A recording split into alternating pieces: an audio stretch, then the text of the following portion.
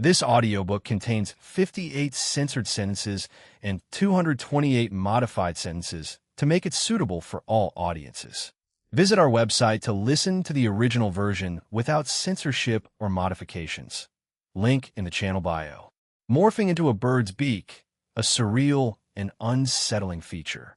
Simultaneously, his once familiar human feet took on an amphibian-like quality, further accentuating the surreal nature of this metamorphosis. His eyes, too, underwent a chameleon-like transformation, enabling them to dart and survey the surrounding environment with an uncanny vigilance. What the hell? What did you do to yourselves?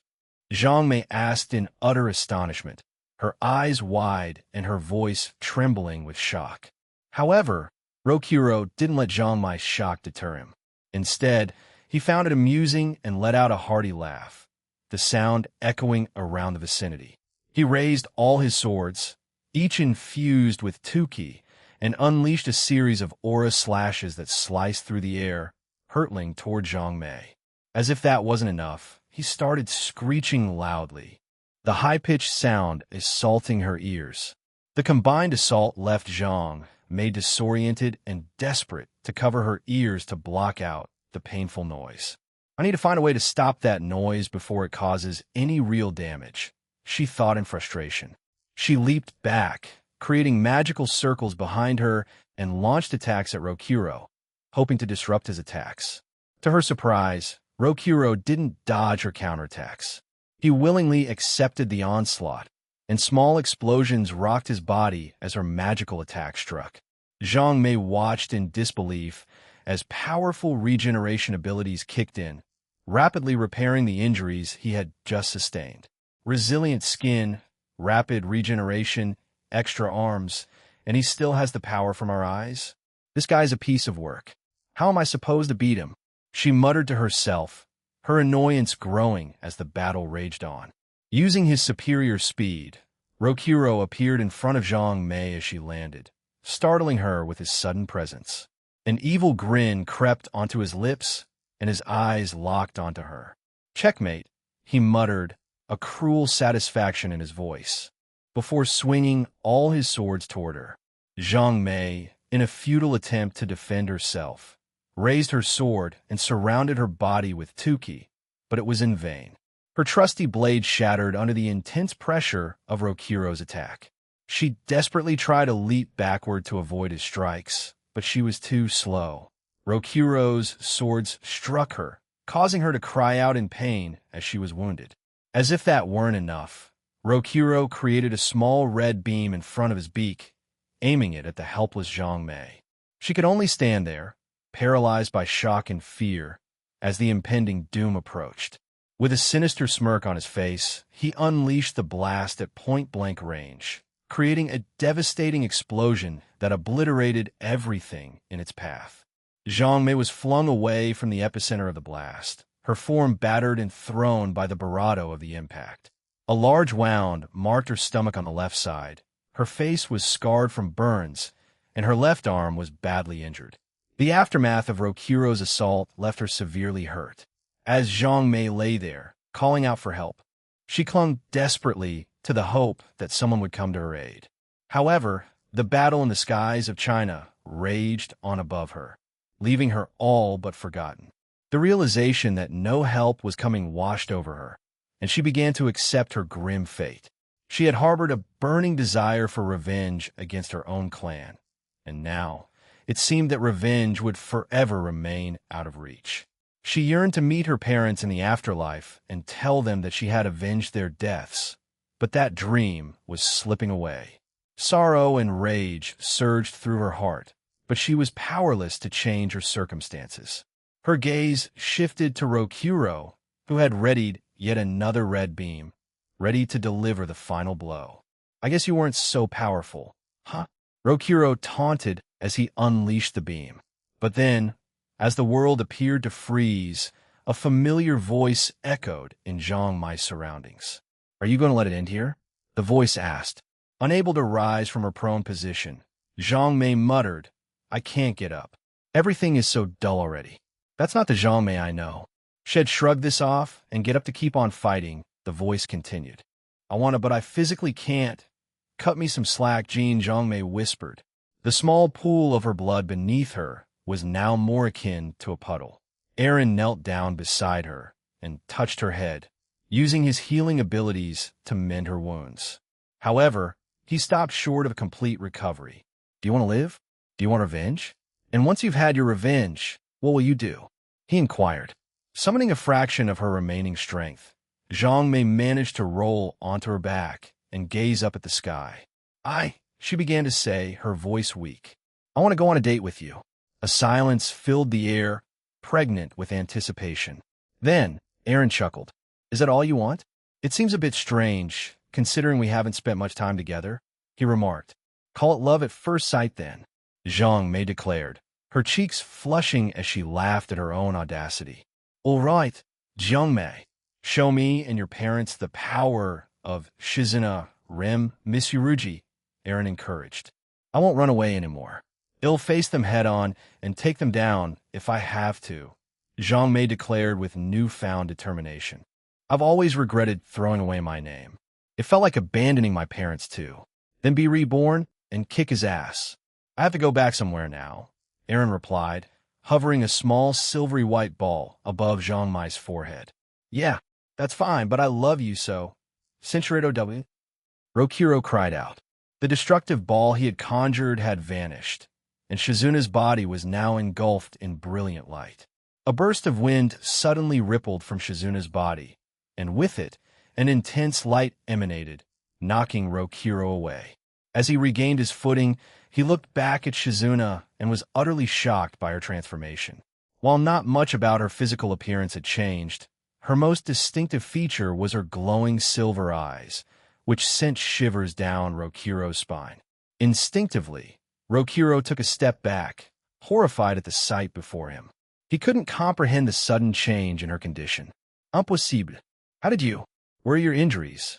There was no data about you having healing abilities, he exclaimed, his voice filled with a mix of disbelief and concern.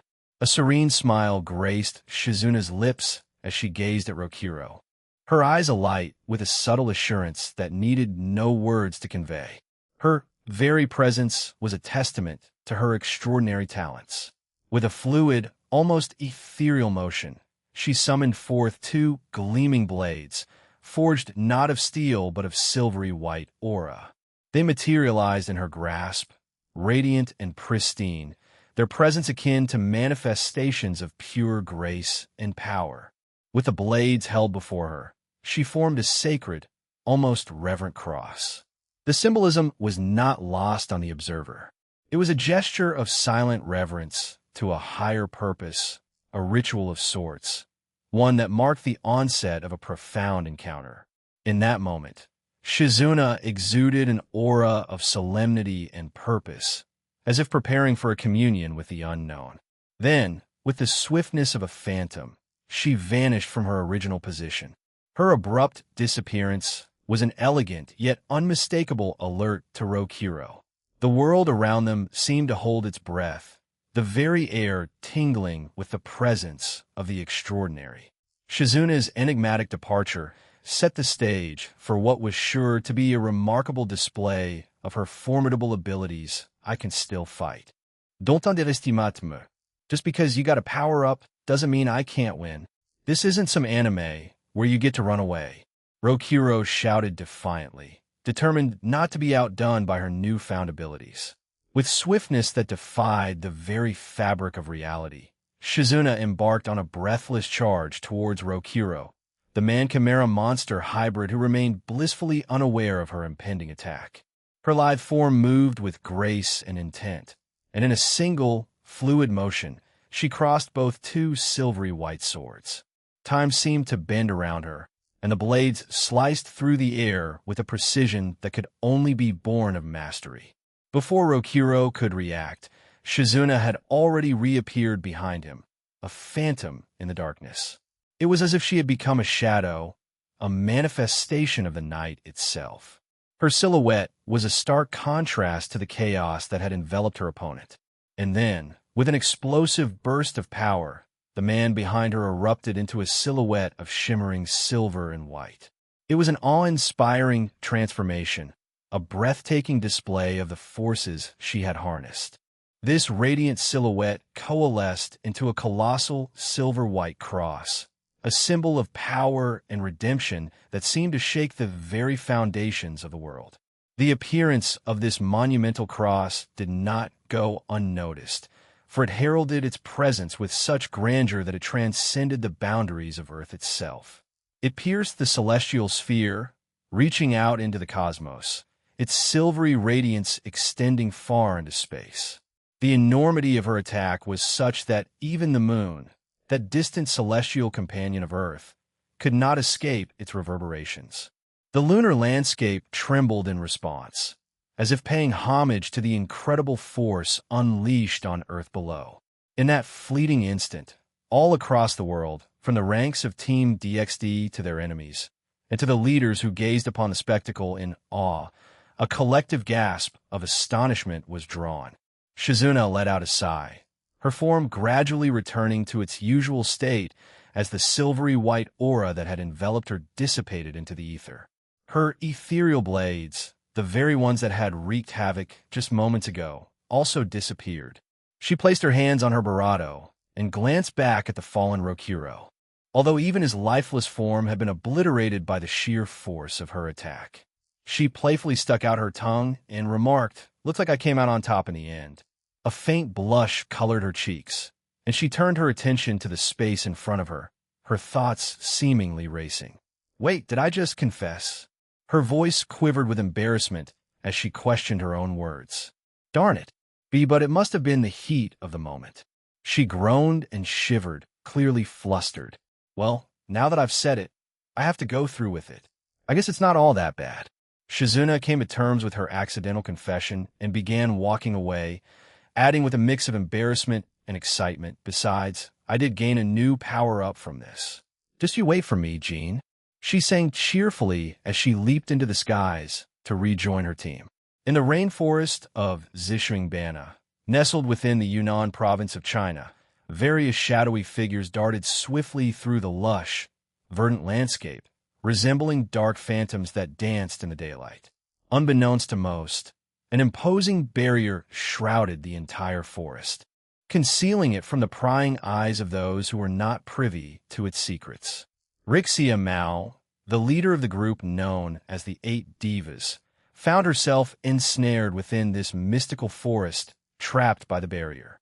Her predicament had resulted from her family's relentless pursuit. She had successfully evaded them for a considerable time, mainly due to the protection of Ningguang, the Jade Emperor, and Long Wang, the Dragon King. In this secluded corner of the supernatural world, Rixia's story unfolded. She hailed from a family renowned for their skills as assassins. Even from the moment of her birth, she was ingrained in the supernatural realm and subjected to rigorous training in the arts of assassination, a legacy passed down through generations. Unlike her peers, Rixia faced more significant expectations since she was the daughter of her family's current leaders. As a diligent child, she dutifully followed her family's commands, gradually rising to become the most formidable in her generation and surpassing her forebears. She inherited her parents' exceptional talents, rendering her a prodigious talent from the day she was born. However, her heart did not align with her family's profession and upbringing. Her true passions were entirely different, and she was, at her core, a gentle soul. This realization dawned upon her at the tender age of 12.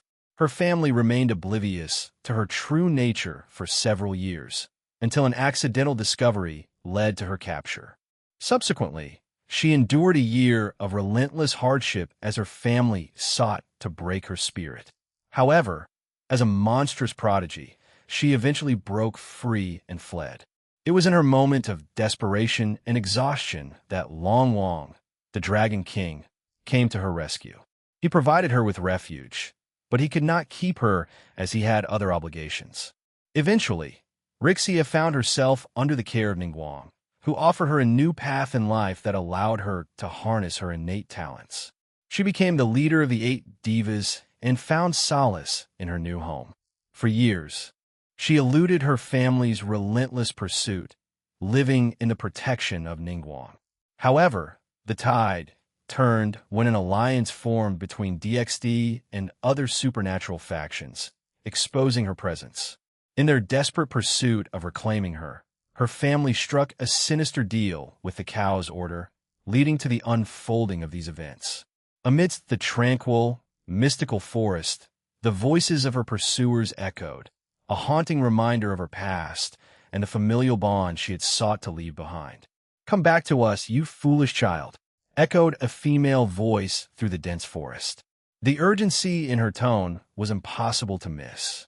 "You can't keep running away forever," chimed in a male voice, the words filled with concern and a hint of frustration. The forest seemed to hold its breath, as if anticipating a response. Various magic attacks were hurled in Rixia's direction. She displayed remarkable agility, evading them with finesse while simultaneously launching her own magic to counter, each hitting their mark with pinpoint precision, resulting in agonized screams resonating in the distance. The relentless attacks continued as an onslaught of kunai was sent hurtling her way. Rixia deftly avoided the initial barrage, but her attackers had more tricks up their sleeves. Through the use of intricate magic, the kunai's trajectories were altered mid-flight, and a duplication spell multiplied the number of blades attacking her, forcing Rixia to leap out of harm's way once again. To her astonishment, a few of the enchanted kunai managed to land, striking her shoulder and eliciting a sharp gasp of pain. Clutching her injured shoulder, Rixia quickly assessed the situation. Invisible kunai? There's only one person in the clan capable of such a technique, she thought, recognizing the signature technique of a particular clan member.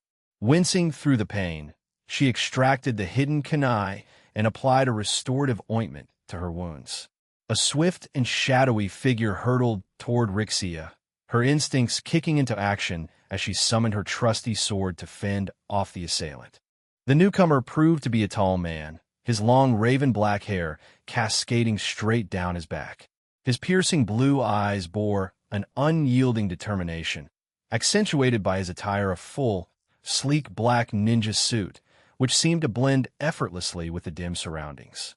"Renzo," Rixia greeted, her voice carrying a hint of strain, not just from the physical exertion, but also from the weight of the unexpected confrontation. The ninja, identified as Renzo, answered in an emotionless, almost mechanical tone. "The head wishes to have you back, and as a member of the clan, I must obey their command." His obedience to the clan's directives was unwavering, and there was a palpable sense of detachment in his response, as though he were but an instrument of their will. Renzo vanished from sight, becoming an elusive specter, while a relentless barrage of kunai was sent hurtling toward Rixia. With her swift reflexes and honed instincts, she danced gracefully around the projectiles, making their attempts to strike her appear almost comically futile. However, in the blink of an eye, Renzo reappeared beside her, his fist aimed squarely at Rixia's back. It seemed like the perfect moment to catch her off guard. But to Renzo's dismay, Rixia's agility and combat experience proved unparalleled. In a swift motion, she executed a leg sweep that swept him off his feet. Before he could react, her clenched fist collided with his face, propelling him away. Undeterred by the sharp, lingering pain, Renzo skillfully landed on a sturdy tree and promptly launched himself back into action. This time, he harnessed the power of shadow clones. Multiple doppelgangers materialized, each wielding a diverse array of weaponry. Some had magic circles drawn on their palms, brimming with destructive spells ready to be unleashed upon Rixia. A formidable storm of kunai and magic attacks was unleashed upon Rixia. Renzo, with his unique ability to obscure his weaponry, incorporated invisible kunai and spells into the attack. Yet, Rixia remained unshaken.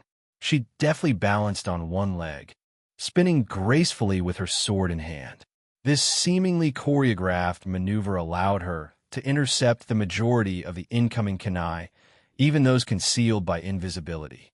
Then, with a seamless transition, Rixia brandished a new weapon gifted to her by Aaron. She sprinted headlong toward the approaching magic attacks, slashing through them with unparalleled precision. In mere seconds, each of the devastating spells was bisected, sending sparks and magic energies scattering. To Renzo's astonishment, Rixia's tactics changed once more. She closed the distance between them, appearing beside him as if by magic. Her knees struck with incredible force, catching him by surprise and sending him hurtling through the air. Before he could recover, her heel found its mark, connecting with the side of his head. With a thunderous impact, Renzo was sent plummeting to the ground, his form contorted in pain and surprise. Paralyzed, Renzo lay on the ground, staring up at Rixia, who had gracefully returned to the earth beside him. His face bore a bitter smile as he posed a question, his voice laced with curiosity and pain. Was that move you just used part of the dance sequence you attempted all those years ago? A somber smile crept across Rixia's face as she gazed down at her friend. You were the one who caught me practicing those moves back then, she replied softly. To answer your question, yes, that was indeed part of it. Renzo seemed to accept her response with a simple nod before a sudden, frantic dinging noise emanated from his body. Alert and instinctually wary, Rixia quickly leaped away from Renzo just as he, the man she had known since childhood, erupted into a catastrophic explosion. Once she landed safely, Rixia cast a bewildered and horrified gaze at the spot where Renzo had been laying mere moments before. Her thoughts swirled in a chaotic whirlwind, all culminating in one pervasive question. Why?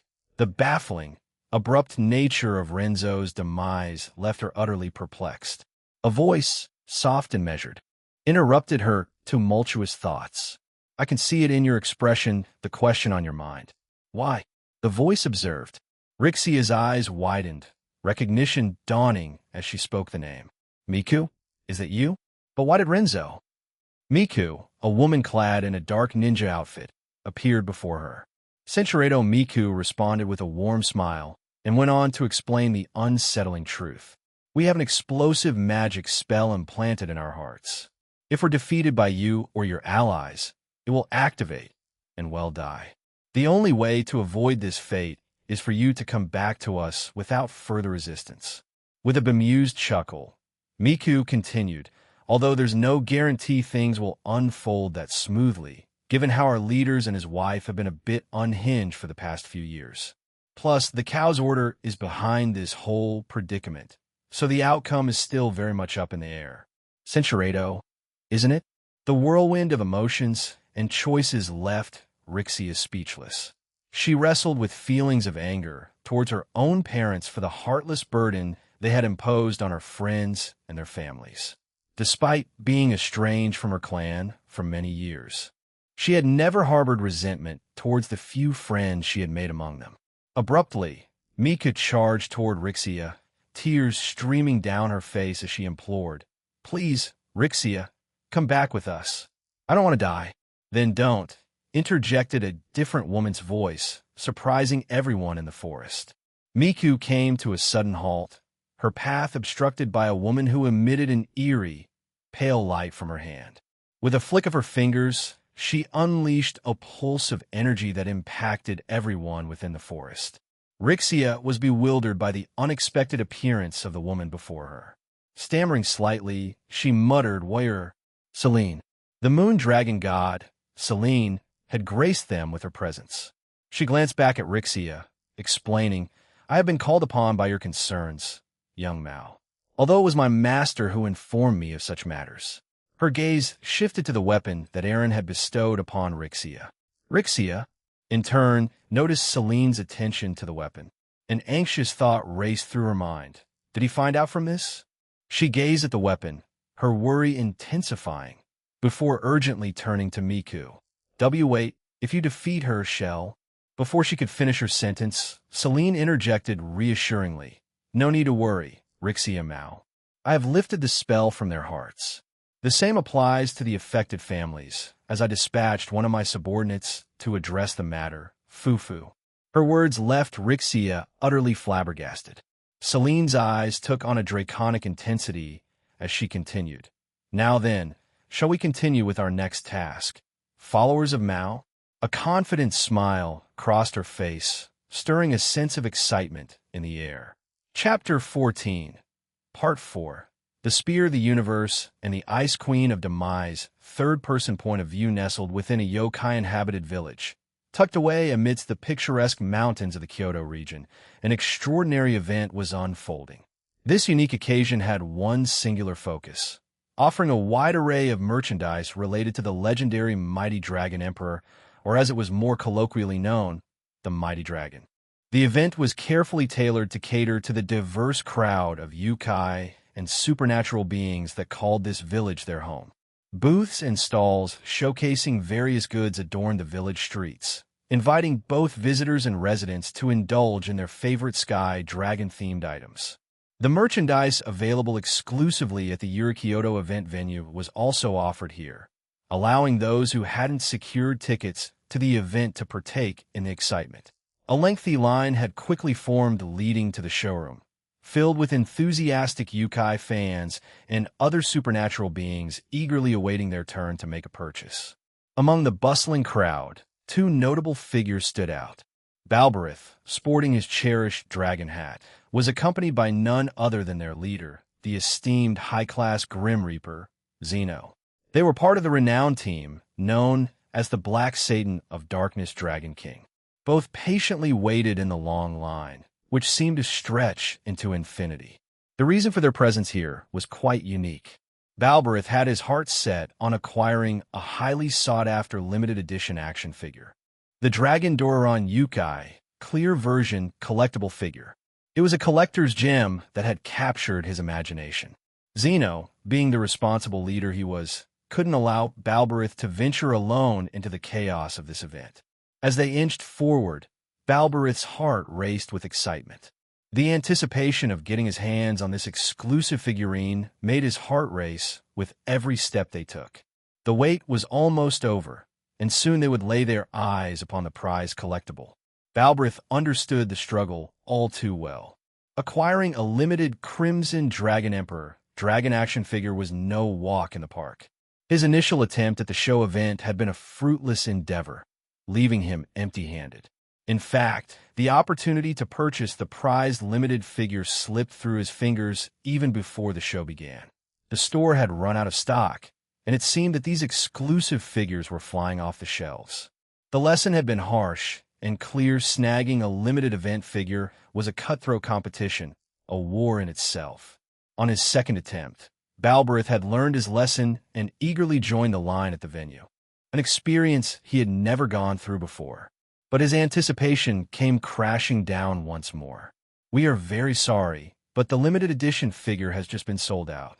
The cruel news hit him like a sledgehammer, and Balberith could only watch in disbelief as the last remaining figure went to a fortunate child, who wore a triumphant smile. Envy welled up in Balberith's eyes as he gritted his teeth, agonizing over how his most coveted possession had slipped through his grasp. Not being able to purchase that elusive figure had given him his first taste of defeat. He wasn't about to give up, though.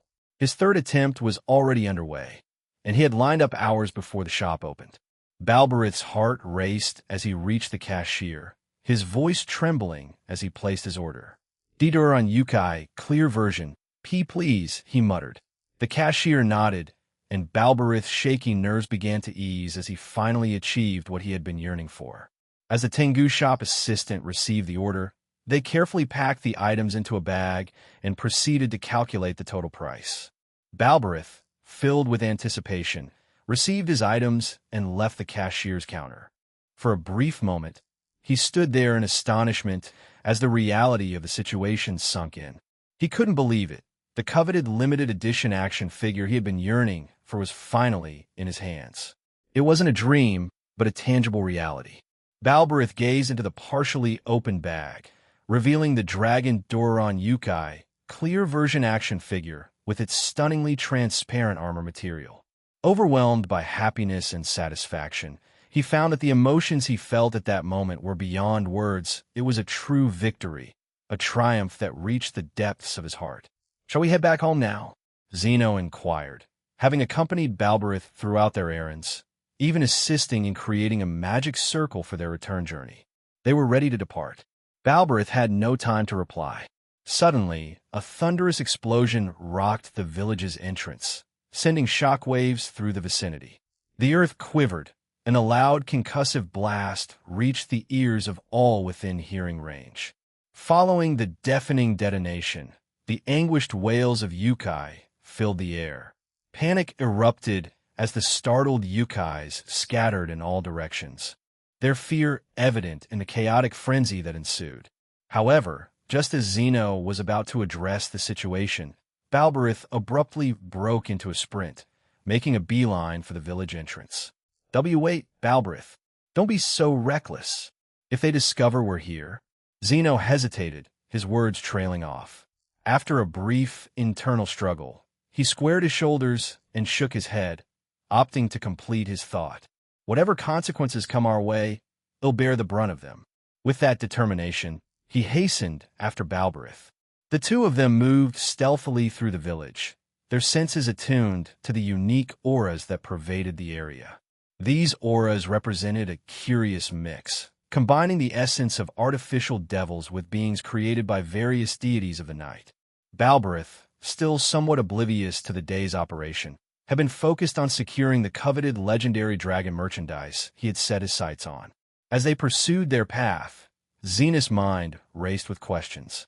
Unbelievable. Did Hades-sama order this attack?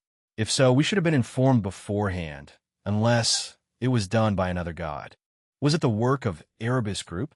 He mused, quietly voicing his suspicions to Balberith as they stealthily moved forward. Balberith couldn't care less about the potential consequences. He was determined to get to the bottom of the commotion. "Yuan, my beloved dragon!" The heart-wrenching cries of the children in the village reverberated through the air as they lamented the destruction of their treasured merchandise. Balberith's focus snapped in a particular direction just in time to witness a devil ruthlessly smashing the coveted dragon action figure. The devastation was twofold as the child's eyes welled up with tears, overwhelmed by the loss of his recently acquired treasure and the fear induced by the presence of the menacing devil. An overpowering irritation coursed through Balberith as he fully grasped the significance of the rare item. He knew all too well the arduous struggle involved in obtaining such a prized possession, and it only fueled his resolve as he charged toward the devil with unwavering determination. The devil and his companions, meanwhile, only found amusement in the child's suffering. "Jai ha ha!" They cackled, cruelly pointing at the weeping child. "He's crying because we smashed his toy. How pathetic!" jeered one of the male devils. Balberith, with the fierce intensity of a protective parent, finally confronted the malevolent group. His voice boomed. "Hey, why did you do that?" "Huh, what do you want?" hissed one of the devils, attempting to sound intimidating. Balberith jabbed his finger towards the shattered figure and inquired, "Do you realize how valuable that figure is? It's a really rare item, and we waited hours just to get it." Dumbfounded, the devils stood still, their amusement fading into an awkward silence. They soon burst into hearty laughter, some clapping their hands while others clutched their stomachs in merriment. "What's this guy's problem?" one asked, shaking his head with bemusement, as they continued to laugh, both at Balberith and the heartbroken child. In the background, Zeno observed the unfolding situation with a watchful eye, his presence barely noticeable. "He's got a screw loose in his head." Another voice chimed in. "Let's teach him a lesson," someone else added, conjuring a sinister demonic aura around their hands. As they prepared to strike, their attention was abruptly pulled back to Balberith, the young super devil, who swung a powerful fist into the arrogant devil's face, sending him flying and leaving the others in shock. An intense and oppressive aura enveloped Balberith as he demanded, "I'll ask again. Do you have any idea how important and rare that item was? Hey, isn't he part of that team in the tournament set to face Indra?" One of the devils nervously inquired. This revelation caused fear to ripple through the group, and many of them instinctively took a step back. Who cares? It's just a small and stupid toy. Balberith's fury erupted, and his punches mirrored Aaron's exactly motion. Each devil he struck was sent sprawling with one blow, leaving the rest utterly horrified. Dude, what the hell again? Balberith unleashed his fist, knocking out another devil, and another, and another. This repeated until all the other devils had been defeated in a single punch. What in the world am I going to tell Hades-sama? We came here in secret to buy an action figure, but instead, he's taken down the group we were supposed to join, Zeno muttered in disbelief, shaking his head. Just as things were getting out of hand, two teams arrived in the village, led by the first-generation son Wukong and Sona Citri. It was Team Sona Citri and Team Journey to the west. The team leaders swiftly directed their members to deal with the intruders who were left stunned by the sudden reinforcements. However, Sona and son Wukong spotted Balberith and Zeno, which immediately made Zeno panic as they approached. Aren't you two from Team Black Satan of Darkness Dragon King? What are you doing here? Sona inquired, her tone laced with suspicion. Before Balberith could respond, Zeno hurriedly stepped in. We came here to buy this, he exclaimed, eagerly waving a bag in the air that Balberith held. You want to get this, because he's a fan of that fantasy show. As Zeno earnestly tried to explain their presence to Sona and son Wukong, Balberith was drawn to a child who was still sobbing due to having lost his action figure to a cruel devil earlier. While Zeno spoke to the young heiress and the Monkey King, Balberith couldn't shake the words he had once heard from the Silver Dragon, one of the many quotes from the show that echoed in his mind. Don't do good things just because you want people to praise you or like you. Do it because you want to. There are many less fortunate people out there, and that simple gesture of kindness from you can mean the world to them. Their smiles are always worth it, and you'll feel good in the end too. As Zeno continued to persuade Sona and son Wukong, Balberith seized the opportunity. He reached into the bag, pulled out the coveted toy, and approached the tearful child. "This, take it so you don't cry anymore, okay?" He muttered awkwardly as he knelt down beside the young Yukai. The child's crying ceased, replaced by a look of amazement. Is it okay, Oni-chan?"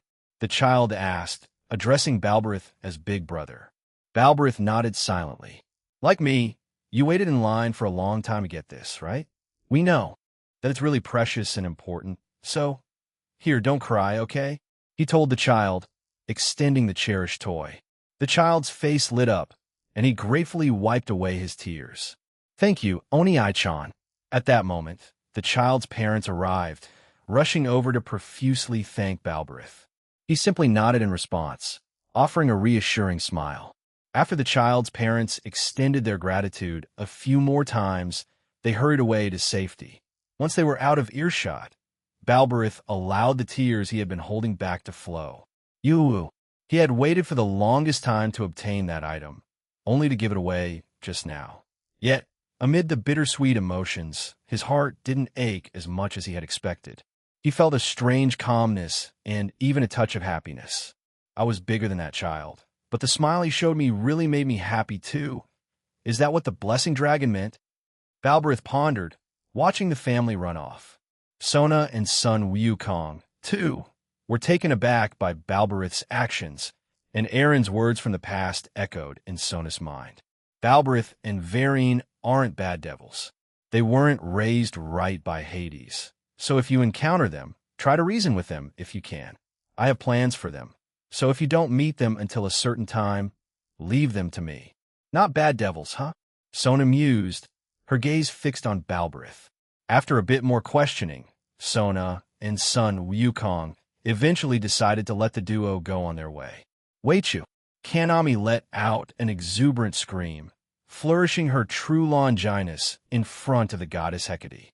"Sis, that's embarrassing. Please stop," Natsum said, her face buried in her hands, overcome with embarrassment. Accompanying Kanami were her sister Natsum, Jean from Chow Chow's team, and Fusey. The other members of the Slash Dog team were occupied with another god in the same dimension, and had already returned to Earth to assist in thwarting the divine assault. Jean-san, please don't join her. Natsum protested, cringing as she observed Jean adopting a peculiar pose resembling her sister's antics.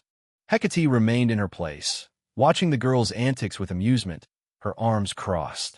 It took Natsum another minute of persuasion to finally coax the group into facing the goddess. Sorry for the wait, Hecate-san. Kanami shouted and enthusiastically waved in Hecate's direction. It's not a problem. If you wish, you can keep going, replied Hecate in a composed manner. Perplexed by the goddess' oddly tranquil demeanor, Jean couldn't help but inquire, "Why do you seem so calm, Hecate-sama? Aren't you part of the Gods of Darkness group conducting this attack?" Hecate closed her eyes and pondered the question for a brief moment. She then reopened her eyes, fixing her gaze on Jean. "In reality, I was growing bored with the world. Many years have passed with nothing particularly significant happening. The last major event took place with your team, the Slashdog team, and a few other groups, but it all ended rather abruptly." With a simple gesture, Hecate conjured a small chair and seated herself, repeating the process for the four girls. They scrutinized the chairs, found no hidden enchantments, and then comfortably sat down to listen to Hecate's words. "Bored with the world? I heard that certain gods and goddesses want some excitement in their lives. That's why they sometimes involve themselves with normal humans. The more mischievous gods even influence the world slightly, so the human world goes into a bit of turmoil," Fusey mused, offering her insights. A gentle smile graced Hecate's face as she nodded in agreement with Fusey's observation. "That is true. A few gods and goddesses have indeed dabbled in human affairs in the past. However, actively influencing the human world occurs less frequently. Although, with the presence of evil gods, such whims can lead to more chaos. Nevertheless, they run the risk of drawing the ire of other gods, which keeps such interventions relatively rare. Originally, I joined this group to fill that void. You are familiar with my divine portfolio, are you not?" Hecate inquired, her eyes shifting between her companions.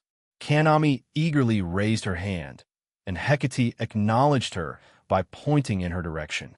"You're associated with crossroads, entranceways, night, light, magic, protection from witchcraft, the moon, knowledge of herbs and poisonous plants, graves, ghosts, necromancy, and sorcery. Right?" Natsum, struck by Kanami's knowledge, cast an incredulous look at her sister before remarking, "You knew that? I'm genuinely surprised. I study subjects too, you know.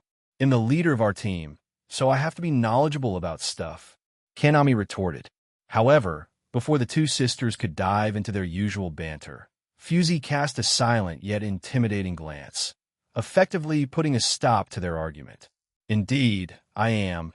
Kanami Managawa," Fusey responded, maintaining a calm demeanor. "However, as I mentioned, I initially joined this group to fill a void in my life. Since last year, it has become significantly more entertaining, and honestly, I can't just leave without any repercussions, can I?" Natsum, taken aback by the revelation, couldn't help but voice her shock. "So, you've been trying to leave but haven't succeeded? Wait, are you telling us that you participated in this attack just to escape?" Hecate couldn't help but smile, impressed by Natsum's perceptiveness. "Fufu, very perceptive of you, Natsum Managawa. Yes, once Jean came along and made things more interesting in this world, I wanted to leave. However, as I mentioned, it's not that simple. The various events that he and his comrades have intervened in, the other two universes connected to ours, and the Raiding Game World Tournament, where even gods can participate. It's all incredibly exciting," she explained, her voice tinged with enthusiasm. "But can we be certain you're not trying to deceive us?" Jean inquired, her tone laced with wariness as she regarded the god. "Chow Chow and our team have ventured into the Phantasma, and we've learned that almost everyone over there, who isn't part of the resistance, is prone to deception to gain an advantage." Hecate responded with a serene smile. "I've observed your guardedness ever since I offered you these chairs, but you have my word that I harbor no intent to harm or fight you, unless you explicitly wish for that." Fusey chimed in, her skepticism evident. "How can we trust your intentions? In human mythology, Gods like you are known to embody both benevolent and malevolent aspects, though I understand this to be true for many deities. But given your association with witchcraft, it's not an easy concern to dismiss. Hecate understood their reservations. You raise a valid point, she admitted. How about this? Don't you possess powers that Gene bestows upon you from time to time? Why not ask him to lend you some of that power to use against me? It would serve as a guarantee that I won't betray you. Her proposition left them momentarily taken aback. In an unexpected turn of events, Kanami shot up from her seat, catching everyone in the vicinity off guard. She drew in a deep breath, and the immediate response came from Natsum, who swiftly covered her ears. Her preemptive action was a clear indicator that she knew precisely what was about to transpire. Aarun! Kanami's scream reverberated with such force that it rattled the very foundations of the realm. Her scream alone nearly shattered the dimension George had created. Fusey, immediately alarmed, leaped up and pinched Kanami's cheeks with a firm grip. Awa! Imza a ypsilon. After Fusey released her cheeks, a small item materialized in front of Natsum, and she snatched it up. The item was accompanied by a small note that read, "This will kill her if she lies or harbors any ill intentions toward your group or the Alliance."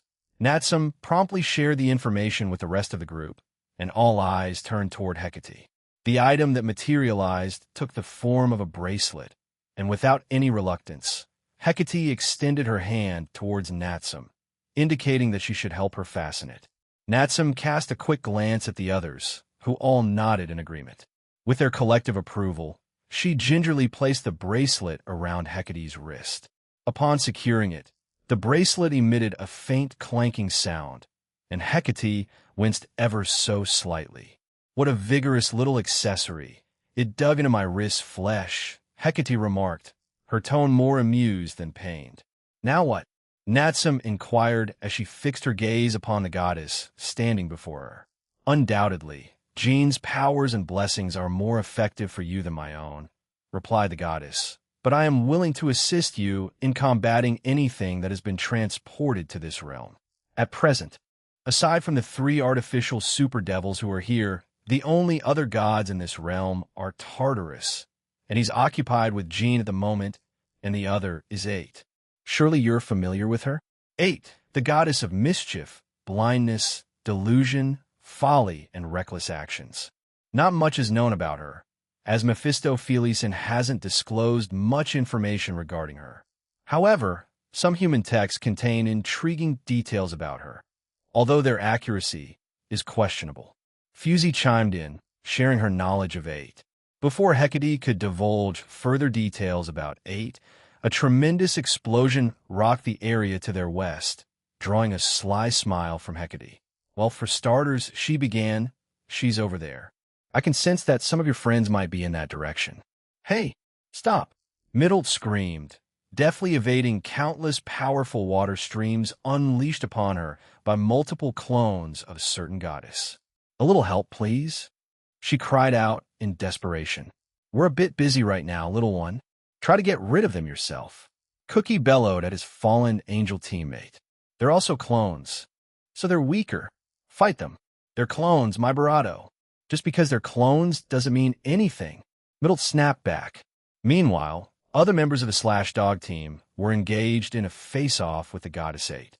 She didn't take them seriously and seemed to be using the fight as a way to pass the time and play tricks on them. In her typical capricious fashion, she had joined the Cow's order on a whim, relishing the opportunity to prank as many people as possible. Throughout her time with the Cow's order, 8 hadn't actively participated in any significant missions. Instead, she had snuck into various pantheons and factions, gleefully playing pranks on their unsuspecting residents. Surprisingly, she had refrained from taking lives, a practice she continued on this day as well. While 8 was tangling with the Slash Dog team, she did so without a sense of seriousness, using the encounter as a way to waste their time. Although her actions may not have aligned with the Cow's order's mission, her ability to disrupt their opponents was an inconvenience to the team. "Cool me, little birdie, fly," 8 commanded her clones, urging them to continue pelting Middle with water magic. 8 herself was preoccupied, dodging and skillfully avoiding many of Meruem's attacks. Despite her claim of not being a fighter, the goddess displayed impressive agility and maneuverability, much to Meruem's surprise. He had been instructed by Eren to go easy on 8, as his father did not want her harmed. Obeying his father's directive, Meruem held back, but he soon discovered that Atesh's nimbleness was a force to be reckoned with. Hey, you're that Meruem who was with Lapis, right? Why did you abandon the cow's order? Inquired the real 8. Meruem hadn't anticipated this kind of question during their ongoing battle. He continued his attempts to grab the goddess while pondering how to respond. However, 8 was far from finished with her questioning. You were close with that little fallen angel. Are you in a romantic relationship? If so, she's the jealous type, isn't she? So here, she shouted. In a deliberate move, she let Meruem grab her arm, taking him by surprise. 8 even let out an exaggerated gasp, drawing attention to their peculiar interaction. Cinchuredo, Kia knew she got me several clones succumbed to Middle's powerful onslaught and started to vanish, leaving the rest of her team in astonishment. Oh, I didn't expect that kind of reaction. I suppose she becomes stronger the more emotionally agitated she is. Oops, exclaimed 8 with a snort. She then laughed to herself before vanishing from Meruem's grasp. Meruem remained standing there, bewildered by the strange sensation he had experienced. His relationship with Middle had been progressing at a gradual pace, as both of them continued to learn more about each other.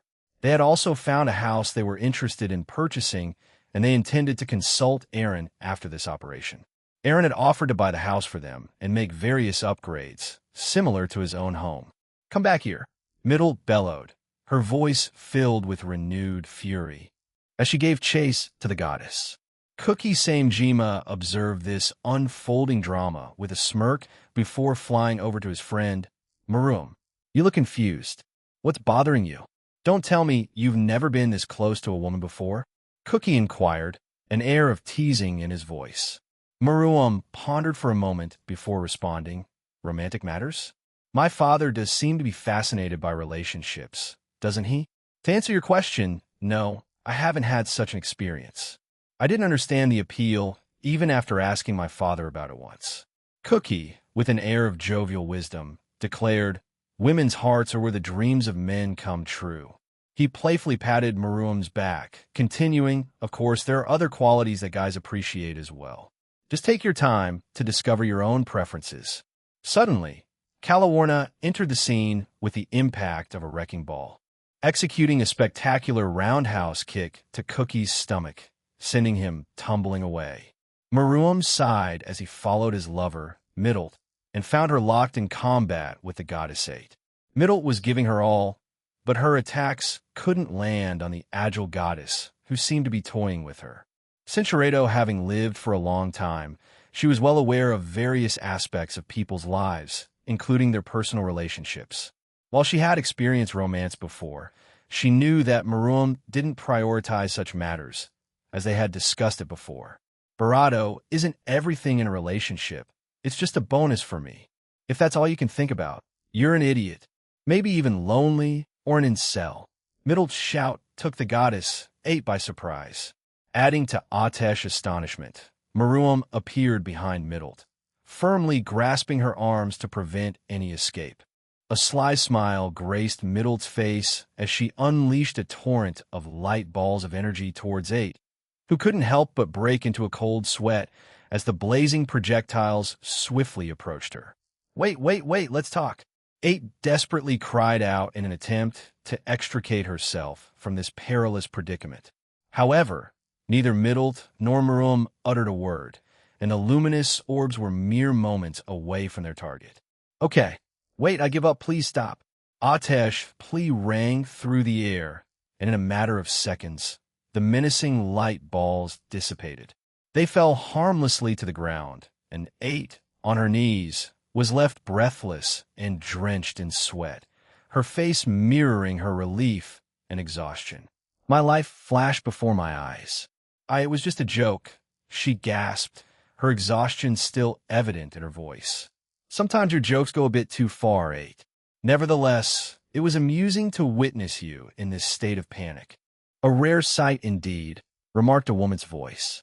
The collective attention of those present turned to the source of the voice, revealing Hecate, Natsum, Kinami, Fuzi, Jean, Shigyun, and Ajamu. Shigyun, puzzled by the unexpected appearance of Hecate, questioned, what happened with Hecate-sama, guys? Her gaze shifted towards the goddess, flanked by her teammates. Natsum began to explain, it's a rather long story, but in short, she's now collaborating with us. It appears you all had no issues with the goddess 8. But what caused that earlier explosion? Her inquisitive tone held a note of concern. Shigyun confessed with a hint of embarrassment. That was my fault. I attempted something with Poe. She gestured toward Poe, who was now covered in black powder. Cookie approached Ajamu, sensing the man's evident fluster, and inquired, and what about you, man? You disappeared after she made those clones. Ajamu's face reddened even further, and he turned away, refusing to answer, leaving Cookie bewildered. 8, however, chuckled and disclosed, he found himself trapped in a very awkward situation. He couldn't handle the pressure. Her laughter sent Ajamu into a fit of shame, covering his face in embarrassment. My man, you had a good time, didn't you? Cookie said, and he burst into laughter while looking at Ajamu. Ugh, please stop, Ajamu muttered, feeling ashamed. 8 turned to Hecate and asked, so you switched sides? I have, Hecate replied, although you already know how I felt about this entire mess. Huh, I had a feeling. So, did Jean convince you to switch, huh? I wonder what other terrible things he has in store for our universe. 8 pondered. Oh well, I give up. So, go ahead and capture me, or whatever. I don't really care at this point, although I'm not looking forward to facing Zeus again. Calawarna gazed at Fuzi, who responded with a confirming nod. She then conjured anti-magic restraints and gently secured them around Atesh's wrists. Remarkably, 8 offered no resistance whatsoever. Fuzi, with a gentle tone, inquired, 8-sama, we're going to relocate you to a different location. Is there anything else you'd like to share with us? 8 pondered for a moment, her voice thoughtful as she explained, well, the 3 artificial super devils here are quite formidable. Whoever you send to confront them must be capable of standing their ground. Fuzi assured her, rest assured, the individuals assigned to face them have displayed their strength during the tournament. You've witnessed their might. 8 nodded in understanding, a hint of humor in her voice. I see. Well, that's all I have to say. I did want to mention that you should keep an eye out for Tartarus. But since Jean is the one facing him, I suppose there's no need for me to say anything. Is there? She chuckled lightly. Fuzi smiled and shook her head, her confidence evident. No, you're absolutely right. Following their brief exchange, Ajamu middled, and Calawarna were tasked with escorting 8 back to the Alliance's prison facility. Chow Chow strolled casually towards the formidable artificial super devil that stood before him, twirling his spear in a nonchalant manner. Every effort the devil made to harm him was swiftly nullified by Chow Chow, leaving the devil increasingly frustrated. The night before, Chow Chow had finally discovered the missing piece of his life's puzzle, allowing him to move forward with his head held high. He hadn't been confident that the person he had asked for help would agree, but he should have expected it, knowing that this person did things at their own pace. The artificial super devil currently challenging Chow hailed from Team Black Satan of Darkness Dragon King and was named Sonolin. Sonolin possessed the potent trait known as crushing. Nonetheless, every time the super devil attempted to utilize this trait against Chow Chow, the human effortlessly and swiftly countered the attack. Why? Why will my attacks work? Sonolin demanded in frustration. He charged at Chow Chow, but just as he was closing in, he had to swiftly leap back. A barrage of twisted, shadowy blades emerged from Chow Chow's shadows. Chow Chow, wearing a confident smile, responded, it's because you lack strength and determination. With his superior speed, he effortlessly closed the distance between them. He nonchalantly drove his knee into Sonolin's stomach, sending the super devil tumbling backward. Then, Chow Chow directed his spear at Sonolin. A ball of draconic energy gathered at the spear's tip. Within moments, it unleashed a massive and formidable surge of energy, obliterating everything in its path and inflicting further damage on Sonolin, intensifying his frustration. Sonolin crashed forcefully into the ground, a considerable distance away. Chow Chow swiftly followed, but as he drew nearer to the super devil, he noticed an intense fury burning in the devil's eyes. The devil commenced pounding his foot into the ground. Cinchuredo, he deftly pierced through all the invisible attacks Sonolin had directed at him. He nimbly leaped through them, as if he were playing with jump ropes, further provoking the super devil standing before him. Chow Chow reopened his eyes and brought down his spear with a swift motion, creating an aura-infused slash that sped towards Sonolin. In a desperate attempt to defend himself, Sonolin immediately shouted, "Dawn!" However, to his complete astonishment, Chow Chow's attack sliced through his invisible attack, forcing him to leap aside. Regrettably, he didn't evade unharmed, as a minor injury materialized on his leg, intensifying his anger. Before Sonolin could utter another word, Chow Chow swiftly materialized by his side, forcefully driving his fist into the devil's face, sending him hurtling through the air. Yet, the young man did not pursue the super devil. Instead, he nonchalantly twirled his spear in his hand, while whistling a carefree tune. With a relaxed gait, he advanced towards Sonolin, wearing a contented smile upon his face. As Chow Chow moved closer to Sonolin, he decided to voice his thoughts aloud, letting them spill out without reservation. With a light-hearted tone, he exclaimed, "Zoom, zoom iron," and then sheer chuckle. Chow Chow confidently thrust his spear forward, intercepting the countless demonic orbs being hurled at him. On contact with his spear, the orbs disintegrated into oblivion. He recited the final verse of a song. The brave dragon also pushes today, but his expression soon shifted to one of somber reflection. However, his spirits quickly rebounded as he resumed singing, all the while steadily advancing towards Sonolin, who had just managed to regain his footing. The super devil unleashed a relentless onslaught of demonic attacks in Chow Chow's direction, artfully weaving in his crushing techniques. Simultaneously, Sonolin charged towards Chow Chow, launching a flurry of punches and kicks with unwavering determination. Much to Sonolin's frustration, Chow Chow effortlessly parried the demonic attacks, expertly slicing through the invisible strikes and gracefully evading the punches and kicks. This humiliation was unlike anything Sonolin had ever experienced, especially considering that he was scheduled to face a god in the tournament soon. If he couldn't defeat a human who had lost the most powerful Longinus sacred gear, how could he possibly hope to overcome Indra and his formidable team? These thoughts only intensified Sonolin's inner turmoil, directing his anger both inward and toward the formidable adversary before him. This style of combat, I wouldn't have even considered it in the past, when I held myself in such high regard, he pondered, continuing to evade Sonolin's attacks with impressive finesse. I once believed that by wielding the holy spear, I could become the strongest, the protagonist of the world. In those days, I possessed the holy spear, one of only 13 incarnations in the world capable of challenging a deity. This conviction led me to believe that I was chosen by destiny itself. Others who shared my vision rallied behind me. And as I pursued my extraordinary goals, I felt like the central figure in an epic tale. We banded together, thinking that those who joined me could also emerge as heroes. But, alas, I was grievously mistaken. Images of Aaron Toole, Valet Lucifer, Tobio Accuse, Aurelia Le Guin, and the other formidable individuals who had gathered around Aaron flashed through Chow Chow's mind, causing him to wear a bitter smile. At this moment, he harbored uncertainty about whether he could engage any of them on an even playing field, but he swiftly dismissed those thoughts. Sonolin threw another punch at Chow Chow, but his mind was elsewhere. Lost in thought, Chow Chow's eyes suddenly lit up with life. He muttered, so slow, and swiftly responded by elbowing Sonolin in the face.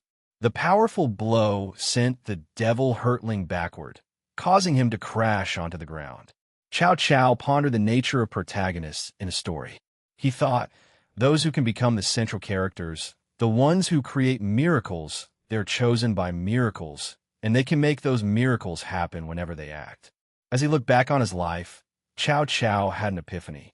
He realized, I am no longer the son of those nameless villagers who just happened to possess the world's strongest spear.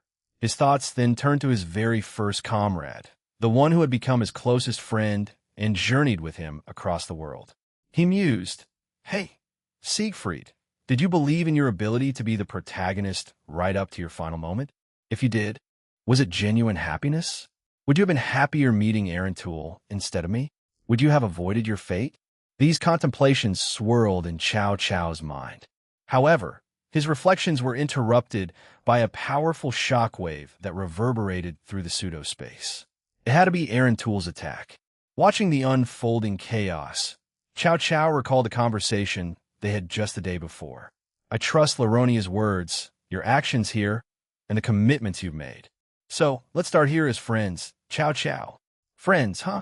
Cao Cao pondered, a reflective look in his eyes. Yeah, we're friends now. Suddenly, Sonalin let out a thunderous cry, shouting, Snap! Bam! Gun! Dun! Countless invisible attacks were launched at Cao Cao. However, with remarkable ease, he either sliced them apart or elegantly evaded them. Cao Cao leaped away and breathed a sigh of relief, having concluded his inner contemplation. He gazed up at the sky and declared, they'll transform the phantasma skies into something just like ours, an endless blue expanse for them to cherish.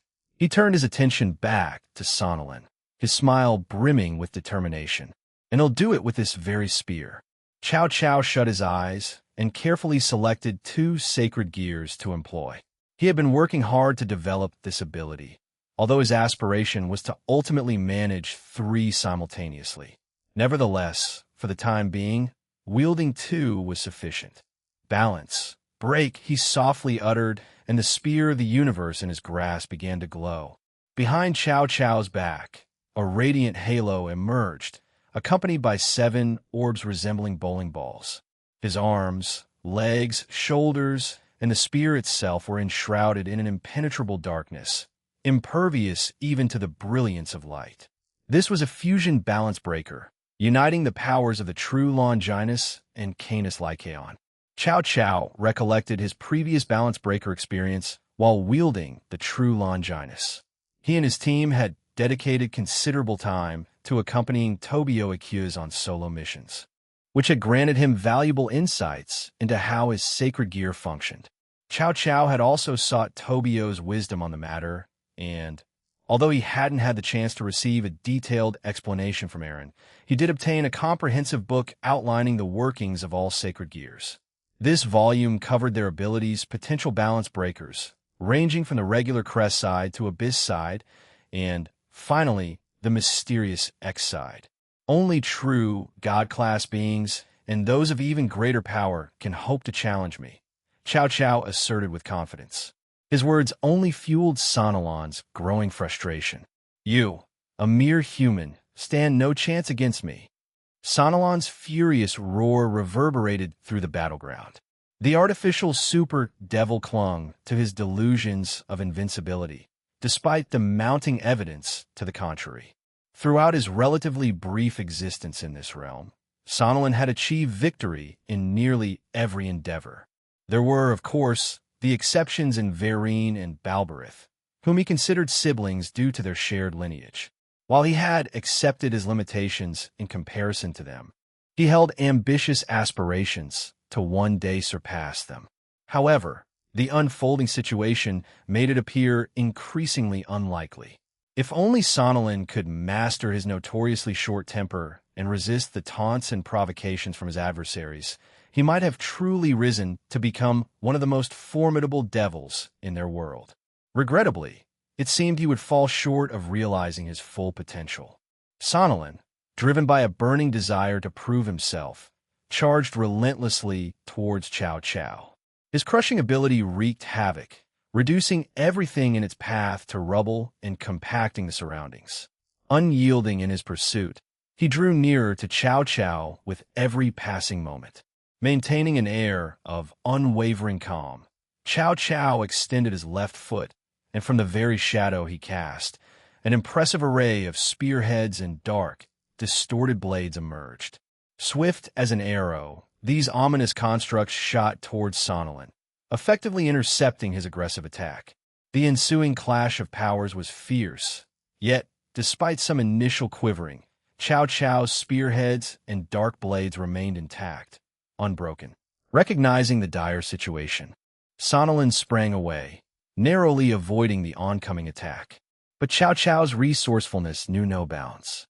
Leveraging his exceptional strength, he manipulated the terrain beneath him.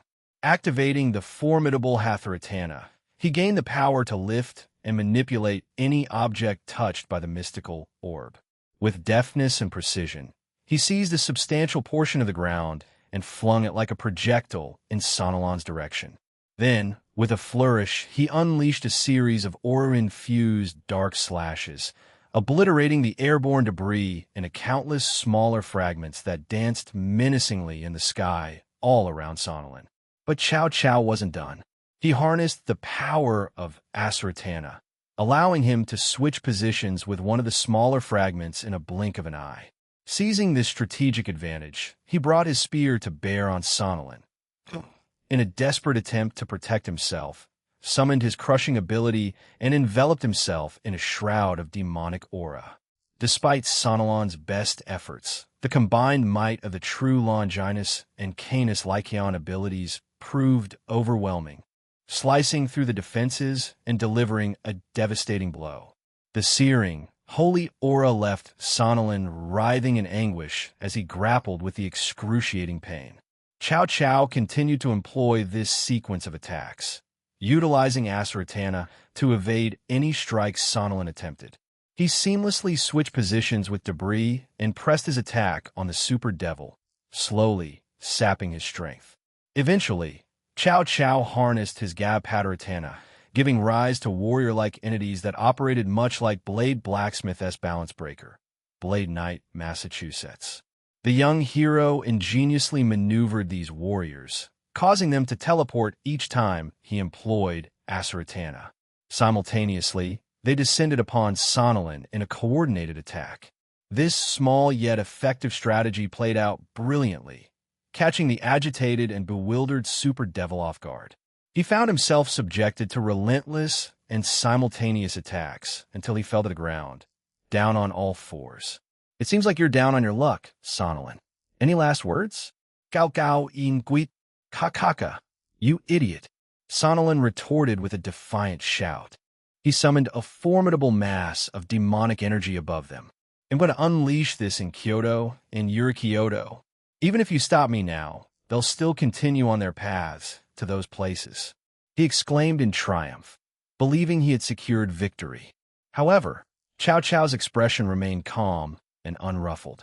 He didn't even react to Sonolin's threat, responding only with a sigh. What's with that reaction? They'll destroy everyone there. Sonolin raged. Cao Cao wore a confident smile as he spoke. I have powerful and reliable friends and comrades. Do you really think they'll let such a thing happen? With his spear hovering just above Sonolin's back, precisely over his heart, Cao Cao continued, I doubt you'll get a second chance from Jean, so you won't be reincarnated. It's not a loss, so it doesn't matter. He delivered his words to the Super Devil and thrust his spear downward, piercing Sonolin's heart, defeating him. As soon as Cao Cao took that action, the two massive spheres of demonic attacks hovering above him vanished, teleporting away to Kyoto and Yurikyoto. In the skies above Kyoto, the first demonic ball conjured by Sonolin appeared, leaving those below in awe. Hey, shouldn't we do something about that? Inquired one of the members from DXD. Gaiusuk, let's perform that move again. Zenobia exclaimed over the transceivers. I'm ready when you are, Zenobia-senpai. Gasper promptly responded. No need, Suzaku's voice calmly interjected. Suddenly, an enormous sphere of flames hurtled towards the colossal demonic orb, swiftly engulfing it. The intense heat radiated down to Kyoto, causing some of the onlookers to feel the scorching blaze. Cinchureto, what is that? A curious frog Yukai asked as they gazed upwards at the second demonic ball conjured by Sonolin. Most of the Yukai belonging to the West Yukai faction were well aware of the ongoing events taking place outside in Kyoto and its surroundings. Nevertheless, they hadn't expected something like this to transpire, especially since Aaron had established a barrier to prevent such occurrences. Only two individuals drew a conclusion about how it had happened. Sharon stood atop Yasaka's residence, her eyes fixed on the looming ball. Fufu, Eren-sama. You're quite the mischievous one, aren't you? Intentionally permitting something like this to teleport here. How cheeky of you, she mumbled, her cheeks tinged with a faint blush. Sharon had taken great care to ensure that Yasaka and everyone in the realm remained oblivious to her comments.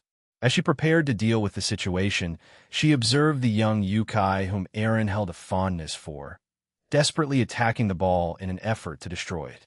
A smile curled on her lips as she found their attempt admirable, although she knew they were not yet strong enough to make an impact. Suddenly, Yasaka and Kunu materialized beside Sharon, accompanied by Irene and Ophis, who had come to be with Yasaka and Kunu. Sharon, I'd like you to safeguard our faction's people and structures, along with Irene. Ophis and Kunu are here to deal with this threat, Yasaka instructed. Sharon bowed respectfully and replied, Of course, Yasaka-sama. Fufu, Irene-sama. Shall we begin then? Irene nodded in agreement, and they both vanished. Powerful barriers enveloped the buildings and inhabitants throughout Kyoto, ensuring their protection against any potential attacks. Kunu, Ophis murmured. Kunu responded promptly. She swiftly transitioned into her fox dragon god form, causing her hair to turn white and her eyes to shine red. Ophis, too, enveloped her body in a shroud of draconic energy, most of it jet black. I will keep an eye on everything from here and intervene if things don't go well. Go ahead, Ophis, Kunu, Yasaka reassured them. Both of them nodded once more and then leaped toward the massive demonic ball. They swiftly reached the front of the demonic ball, and Kunu ascended higher, positioning herself just above it. She extended both of her hands toward the ominous sphere and exchanged a brief glance with Ophis, who acknowledged her with a nod. Ophis floated beside the ball, her hand poised for action. With a powerful uppercut, she launched the massive demonic ball skyward. Kunu reacted swiftly, surrounding the ball with her foxfire. Ophis, her hand still extended towards the now enveloped attack, clenched her fist. The once colossal demonic ball, now cloaked in Kuna's foxfire, condensed repeatedly until it vanished. A triumphant grin adorned Kuna's face as she returned to Ophis. The dragon god opened her hand and displayed a circular, glass-like object with a string attached to it, giving it the appearance of a pendant. This object was the very attack they had just compressed, molded into a necklace-like form through Ophis' unique powers. Do you think Eren will like it? Kunu stammered nervously, gazing at the gift in Ophis' hands. I believe he will. He cherishes all the gifts we give him, replied Ophis. However, we should purify it. I don't think he'd appreciate a gift from one of the artificial super devils who once threatened Kyoto. Right? Let's do that. Kunu responded eagerly, and she and Ophis took off, flying back to Yasaka's home. Irene and Sharon had already returned to Yasaka's side, and they found amusement in Ophis and Kuna's thoughtful plan. Who would have thought they'd come up with something like this? Irene remarked with a chuckle. Indeed, it's quite creative. Maybe ITLL become a keepsake of this moment, something to reminisce about in the future, Sharon added, smiling. Yasaka, positioned between them, simply sighed and shook her head, her expression filled with a mix of amusement and exasperation. Back within the pseudo-space, a cheerful woman with white hair found herself in a face-off against a fresh super devil dispatched by Hades as part of Erebus Group. This artificial super devil, although still relatively new, displayed a remarkable level of skill and potential, placing her on par with Sonolin, Gressel, Varine, and Balberith. Her name? Lafina, This artificial super devil went by that name. She was dressed in a distinctive gray and red hoodie that enshrouded her head, featuring horn-like protrusions that extended near the front, giving her an intriguing and unique appearance. Her entire ensemble followed a similar style, resembling a one-piece dress with several elegant silver accessories tastefully adorning her attire. Her striking, glowing red eyes added an element of mystique to her countenance. Short, silvery hair cascaded down to her shoulders, adding a touch of elegance to her overall look. She sported metallic gloves that encased her hands, adding a futuristic edge to her ensemble. In those gloved hands, she wielded a magnificent sword, its blade a mesmerizing fusion of crimson and jet black, emanating an intense, almost otherworldly crimson flame.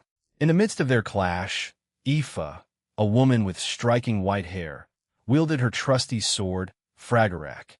Across from her stood Lefina, whose outward appearance might have suggested fiery intensity, but her countenance remained devoid of emotion. She grappled with a sense of self-doubt and existential uncertainty as she confronted Aoife. Lefina had come into existence at Hades' hands, and her creation had been a fortuitous turn of events. Hades had invested months of effort attempting to produce more super devils, yet Lefina and another male super devil were the sole successful outcomes, the latter remaining unassigned for this particular mission. The male super devil surpassed Lefina in power and had been born before her. Consequently, Hades had placed him under rigorous supervision and training, envisioning his potential contribution to the group's endeavors. In contrast, Lefina was a more recent addition to their ranks. She possessed considerable power and untapped potential, yet her assistance was deemed vital for Erebus Group, leading to her dispatch in this mission. In her own thoughts, Lefina believed that Hades regarded her with less value and had thus dispatched her to this mission. Much like Meruem, she found herself on a quest to discover her purpose, something beyond merely fighting. Despite being relatively new to existence, she displayed a level of maturity surpassing that of her fellow artificial super devils. Lefina's curiosity was piqued by Aoife, particularly during their battle. The smile on Aoife's face remained constant. Contrary to what one might assume, Aoife's smile didn't stem from a love of combat. In fact, she despised it due to its inevitable outcome of death. That's why she favored the tournament, which allowed her to engage in a form of competition that did not end in fatality. Sometime earlier, Aoife had requested a particular ability from Eren, one she had named Reach. While it might not have seemed particularly special, it held immense significance for her. Reach granted Aoife the power to perceive people's true intentions and emotions. Aligned with her caring nature, Aoife was determined to assist as many individuals as she could. Thus, whenever possible, she would accompany Eren during his missions as the middleman to provide aid to those in need. At the moment, Aoife could sense Lefina's uncertainty not only about the ongoing battle, but also about many other things. So, she posed a question: "Do you even want to fight me?" Lefina's eyes widened as she gazed back at Aoife, her crimson sword never ceasing its relentless attack. Both of them continued to vanish and reappear at different points within their surroundings, their blades clashing with such intensity that they produced shock waves, ice, and flames.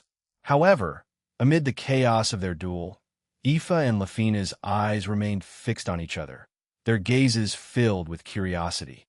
I don't know," Lefina responded with uncertainty. "I was created solely for the purpose of battling Hades' Samus enemies. Nothing else, nothing more, but you yearn for more in life, don't you?" Aoife interjected. "You must have received some form of education from Hades, correct? Yet, you've never experienced the love of friends and family."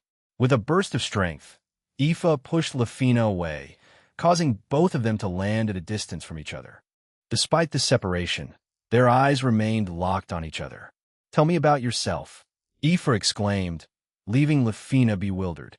Aoife quickly closed the distance between herself and the young super devil and swung her sword at Lefina. With swift reflexes, Lefina managed to block the attack, but Aoife's persistent smile puzzled her as they continued their intense duel. I like Aoife began sharing details about her life while they sparred, which only served to deepen Lafina's confusion. Despite her perplexity, Lafina's training had instilled in her a strong sense of attentiveness, and she listened diligently, absorbing every piece of information Aoife offered. After an entire 2 minutes of conversing and engaging in a relaxed battle with Lafina, the Super Devil finally inquired, "Who's Aaron?" I forgot to mention that. My bad. Aaron is actually Gene, the middleman." Aoife responded, "Aaron is Gene?" Lafina pondered. But Hades-sama had informed us that he was malevolent, that he aimed to obliterate the multiverse and our own universe. Could this woman be deceiving me with lies then? But Lafina hesitated, her gaze fixed on Aoife. The woman standing before her didn't exude an aura of evil. Her gentle smile emanated warmth and comfort. Hades-sama warned us that the middleman would bring about our destruction. Aoife responded, her confusion evident. "What do you mean by that?" Lafina took a moment to gather her thoughts before explaining. Hades-sama believed that, being an outer god, the middleman would only bring chaos to the world, the universe, and the multiverse. He claimed that the middleman manipulated the leaders of various factions and pantheons to join his side and form Team DXD, all to further his own agenda. Lafina's words left Aoife in stunned silence. Upon the creation of the artificial super devils, they fell quickly under the sway of Hades. Along with anyone nursing grievances against Aaron Tool, they were instilled with the belief that everything he did was inherently wrong, perpetuating injustices throughout the world. They were made to perceive his very existence as a threat to the entire multiverse, and that the only way to restore balance was to eliminate him.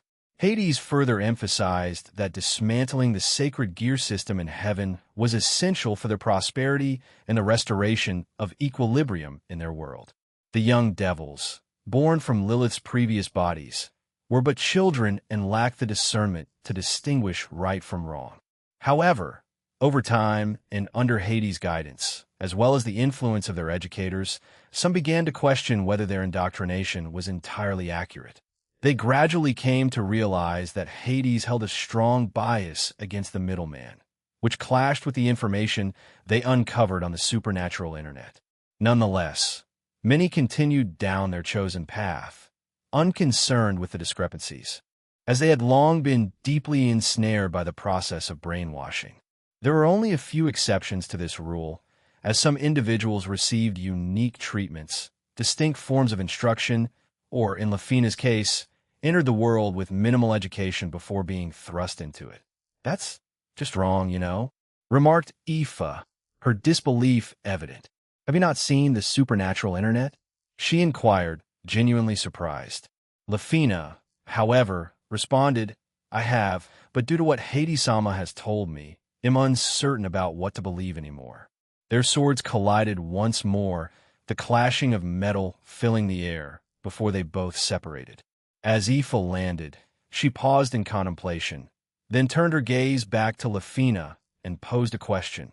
"Will you trust me?" Lafina hesitated for a moment before replying, "We've only just met. Why should I trust you?" Aoife raised her sword and called out, "Point taken. But how about this then?" From her ring, she produced an item and held it out to Lafina. "If either of us lies when I activate this, we'll both face dire consequences. It will only deactivate when one of us dies." Lafina seemed perplexed and inquired, "You're risking your life for an enemy? Most people would see that as foolish, you realize, right?" With her persistent smile, Aoife replied, "I couldn't care less about what others think. I'm living life on my own terms, and I'm happy. But what about them? They're trapped in a ceaseless cycle, repeating the same things day after day, living in misery. Yet, they resort to mean words to feel better about themselves. To be honest, I feel quite sorry for them." "How about it, Lafina?" Aoife asked with a warm smile, sheathing her sword and extending her free hand toward the super devil, a gesture of peace and camaraderie. Similar to Balberith, Lafina had stumbled upon the Crimson Dragon show while conducting research about the middleman and his altruistic actions. She had been curious to verify the accuracy of Hades' claims about the middleman's work, which had led her to uncover conflicting information. As a result, her initial animosity towards the middleman had significantly waned. Lafina gazed at Aoife's outstretched hand for a full minute, a sense of contemplation in her eyes. Eventually, she sheathed her own sword, signaling her acceptance of the offered hand of friendship. Aoife, interpreting this as a positive response, approached Lafina with a casual grace, though Lafina still appeared somewhat reserved and tense. Aoife gently patted Lafina's back to offer reassurance. "Okay, let's sit down and talk about ourselves. Ask each other a bunch of questions, all right?" Aoife suggested enthusiastically. Lafina quietly nodded, her demeanor gradually softening as she agreed to engage in a conversation that held the promise of understanding and friendship. Aoife carefully positioned the device on the ground, activating it to create a small protective barrier around them. Within the confines of this shield, the tumultuous sounds of battles outside became muffled, and the barrier itself assumed an opaque appearance, veiling them from the ongoing chaos. Aoife turned to Lafina, her eyes reflecting a sense of readiness. "So, shall we begin, or would you like me to take the first move?" she inquired. Lafina took a brief moment to consider Aoife's question. Finally, she looked at her, curiosity etched across her features, and posed a query of her own. "Why is Jean also called Aaron?" "That'll take a long time to explain, but if you're okay with that, I'll tell you," Aoife said with a mischievous grin. Lafina, intrigued, nodded in response. "Oh, before that," Aoife exclaimed, pressing a small device. A compact, blue, game-like screen materialized before her. Her deft fingers navigated through its settings, making various adjustments, before she dismissed it with a satisfied smile. Lafina, curiosity piqued, couldn't help but ask, "What did you do?" Aoife leaned in with a conspiratorial whisper. "Like I mentioned earlier, this story will be quite lengthy. So, I made a little tweak to how time works in this space. Even if we spend an entire day here, only a few seconds will pass in the outside world." Lafina's eyes widened in amazement at the clever manipulation of time. "That's incredible." Anyway, Aoife continued, the faintest blush tinting her cheeks. "Let me begin our story." Her unexpected blush puzzled Lafina, who waited with anticipation for the tale to unfold. Aoife spent a total of 8 hours sharing her and Aaron's story with Lafina. By the end of the narrative, for reasons she couldn't quite grasp, tears welled up in Lafina's eyes. She struggled to understand the depth of her emotions, as her limited understanding and life experience left her perplexed by these newfound feelings. A melancholic smile graced Aoife's face as she continued. Aaron was a peculiar blend of special and ordinary. He hailed from a family of immense wealth and influence, yet he remained unconcerned with those matters. His heart was set on his friends and his mother. Most individuals raised in the luxurious environment that surrounded Aaron tend to become snobbish and arrogant. However, I believe Miss Royson played a significant role in keeping him grounded. She let out a sigh and a chuckle. But aside from that, Aaron was in essence an ordinary person. He excelled in some subjects, struggled in others, and achieved above-average results in certain areas. He wasn't the compassionate and all-accepting person he became now. He reserved his kindness for a select few. Aoife scratched her cheek thoughtfully and added, "Maybe no.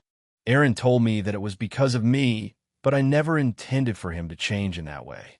But perhaps it was for the better? In any case, our paths crossed again by chance, and the same chance brought his mother and her maid, Cindy, back into our lives." Aoife tenderly patted Lafina's head, her touch akin to soothing child. "I never intended to make you cry. I'm sorry about that." "Well, that's our life story so far. I guess showing you my memories through this magic circle also helped. Hee. But yeah, those are the chapters of our lives. Do you mind sharing yours?" Lafina nodded and commenced her own narrative. Although it wasn't a lengthy account, it weighed heavily on Aoife's heart.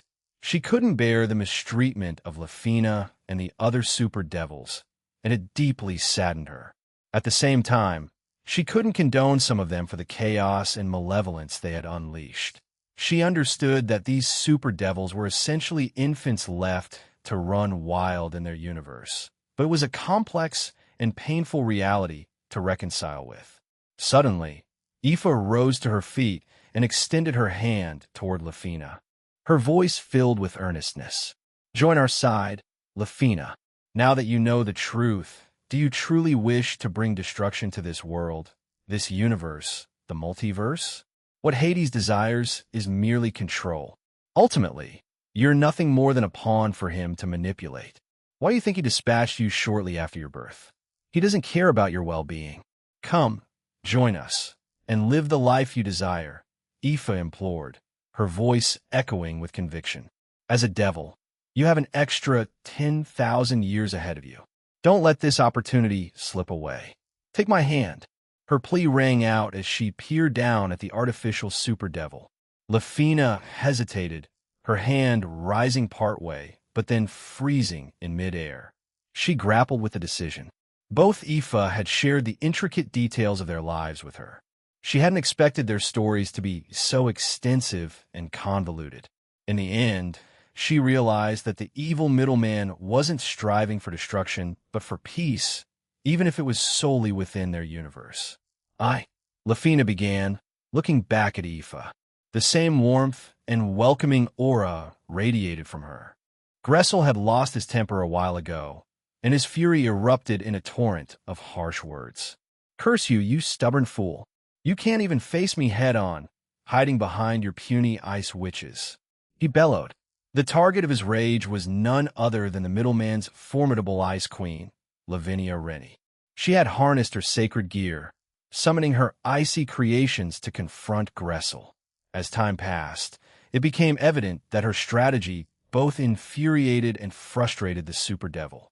Nonetheless, it proved effective, as Gressel's body bore numerous cuts and bruises. Lavinia's ice and snow served a dual purpose. Not only did they inflict damage, but they also slowed Gressel's movements. This compelled him to endure a barrage of increasingly forceful blows. The entire alliance had been briefed on Gressel's formidable resistance ability, so Aaron decided to make a strategic adjustment. He modified Lavinia's sacred gear, Tempest Extinction, and granted her access to Food Chain, providing her with a potent advantage against Gressel in their ongoing clash. "Your language is quite crude. Could you please refrain from using profanities?" Lavinia implored, her brows furrowing as she addressed the super devil. In response, Gressel erupted with anger, shouting, "Curse you, you wretch! He'll destroy you." He charged at Lavinia once more. In this pseudo-dimension, Lavinia had 3 of her ice dolls accompanying her, along with Aloe and Suno, all ready to engage in a fierce battle against Gressel.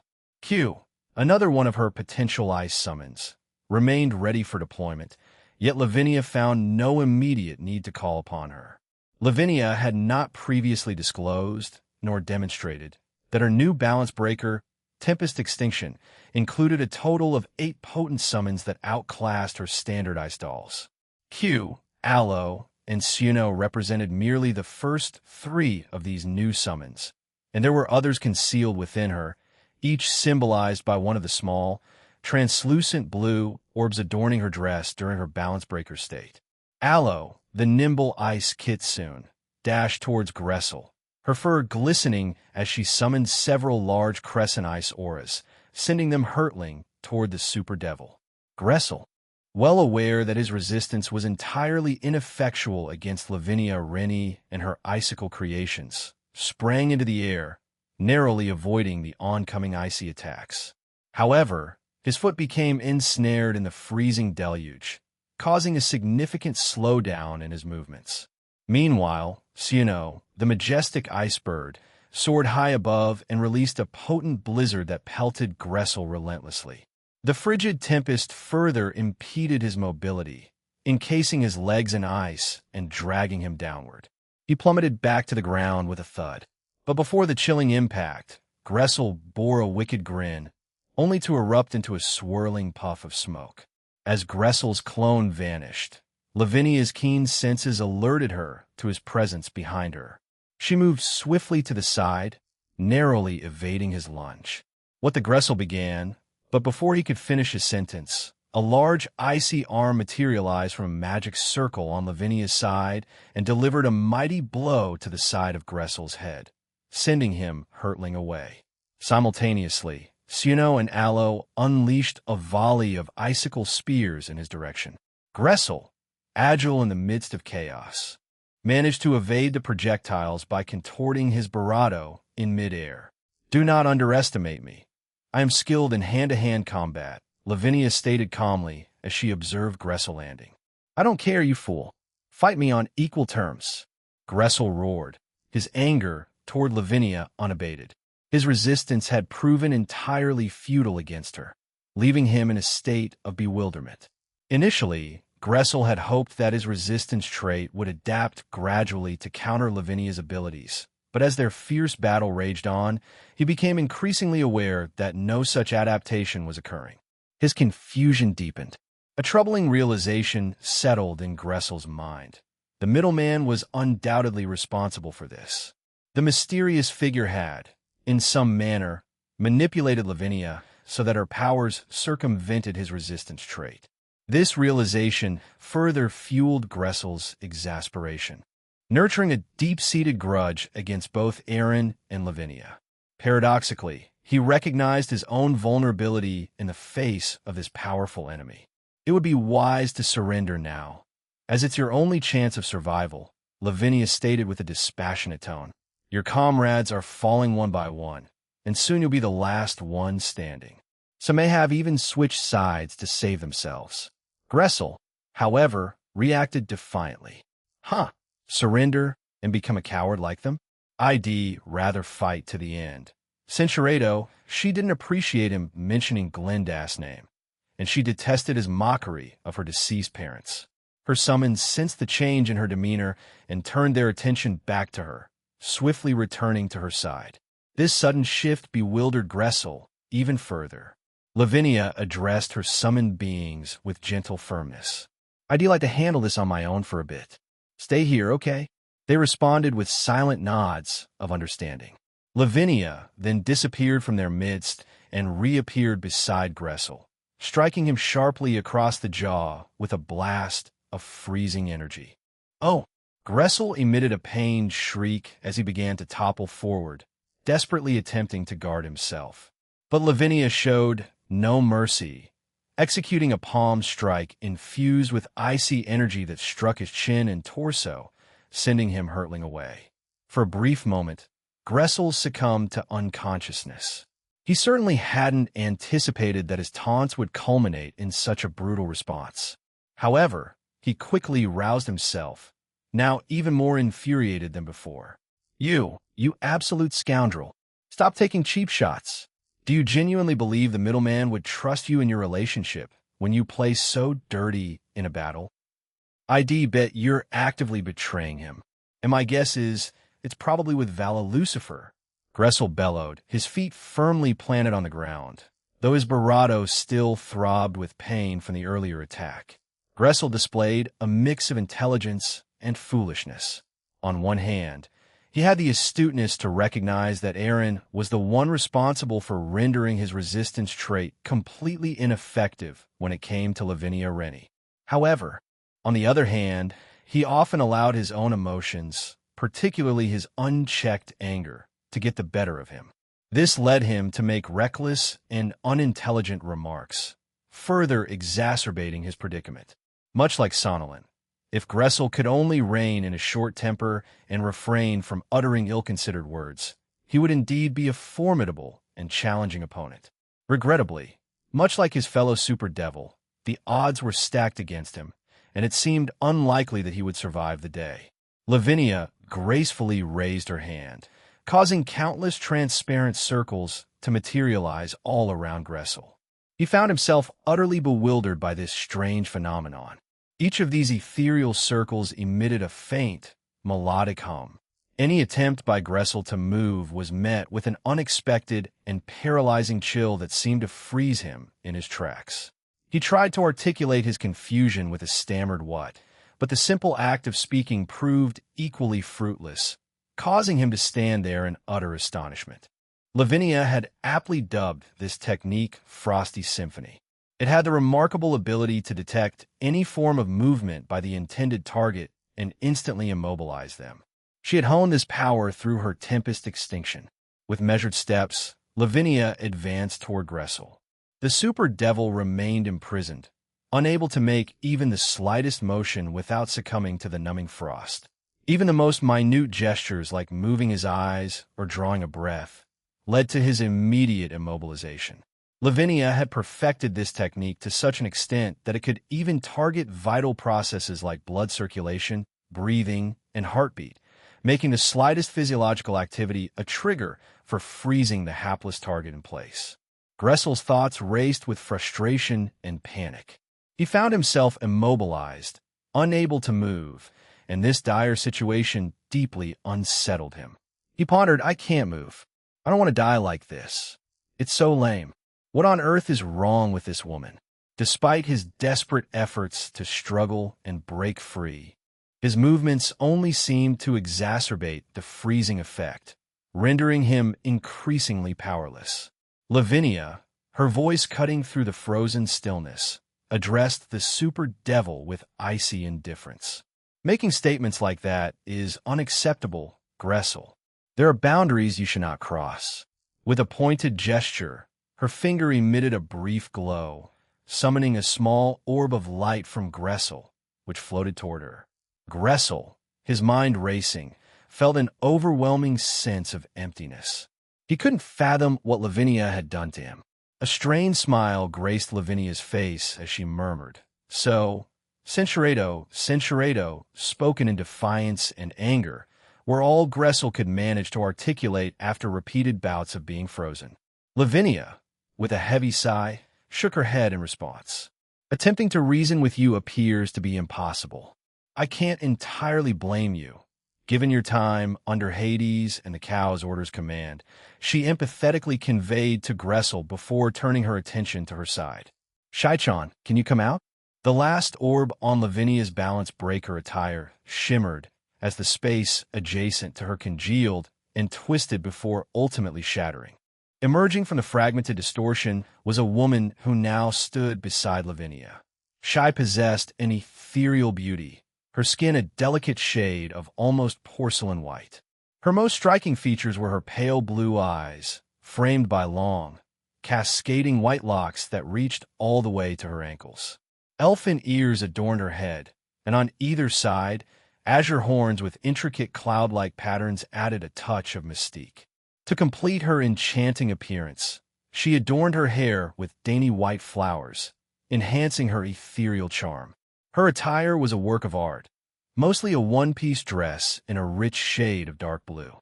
Near the hem of the skirt, golden diamond patterns shimmered, adding an element of opulence. Hints of white were interwoven throughout, creating a harmonious contrast that made the dress truly stand out. Draped behind her was a grand, billowing white scarf, its fluffy texture mirroring the softness of clouds. Adorning her delicate hands were gloves, a marriage of white and blue, harmonizing perfectly with her overall ensemble. Mama, Uispiti, she, along with 3 other humanoid-like ice summons and a dragon other than Q, had the unique ability to converse with Lavinia in human speech. Lavinia responded with a warm smile as she gently patted Shai's head. Shai was her most powerful summon, boasting remarkable abilities. Though Lavinia had no intention of pushing her to the limits at this moment, she had something intriguing in mind. How long do you think you can do that for? Lavinia inquired, her gaze shifting towards the frozen figure of Gressel. Shai shifted her attention to Gressel, her eyes fixed on him as she replied, He's weak, so probably just a few seconds. Lavinia continued to stroke Shai's head affectionately. Shai-chan is such a good girl. Please go ahead. In response, Shai blushed at the display of warmth, but resolved to carry out the task. She focused her gaze on Gressel and extended her hand toward him. She stood there, seemingly lost in her contemplation of the super devil, leaving him bewildered. Although it appeared as if nothing was transpiring, Shai was actually in the process of assimilating every aspect of Gressel. His name, strengths, weaknesses, personality, everything about him was being absorbed, with Shai discarding any elements that could prove disadvantageous, modifying, or even evolving those attributes. Once she had completed this intricate process, she would incorporate these traits into herself, enhancing her own strength in the process. The time it took to perform this task hinged on Lavinia's total power and the strength of her opponent. If her opponent's power was on par with Lavinia's, the process would be more time-consuming. However, if her opponent was weaker, Shai could accomplish it nearly instantaneously or within just a few seconds. In Gressel's case in finished, Shai whispered, "Well done." Lavinia commended her companion. Oh, and here, Centurato, who acknowledged her efforts. Now that we're finished, we can dispose of him. Aaron has no use for him, and his unruly nature isn't welcome in the Alliance. They did consider changing him, similar to what Aaron did with Avetsa and Sadnal, but he no longer holds value after I took his trait. You have the green light to eliminate him, Lavinia declared with a cold, unwavering tone. Lavinia hadn't forgotten Gressel's earlier threats, which had targeted her and her deceased parents. Ordinarily, Lavinia held a strong aversion to taking lives, a sentiment reserved for humans and select supernatural beings. However, in Gressel's case, there was no room for moral ambiguity. He harbored a deep-seated hatred for humans and demonstrated a complete disregard for anyone but himself. As he gained victories in the tournament, his ego swelled, deluding him into thinking he rivaled Varine, Balberith, Ajuka, and Surzex. In reality, he only marginally surpassed Rizavim in specific areas, making him even more reprehensible than the latter in others. Okay, Shai muttered. She raised her hand in a diagonal motion and released a swift, pale blue slash aimed at Gressel. The attack struck its target. Centurato, the majority of the battles within the pseudo-space reached their conclusion, leaving only 2 engagements unresolved. The sole contenders left within the pseudo-space were Tartarus, who now faced Aaron. Meanwhile, Chernobog stood as the other last remaining challenge, engaging in a formidable duel against another team who had bravely taken on the task of confronting him. I didn't expect you to show up in person, Zoria. My organization informed me that you were engaged in a battle against Siriato, the Malbranche, Chernobog expressed, his surprise genuine. Zoria, accompanied by a select few, stood face-to-face with Chernobog. In their quest to confront a god of chaos and darkness, they had strategically assembled a team of individuals with abilities capable of countering such formidable powers. Alongside Zoria were Griselda, Lint, and Istia, each chosen for their unique strengths. Initially, Dulio and the other brave saints were scheduled to join them in this endeavor. However, circumstances had led to their deployment to safeguard heaven, a precaution taken to ensure they were not targeted. This precaution extended to other pantheons and factions around the world, all taking measures to protect their interests. Perrin wants you back, and he'll retrieve you, even if it means enduring your cries and screams as I drag you, Zoria retorted, leveling her gun at her fellow god. Chernobog's laughter barely had time to echo when a new god materialized, striking him forcefully with a fist. He struggled to block the powerful blow, getting blown away in the process. Zoria mumbled in surprise, when did you get here?" The one who appeared was another deity from the Slavic pantheon, the polar opposite of Chernobog Belobog, the god of light. He floated there, sporting a gentle smile and even a playful wink. "Hello, everyone," he chimed in, exuding an air of geniality. "I've come to retrieve this troublemaker with us." Wow, I didn't expect to have 2 gods fighting alongside us today. Well, not counting Jean Payson, Lint remarked with a chuckle. Behind them all, Istia maintained her distance, a silent observer of the unfolding events.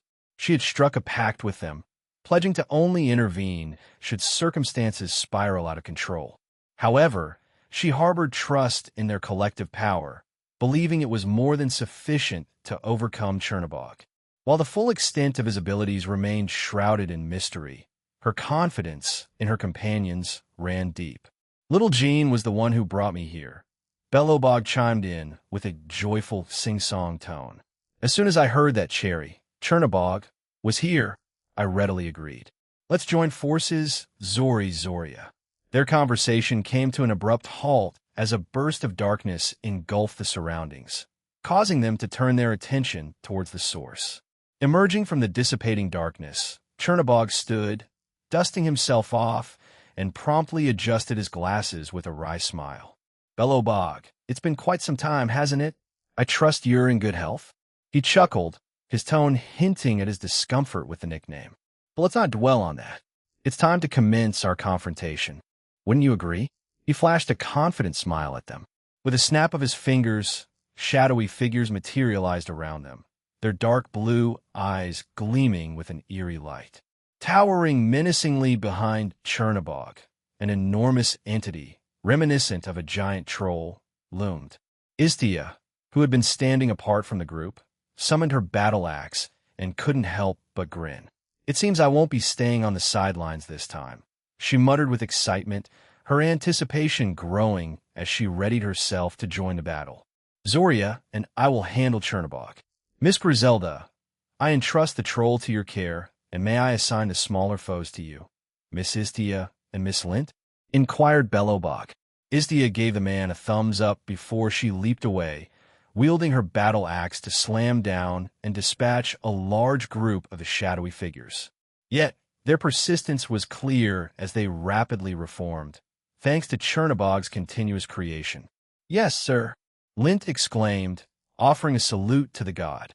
She promptly armed herself with her sword and gun, enveloping them in purplish holy flames through her incinerate anthem, joining Istia in combating the shadowy creatures that surrounded them.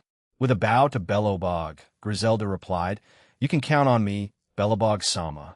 A warm smile crossed Belobog's face, and he and Zoria vanished before reappearing in front of Chernobog, who seemed poised for battle. The trio engaged in their encounter after teleporting further away. However, as they left the area, even larger creatures comprised of darkness and shadows manifested all around them. Yoa? Why are there more? Lin exclaimed in surprise. Who cares? We get to kill more of them. Istia responded with enthusiasm. Lint, however, couldn't hold herself back, exclaiming, I'm not a battle maniac like you, Istia Payson, as she continued to eliminate the shadowy creatures. Returning to Griselda, she pivoted to confront the colossal troll constructed from darkness and shadows. With a graceful motion, she invoked an arrow crafted from pure light, drawing it taut against her bowstring before loosing it. The luminescent projectile sped forth, unerringly impaling the giant troll's shadowy head and triggering a violent detonation that obliterated her immediate opponent. Griselda, believing the threat had been vanquished, was taken aback when, to her astonishment, not one, but two colossal shadow trolls materialized before her. These newly emerged foes loomed even larger than their predecessor, casting ominous silhouettes that seemed to fill the entire space. Interesting. Should I target their core, then? She pondered aloud, her voice tinged with resolve. With a graceful leap, Griselda soared backward into the sky, unfurling her celestial wings to gain a strategic advantage over the formidable twin adversaries that now confronted her. Griselda unleashed a volley of radiant arrows, directing her attack towards the pair of shadowy trolls. Her skillful aim quickly dispatched them. Yet, despite her efforts, an unsettling occurrence repeated itself. The two shadowy trolls transformed into three, growing even larger in stature. A hint of frustration colored her expression as she murmured to herself. It appears that I must aim for their core to achieve a permanent victory, or perhaps I must await the moment when Zoria-sama and Belobog-sama defeat Chernobog-sama for these resilient trolls to be defeated for good. She floated gracefully above her adversaries, contemplating her next move, determined to put an end to the relentless cycle. With the three gods, Zoria and Belobog stood side by side, their eyes fixed upon Chernobog, who appeared oddly content, a subtle smile playing on his lips. Before proceeding, Belobog voiced the question that weighed on their minds. Cherry, would you mind shedding light on your motives for all this? You appeared satisfied with the way things were before your sudden disappearance. Chernobog nodded and began to explain, You're right, Belobog. I was content with our world as it was. However, after Hades' group approached me and outlined how the sacred gears were impacting our universe, I couldn't help but start pondering many things. Initially, I was skeptical, but I delved into my own research and eventually made my decision. He continued, I must clarify that I do not advocate the destruction of Heaven's sacred gear system, nor do I endorse harm to Team DXD or Gene. In fact, I'm inclined to sit down with other leaders and seek a compromise. However, Chernobog's expression darkened, and he locked eyes with the two gods before him. As the tournament unfolded, with humans and hybrids evolving their sacred gears and even achieving balance breakers, my concerns deepened. Sacred gears possess the potential to threaten gods and deities alike. Balance breakers, as the name implies, unshackle the full potential of these sacred gears and disrupt the world's equilibrium. If we allow this to persist, what fate awaits our world? He questioned, his brows furrowed. He concluded, his voice tinged with earnestness. I didn't join Hades' group for world domination or to take lives, but I couldn't discern an alternative solution given my limited influence. I understand that Perrin and many others are angry with me, but I implore you to consider my perspective. Perrin expected you to say that, as did the other leaders of the Alliance of DXD. Zoria explained, they acknowledge your concerns, but they deem them unwarranted. Gene has already stabilized both systems in heaven. Furthermore, he's altering the very concept of balance within our universe, ensuring it remains intact. Chernobog, taken aback by this revelation, shook his head. Then I'll reserve my judgment until I witness it firsthand in the future. But for now, darkness enveloped his form as he cast a confident smile at Zoria and Belobog. How long has it been since we last sparred, Belobog? Far too long. But this time, our duel has a purpose to bring you back. So, I won't be holding back, Belobog declared as a divine light surrounded him. Zoria too shrouded herself in a radiant aura. I emerged victorious in our last encounter. What makes you think this time will be any different? Chernobog challenged. Belobog's reply was swift and powerful, as even more divine energy surged from his being, catching Chernobog by surprise. It was only when Chernobog spotted a small dragon tattoo on Belobog's arm that he couldn't help but chuckle incredulously. Chernobog's voice held an unwavering determination as he acknowledged the odds stacked against him. I see. Well, I may be headed for defeat, but I won't back down. His resolute words resonated in the air, a declaration of his unyielding spirit. With those words as the backdrop, the two gods, Chernobog and Belobog, cast aside any hesitation and charged towards one another. Chapter 14, Part 5. As the deterrence for evil across the omnivore's third-person point of view. So, how's everything going on your end? Azazel asked as he made his rounds within his organization, checking up on his people. He, like many others, remained well-informed about the current state of affairs in the world, but left it to DXD and anyone else associated with them to handle. Everything is running smoothly, and the others are still locked in their cells, refusing to cooperate. To be honest, it might be best to give up, Azazel. They'll never cooperate, not even if we wait 1,000 years, replied a woman with long gray hair, pulled back into a ponytail, her sharp green eyes reflecting her frustration. Azazel pondered this for a moment and took the clipboard from her hand, reviewing its contents. Well, we won't dwell on it too much. I'll have a word with Gene about it once this ordeal with the gods of darkness is behind us, he assured. He shifted his attention to the woman and inquired, How about you and by Suspew? The woman Azazel spoke to had previously been the subordinate of the 7th Eradicator, Yanuyo. Currently, Yanuyo was engaged in a mission in a different universe under Aaron's command. However, Aaron had employed some persuasion, leading his former subordinates to switch allegiances and join DXD. Their movements were subject to heavy monitoring, and they weren't permitted to leave Grigori for the time being without a guard. Baisusbiu had assumed the role of a trainer within Grigori, while Abilka, the woman conversing with Azazel, worked as a general aide throughout the organization. Unlike Avetsa or Sadinal, Aaron hadn't altered Baisusbiu and Abilka's entire existence. Both of them had harbored silent frustration about the state of their universe for a while. Even though they were compelled to cause harm to many of their universe's inhabitants, if they resisted, it would be their lives on the line. While breaking free from their old habits was a gradual process, they were genuinely making an effort, and many residents of Grigori kept a watchful eye on their progress. We're doing fine. It's still strange being part of this universe, though.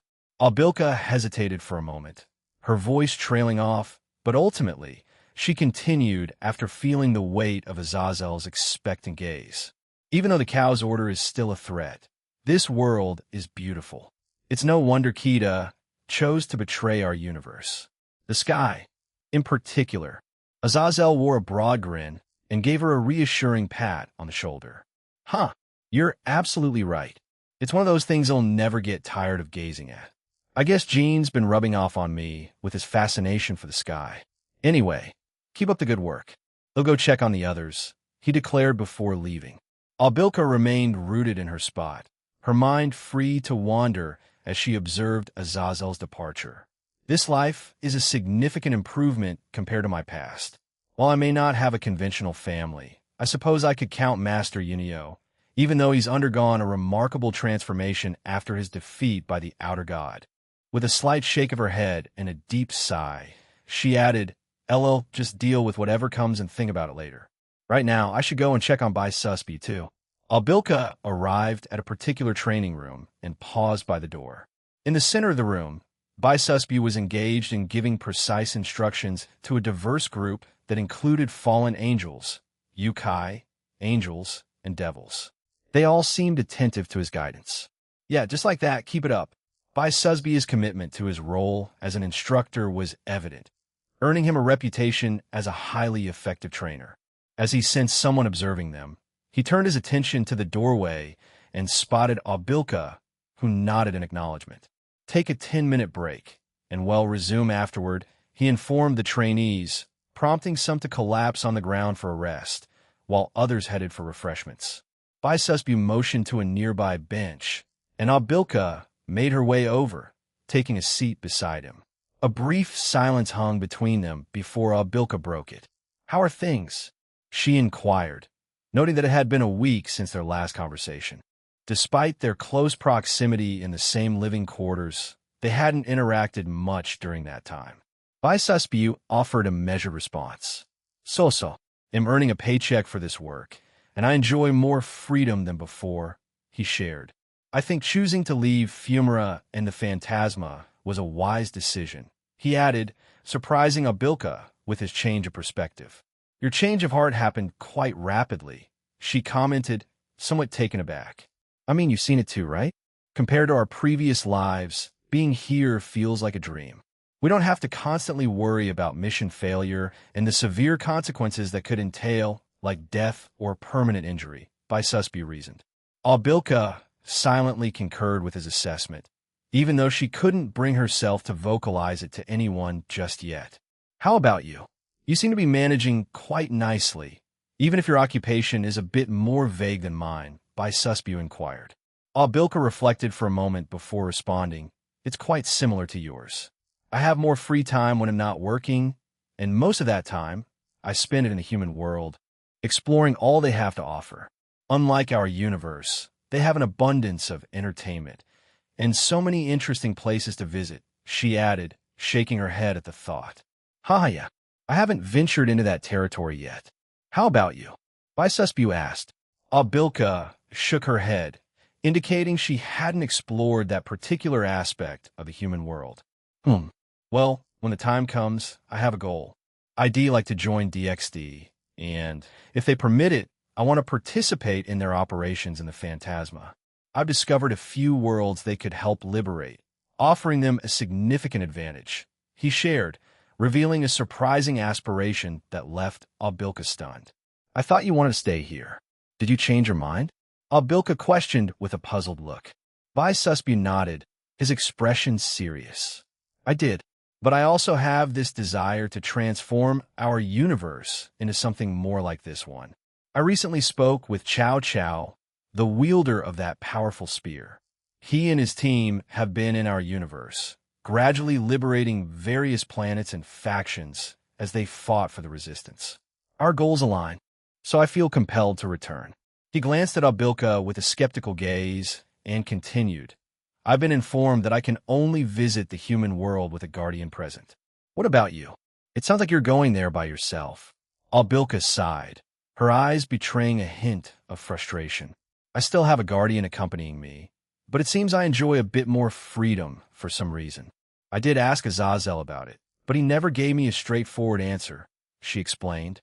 They engaged in conversation for a while longer, exchanging thoughts and ideas, until Susby's break came to an end. He returned to resume the class he was teaching, and Abilka, too, left to return to her own responsibilities. It was becoming increasingly clear that their destinies were evolving, influenced by the mindsets and actions of Aaron and the world of DXD. "These creatures are endless. Can't you do something about them?" "Istia Payson?" Lint vented her frustration, having engaged in a relentless battle against the shadowy beings conjured by Chernobog for the past few minutes. Istia, while continuing to dispatch the creatures with ease, responded, "I was rather enjoying the repetitive slaughter, but I can see how you might not share my enthusiasm." She nodded with an air of profound understanding, as if she had just had a groundbreaking revelation. Lint's lips twitched in response, but she wisely opted for silence. She knew better than to provoke Istia, who had a reputation for being rather violent toward most people. However, there were exceptions among Aaron's circle of friends, such as Aaron himself, the Fated Ones, his mother, Aoife, and Cindy. For the rest, well, their status was subject to change, depending on Istia's ever-shifting mood. "You'll sever it from him," Istia declared, leaving Lint puzzled. "Excuse me?" Lint responded, tilting her head in confusion while deftly dodging another strike from Shadowy Monster. "Just watch," Istia bellowed before leaping skyward.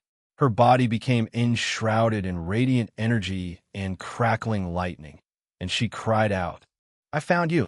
Charging toward a specific spot, she raised her battle axe high and slammed it into the ground. As Istia's weapon connected with the earth, the shadowy creatures flickered slightly. This development left Lint perplexed, but her confusion didn't last long. Witnessing Istia swing her battle axe at another shadowy foe, she noticed that this time the creature did not return. It remained lifeless. A grin spread across Lint's face. "Yes, finally. All right, let's do this. Balance break," she shouted with enthusiasm, activating her balance breaker. 3 towering, purple, holy flame angels manifested upon Lint's activation of her balance breaker. Among them were 2 males and 1 female, known to be representations of people she held a connection with. The 2 males embodied Siegfried and Fried, while the female represented Lint herself. "Get him!" Lint cheered, pointing at the shadowy creatures. The 3 fiery angels thrust their hands forward, unleashing large, purple, holy flames that engulfed everything in their path. The shadowy creatures posed no challenge against the might of Lint's angels. They crumbled and dissipated under the relentless attack. Lint, her angelic wings unfurled, surged toward the remaining opponents. In one hand, she wielded a sword ablaze with vibrant purple flames, while the other clutched a firearm. With precision and unwavering determination, she discharged holy purple bullets, each round finding its mark in the creatures' heads, snuffing out their eerie existence. As she closed in on a group of the shadowy beings, Lint gracefully swung her sword, cleaving through them and immersing them in holy purple fire. Swiftly, she retracted her wings and dashed towards another cluster of these menacing entities. In a single, fluid motion, her blade struck down another wave of the shadowy creatures. Meanwhile, her loyal angels maintained their relentless onslaught against the remaining foes. Both Istia and Lint couldn't help but notice that the numbers of the shadow creatures were dwindling, and an inscrutable smile of satisfaction played on their lips. However, they also observed that Chernabog continued to manually summon a few fresh adversaries. Nonetheless, they remained undeterred, understanding that these newly summoned shadows wouldn't automatically rise from death. They knew that the god would have to cease his summoning eventually, lest he deplete his own energy by continually producing these menacing enemies. Griselda couldn't help but notice the renewed enthusiasm shared between Lint and Isdia as they battled the shadowy creatures.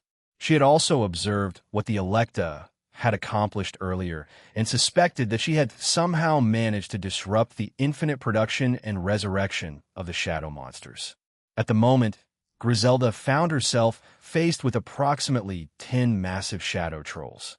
The relentless multiplication of these creatures was beginning to test her patience. She had previously attempted to attack what she believed to be the core of these shadow trolls, but her efforts had proven futile, leaving her perplexed.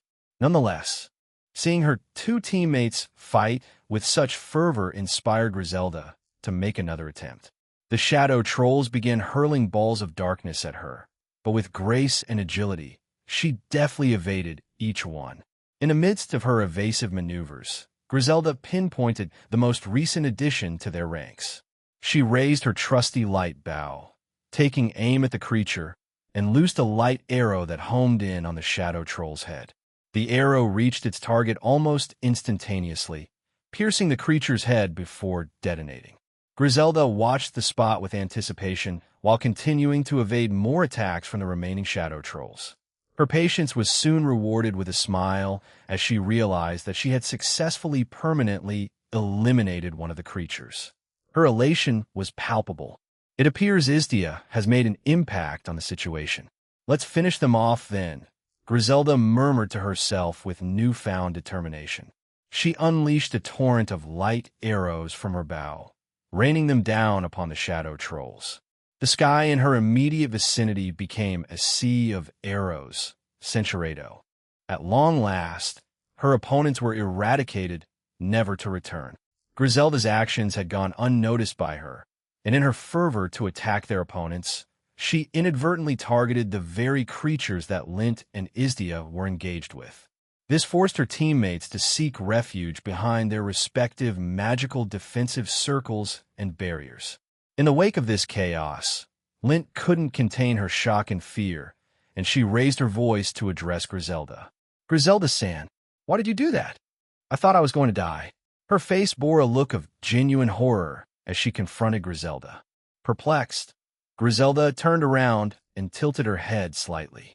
What do you mean?" she inquired innocently, unaware of her misstep.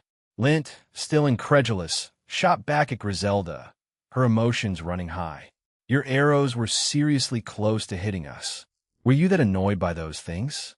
Her gaze remained fixed on Griselda, her disbelief apparent. Griselda realized her blunder, her hand instinctively moving to cover her mouth. "Oh dear," she muttered under her breath, anxiety in her voice. She approached Lint, her concern evident. "I didn't hurt you, did I?" she inquired, her voice laced with worry. She carefully examined Lint, seeking any signs of injury. Lint responded with a reassuring smile. "I'm fine, don't worry." Istia Payson placed a barrier around us after scooping me up like a rucksack, she explained, breaking into a laugh to ease the tension in the air. I'm relieved to hear that. Griselda exhaled deeply and placed a reassuring hand over her chest. However, before she could continue her sentence, a massive explosion filled with golden divine energy erupted not too far from their location. Lint, her curiosity piqued, inquired, "Is that perhaps Belobog Sama? Should we head over there to see what's happening?" "Istia, esporte a confidência maio," responde. "Absolutely. I think their confrontation is nearing its end." Griselda, who had keenly sensed the dwindling energy of someone involved, chimed in, "Let's go. I sense someone's energy is very low in that direction." Without hesitation, The three of them took flight and quickly made their way to the source of the explosion. They arrived in the area and were met with a sight that left them astounded. Chernobog, once a formidable figure, now knelt on one knee, badly wounded from the battle. On the other hand, Belobog displayed comparatively minor injuries, with a few cuts and bruises on his face. Belobog, addressing his fellow god, inquired with a mixture of concern and triumph. "So, Cherry, are you ready to surrender now?" Chernobog, despite his dire condition, managed a chuckle, followed by a deep sigh as he slowly sank onto the ground. "I would have preferred it if you hadn't injured me the way you did, but yes, I can't move anymore." "They'll stop my resistance," he replied. With a hint of regret, Belobog turned to Zoria, the goddess who had provided Barato during the battle. "I'm sorry, Zoya. You didn't get a chance to shine here," he said, expressing a measure of disappointment.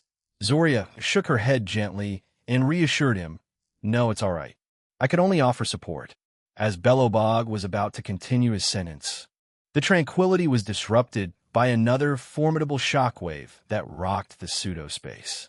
Turning their attention in that direction, they witnessed the colossal form of Tartus hurtling toward the center of the pseudo-space. Belobog chuckled, remarking, "It appears Arjun is about to conclude his battle as well." He approached Chernobog and placed a comforting hand on his shoulder. Griselda, too, approached the defeated god and affixed a single handcuff to his remaining arm as the other was lost in the conflict. "Let's unite with our little outer god," Belobog exclaimed with enthusiasm, and everyone else readily concurred. Together, they ushered Chernobog to join them, even if he was reluctant.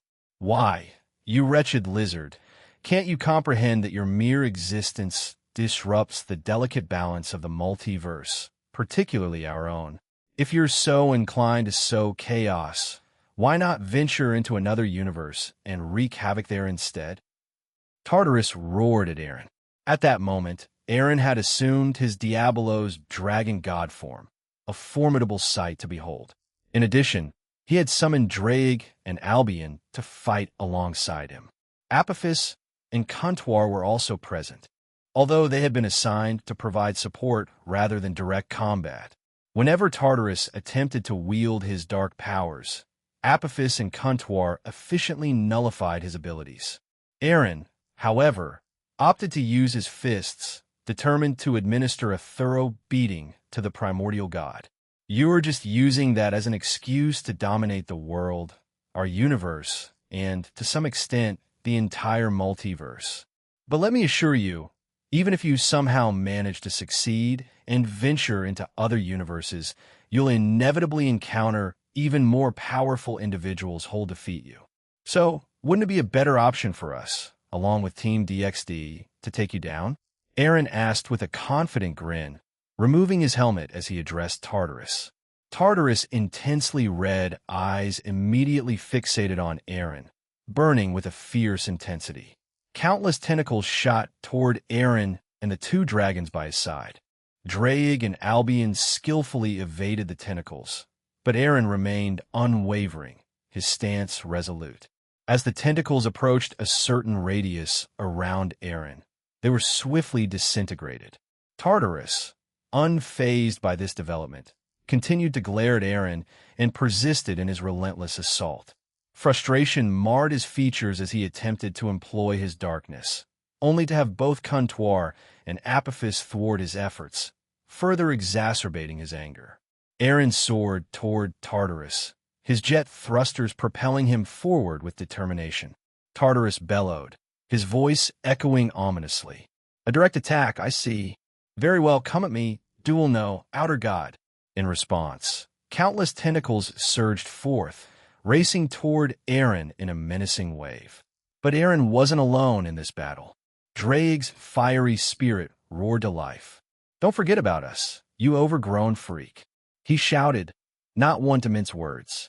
Centurado, before releasing a combined attack of red and white breath. The powerful surge of energy shot past Aaron and collided with Tartarus' thrashing tentacles, disintegrating them and striking the god himself. Tartarus grimaced in pain as a portion of his form was seared and the agony spread through his body. Yet he was unable to retaliate, as the Apophis and Barato were skillfully sealing his darkness and shadows, leaving him infuriated and powerless. Aaron's armor resounded as he swiftly positioned himself in front of Tartarus. With determined Barato, he drove his fist into the center of Tartarus' Barato. Aaron enhanced his strike by channeling the power of piercing Barato, delivering a devastating blow that sent Tartarus hurtling through the air once more. However, Aaron was relentless in his pursuit, quickly closing the gap and preparing his cannons for a decisive action. "Do it," he commanded with unwavering resolve. Blaster! All four cannons unleashed their potent energy beams, converging on the colossal entity known as Tartarus. The resulting impact was nothing short of cataclysmic, as a colossal explosion rippled through the pseudo-dimension, shaking its very foundations. George's voice crackled over the transceiver, brimming with concern. "If you use another attack like that, ITLL obliterate the space I've painstakingly crafted." In response, Aaron's voice resounded calmly through the communication device. "Understood, but I must extend my apologies." "Gene, you are absolutely infuriating," George exclaimed, his irritation palpable. George's frustrations amused Aaron, eliciting a hearty laugh from him. However, as the fiery explosion gradually subsided, the scene that unfolded was markedly different. Tartarus lay there, grievously weakened, completely motionless. Yet, his eyes, filled with unyielding fury, remained locked on Aaron. Despite his weakened state, Tartarus didn't hold back his emotions. In a deafening scream, he challenged Aaron's choices, his voice ringing out in anger. "Despite possessing such incredible power, why do you insist on playing the role of a child's imaginary hero?" Aaron, not one to be silenced, shouted back with equal fervor. "Things just happen like that. I just wanted peace so I could live life peaceful with my friends and loved ones. Is that too much to ask?"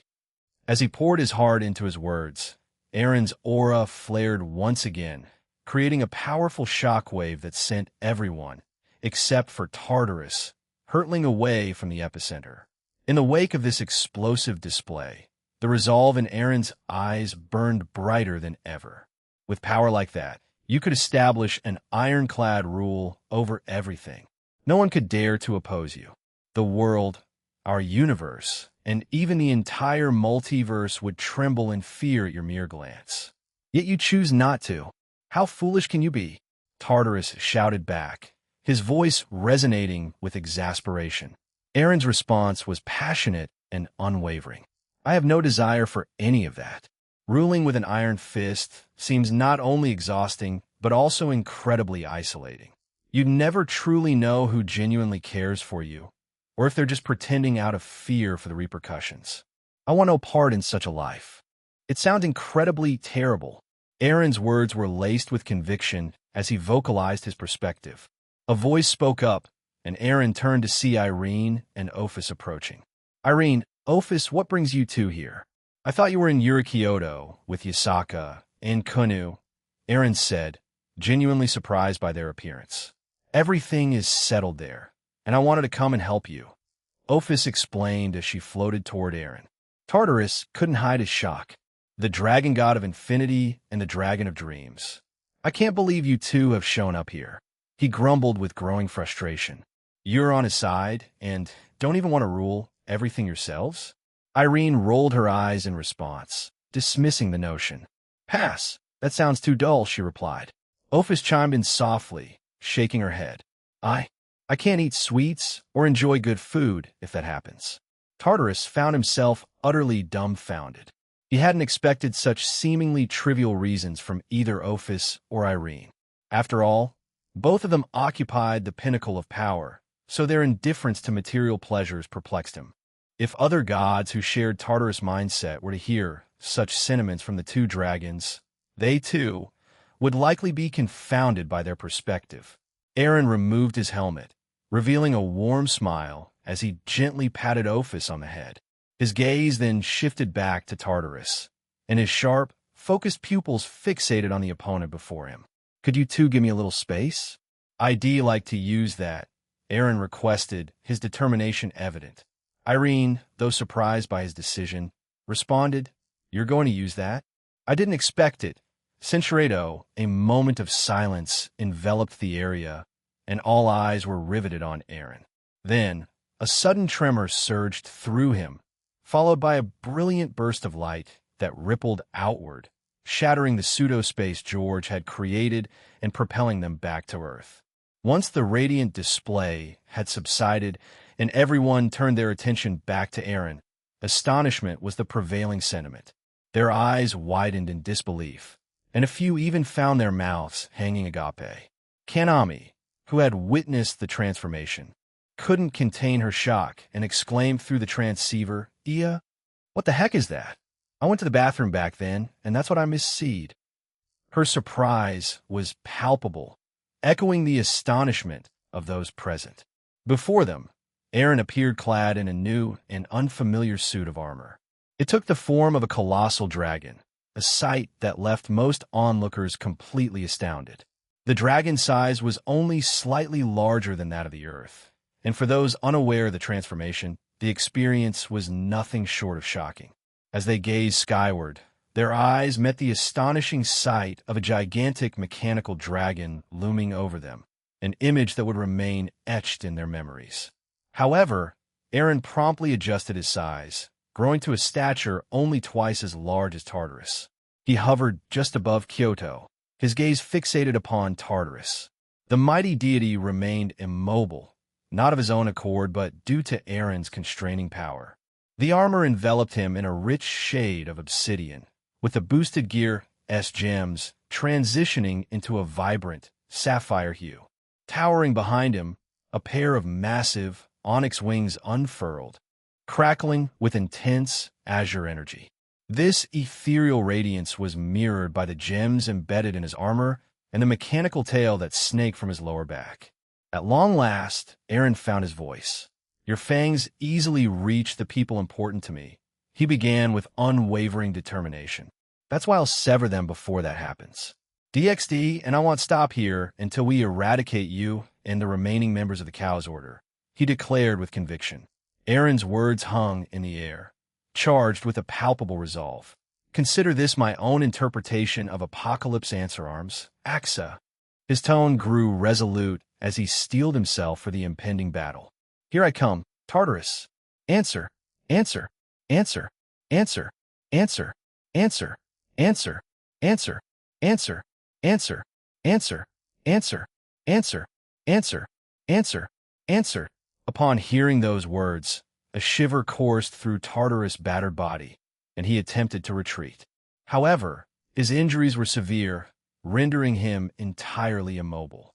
In response, Aaron's tail unexpectedly extended, reaching towards the heavens, and multiplied by 100-fold. Each tail sported a colossal cannon, even more substantial than what he possessed in his Diabolos dragon god form. The energy surrounding his wings surged, infusing them with newfound power, causing the entire world to tremble in response. Abruptly, Ophis and Irene materialized before Aaron, both gesturing towards Tartarus, who was clearly bewildered by their sudden reappearance. "We saw it," Irene asserted. "Saw it," echoed Ophis. In his previous life, Aaron wasn't born with any exceptional talents. He was just a simpleton. He possessed no special gifts, only his unwavering determination and rather foolish motivations for seeking peace, Irene added. "But whoever crosses his path, he extends the hand of friendship, willing to become their ally, their friend." "Friend!" Ophis exclaimed passionately, her own aura intensifying as she pointed emphatically at Tartarus. The strength of an individual is measured by the comrades they gather. That is the essence of the dual dragon emperor of unprecedented sovereignty. That is, the great dragon, Ophis concluded, and Irene nodded in agreement. Incredulous and unable to fathom the concept, Tartarus questioned, "Do you honestly believe we can comprehend something like that? Even if you can't grasp it now, There's always room to learn, Aaron declared, his attack fully charged. But for the time being, this is the end, Tartarus. Answer, answer, answer, answer, answer, answer, answer, answer, answer, answer, answer, answer, answer, answer, answer, answer, answer. Rest now, O primordial god of the abyss. The words were whispered gently by Aaron, a soothing incantation that seemed to carry the weight of eons. Revelation All-Range Blaster. The array of cannons lining the tail of Aaron simultaneously discharged enormous, potent blue beams, their trajectory zeroed in on Tartarus. These luminous energy beams converged halfway to their target, culminating in a cataclysmic impact that left nothing of the god. As the beams struck him, a violent explosion ensued, birthing a colossal pillar of energy that surged outwards into the expanse of space. The earth itself quaked with intensity for a brief, yet tumultuous span, its very core reverberating with the shock waves of the explosion. Even the silent void of outer space trembled in response to the colossal release of power, bearing witness to the culmination of this dramatic attack. As the onslaught came to a halt, the aftermath revealed that Aaron had inadvertently slain the god. He hadn't harbored any intention of doing so, and a deep sigh escaped him, revealing his genuine regret. "Oops," he muttered, recognizing the unintended consequences of his actions. He promptly reversed his transformation, but not without incurring a light smack on the head from both Irene and Ophis. A soft chuckle escaped him as he surveyed his surroundings, touched the transceiver, and declared, "This mission is now over." However, Kanami, not one to let the matter slide, urgently protested from her spot behind Aaron. "Hold on. You can't just breeze past that transformation. I demand compensation." Amused by her persistence, Aaron grinned and beckoned for her to come closer. In response, Kanami propelled herself toward him, a stream of excited but incomprehensible words flowing from her. Aaron Toole's soliloquy several hours had slipped away, and I found myself on my way back home. Earlier, I had informed the Alliance of our triumphant victory and had returned with the gods and other vital figures we had captured during the operation. Among my tasks was also reviving Tartarus, for my intention had not been to end his life when I used that attack against him earlier on the day. In addition to that, I had a bit of repair work to do around Earth, and naturally beneath it as well. You see, Leanne took her battle with a Malbranche deep into the ocean's depths. Frankly, it didn't occur to me initially, though the impact on the terrain was quite evident. But the underwater damage was an unexpected twist. However, from what I gathered in my meeting, a few Pantheons had some things they'd like me to do, so I was going to go there the next day, since they were insistent on me taking the rest of the day off. In the end, I relented and was going home. As I left the building through the front entrance, I was greeted by the devil guards there and went onto the streets of Lilith. Coincidentally, "Oh, Aaron, are you done now?" inquired Lilith, her eyes resting on me. She was accompanied by two other individuals, one of whom was Frida Zagan, the devil we had rescued last Halloween. The other person was Churel, an apprentice of the Witches of Oz. "Yeah, I just wrapped up," I responded with a hint of surprise. "I didn't anticipate running into you all here. And you're Churel, right? What brings you here? I thought you were still kept in Grigori's cells." I directed my gaze toward Churel, curious about her presence.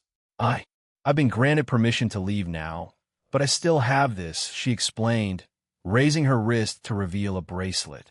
"It monitors my movements, and there's a fallen angel tailing me as well." She cast a furtive glance backward, and we spotted a fallen angel in pursuit, who subtly acknowledged us with a nod. "I see," I responded. "Best of luck with your new life, then. How about you, Lilith?" "I've only visited a few times since joining the Alliance, and I wanted to explore the place," Lilith replied. Frida came along because she was curious too. "Only visited a few times. That's quite the understatement." When she came here, she found herself essentially confined to a room, endlessly fielding the same questions for a minimum of 8 to 12 hours. It was only when the older devils were content with her answers that they ceased their invitations for her return. I also suspect Lilith wouldn't have wanted to prolong her stay here, as it surely would have drained her mentally. With a tired sigh, I remarked, "All right, well, I'm heading home since I'm done, and I have another busy day tomorrow." Lilith responded, "In that case, we'll join you since we're essentially finished as well." Just then, Frida approached and took hold of my arm, her expression a warm smile. "It appears that Frida agrees," Lilith noted. She turned to Churel and added, "We'll be on our way, Churel. If you ever need anything, you have our numbers." Churel, a touch nervous, stammered, why yes. Thank you for your help. Oh, and, please say hello to God Serena for me." And she gave a respectful bow. God Serena? I pondered for a moment, recalling that he was the one who had defeated Churel in the past. Did she hold some sort of affection for him, or something? "Is there a ship sailing here?" Drake chimed in. "To stop it already." Albion muttered wearily. When we arrived home, we were instantly thrust into a scene of utter chaos. This was a sight we had grown somewhat accustomed to. In a sprawling entrance hallway, a tense standoff unfolded between Barato and Lisa. Barato assumed a defensive posture, her stance low to the ground and her tail alert. Meanwhile, Lisa stood with her hand pressed against her cheek, discharging faint, purple sparks of lightning from her body. Onlookers gazed upon this confrontation from the vantage points of the kitchen and living room doorways. "Oh, what's going on here?" I inquired, casting a curious glance toward the two combatants. "Kuroka here forgot to return a book to the library on time," Lisa explained, a tinge of annoyance in her voice. "You know how I am about that. I was just about to return it, Naya. I was on my way to the library," Kuroka retorted, her defenses still up. "You read?" I playfully asked, shooting Kuroka a teasing look. "That's just me, Naya," she exclaimed, looking a bit taken aback. "You have to be somewhat smart to use magic, you know?" A chuckle escaped me in response to her answer. I turned my gaze back to Lisa. She had moved into my home shortly after we began dating. However, even before that, when I hired her to take on the role of our librarian, she had been quite dedicated to her job.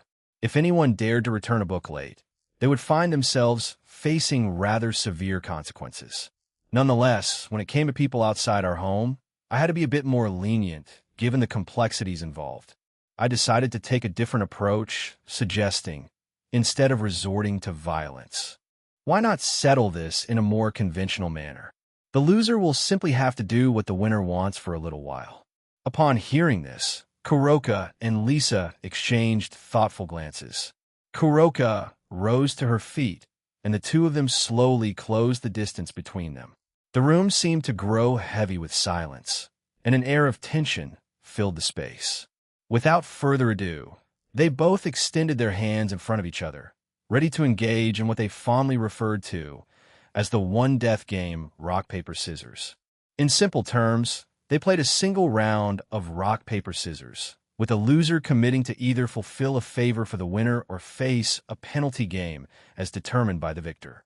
Finally, the moment arrived, and they began the final round. Both competitors raised their arms, and with a dramatic swing, they unveiled their fates. The winner was none other than Fufu. Lisa chuckled triumphantly, while Kuroka slumped to her knees in defeat. The victor was undoubtedly Lisa. "Inaya, it's over," Kuroka mumbled, her voice tinged with disappointment. Standing tall above her fallen rival, Lisa declared, "You will assist me in the library for the next week. But don't think you're off the hook for your other responsibilities." "Huh, W8 Lisa, that's a bit too much, Naya," Kuroka protested, a look of shock in her eyes. Kuroka was indeed a busy member of the household. She assisted Grafia, Reiko, and Ine with cooking, contributed to my restaurant, and dedicated her free time to training with Aurelia's team. Unlike the previous year, she had a wide array of duties to attend to. The days of leisure were behind her. "Fufu, losers can't really complain, can they?" Lisa teased, a hint of smugness in her tone. Kuroka, on the other hand, cast a pleading glance my way, silently pleading me for leniency. She's right. The loser must fulfill their end of the bargain. And if they don't, well, further consequences will follow. I responded, my tone carrying a sense of inevitability. sorry, Kuroka, with a despairing cry. Kuroka let out a prolonged nya that resonated throughout the entire household. Another couple of hours had elapsed, and Kuroka had spent the entire time sulking. She accepted her punishment, though she didn't miss any chance to request that I pamper her, deeming the situation unfair in her eyes. At the moment, I found myself back in my office, a familiar setting. Two devils had joined me, and they had resided in the underworld since the Halloween incident the previous year. Despite being granted the freedom to leave, they had opted to stay, having secured employment there. These two devils were none other than Severa and Imperia, the artificial superdevils. I had invited them to my office to discuss something of significance. Whether they chose to accept my proposal was entirely at their discretion, and I was merely putting forth the suggestion to them. Aaron-sama, why did you summon us? I mean, we became your subordinates just a few months ago, but you've never reached out to us directly, Severa inquired, her curiosity evident in her tone. Imperia chimed in, yeah, it's a bit unusual. So, what's up, Aaron-sama? Her playful nickname, for me, brought a chuckle, and I looked up from the pile of papers I'd been organizing. Both of you are aware of the operation that took place today, right? I asked, and they both nodded in acknowledgement. Two members of Team Black Satan of Darkness Dragon King were killed because they sided with Hades' group. Ordinarily, they would be disqualified, but they were rogue members, and there's no evidence of King Zeno being involved in anything suspicious. I leaned forward and proposed, so, hey, race my idea. I'd like the two of you to join Team Black Satan of Darkness Dragon King and take the place of those two members. Their expressions revealed their surprise at the proposition. Are you serious? Imperia asked in disbelief, her brow furrowed. Severa, too, regarded me with a quizzical expression. I nodded solemnly. I am, and I've also proposed this to the Alliance leaders, and they've given their consent. As far as they're concerned, Team Black Satan of Darkness Dragon King is still in the clear, at least for the time being. If they avoid any further missteps, or if any mistakes they make are minor enough, they'll be pardoned, I explained. While some of the leaders exhibited hesitation, I remained confident that the team would stay intact until their showdown with Indra's team, whenever that might be. The next two games were scheduled to be announced following Valley and Sun Wukong's team's match, making it an eagerly anticipated event for many. Severa raised a question, her expression thoughtful. You mentioned we have a choice, right? I nodded in response to her inquiry. Could we possibly have some time to amend? I tried to join some teams, but they turned me down just because I used to be a terrorist. Imperia chimed in, her arms crossed in evident annoyance. They're a bunch of jerks. Imperia, we shouldn't rush into a decision. Think about it, Severa cautioned, her voice tinged with concern. Consider the attention we'll attract if we accept this offer. Many still perceive us as terrorists within the supernatural world. Just today, two members of Team Black Satan of Darkness Dragon King were involved in an attack and got killed. Their reputation is already mired in controversy, not to mention the uproar they caused when they defeated Team Ashura during the preliminary rounds. Between the two of them, Severa appeared to be the more level-headed one, once you look past the eccentricities ingrained in them due to their upbringing. Thanks to the re-education efforts led by Ajuka and Surzex, they had gradually shed some of their old habits, although remnants of their original personalities still lingered. Who cares? Imperia responded, glancing at Severa. Why should we be concerned? We just need to prove that we've moved beyond our past. Vala Lucifer and Chow managed it. So why can't we?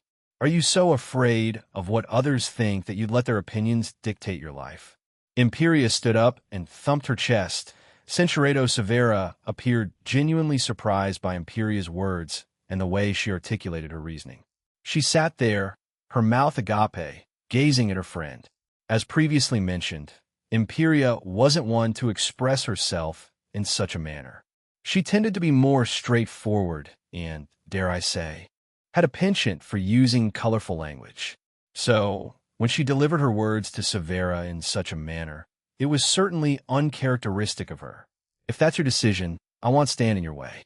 However, I'd appreciate some time to deliberate on my own choice, If that's acceptable, Aaron-sama, Severa said with a respectful bow. I nodded in agreement, acknowledging her request. With a gracious tone, I replied, of course, Severa. Imperia chimed in, bringing a touch of optimism to the conversation. We have Aaron-sama to turn to for guidance, so I'm not concerned at all, she stated with an endearing smile that brought a grin to both Severa's and my own faces. Is there anything I need to take care of, like paperwork or something? She inquired. No, I prepared 4 documents for you. 2 that express your agreement to join and 2 indicate your disagreement.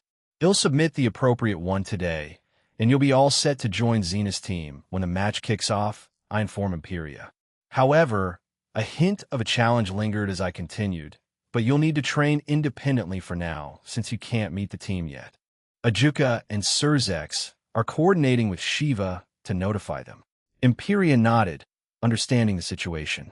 Well then, if that's all, we'll be on our way, Severa stated. Yeah, that's it. Thanks for coming, I replied as they made their way out. I suspected they were headed to the kitchen for some food before departing. I heaved a sigh and glanced down below my desk, into the limited space there, and muttered they've left. Aquino, why did you teleport there? In that confined space, Aquino had teleported in part way through my conversation with the 2 visitors, and she had playfully issued some teasing remarks. However, I had managed to discreetly defuse the situation. Aquino chuckled mischievously and gave me a friendly hug before leaning her head against my shoulder. Actually, Latia told me to pass something along to you, which is why I'm here, she said, leaning in close. Could you step back for a moment and just tell me? I requested, trying to move away, but she quickly stopped me. Aquino glanced at me briefly before a mischievous smile danced upon her bravado. She inched closer with a playful glint in her eye, but before she could continue, I gently halted her. Her brow furrowed, and she pouted, saying, Centureto, how does that sound? A bright smile spread across her face as she playfully fixed my clothes. Deal. So, Latia has had a conversation with Ajuka-sama about extending an invitation to the other leaders for a meeting at your moon base. They'd like to visit soon to discuss future plans, including the colonization of other planets in our universe. Latia also mentioned that they're interested in establishing bases in the Phantasma and Eevee Etold universes. You'll eventually form alliances with them, although she noted that Ajuka-sama's comment was somewhat casual, so she's uncertain if he meant it. Aquino informed me, then leaned in and baradoed me warmly. I returned her barado, my mind mulling over this new information. I had already intended to create connections and alliances in those 2 universes. However, in a way, I already had that through the Etold faction and the resistance in the Phantasma. Establishing bases and other arrangements would have to wait until we liberated those universes from the grasp of Fumara, Magnum Tenebrosum, and Melvazoa. As I pondered these thoughts, the conversation between Aquino and me grew more animated, drawing us closer together. Our moment, however, was abruptly interrupted when the door to my office swung open once more. We paused and turned our attention to Velgrind and Latia, both of them displaying a faint blush. Centureto, her voice tinged with exasperation. Have you informed Aaron about it?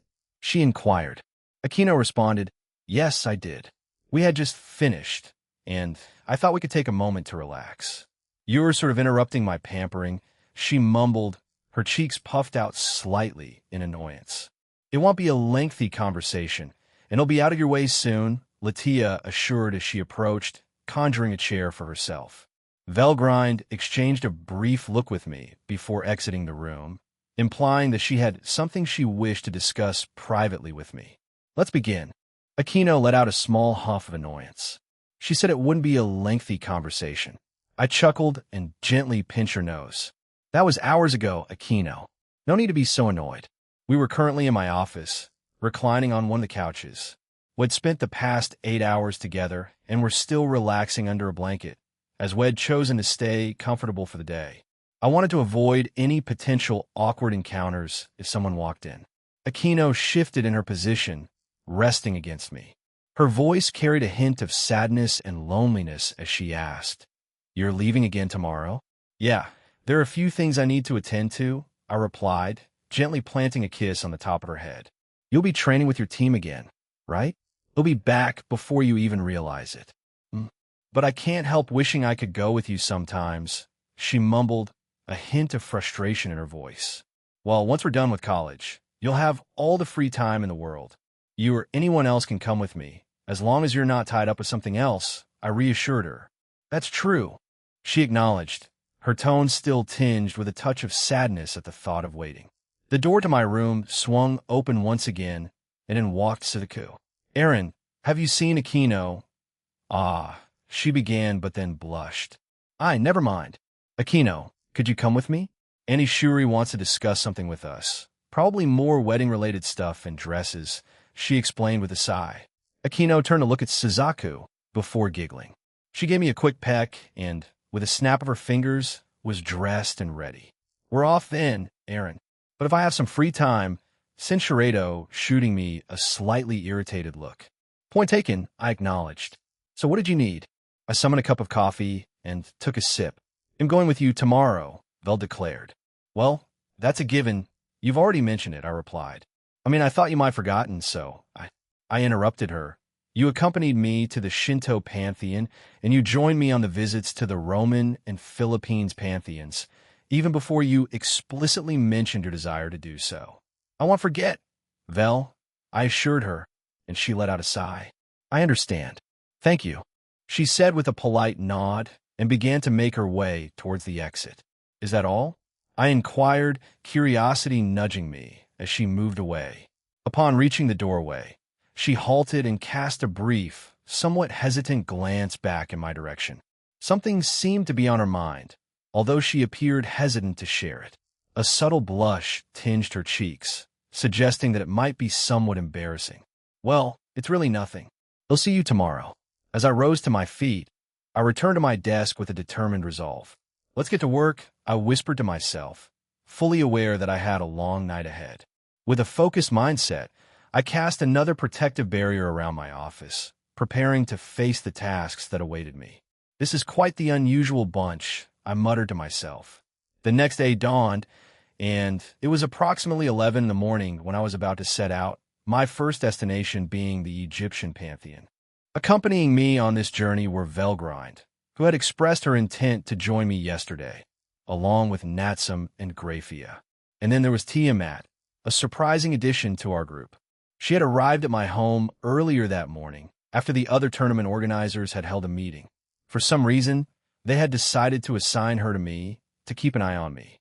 I felt I had been conducting myself rather well, with no troublesome incidents, particularly considering my roles as the middleman, the dragon, and my involvement in the tournament organization. Nevertheless, I accepted their decision, and Tiamat would be accompanying me on this day. "Is everyone prepared?" I inquired, casting a quick, reassuring glance at my companions. In unison, they all nodded, signaling their readiness. With a swift motion, I initiated the teleportation, whisking us away to next destination. Upon our arrival, we were greeted by the magnificent panorama of the Pantheon. For those who hadn't been here before, it was a breathtaking sight that filled them with wonder. Graphia had accompanied me on a previous visit, so she remained relatively unfazed. We had reached the same platform we'd used in our previous visit, having taken the official channels to get here. Natsum pointed to a distinguished building and inquired, "What's that building for?" "That's the library. If you'd like to visit, I can take you there," Graphia offered. She then turned to me and suggested, "Aaron-sama, I can stay here with the others while you meet with the gods, if you prefer." The other members of our group exchanged inquisitive looks, but Graphia paid them no heed. "Irez assure de Graphia, don't worry, Graphia. It shouldn't take RA too long to fill me in on the situation, and we can make our way there afterward. If any of you are interested in exploring this place, please feel free to do so. He'll handle my responsibilities while you enjoy your exploration. I can wait. There's no need to hurry. After all, I came here to assist with your job. We can always return another time, can't we?" Natsum reassured us with a calm tone. "That's a valid point, Natsum. We're here to support Jean. So let's proceed to meet the gods Tiamat chimed in. Velgrind joined in agreement, and even Graphia, after a moment of consideration, closed her eyes and nodded her head. The decision was entirely theirs to make, and I held no preference for either choice. With a mere snap of my fingers, we appeared right in front of the palace where R.A. resided. The palace guards recognized me and readily permitted our entry. I still remembered the way to the throne room, and we quickly navigated our path there. "Excuse me," I called out loudly, and the sound of the doors swinging open startled everyone inside. "Yo, I'm here to lend a hand, and I've brought some reinforcements with me," I informed R.A. In the room, R.A. and Hathoth stood, accompanied by a few servants. "Jean, you certainly know how to make an entrance," R.A. exclaimed with a hint of surprise. "Thank you for coming. If you're ready, we should get started." "Absolutely," I replied casually. "I'm eager to begin, so let's get to it," I assured him, and R.A. nodded in agreement. R.A. gave a nod before addressing me. "It's actually concerning Shu's city.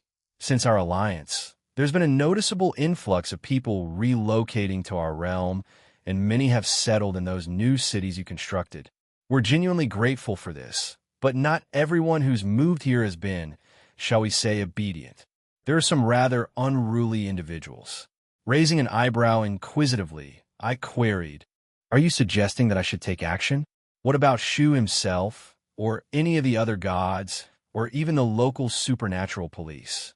We've been doing what we can for the past few months, which is why we haven't approached you about it until now. We've maintained a vigilant watch on them, but they're aware of our surveillance, so they've been quite secretive in their actions. Our suspicion is that they might be planning some sort of attack here, but I must stress that this is purely speculation," R.A. explained. "The individuals leading our scouting efforts on our side are Iris and Nephthys, and they've enlisted the help of some of their subordinates. Still, it remains quite challenging to gather information. Most of the activity appears to be centered in Shu's underground city portion, so ID suggests starting your investigation there." Ra's expression grew more serious as he continued. "The other city in question is the rabbit village where Vera and Kuro reside. They've been reporting incidents like missing items and mysterious thefts happening during the night. However, when we stationed guards there, the items they claimed were stolen would inexplicably vanish right before their eyes. We strongly suspect that these incidents are the work of the same troublesome group." Natsum was brimming with curiosity as she asked, "What are they called? Do you happen to know any of their names or details about their powers? Anything that could provide us with some useful insights?" R.A., understanding the importance of the information, nodded in response to Natsum's inquiries. "Their group goes by the name Dusterian Skeeble. We suspect that their leader might be a female yokai of some sort, but that's the extent of our knowledge. Their operations have been shrouded in secrecy, making it challenging to gather more detailed intelligence. However, the information I've just shared with you is entirely accurate and verified. We've received some recent news," Hathoth began, her eyes filled with excitement. "One of the arrivals is undoubtedly a devil, but they appear to be a prisoner. However, what sets them apart is that they believe they possess a unique trait akin to the power of destruction possessed by the Grimoire and Bale devils." I pondered the information, placing my left hand's index finger and thumb under my chin as I cast my gaze aside, lost in thought. "Is there a problem, Jean?" R.A. inquired, clearly puzzled by my reaction. With a smile for the god, I shook my head and replied, "No, nothing to worry about. This situation should be relatively straightforward, but I do have a favor to ask of you." "Anything, please name it, as long as it helps us," R.A. responded earnestly. Summoning a small clipboard and a sheet of paper, I jotted down the tasks I needed them to undertake before outlining our side of the arrangement. It was a matter of a few hours of discreet work. In the list, I had included certain names, specifying that these were to remain confidential, as they were our informants within the group. Handing the list over to R.A., he and Hathoth perused the contents. It didn't take them long to finish, and R.A. promptly agreed, his curiosity piqued. "May I assume that these names are—" "Yes, that's correct.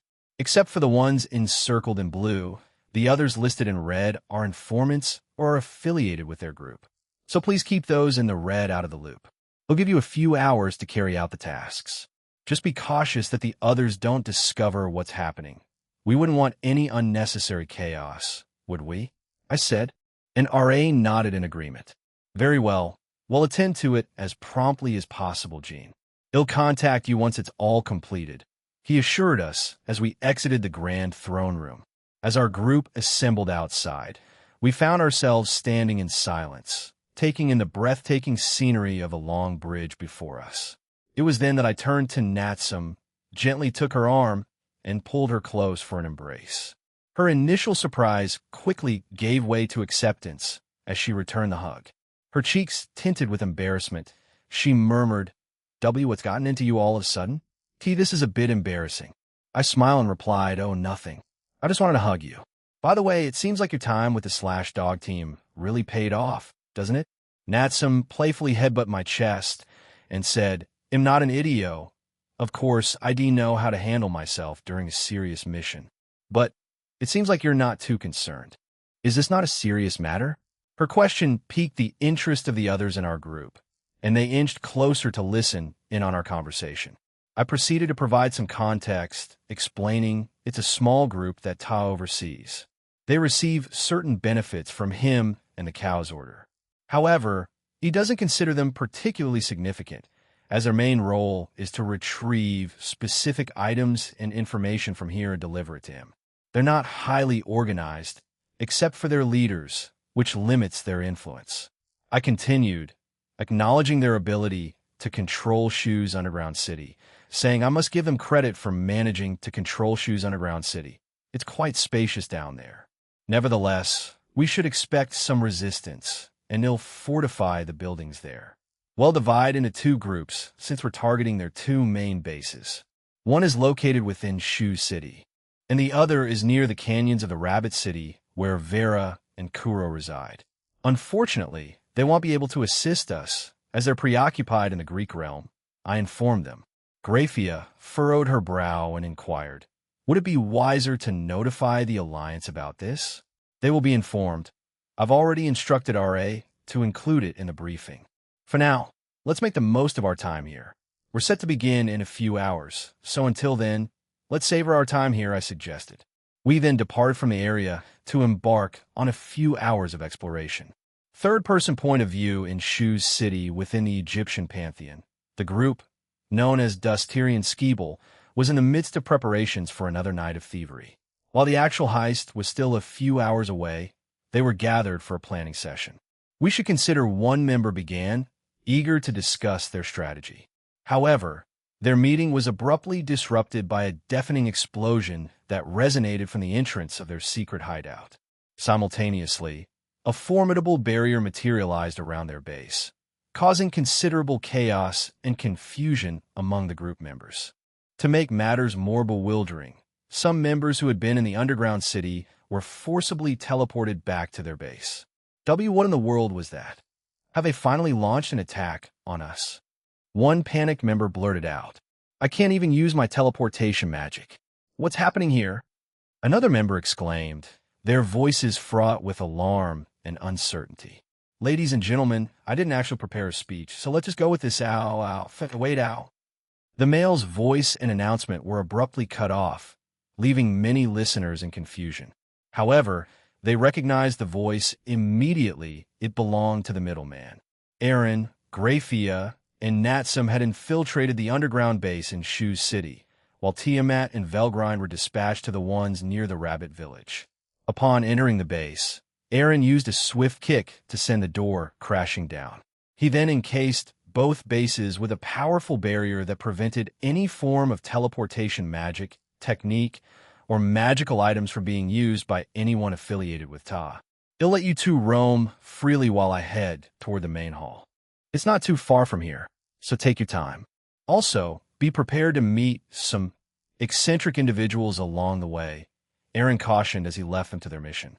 As Aaron strolled away, a melody escaped his bravado, the lyrics of an old folk song he had picked up during his travels. Centuredo, Aaron opened his mouth wide and consumed the fiery attack, leaving the attacker utterly bewildered.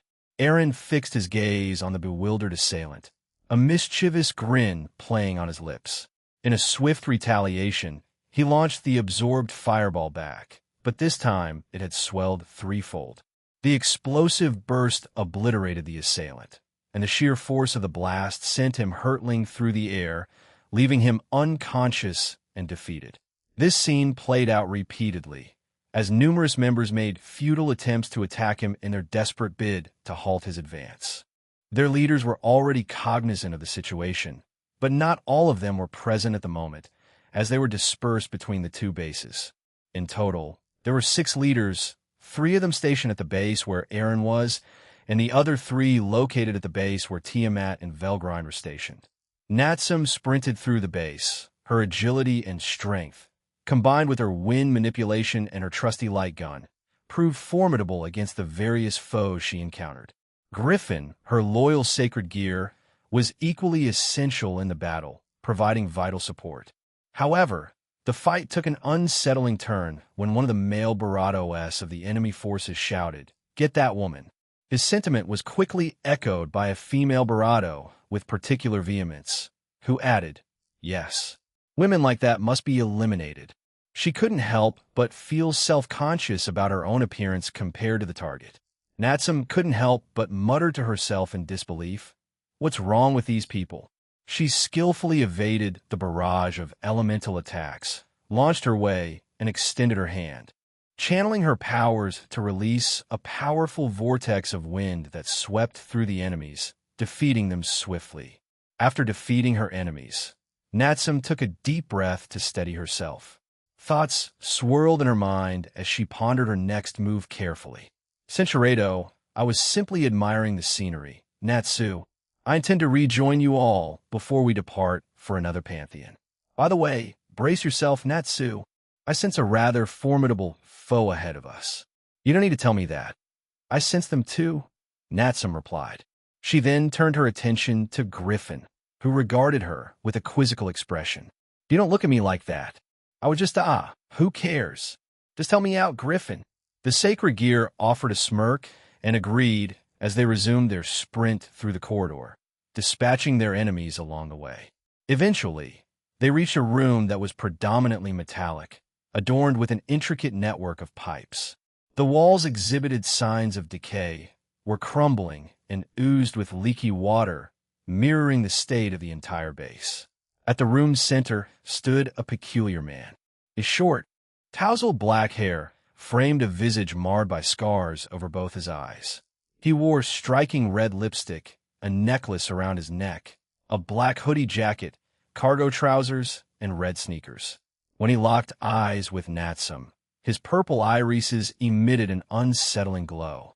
However, as he attempted to take a step forward and speak, a mishap resulted in a rather undignified tumble, causing his face to meet the floor with an audible smack.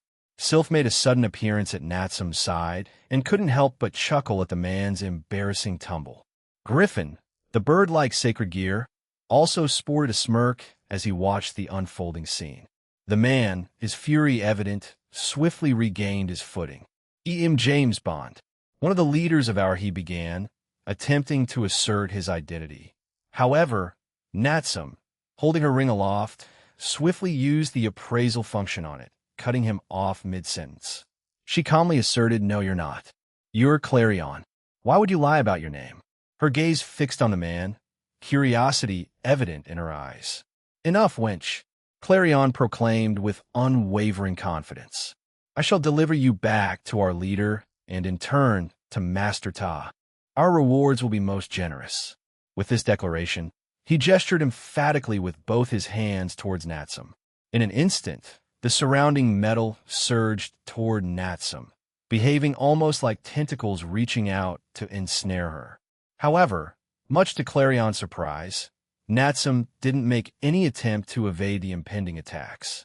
By her side, Sylph, the spirit accompanying her, and Griffin, her sacred gear, sprang into action. Sylph began to twirl playfully, her finger pointing at the metallic attacks. From her fingertip, a potent wind vortex shot forth, obliterating Clarion's attacks. Griffin, not to be outdone, flapped his wings, generating several swirling currents that sliced the metallic attacks into hundreds of smaller pieces. Yet Clarion remained undeterred by this setback, persisting in his relentless attacks. Clarion was about to unleash a string of words in his defense, but once again, Natsum's swift action quelled his protest.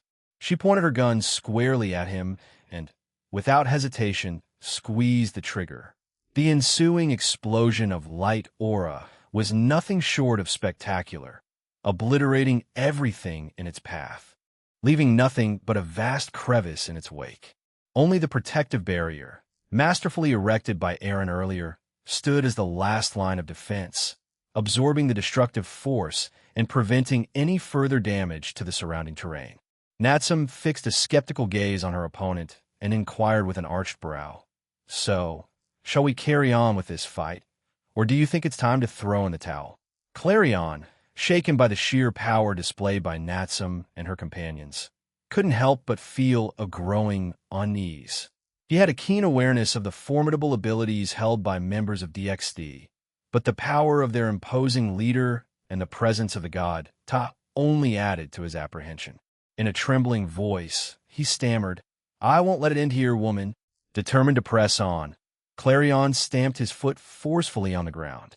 His powers surged, giving birth to several colossal, jellyfish-like monstrosities, crafted from the abundant metal and scrap strewn around them. With a simple thought, he set them into motion, commanding the metallic creatures to attack Natsum and her allies. These mechanical jellyfish soared towards their targets, their sinewy metallic tentacles surging with crackling electrical energy. Natsum let out a sigh of determination as she raised her hand toward the metallic jellyfish and released a barrage of razor-sharp wind blades, slicing through them with precision. Without a moment's hesitation, she sprinted toward Clarion, materializing beside him in the blink of an eye. He hadn't comprehended the swift turn of events yet, as it seemed like Natsum had vanished right before his eyes. In an instant, Natsum clenched her hand into a fist and delivered a powerful blow to the side of Clarion's stomach. An audible crack echoed in the air, followed by a strange noise from Clarion. He crumpled to the ground, incapacitated by the force of the strike. "Vous vous wait. Didn't Independent Illinois tell you anything?" He gasped out. But I think why you broke something." Natsum let out a weary sigh before gently tapping his forehead, rendering him unconscious. Following that, she administered a slime pill into his mouth and ensured he swallowed it, effectively healing any injuries he had sustained. To further ensure his compliance, she used a sleeping spell and secured him with anti-magic cuffs. "Mission done," Sylph gleefully chimed in, clapping her ethereal hands. Natsum, although mentally exhausted, corrected her, saying, "No, we haven't dealt with the rest of them yet. But this guy was certainly eccentric. It almost felt like a child in an adult's body. His power was quite unique, huh? He had control over metals or something like that. What did your appraisal reveal?" Sylph inquired, landing on Natsum's shoulder. "I believe it's called ferrokinesis," Natsum explained. "It's the ability to summon, control, and manipulate all types of metal." Although it seemed like he didn't fully grasp the extent of his powers. Azazel would love to lay his hands on him. Even though it's not a sacred gear, it's quite powerful, isn't it? Sylph remarked, playfully poking Natsum's cheek. "Unless Aaron has other plans for his powers. He might just claim them as well, so we can't be sure. That power is remarkably powerful, as I mentioned. But Aaron did mention that if the wielder wished, they could potentially manipulate the metals within our bodies. The very thought is rather scary," Natsum elucidated, gently halting Sylph's playful gesture. "Regardless, let's take this guy with us." Natsum extended her finger toward the unconscious Clarion and levitated him. They began to move away from their current location, heading towards the spot indicated by Aaron earlier. In a grand and spacious chamber, an exuberant man continued to perform his acrobatic feats, his joyful shouts echoing throughout the room. "Ha! Ha! Ha! Tu! Oria!" Graphia, poised as ever, seemingly partook in a duel with this energetic man. With graceful fluidity, she deftly sidestepped and leaped to avoid the occasional strikes he aimed in her direction. However, it was clear to anyone observing that she invested very little effort into what appeared to be a fight. Her eyes bore a hint of detachment, a reflection of her disinterest in this lively display. The man in question bore the name Dryon, a yokai of curious appearance, resembling a deer that had evolved to walk on two legs. After his latest elaborate dance routine, he unleashed a series of vibrant green auras, each taking the form of colossal eyeballs. These mystical projectiles zoomed through the air, converging on Graphia. Unfazed, she simply strengthened the aura surrounding her, effectively stopping the oncoming attacks in its tracks. With a mere flick of her left hand, a powerful ice attack emerged, rapidly encasing everything to their left in a glistening layer of frost. Dryon, having narrowly evaded the freezing onslaught, was momentarily startled by the near-death experience. He gazed at the ice with wide-eyed amazement and exclaimed, "Holy, I almost had my dear ass frozen." Graphia's mood dipped further as the pun escaped his lips. Generally, she had little patience for wordplay of this nature.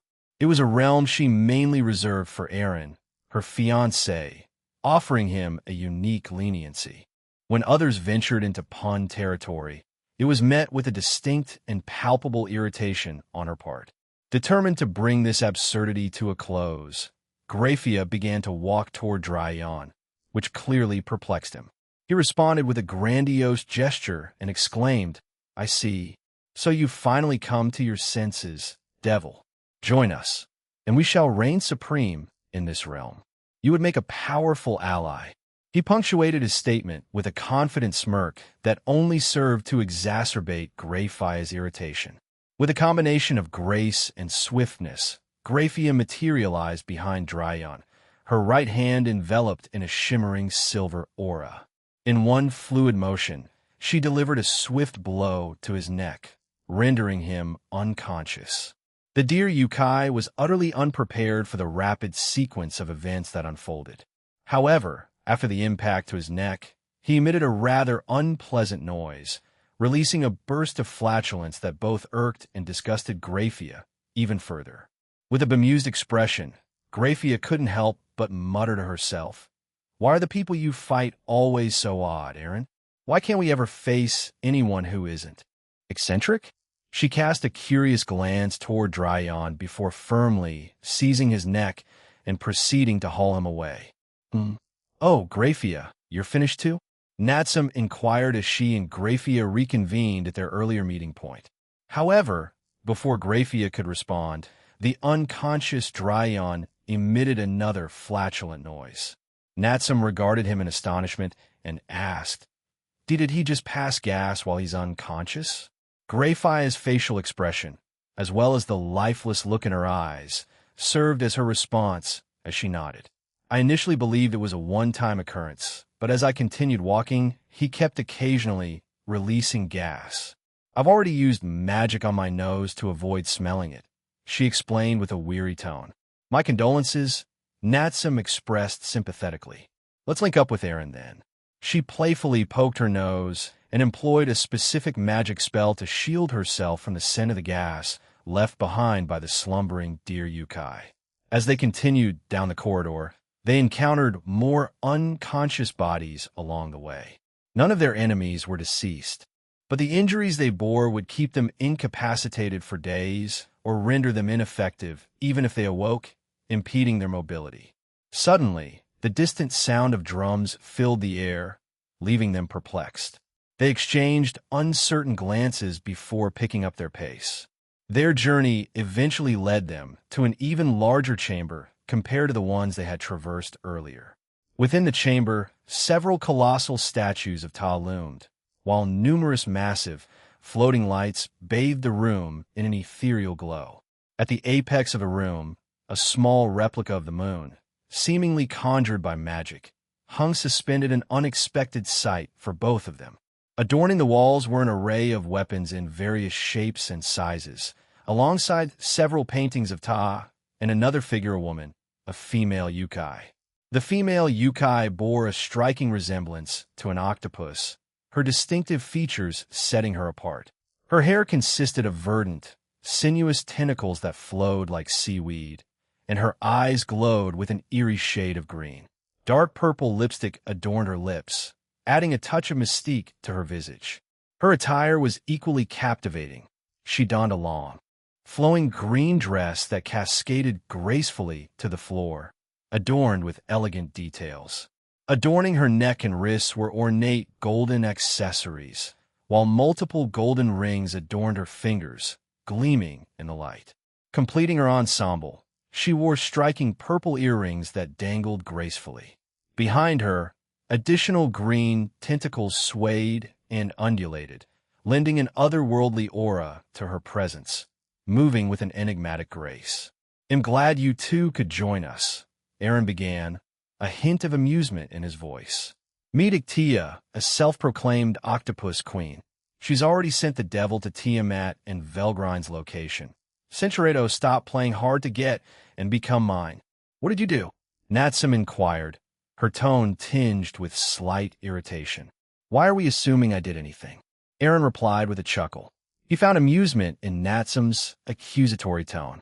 Drake then chimed in, stating, "Natsum, Graphia, the truth is, partner has a skill called Charm Protagex. It allows him to win anyone over with his words. He had been keeping a secret. I was just joking. Please stop." "Partner." Natsum and Graphia approached Aaron, positioning themselves behind him. Inquisitively, Graphia asked, "What have you been doing? I expected you to finish this before we arrived." Aaron sported a slightly rueful grin and confessed, "I actually inquired about something, and then, well, she sort of just kept on talking and talking." Natsum, with a hint of amusement in her voice, pressed him, and, shrugging, Aaron replied, "I might have tuned her out about a quarter of the way through. It was pretty dull, mostly consisting of her recounting her history as a rather unpleasant person, followed by a substantial amount of bragging, since she caught Ta's attention." "By the way, what were those drums we heard?" Natsum inquired, curiosity lighting up her eyes. "Oh, those?" Aaron responded, a knowing glint in his eyes. He pointed in opposite directions, and each woman turned her gaze toward one of them, where they saw drums adorned with floating drumsticks, poised to start their rhythmic beat once again. Aaron nonchalantly clicked his fingers, signaling the start of the eerie percussion. "We're about to finish this." A low, frustrated grunt escaped Ictea as she conjured hundreds of swirling magic circles, flinging them violently toward Aaron, attempting to smother him in their magical onslaught. However, the magical maelstrom never reached its intended targets, as his infinity stopped them. She then redirected her attack, aiming it at Graphia and Natsum, but they too were swiftly protected by Aaron. Frustration boiled within Ictea as her offensive efforts seemed entirely in vain. She clenched her teeth and desperately tried to resort to her teleportation magic, but it also proved futile, much to her increasing irritation. The aggravation welled up within her. "Centuredo, since you reminded me of someone I really don't like," he hissed silently, his malevolent gaze piercing deep into her very soul. The sheer intensity of it left her utterly terrified and mortified, frozen in place by his menacing stare. "That's disgusting," Aaron mumbled with a cold resolve, maintaining his powerful grip. He continued to tighten it, causing Ictea to squirm helplessly within his grasp.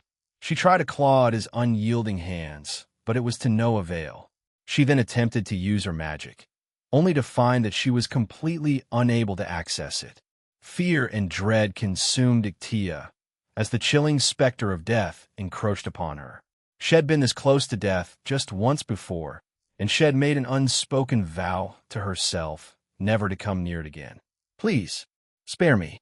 I'll tell you anything," Ictea pleaded, her voice filled with desperation, her eyes almost popping out in sheer terror. Aaron was on the verge of dismissing her plea when he felt a set of 4 arms wrap themselves around him.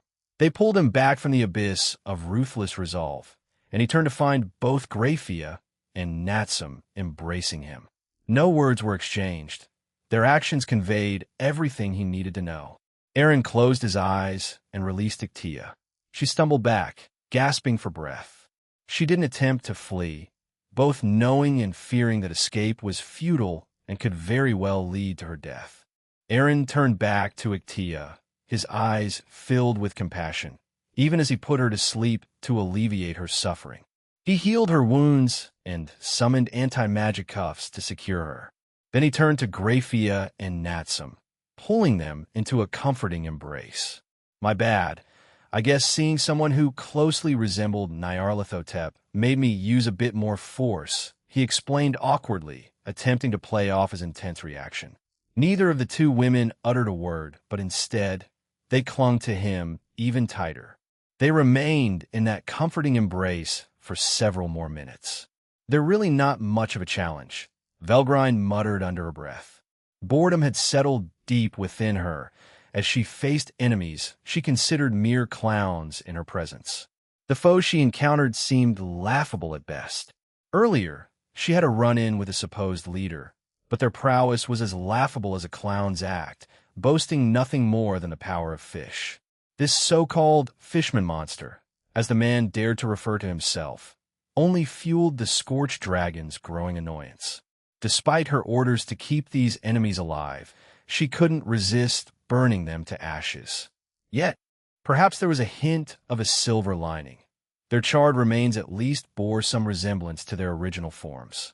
Well, what did you expect? These are just very weak underlings of Ta, or should we even call them that? He's essentially just using them, Tiamat replied, her immense strength easily defeating another enemy. Velgrind merely shrugged in response as they ventured into a slightly larger room than the ones they had previously explored. In the center, they discovered a grim restraint device with a young female child connected to it. Is that a devil? Maybe it's the one Hathoth mentioned, Tiamat pondered aloud, her curiosity piqued. Velgrind squinted her eyes at the child, whose gaze was already lifeless. That child is close to death. We should remove her from this contraption. Beyond the device, they noticed a rather portly man, clad in a black trench coat and fedora hat. He sported a very peculiar and extravagant mustache and beard, with piercing blue eyes and long black hair. As soon as he spotted the dragons, he tipped his hat in a bow. "Howdy, ladies. Are you enjoying the show?" he asked with a sly grin, his gaze fixed on the two dragon women. "Should we kill him?" Velgrind inquired, her golden eyes gleaming with determination. "Kill him," Tiamat declared firmly, leaving no room for doubt. In an instant, both women vanished from their positions. Tiamat materialized directly in front of the sinister contraption and, with a mere flick of her wrist, obliterated it. Swiftly, she caught the child and administered a slime pill. Within moments, the young one's body, riddled with injuries and wounds, began to heal, although she remained unconscious. Meanwhile, Velgrind had manifested herself behind the man. As he turned, he was met with a swift and punishing kick that knocked the wind out of him. The man's eyes rolled back, and he started to topple backward, but Velgrind wasn't done. She delivered another kick, sending him hurtling toward the destroyed device. Tiamat, anticipating the move, deftly shifted away from the man's path, and Velgrind teleported herself beside her companion. "That guy," Tiamat began to say something, but Velgrind raised her hand to stop her. "I know," Velgrind replied, her gaze still fixed on the man writhing on the ground. "That's why I got rid of them. I just can't comprehend people like him." Her voice sounded calm, but beneath the surface, it was brimming with disdain and loathing. Velgrind had traversed through various worlds and universes, accumulating a wealth of experiences. Spending time with Aaron and the others had broadened her understanding of different aspects of existence as well. It was precisely because of this that she had developed a strong aversion to individuals like the man before them. "People like you should be wiped out from the multiverse." Utterly repulsive, Velgrind muttered as she swiftly brought her foot down, ending his life in an instant. "Let's head back to Aaron. He'll understand why," Velgrind said as she led the way. Tiamat and the young child followed her out of the base to reunite with Aaron.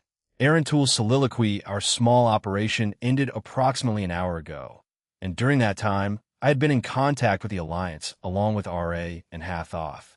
Isis and Nephthys, as well as their subordinate, were aware of our actions, and they provided assistance behind the scenes.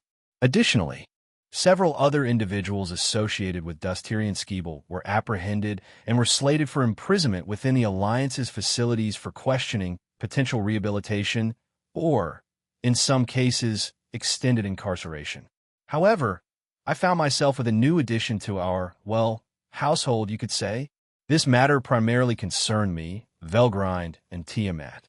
The young devil girl who was returned to us had no remaining family members, as she was the sole survivor of the Boer devil family, which had been believed to be extinct. It turned out that they had located the last 2 members of her family hiding in the human world, killed them, and abducted this young girl with the intention of selling her on the black market. Her past was a harrowing one, to say the least. I'd rather not go into all the gruesome details. The mere thought of it infuriates me. Since her rescue, she has clung to me, refusing to let go. At times, she has also requested to be held by Tiamat and Velgrind, as they were the ones responsible for saving her. Velgrind appeared somewhat awkward in handling the situation, but Tiamat, with her experience in caring for dragon hatchlings in the familiar forest, was more at ease. Natsum looked at the sweet little girl who was nestled in my arms, too timid to meet anyone's gaze, and asked, "What's her name?" I answered based on my abilities, "She goes by the name Vivi Boer." Natsum nodded, a hint of sadness in her eyes because she couldn't connect with the child, but she understood why. Isis approached us, along with R.A., Hathoth, and Nephthys, and inquired, "What do you plan to do with her, Jean?" I took a moment to think, and then replied, "They'll need to have a more in-depth discussion with the devils, especially the Satans, but my wish is to either adopt her or provide the kind of care I've given to Ingvild. She doesn't have anyone, and considering all the hardships she's faced, I want to give her a place she can truly call home." This declaration shocked everyone present. To be completely honest, I never anticipated having a daughter when the day began. My initial plan involved going to other places with everyone present, so now I might have to make a temporary return home. They'll have to ask Velgrind of Tiamat to stay with her there, as the alternative would be to bring her along with me, which I wasn't entirely comfortable with. I didn't want to expose her to more frightening things at this time. In any case, let's head back home for now and explain the situation to everyone else. Afterward, they'll reach out to Surzex, I informed my group, and we promptly departed after bidding our farewells. A few minutes after arriving home and explaining the situation to everyone else who was there, a bit of chaos erupted. However, I was relieved that Vivi seemed to be getting along well with the other women in the household. It was as though she could sense our connection, and she had bonded with the other fated ones. Currently, she was cradled in Suzaku's arms. I reached out to Surzex through Magic Circle and asked, "So what do you think?" Surzex took a moment to respond, saying, "It sounds like you're hesitant to bring her here, because it might still be traumatizing for her. We'll head there in a few hours once I inform the rest, Jean-Kuan. But I doubt Zikram-sama will have too many complaints about this. I'd also like to meet your daughter." "Fufu," I mumbled, "Surzex," and he chuckled. "Fufu, I know. I'll go talk to them now and get back to you, but for now, just wait, okay?" "All right, thanks," I replied, and I dismissed the Magic Circle. I returned to the living room, where everyone was still curious about Vivi. However, I couldn't help but smile at the sight of her peacefully sleeping in Suzaku's embrace. It seemed like she would be just fine here. As I quietly contemplated the situation before me, the thought crossed my mind that perhaps we could continue our original plan if Vel or Tiamat were okay with staying here. Tiamat, who had always shown a deep trust in my judgment despite initial reservations about monitoring me, stepped up beside me. Her voice carried a sense of dedication as she spoke. "Aaron, I have faith in you and your decisions. I was among the few who initially opposed the idea of keeping a watchful eye on you. So, let me make my intentions clear now and willing to stay at your home to look after Vivi. Does that sit well with you?" I responded with a grateful nod. "I'm absolutely fine with that, and I appreciate your willingness." With my assurance, Tiamat proceeded to join the group of individuals who were in proximity to Vivi. Meanwhile, Velgrind, Graphia, and Natsum glanced back at me, and I reciprocated with a nod of agreement. Determined to complete my remaining tasks for the day efficiently, I wanted to ensure I'd be back home before Vivi awoke. With this goal in mind, we departed for the other pantheons and factions. True to my promise, we managed to return home in less than an hour. That day brought forth many more events and developments, which kept us occupied. Yet, I couldn't help but think about the looming event just a few days away, the intense showdown between Valley and Sun Wukong in their upcoming match.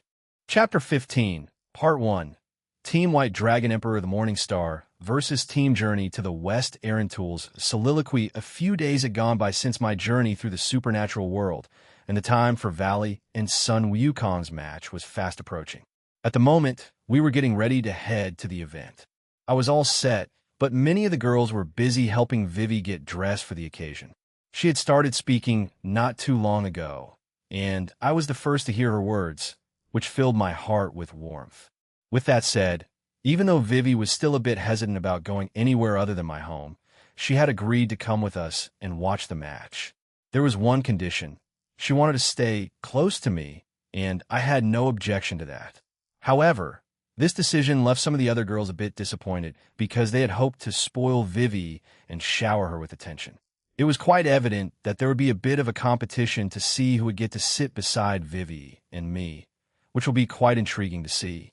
As I patiently waited in the entrance hallway of my home, the first person to descend the stairs was Aine.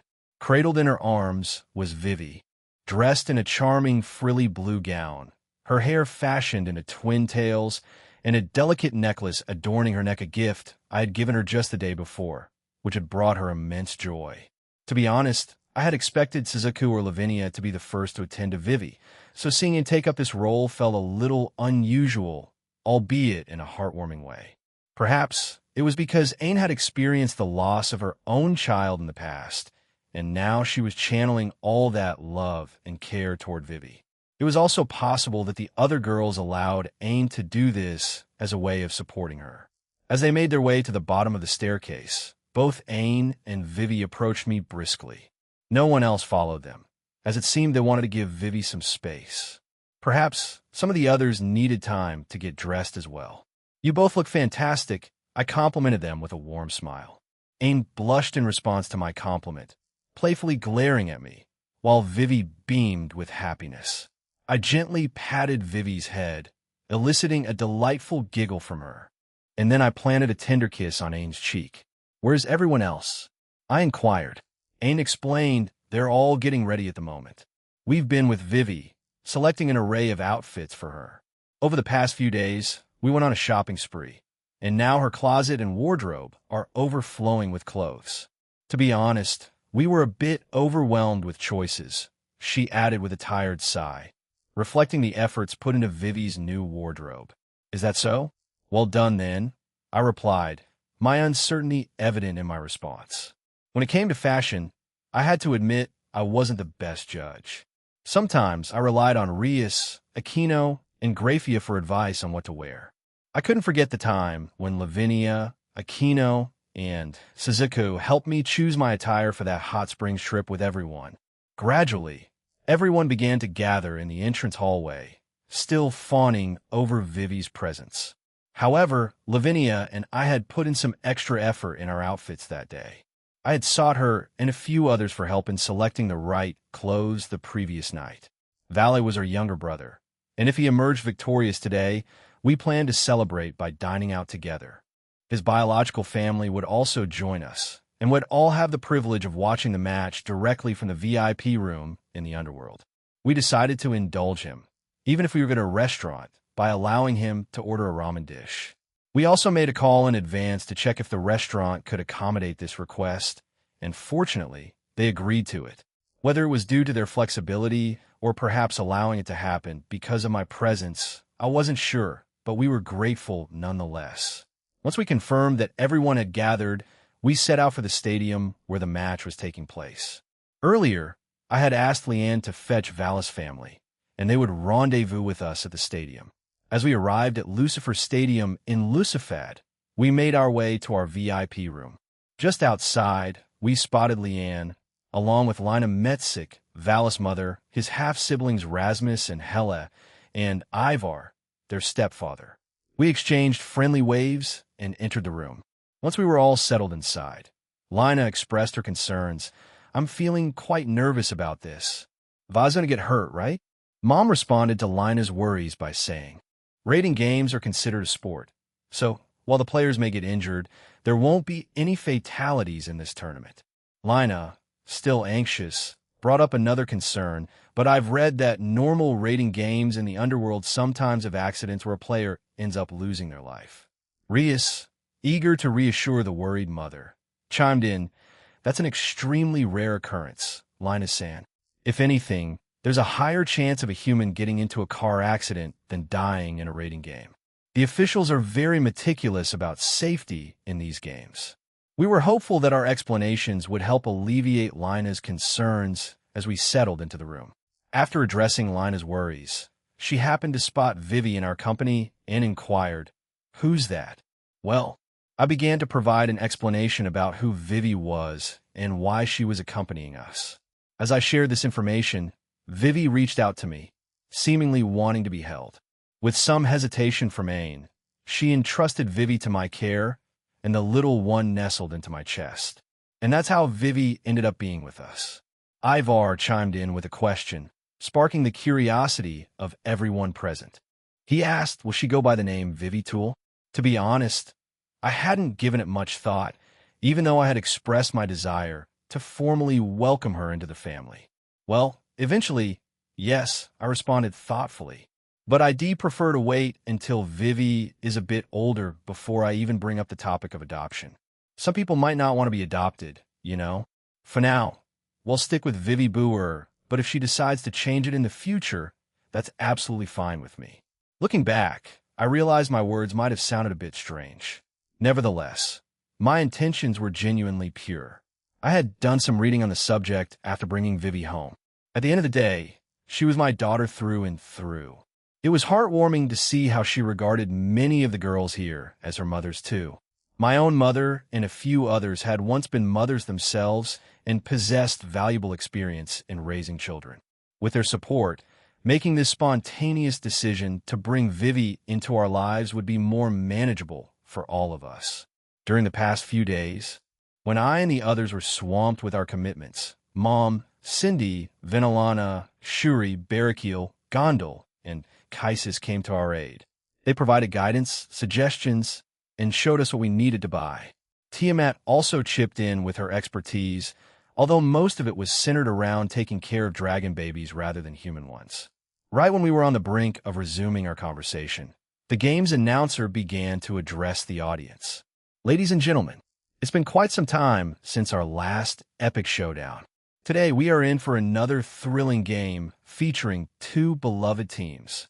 Representing the West Side is a renowned team hailing from the East, led by three illustrious first-generation Buddhists. Let's give a warm welcome to the formidable team journey to the West. From the western corner of the stadium, Sun Wukong's team made their entrance. They were a rather small team with only 6 members, possibly the most compact squad in the entire tournament. Nevertheless, their popularity was undeniable, and the crowd in the stadium erupted with cheers in their favor. Now, turning our attention to the East, we have a team comprised of exceptionally powerful individuals. Once branded as terrorists, they underwent a transformation in the latter half of last year and joined the Alliance. Leading the charge is the descendant of the Lucifer bloodline and the wielder of the formidable Longinus Divine Dividing. Please extend a warm welcome to Team White Dragon Emperor of the Morning Star and their esteemed leader, Vala Lucifer. Once again, Vala's team emerged from the eastern side of the arena, and the crowd, including those in our room, erupted in cheers and support. "Go, Vaco, and good luck!" cheered Lavinia, her voice filled with enthusiasm. Rasmus joined in, exclaiming, "Oh, Big Bro is there. With a team name that cool, he's bound to win." Hela, equally excited, added her voice to the chorus of support, saying, "Go, Big Bro and Albie." In the midst of the crowd's cheers, Lina watched with a mix of nervousness and excitement as her son took the lead of his team down there on the field. Her heart swelled with pride. Ivar, seated beside her, wore an eager expression. He had been eagerly anticipating the chance to witness a live game. I had sent him a few matches on DVD discs, which I had watched with great interest, but being present at the event was a whole different experience for him. As the two teams converged in the middle, Vala declared, "We're going to win this, Sun Wukong." Sun Wukong responded with a hearty laugh, saying, "Ho ho ho. The young ones of today have certainly become bold, haven't they? Well then, young Lucifer, show me how much you've improved since the formation of Team DXD." A soft, gentle blue light began to envelop both teams as they prepared to be transported to the game field. Without any further delay, both teams are about to be transported into the playing field. Who will emerge as the victor in this clash between these two formidable teams? He inquired with anticipation. Team White, Dragon Emperor the Morning Star. King Vala Lucifer, Queen Fenrir, Bishop Calantha, Vordenberg Bishop Lu, Fei Pendragon Rook, Godmagog Rook, Zhu Beiji, current generation. Knight Arthur Pendragon, Knight Sha Wujing, current generation. Pawn 5, Biko Pawn 3. Jinbu Duman Team Journey to the West. King Sung Wukong, first generation. Queen Neza Bishop 2, Sha Wujing, first generation. Rook 2, Zhu Beiji, first generation. Knight 2, Wang Tianqing Pawn 8. Yulong, third-person point of view. The two teams found themselves in an unexpected field, transported to an aquatic battleground. It stretched before them, a vast expanse of water that shimmered under the sun's gaze. There were teeming coral reefs, dotted with small islands, and an abundance of lotus flowers and enormous lotus leaves scattered about. Unlike their past matches, there was no delay this time. The match started immediately, just moments after their abrupt teleportation. Valley, the leader of the group, wasted no time. You know the plan, go. With remarkable swiftness, he transformed into his balance breaker, then shifted into his powerful Imperio Juggernaut overdrive. He soared through the air, heading directly for a specific opponent, a determination burning in his eyes. Vico, one of Vala's comrades, couldn't help but voice his concern, shouting, "Wait, leader, are you seriously going to leave us behind like this?" But Valley had already taken off, charging headlong into the midst of the conflict. "Darn it. Well, let's go face those outrageously powerful geezers over there. Jinbu-chan, I'm counting on you.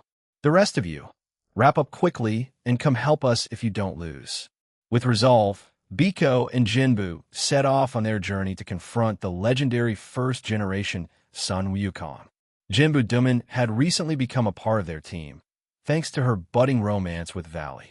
What made the arrangement work smoothly was that Jinbu had no prior affiliations with any other team, ensuring her full compliance with the tournament regulations.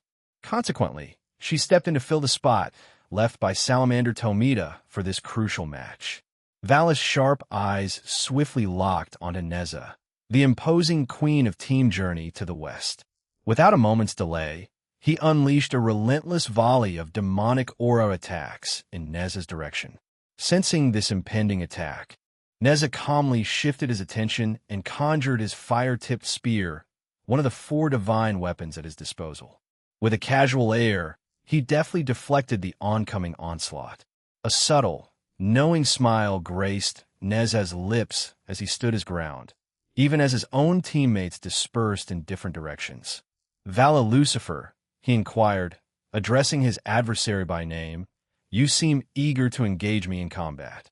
Valley, meeting Neza's gaze, responded with a hint of intrigue in his voice. "Yeah, the chance of facing a remarkable figure like you, a veritable Buddha, hold a unique draw for me." Neza couldn't help but let out a hearty chuckle. "Is that so?" he replied, his voice carrying a playful undertone. "Then I'll do my best to leave you impressed." With those words, he unleashed a relentless barrage of divine aura attacks in Vala's direction. Valley, the young descendant of Lucifer, displayed impressive agility as he attempted to dodge the incoming onslaught. Yet, he soon realized that evading every attack was an impossible feat. With a swift maneuver, he turned on his heel, raising his arm defensively, and uttered a single word. Compress. Compression divider. The moment he spoke the incantation, the atmosphere crackled with energy, and his unique ability, the compression divider, sprang into action. To everyone's amazement, it succeeded in compressing Nezha's formidable attacks, leaving the god momentarily taken aback. Vala couldn't help but wear a triumphant grin on his face. Without wasting a moment, Vala's form blurred with increased speed as he materialized right in front of Nezha. His fist became a flurry of motion as he rained down a torrent of punches upon the divine being. Nezha was no pushover, though. He skillfully dodged and deflected many of the incoming strikes, his movements a testament to his exceptional combat prowess. However, amid the intense exchange, a sense of excitement welled up within Nezha. Vala was one of the select few in the world who could push him to such limits, and this confrontation was a stark reminder of the thrill that combat brought him. Nezha heightened the output of his divine aura, causing Vala to be pushed back by its force. This time, Nezha took the offensive approach, swiftly closing the gap between him and Vala. He unleashed a relentless barrage of thrusts in the direction of the young man. Vala, determined not to be outmatched, exhibited his agility and skill by evading and deflecting every strike directed at him. He harnessed both his demonic aura and 10k to neutralize the divine aura emanating from Nezha's spear. This strategic move ensured that he remained unharmed as he skillfully parried each of Nezha's attacks. Vala Lucifer, you are undeniably remarkable, Nezha acknowledged with a hint of appreciation in his tone. It appears I can truly unleash my full power in this tournament, all thanks to you. In an instant, Nezha's speed underwent another surge, leaving Vala struggling to fully grasp the extent of it. His body, unfortunately, failed to react promptly, resulting in a piercing blow to his shoulder as Nezha's spear found its mark. Simultaneously, scorching divine flames seared his skin, compelling him to hastily deliver a kick in Nezha's direction and retreat swiftly to avert any further harm. Why don't you consider using that formidable form, the one that can even pose a threat to gods? It might serve you well, especially because I've decided to take this quite seriously, Nezha suggested with a hint of seriousness in his tone. Vala, wearing a confident grin, retorted, I had already been planning on doing that. As his words trailed off, he commenced his incantations, ready to enter his most powerful form yet. The pure white dragon dwelling within me, rise up from your supremacy gradually. The once supreme silver armor underwent a transformation, gradually revealing intricate jet-black patterns that adorned its surface. The silvery white morning star I possess within me claimed the throne of dawn in reaction to Albion's line. The light wings adorning his back took on a deep shade of obsidian. Subsequently, numerous sets of fresh wings unfurled from his back. The jet-black god of infinity, the mysterious and unfathomable father of devils, Vala sprouted a dozen jet-black wings from his back, while the edges of his armor morphed into an organic shape, becoming more razor-sharp.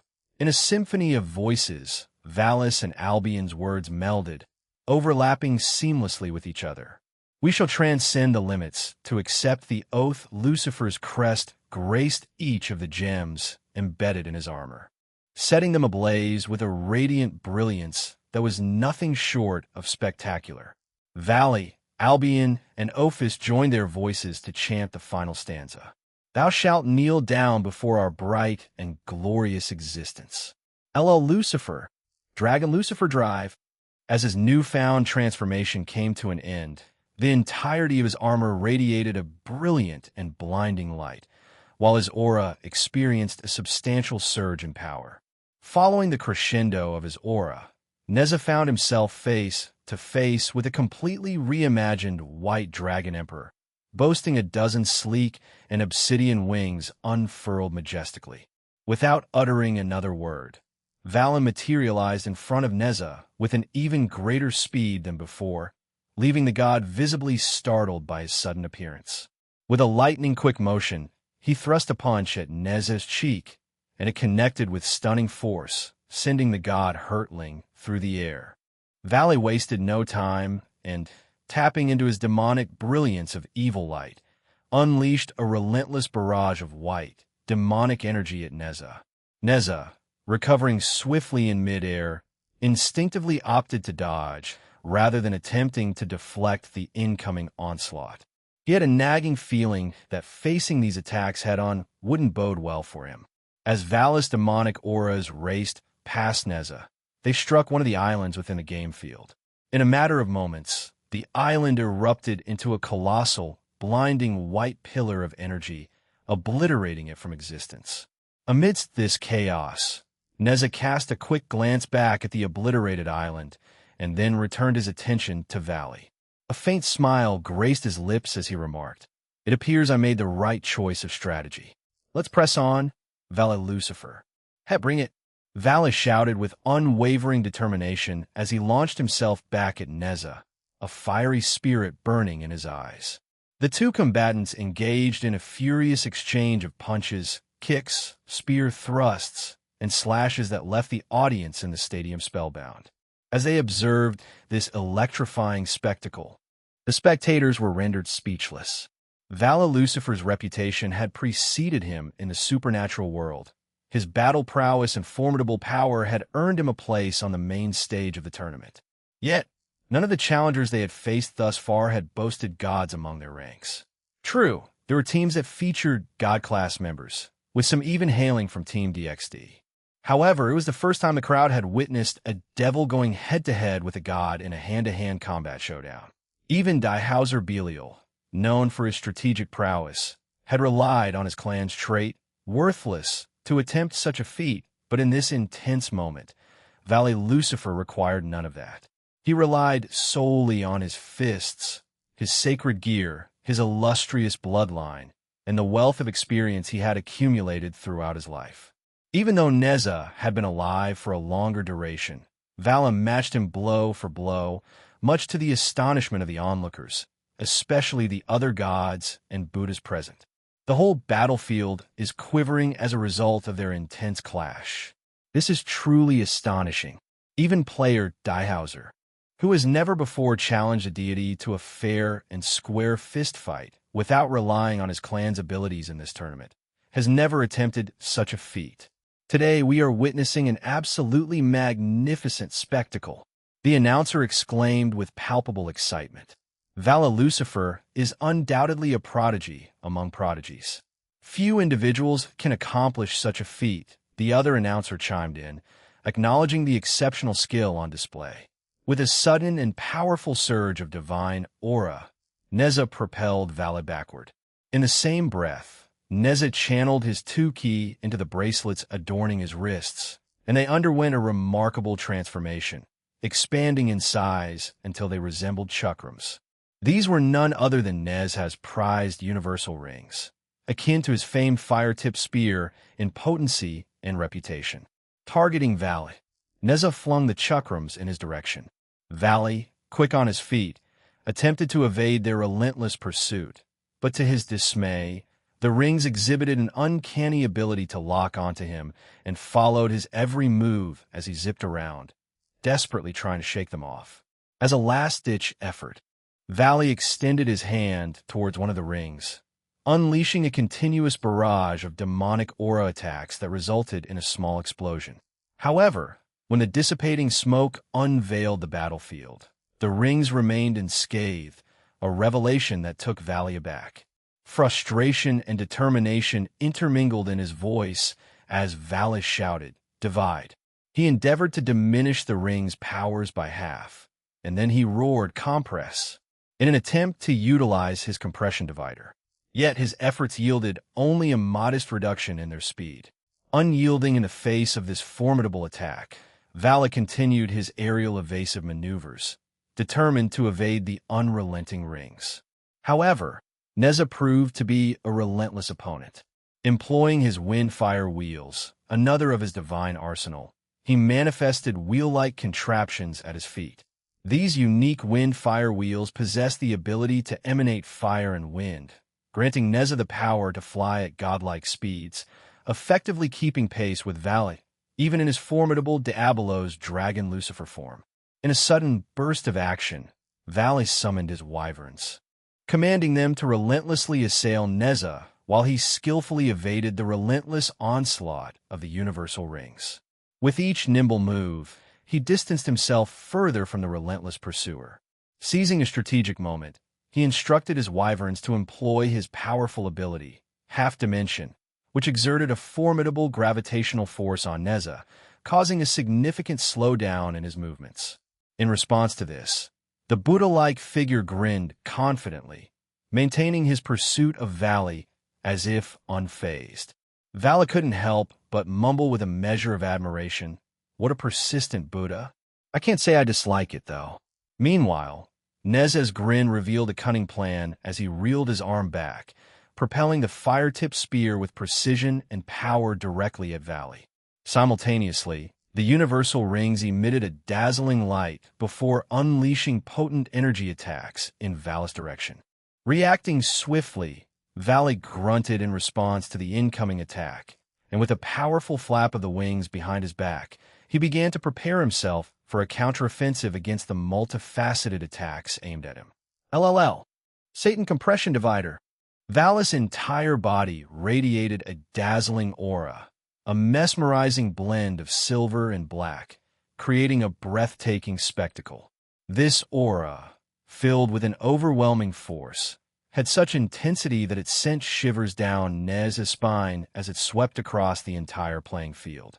The divine armaments, specifically the fire-tipped spear and universe rings, which had been aimed at Valley, found themselves subject to the might of this compressed aura. While they weren't obliterated, their relentless advance was halted, and they were forced to succumb to the inescapable grip of this energy before descending gracefully into the water below. Neza's astonishment was palpable, so much so that he couldn't help but emit a soft chuckle and whispered, "What a truly astounding display of power, Val Lucifer." His aura surged once more, its raw intensity causing the wyverns to stagger backward. However, the wyverns quickly retaliated by unleashing a barrage of aura blasts at Neza. In that critical moment, Neza swiftly reached for a scarlet cloth draped over his form. He unfurled it with a fluid motion, transforming it into a protective shield. The wyvern's attacks, like arrows loose from a quiver, found their mark on the red cloth and were effortlessly deflected away in a graceful dance of energy. But just as Neza turned his attention back to Valley, he was met with a colossal, swirling sphere of silvery white and black energy hurtling toward him. There was no time for Neza to react. The orb struck with devastating force. Neza was hurled away, his body careening through the air until it collided with a nearby island. The impact was so fierce that it caused the island to tremble before it erupted in a cataclysmic display, leaving nothing but destruction in its wake. Down! Vala Lucifer has just taken down none other than Prince Neza, along with the entire island. Today is turning out to be full of surprises. The announcer exclaimed with enthusiasm in his voice. After the deafening explosion had finally subsided, Prince Neza emerged, standing gracefully atop the water's surface. His head was marred by a trickle of blood, and his clothes lay in tatters, but he had miraculously escaped the loss of a limb. Throughout the tournament, just like many other formidable teams, Team Journey to the West had been an unstoppable force. Their members had remained unscathed in the preliminary matches. However, today, in this rating game, Prince Neza, the linchpin of that legendary team, had finally suffered an injury, marking an unexpected twist in their journey. It's been quite a while since someone pushed me to these limits, Neza reflected, his voice tinged with a sense of wonderment. Being able to fully unleash my powers in this tournament, and now being injured to this extent, it's truly remarkable. I hope this tournament becomes a recurring event in the future, he mused aloud. A glint of excitement danced in his eyes. I wonder if the same kind of challenge would await me if I were to face the dual Dragon Emperor, he chuckled. No, if anything, it would be even more daunting due to his almost miraculous abilities. Valley, intrigued by Neza's thoughts, inquired, Aniki is in a league of his own. If you were to battle him, it would be like trying to scale an insurmountable mountain. even for the gods themselves. But tell me, do you not like fighting dragons? Nezha's laughter rippled through the air as he summoned his fire-tipped spear into his grasp, twirling it skillfully before conjuring his universal rings with a flourish. Let's just say, strong dragons, aside from Yulong, are more than welcome, he declared with a grin. With that in mind, shall we continue, Valet Lucifer? Val's response was swift and resolute. Bring it, he thundered, the challenge hanging in the air as both combatants charged toward each other with unwavering determination. In a different section of the game field, a particular dragon who was part of Sun Wukong's team found himself in a frenzied dash for survival. He sprinted, or rather, soared for his life, skillfully evading a barrage of incoming missiles and menacing fangs, all of which were perilously close to making contact with him. No, get away from me, you stupid wolf and mechanical idiot. Yulong's voice quivered with terror as he cried out in desperation. Stop it! I'm telling you to stop, he shouted once more, then executed a swift turn to face his enemies. With a determined resolve, he unleashed a fiery breath attack at the duo. However, both Fenrir and Gogmagog displayed remarkable agility and smoothly sidestepped his fiery attack, leaving Yulong to confront the stark reality of his predicament. Fenrir, the god-devouring wolf, didn't mince words as he questioned Yulong, one of the Dragon Kings. You hold the esteemed title of a Dragon King, but you seem to lack courage. How did you even come to possess such an imposing title? Yulong responded with a touch of defensive pride. I engage in battles with those whom I can match in strength or who come close to my power. When it comes to enemies stronger than myself, I'd rather avoid it entirely, he added. And the two of you are clearly stronger than me. Well, maybe not that peculiar little robot fellow. He's a bit odd. Fenrir, clearly unimpressed, couldn't help but scoff before remarking, such a letdown as an opponent. Gogmagog, let's do that to end this. The metallic giant, Gogmagog, responded by igniting its luminescent eyes and propelling itself into the air, leaving Yulong baffled by the sudden turn of events. In a remarkable display of transformation, Gogmagog began to alter its form, then gracefully touched down on Fenrir's back. A radiant glow emanated from the robot, enveloping Fenrir in a set of advanced armor. Mechanical wings sprouted from Fenrir's back, while rocket boosters emerged, signifying a profound shift in his capabilities. What in the world is that? Yulong exclaimed in sheer astonishment. However, he didn't linger to seek an explanation. Instead, he swiftly accelerated his own flight, leaving the scene behind in his wake, determined to distance himself from this unpredictable confrontation. However, in the blink of an eye, Fenrir closed the gap between him and Yulong, a sinister grin dancing on the wolf's lips. Horror etched itself across Yulong's face as the wolf drew near, leaving him little time to react. With a swift motion powered by the boosters on his back, Fenrir tackled Yulong and knocked him to the ground during the match. Yulong let out a pained cry that echoed through the game field. He made a futile attempt to scratch at Fenrir, but it proved ineffectual in halting the relentless wolf's assault. Fenrir, sensing an opportunity to secure victory over the Dragon King, shrouded his form with pulsating energy. He bit deeper into Yulong's body. Censurado, but that insufferable monkey pressure me into it. Yulong's cries grew even more fervent as he was eliminated from the game field, the frustration of his defeat and the regret of his participation resonating in his screams. One pawn of Team Journey to the west retires. Fenrir and Gogmagog, having reversed their transformation, paused briefly. Fenrir extended his massive paw towards the machine, and they shared a light, congratulatory high-five. We've successfully completed our task, Fenrir remarked. Now, it's time to reunite with the stupid monkey of our era, he added. As Arthur Pendragon clashed swords with Wang Tianqing of Team Journey to the West, he couldn't help but admire Wang's remarkable blade skills.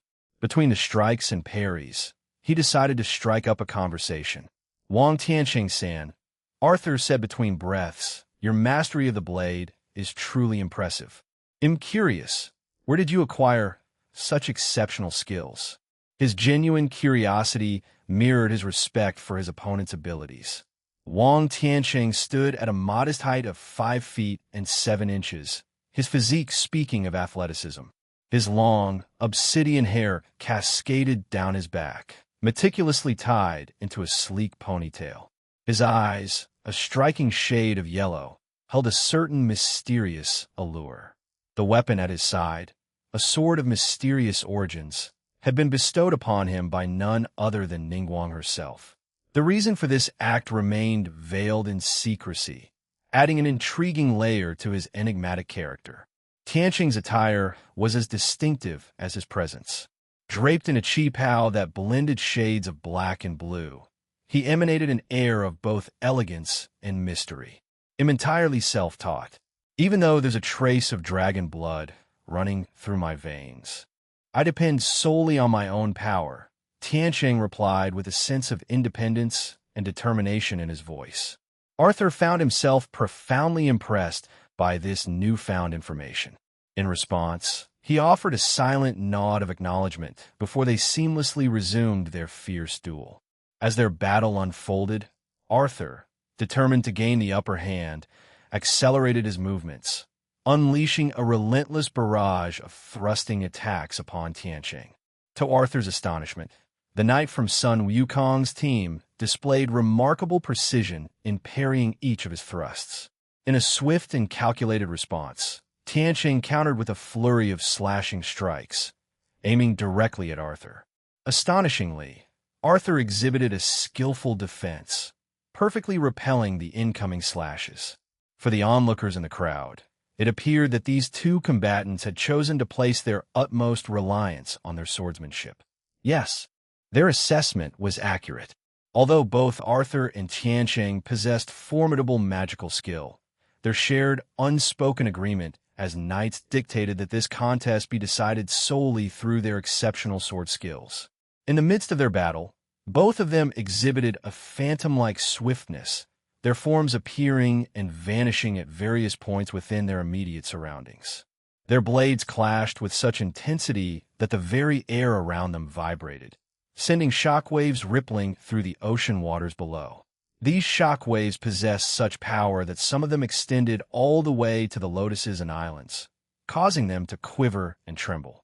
Then, in a sudden, unexpected move, Tianqing leaped away, his landing graceful as he touched down upon the water's surface. There, he swiftly coated his sword with a shimmering, pale blue energy, imbuing it with a mysterious aura. With a fluid motion, he swung his sword multiple times in the direction of Arthur, conjuring enormous crescent moon-shaped slashes aimed at the Pendragonair. But Arthur, never one to shy away from a challenge, enveloped his own sword with a combination of 2ki and a radiant, holy aura. Determinately, he surged toward the formidable onslaught of attacks. With precise, single-motion strikes, he expertly dismantled the aura-infused strikes that Tianqing had unleashed, leaving the man visibly astonished by his skill and power. After completing his previous move, Arthur swiftly closed the distance between himself and Tianqing. With remarkable speed, he directed his swords in a sweeping downward motion aimed at his opponent. Tianqing managed to barely parry this initial strike. However, to his astonishment, the scene took an unexpected turn as multiple replicas of Arthur manifested around him.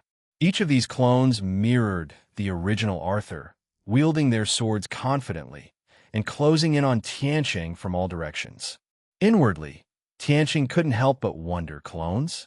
I hadn't anticipated Arthur having mastered such a technique. In response to the looming threat, he used his blade to push Arthur away while simultaneously swiping at the phantasmal figures.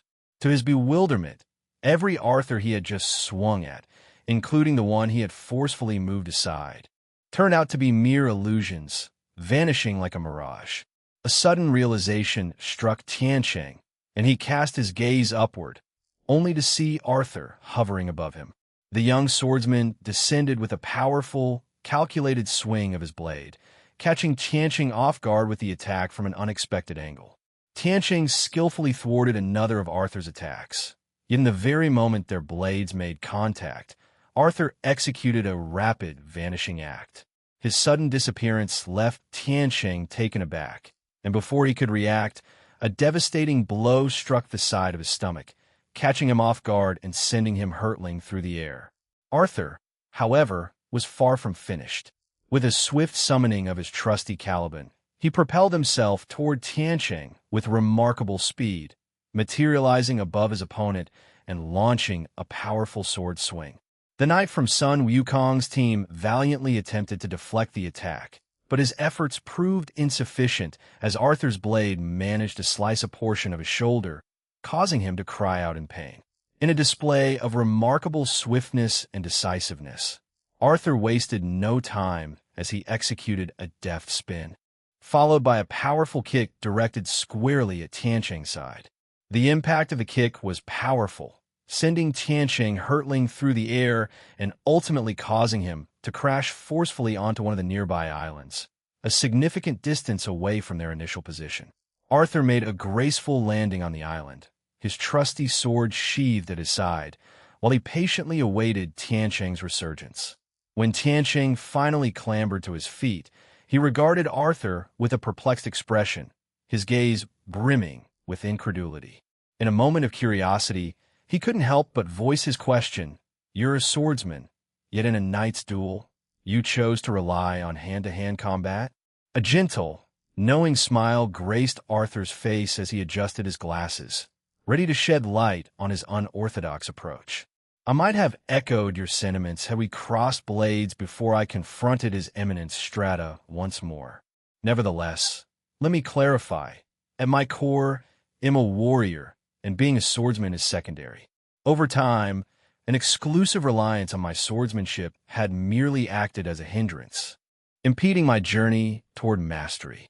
So, I decided to broaden my horizons. Of course, I must credit Jean and his subordinates for imparting this invaluable advice to me," Arthur explained, his words laced with a sense of wisdom gleaned from experience. Tiansheng's brow furrowed in response to those words. He held a strong belief that prioritized his swordsmanship above all else. Using his fists and legs was an option he would only consider when he found himself separated from his cherished sword. Otherwise, the very idea of resorting to such tactics held little appeal for him. Tiansheng's life journey had a rather unusual beginning. As an orphan at the tender age of 6, he received his name from an elderly beggar he had encountered. This name became a precious part of his identity, something he clung to as if his very existence depended on it. It was during these early years that he stumbled into the supernatural realm, facing a Chinese yukai's malicious attack. In a twist of fate, that same beggar, who had gifted him his name, came to his rescue once again. Tragically, the beggar's heroic act to save Tiansheng cost him his life. In a curious twist, one of the beggar's most treasured possessions, a peculiar cane that he had always kept close, was revealed to be no ordinary staff. It was in fact a sword shrouded in potent magic. This magical blade proved instrumental in defending Tiansheng from the menacing yukai, ultimately defeating the threat. Before the beggar's passing, he bestowed this invaluable item upon Tiansheng, setting in motion a profound transformation in the young boy's life. Driven by the memory of the beggar's selfless act, Tiansheng delved headlong into the realm of the supernatural. He embarked on a rigorous journey, developing and refining his own unique sword techniques and style. The path was marked by countless defeats, a testament to the unforgiving nature of his training. However, with unwavering dedication, he gradually ascended to mastery. It was only in a recent confrontation, a duel with Long Wong, the Dragon King, that his hard-earned skill and his sword reached their zenith, breaking new boundaries. This remarkable transformation came at a significant price, the shattering of his beloved sword, a symbol of his prowess. Nevertheless, fortune smiled upon him when Ningguang, who was well acquainted with his exploits and had been duly impressed by his reputation across China, presented him with a brand new sword. This gracious gift not only symbolized her awareness of his existence, but also testified to her deep admiration for his abilities. In a touching tribute to the sword that had served him well, Tianqing chose to inaugurate it with the name Lanshun, a fusion of the names Longwei and Shun, in honor of the old beggar who had once owned it. Tianqing's tuki erupted from within him, and he assumed a formidable stance, clutching Lanshun with unwavering determination. His words carried the weight of unyielding resolve as he declared, "I shall forever place my trust in my sword and the skills it has bestowed upon me. Unless you manage to render my swords useless, I shall refrain from employing hand-to-hand combat. So, Arthur Pendragon, let the battle between us continue." A soft smile graced Arthur's lips upon hearing those words from Tianqing. In that moment, he found himself recognizing a reflection of his own character in the man standing before him. Therefore, he held back any criticism, understanding that such judgment would be hypocritical. With deliberate precision, Arthur unsheathed his sword once more, poised and ready to strike. A hushed stillness blanketed the area, a palpable tension that signaled the decisive final moment of their battle. Tianqing, weakened and growing faint, knew that his time was running short. The culmination of their duel was marked by a resolute charge from both combatants. Their collision at the epicenter of the battleground unleashed a shockwave that sent everything nearby into chaos. The island and the delicate lotus flowers surrounding them were swept away, and even the ocean beneath them was displaced, a testament to the sheer might they possessed. However, despite this tremendous display of power, a subtle but significant shift occurred. A pained groan escaped Tianqing's lips as he found himself steadily pushed back by Arthur's relentless attack. His injury was undoubtedly a pivotal factor in his struggle, but he refused to yield, pushing himself to the very limit, determined not to succumb at this critical juncture. Arthur, his voice carrying an air of calm assurance, spoke amidst the tumultuous clash. "It may have been a brief encounter, but I have thoroughly enjoyed our duel, Wang Tianqing." In an instant, the world around Tianqing seemed to flip upside down. He caught a glimpse of Arthur's figure, the young Pendragon wearing a serene smile. In the brief moment before everything went dark, the words, "It's over," echoed in his ears. With astonishing speed, Arthur materialized behind the now airborne Tianqing. Countless slashes materialized around the fallen warrior's body, culminating in a small but explosive finale to their intense battle. One night of Team Journey to the West retires. The announcer's voice rang out with exhilaration.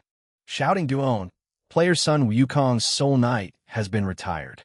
The victor of their duel is none other than player Arthur Pendragon. In the wake of the duel, the triumphant figure who emerged victorious was none other than Arthur Pendragon. This pivotal win marked an important milestone in his journey, one that had also witnessed his personal evolution and growth. With a sense of anticipation burning within him, Arthur eagerly looked forward to his impending rematch with Yumi Kira in the months to come, a duel that destiny seemed to hold in store for them. "Quit running around the place, you stupid geezer." Baika's frustration had reached its boiling point. He and Jinbu Duman had been engaged in a heated battle against the first-generation Sun Wukong. However, the elderly Monkey King seemed to treat the encounter as a mere jest. With a mischievous glint in his eyes, Sun Wukong effortlessly evaded all their attacks. He delighted in drenching them with water and playfully prodded them with his own Rui Jingu Bang, a staff considerably weightier than the ones wielded by Biko. "Ho-ho, come now, my descendant, you'll have to be much quicker than that," Sun Wukong taunted, his tone dripping with amusement. He couldn't resist adding, "Jinbu-chan seems to be putting up a better fight than you know?" These words only served to further stoke Baika's irritation. Jinbu summoned her sacred beast, the black tortoise, which stood at her side and unleashed watery attacks in tandem with her. In addition to this, Jinbu herself utilized her water manipulation powers to complement her beast's attacks. Surprisingly, despite their combined efforts, none of their attacks had managed to land on Sun Wukong thus far, leaving her feeling a touch frustrated. The need for caution weighed on her as well, for Biko was recklessly chasing the elusive Sun Wukong. making it crucial to avoid accidentally harming him. Sun Wukong, agile and evasive as ever, dodged another attack from Biko. Amidst the chaos of their confrontation, he couldn't help but voice his thoughts, his tone tinged with disappointment. Censurado. Witnessing this turn of events, Jinbu hurriedly made her way over to the fallen Biko, her concern evident in her voice as she anxiously inquired, "Are you all right, Biko-san?" Biko swiftly rose to his feet, fixing an intense glare upon Sun Wukong. His gaze then shifted to Jinbu, and he remarked, "I'm perfectly fine, Jinbu. It's just that old geezer is being really annoying. Regardless, I can't afford to let Vala down, nor can I stand by and see you get hurt. It'll take the full force of that old monkey's attack. So please continue to support me, okay?" Jinbu responded with a warm smile, wholeheartedly endorsing Bika's decision. She extended her hand, conjuring a set of water bracelets around Bika's wrists. She proceeded to provide an explanation, saying, "These bracelets will automatically generate water-based shields to block certain attacks. However, if the incoming power exceeds their capacity, they'll shatter and you'll sustain injuries. It's obvious that I'm not as powerful as Sun Wukong-san, so please be careful." "Roger," Biko exclaimed with enthusiasm as he executed a graceful twirl, wielding his Rui Jingu Bang with finesse. He squared up once more to face Sun Wukong. As Biko and Jinbu engaged in conversation, Sun Wukong's keen ears caught the essence of Bika's words. A faint but unmistakable smile graced the legendary Monkey King's lips. He recognized this as a subtle sign of growth and maturity in his young descendant, for Biko had long held a reputation for his self-centered nature. Hearing these words from Biko, Sun Wukong couldn't help but swell with a hint of pride. "Ho ho, are you ready to take me on again?" Sun Wukong inquired, his tone carrying a playful undertone. Bika's countenance displayed an air of confidence as he replied, "Oh, I've had a plan brewing all along. It just needed the right moment to activate." Without allowing his words to fully register with Sun Wukong, Biko swiftly closed the distance between them, his staff swinging towards Sun Wukong with impressive speed. Sun Wukong, though distracted by Bika's words, managed to evade the incoming attack. Yet, it was a close call, and his momentary distraction didn't go unnoticed. Undeterred, he continued to sidestep Bika's attacks with an air of playfulness. However, the subtle shifts in the young monkey Yukai's movements seemed to perplex the older monkey Yukai, leaving Sun Wukong in a state of mild confusion. A sudden creation of Bika's clones manifested, each wielding a staff of their own. They converged on Sun Wukong, mounting a simultaneous attack. However, the old Monkey King merely scoffed at Bika's antics. With a swift Jiu-Jitsu technique, he conjured swirling wheels of wind, which he then unleashed upon the clones. In an instant, all of Bika's duplicates were vanquished. As Sun Wukong turned his attention back to Biko, ready to deliver a reprimand, he was met with an unexpected sight. His descendant had vanished from sight, and before he could react, Biko reappeared, wielding an even larger staff. He swung it with tremendous force in Sun Wukong's direction. "Fufu, Biko, you certainly making this match a lot more fun for me," Sun Wukong exclaimed, a glint of amusement in his eyes. With a flourish, he pointed his staff toward Biko and bellowed, "Grow, Rui Jingu Bang." In response to his command, the staff elongated and hurtled toward Biko with remarkable speed. When the two colossal staffs collided, a seismic shockwave reverberated throughout the entire battlefield. Sun Wukong's surprise was palpable as he realized that Biko had matched his power, and neither of their weapons yielded an inch.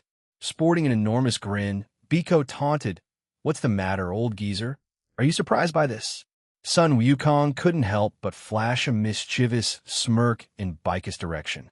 With a quick gesture with his hand, a multitude of fiery, serpentine figures manifested beside Biko, and then they surged toward him. This quick usage of his jiu-jitsu served as a clever ploy to divert Bika's attention. In the midst of the chaos, Bika's concentration wavered, causing him to momentarily lose control of his strength. Seizing the opportunity, Sun Wukong skillfully manipulated his trusty Rui Jingu Bang. It danced gracefully around Baikus' own Rui Jingu Bang, ultimately landing a solid blow on his side. The impact sent Biko hurtling through the air, accompanied by a pained grunt. Witnessing her owlie's plight, Jinbu directed her focus and unleashed a relentless onslaught of water-based attacks on Sun Wukong. Yet, despite her determined efforts to harm the old Monkey King, her attacks proved futile. Sun Wukong adeptly countered her attacks by creating a defensive magic circle, rendering her attempts to harm him ultimately in vain. Jinbu's brow furrowed in contemplation.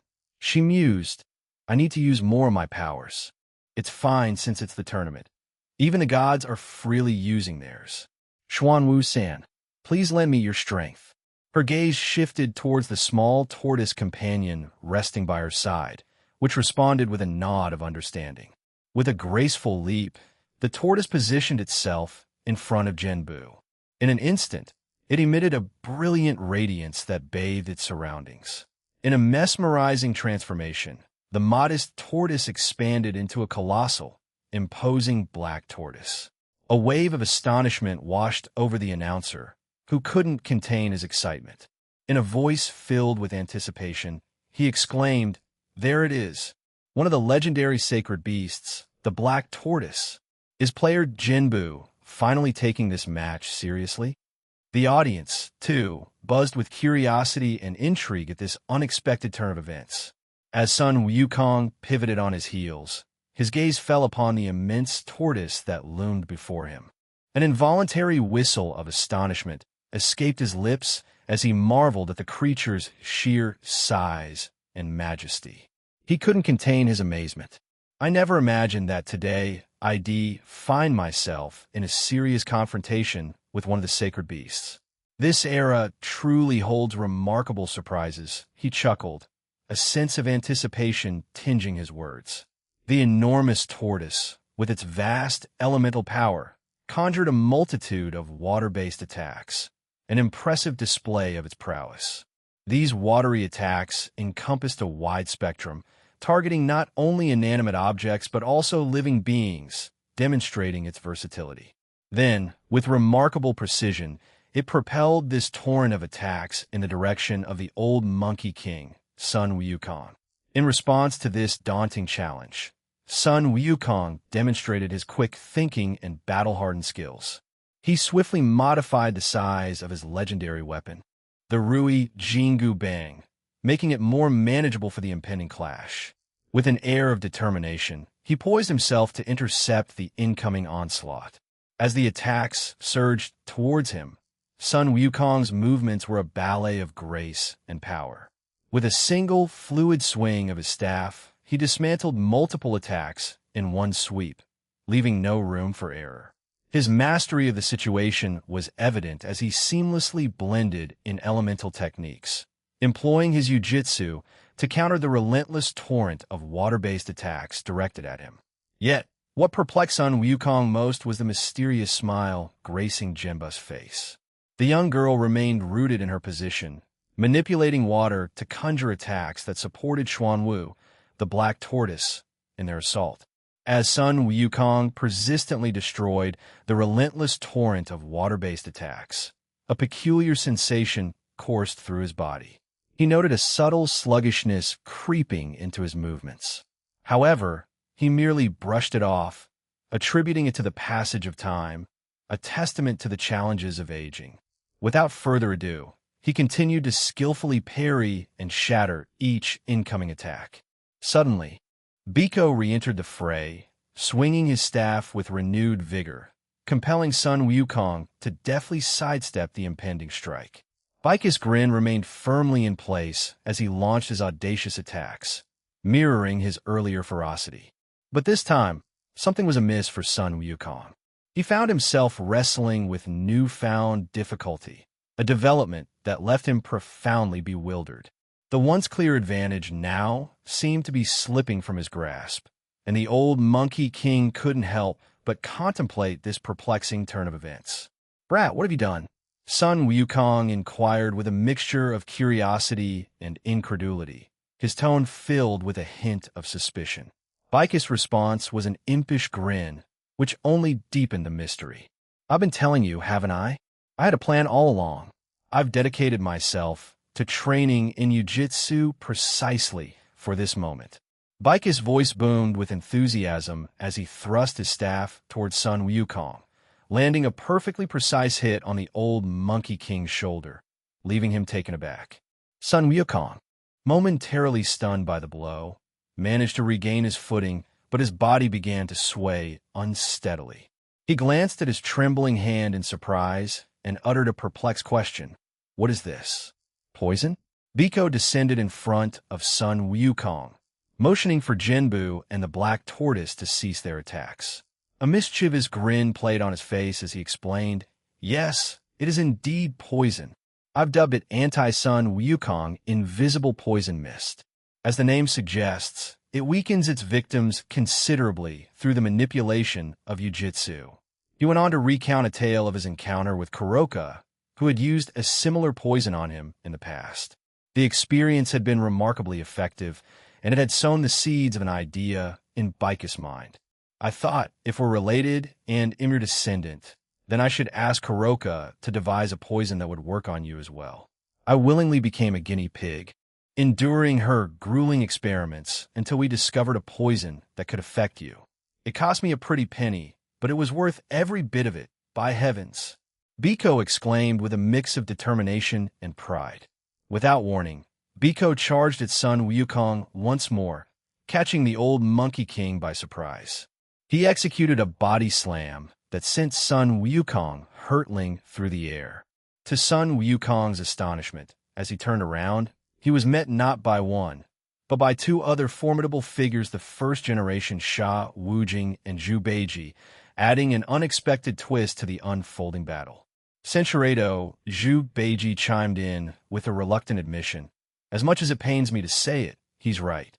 It's our own progeny Hove got us backed into a corner.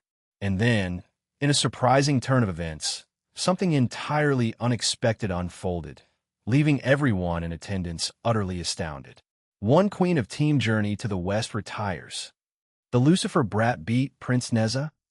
Sha Wujing exclaimed, his surprise evident in his voice. The astonishment hung in the air, a question mark etched on the faces of the others. Before anyone could formulate a response, a sudden shift in the environment disrupted their movements. The gravity, a once familiar constant, now weighed them down with a noticeable increase. All eyes were drawn upward, revealing Calantha, Vordenberg, and Lu Fei Pendragon, the wielders of gravity magic, who stood alongside a battered and bruised Vala Lucifer. Despite his injuries, Valley appeared determined and ready to engage in further combat. His outstretched hand beckoned a squadron of wyverns, which, under his command, initiated their half-dimension, amplifying the gravitational force around them. The situation grew increasingly precarious, and the first-generation Sha Wujing voiced his concern, his urgency evident in his shout. We might be in real trouble here. In that crucial moment, the three descendants, charged with determination, closed in on their elder counterparts. Biko, with a fiery spirit, shouted, "The older generation just needs to shut up and take a back seat. Leave this era and the future to us, you stupid older geezers." The rebuke in his words carried a mix of youthful exuberance and defiance, underscoring the generational dynamics at play. The current Sha Wujing exhibited her extraordinary powers by conjuring a colossal water spear, suspending it menacingly above her. She held it at the ready, exuding an aura of impending might. Simultaneously, the current Zhu Beiji harnessed his abilities to craft a massive, blazing wheel that began to whirl with incredible speed just above him. Not to be outdone, Biko pointed his Rui Jingu Bang toward the impending fray and unleashed a commanding cry. "Grow, Rui Jingu Bang. Get them!" His weapon obeyed, expanding to attack his elders. As Vala's team effectively corralled the remaining members of Team Journey to the west, unity took center stage. Valley himself orchestrated a powerful silvery white and jet black sphere, an imposing force of its own. Lu Fei and Calantha, likewise, contributed their powers, launching substantial elemental attacks towards the beleaguered opponents. Arthur, bearing his sword with sheer determination, swung it in a sweeping arc, birthing an immense holy slash that surged forth with a divine fervor. In the final flourish of aggression, Gogmagog released a volley of missiles, further adding to the overwhelming assault. However, Fenrir, their queen, opted to remain on the sidelines, observing the relentless fusillade of attacks aimed at the remaining members of Sun Wukong's team. In his sagacious assessment, he deemed the combined onslaught sufficient to secure their victory. As the relentless barrage of attacks drew nearer to Sun Wukong and the few comrades who stood by his side, a recent memory suddenly flashed vividly in his mind. Just a couple of days before the upcoming match between Valley and Sun Wukong, Aaron gathered with several other leaders from the Alliance for a crucial meeting. What he unveiled in that moment took them all by surprise. "Are you serious?" Azazel inquired, his tone rife with incredulity. "Yeah," Aaron confirmed with resolve. "Team DXD and I intend to confront the Phantasma and Eevee head-on. So, once we wrap things up with the Cow's Order here, we'll venture into their universes. They'll be entrusting the protection of our world to the EXC, my shadow soldiers, and a multitude of Electa while we're away." Amidst the discussion, Sun Wukong, who had been quietly enjoying his pipe, interjected with a playful smirk. Hey, youngin', don't forget the older generation still has some fight left in us. I'm a part of DXD, after all." Aaron chuckled and gave a nod of acknowledgement. "Certainly, old man. But why don't you consider retiring now? Let the newer generation shoulder the responsibilities that come with age. Anyway, I want to keep everyone in the loop about my future plans." With that, Aaron exited the room, followed closely by Velgrind, Latia, and Rossweiss. Sun Wukong, however, couldn't let the retirement suggestion slide without a response. "Retire? I'll have you know, I've still got plenty of youth left in me." Azazel, sighing thoughtfully, scratched the back of his head. "You know, it's not such a bad idea. We're not as active as we once were. Jean and DXD have taken center stage, inspiring the newer generation. Maybe it's time we took a step back." "Step back, Sursex mused, his words echoing a shared sentiment among the venerable gods and leaders present. It seemed like they were all entering a phase of contemplation about their roles in the ever-evolving world around them. "Looks like it's time to pass the torch to the younger generation," Sun Wukong mused, a hint of nostalgia in his voice as he closed his eyes, seemingly accepting the inevitable turn of events. As the onslaught of attacks launched by Valley's team closed in on them, a cataclysmic explosion erupted, its shockwave rippling through the entire realm. The remnants of lotuses, leaves, islands, and a substantial portion of the water beneath them were utterly obliterated. And then, in a momentous declaration, the outcome was decided. One bishop, one rook, and one king of Team Journey to the west retires. The winner of the game is Team White Dragon Emperor of the Morning Star. They've done it. They've defeated the legendary trio. The arena's announcer's voice resonated with ecstatic jubilation, while the stadium resounded with deafening cheers from the enthusiastic crowd. It was a historic victory that marked the changing of the guard and celebrated the triumph of the new generation over the legends of old. Aaron Toole's soliloquy "The room I found myself in" was suddenly engulfed in exuberant cheers, and the loudest of them all came from Lavinia and Vallis family. It was a heartwarming sight to witness their unrestrained joy, and I couldn't help but share in their pride. After all, they had just secured a resounding victory, which was reason enough to celebrate. Adding to the excitement was the fact that Valley had triumphed over Prince Neza in a brawl that mirrored my own with Sarorg.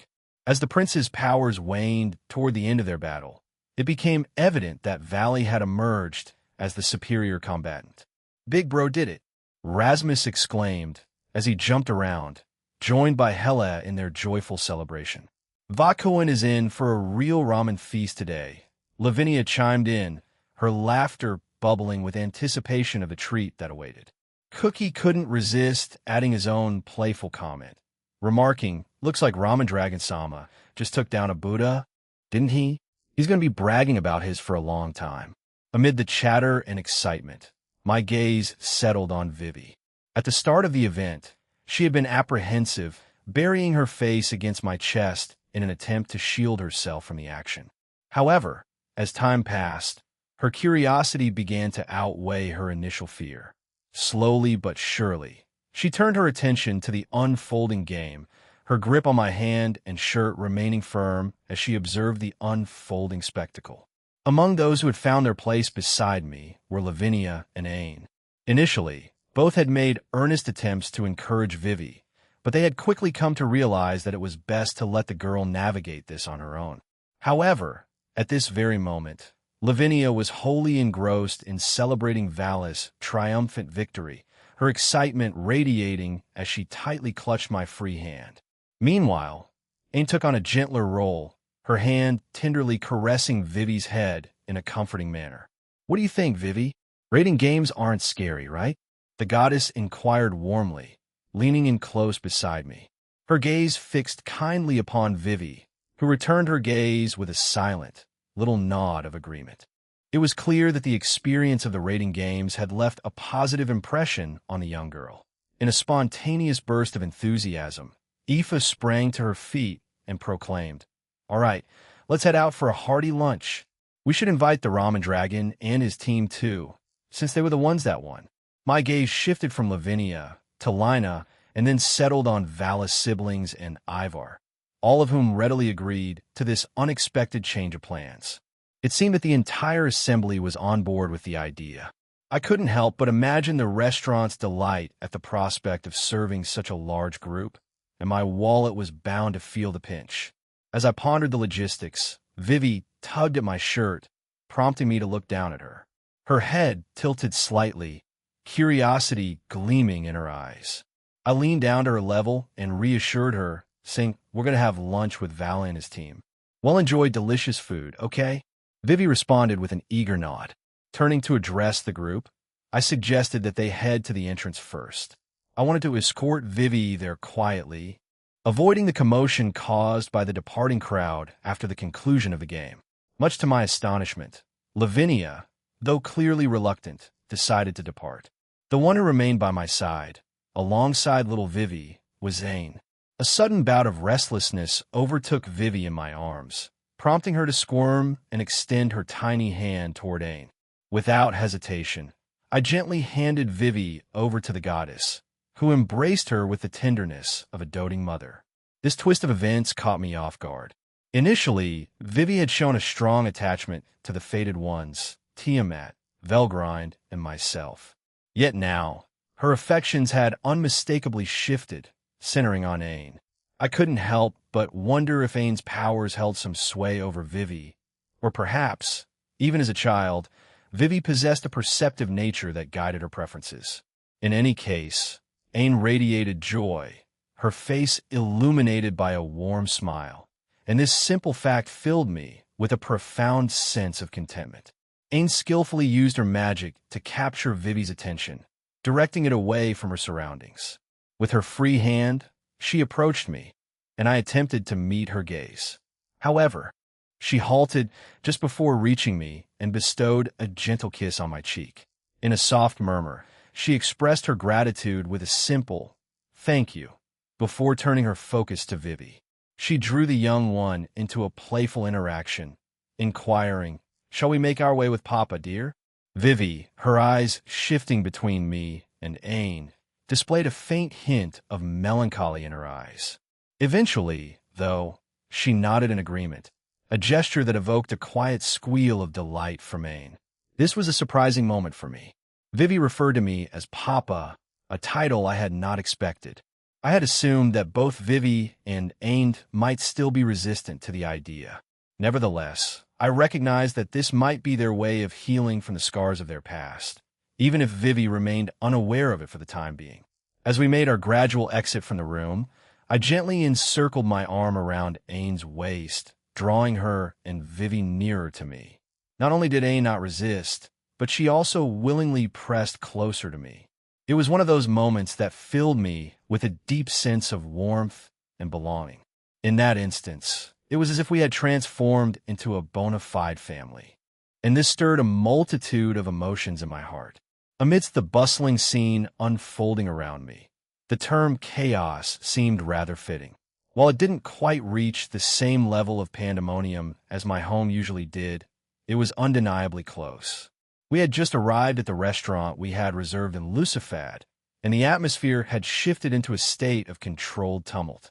Following a conversation between Lavinia and myself and the restaurant staff about the unusual circumstances, we collectively made the decision to secure the entire establishment exclusively for our use.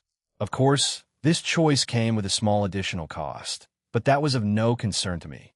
After all, I possessed the ability to generate wealth seemingly out of thin air, although I exercise caution in using this power to avoid disrupting either the human or supernatural economy.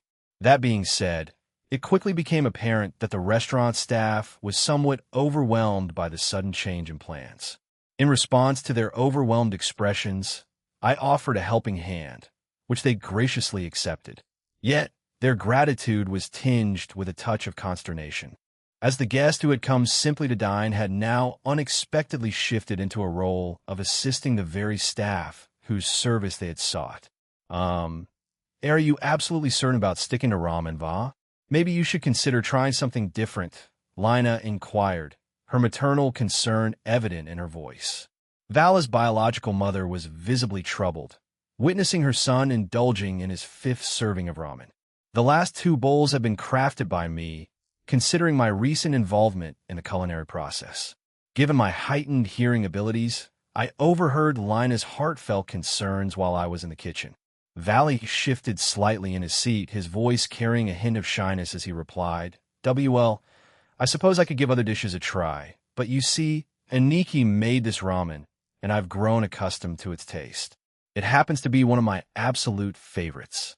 His admission bore a touch of nostalgia, revealing the sentimental attachment he held for the dish prepared by a familiar hand. "Vakuin, you do love your big brother's ramen, don't you?" Lavinia playfully prodded Valley, a hint of mischief in her tone. "It seems like your husband, Rasmus, and Hella-chan enjoy it too." Tasty," Rasmus mumbled, and Helen nodded in enthusiastic agreement. Ivar briefly paused his meal, nodding in sync with his children. I could see why Valley has a fondness for this. It's delicious, though I've always had a hankering for authentic, traditional ramen, not just the store-bought kind, he admitted, a wistful note in his voice. Lina heaved a resigned sigh, acknowledging the possibility that her family might become quite enamored with ramen in the future. Once I had finished preparing another platter of food, I brought it to their lively table, ensuring there was enough for the boisterous family, especially Valley. "Here you go. And I've added a variety of dishes for you to try." "Valley," just as your mom suggested, I informed him, a light chuckle escaping me. Valley offered a mumbled response, then hesitantly sampled one of the new dishes. His expression underwent a swift transformation, and he nearly devoured it all in one go. "See, I tried telling you that the other dishes are equally delightful. Come on," Lina chimed in, her hand affectionately patting Vala's head, causing the young Lucifer to blush modestly at the attention. Shifting my focus to a different table, I made my way over and distributed the remaining plates. This assembly was, to put it mildly, a peculiar gathering. Among the occupants, I recognized Mom, Vivi, Aoife, Cindy, Arthur Pendragon, Lufay, Ain, and Azathoth.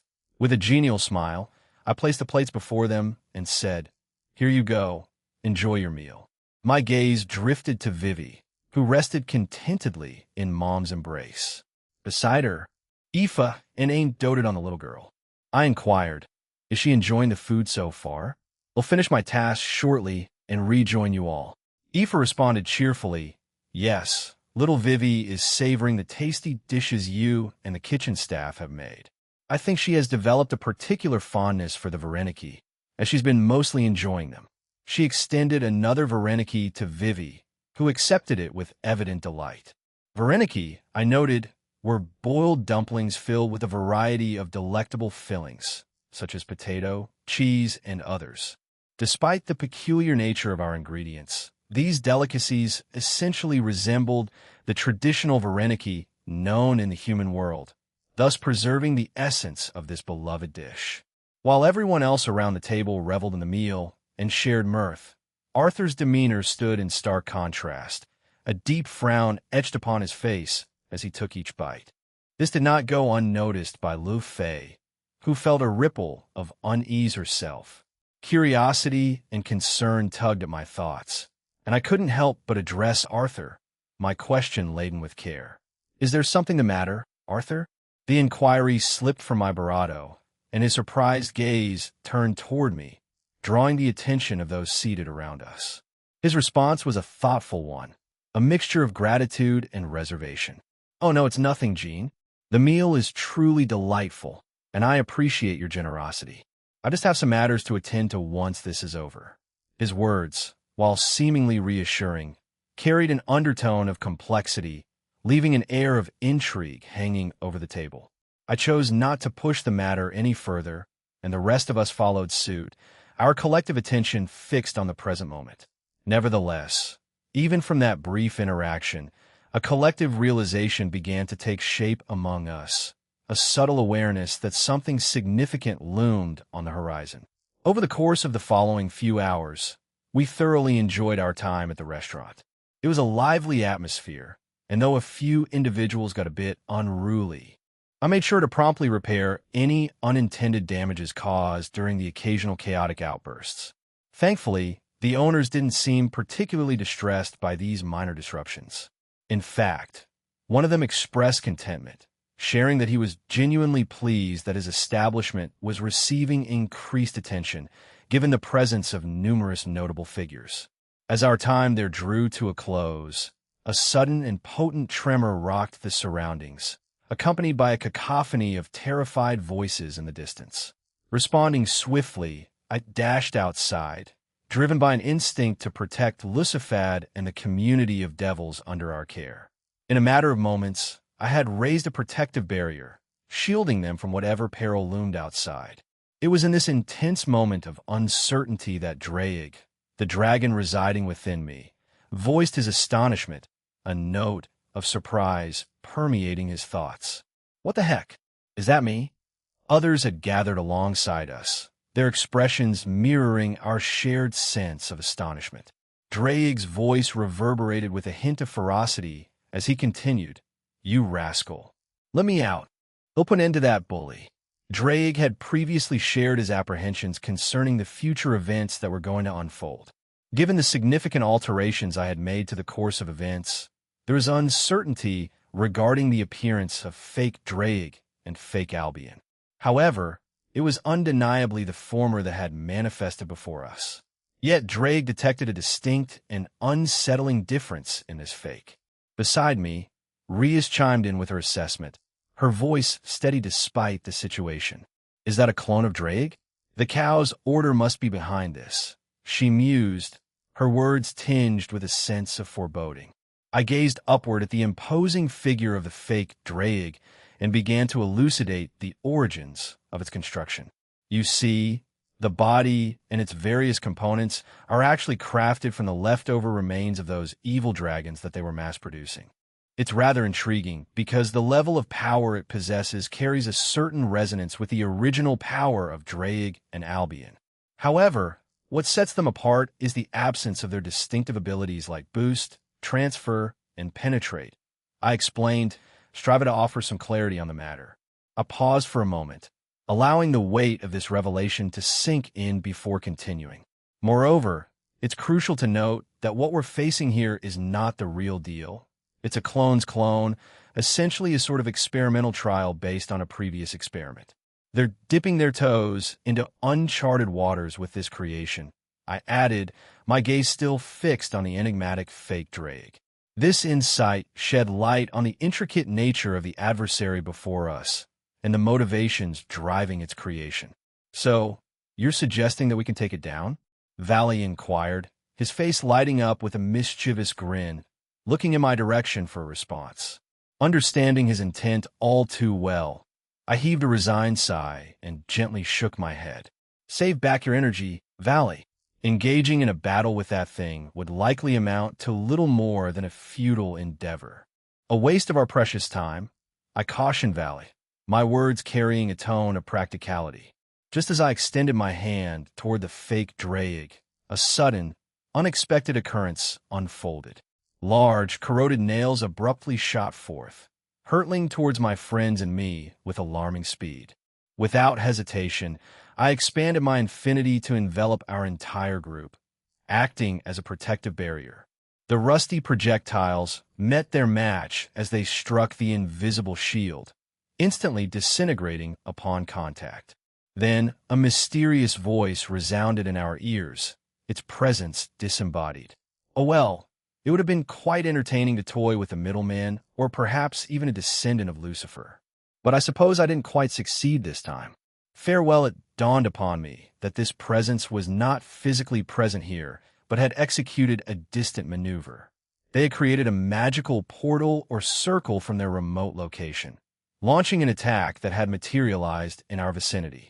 A quick glance toward Lu Fei revealed a glimmer of recognition in her expression.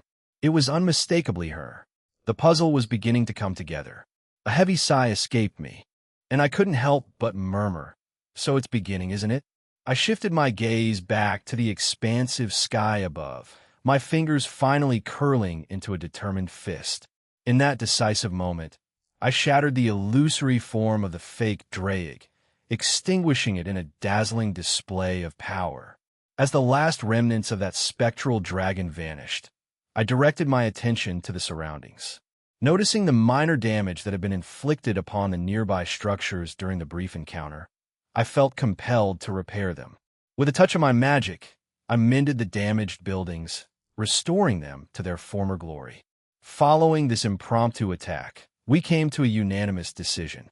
It was time to convene a small meeting with the Satans in the underworld. A critical discussion lay ahead, and it was essential to ensure that we were all on the same page. So, we're dealing with a fake Drake. Huh. And the one responsible for the attack on Lucifad was a copy of a copy, which is pretty odd.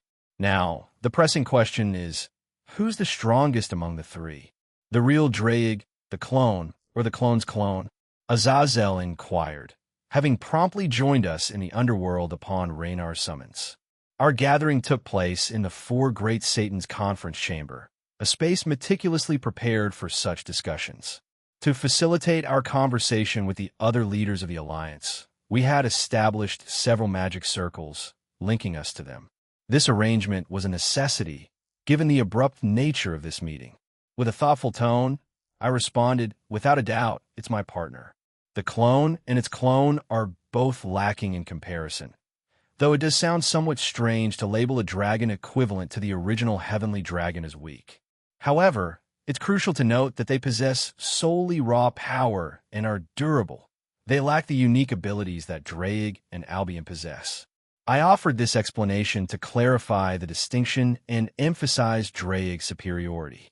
Lu Fei-kun, Surzex asked with a thoughtful expression, "It appears you might have some knowledge about the individual responsible for that nail attack on your group. Would you be willing to share what you know?" Lu Fei responded with a nod of agreement, her gaze focused on Surzex.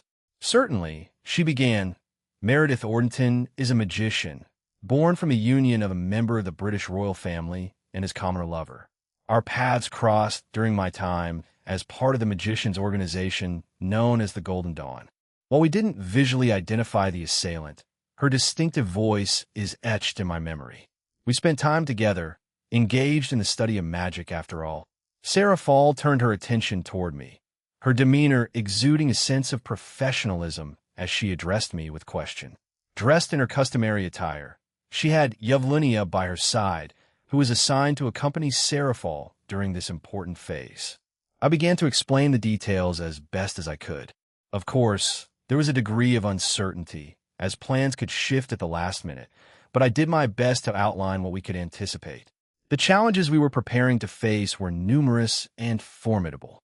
We were bracing ourselves to confront not only Hades himself, but also his remaining army, Ingra Mainyu, Akamana, who is currently possessing Meredith, Zervn, Vayu, Wind, Varshtar, Space, and Tar, Fire, Ahura Mazd, the remaining Wizards of Oz, Malsumis, the Spirit God of Chaos, as well as imposters like Fake Draig, Fake Albion, Azidakatu, Varine, and Balberith, among a few others. The scope of this impending conflict was vast, spanning the entire Earth.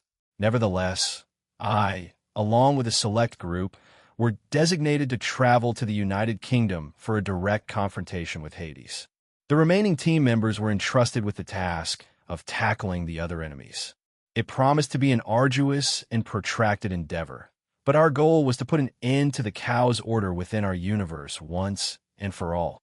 Following this, we would turn our attention to the Phantasm and Evie Itold universes, along with Fatter Fedora.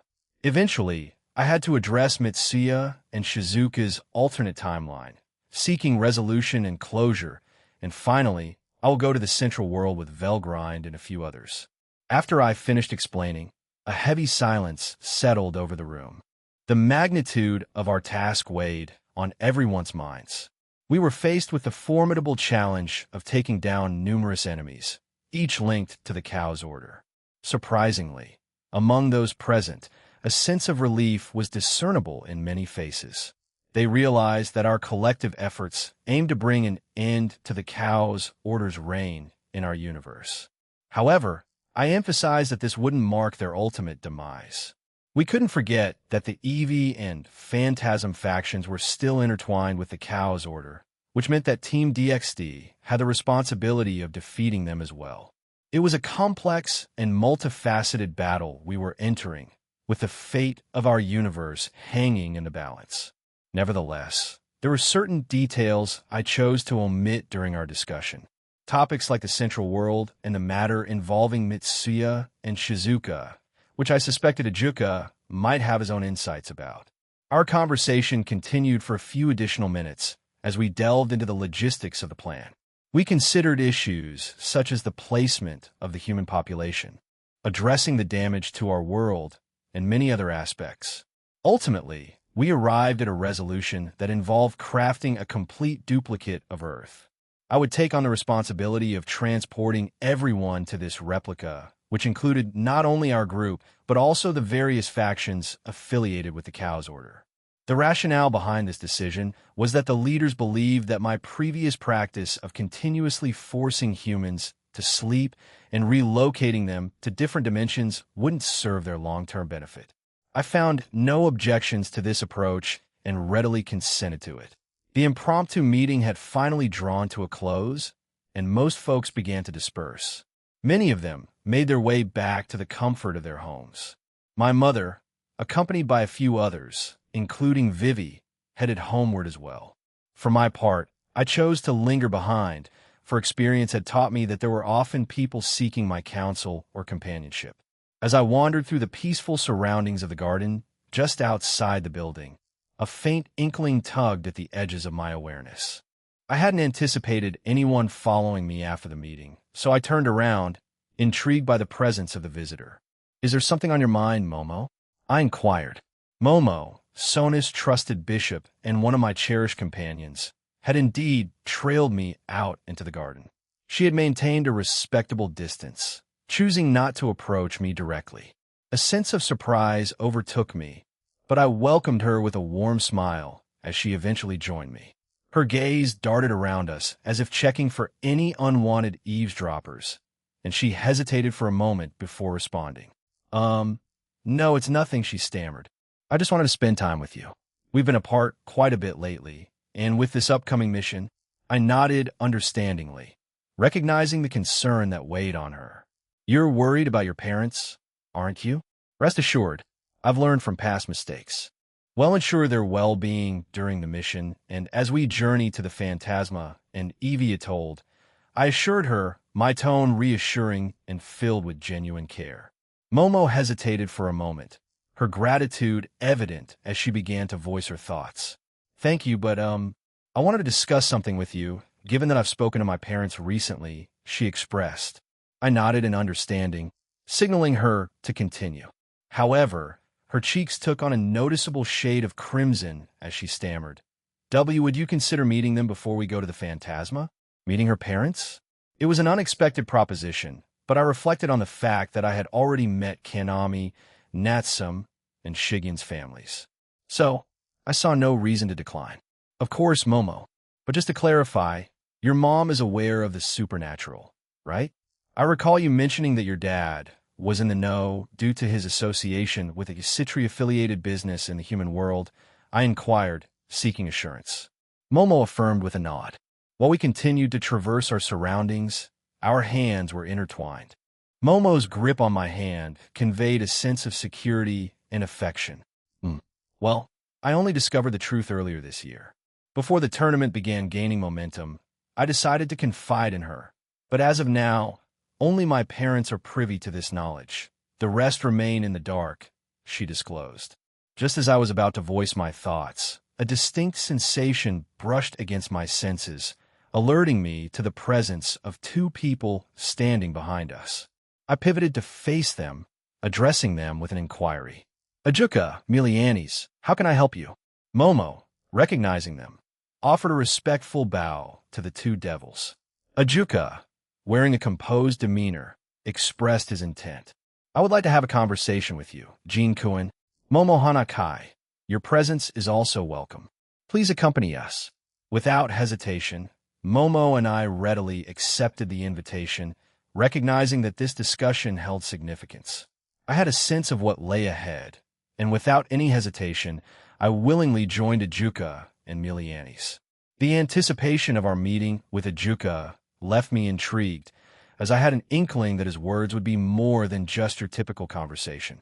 Chapter 15, Part 2, To the United Kingdom. Aaron Toole's soliloquy upon entering a relatively compact chamber. Ajuka executed a simple snap of his fingers, conjuring a set of cups brimming with fragrant tea for our small gathering. I took a seat on a designated couch, and to my side, Momo settled in, her demeanor carrying a hint of apprehension, despite her already impressive power. After taking a sip from my tea, I inquired, so what's on your mind? Ajuka initiated the conversation, stating, I've got two topics to discuss.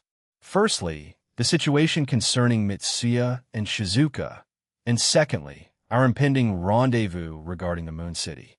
I responded with a nod, signaling my readiness to listen.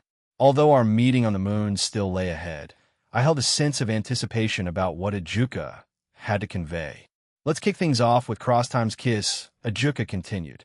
Frankly, I don't possess an extensive understanding of them. However, the documents and notes I've received, they originated from me in that particular timeline. It appears that my other self in that era anticipated the possibility of this organization attempting contact with a different timeline in the future, so he left behind some insightful notes. To put it simply, they are the last remaining defenders of their own universe's Eevee Atoll. The spirits from Atoll and Team DXD are all deceased, along with an individual named Hodu Issei, who held the title of their Red Dragon Emperor. To be honest, I was already aware of the information Ajuka was sharing with me. However, the tidbit about the Ajuka from the alternate timeline passing notes to the Ajuka in my presence was news to me. Despite my awareness, I chose to keep this particular detail to myself. They possess technology that serves a dual purpose. It can function as a conduit for other sacred gears, enabling different individuals to wield them. Alternatively, it grants them the ability to extract these sacred gears from their wielders without harming them during the process.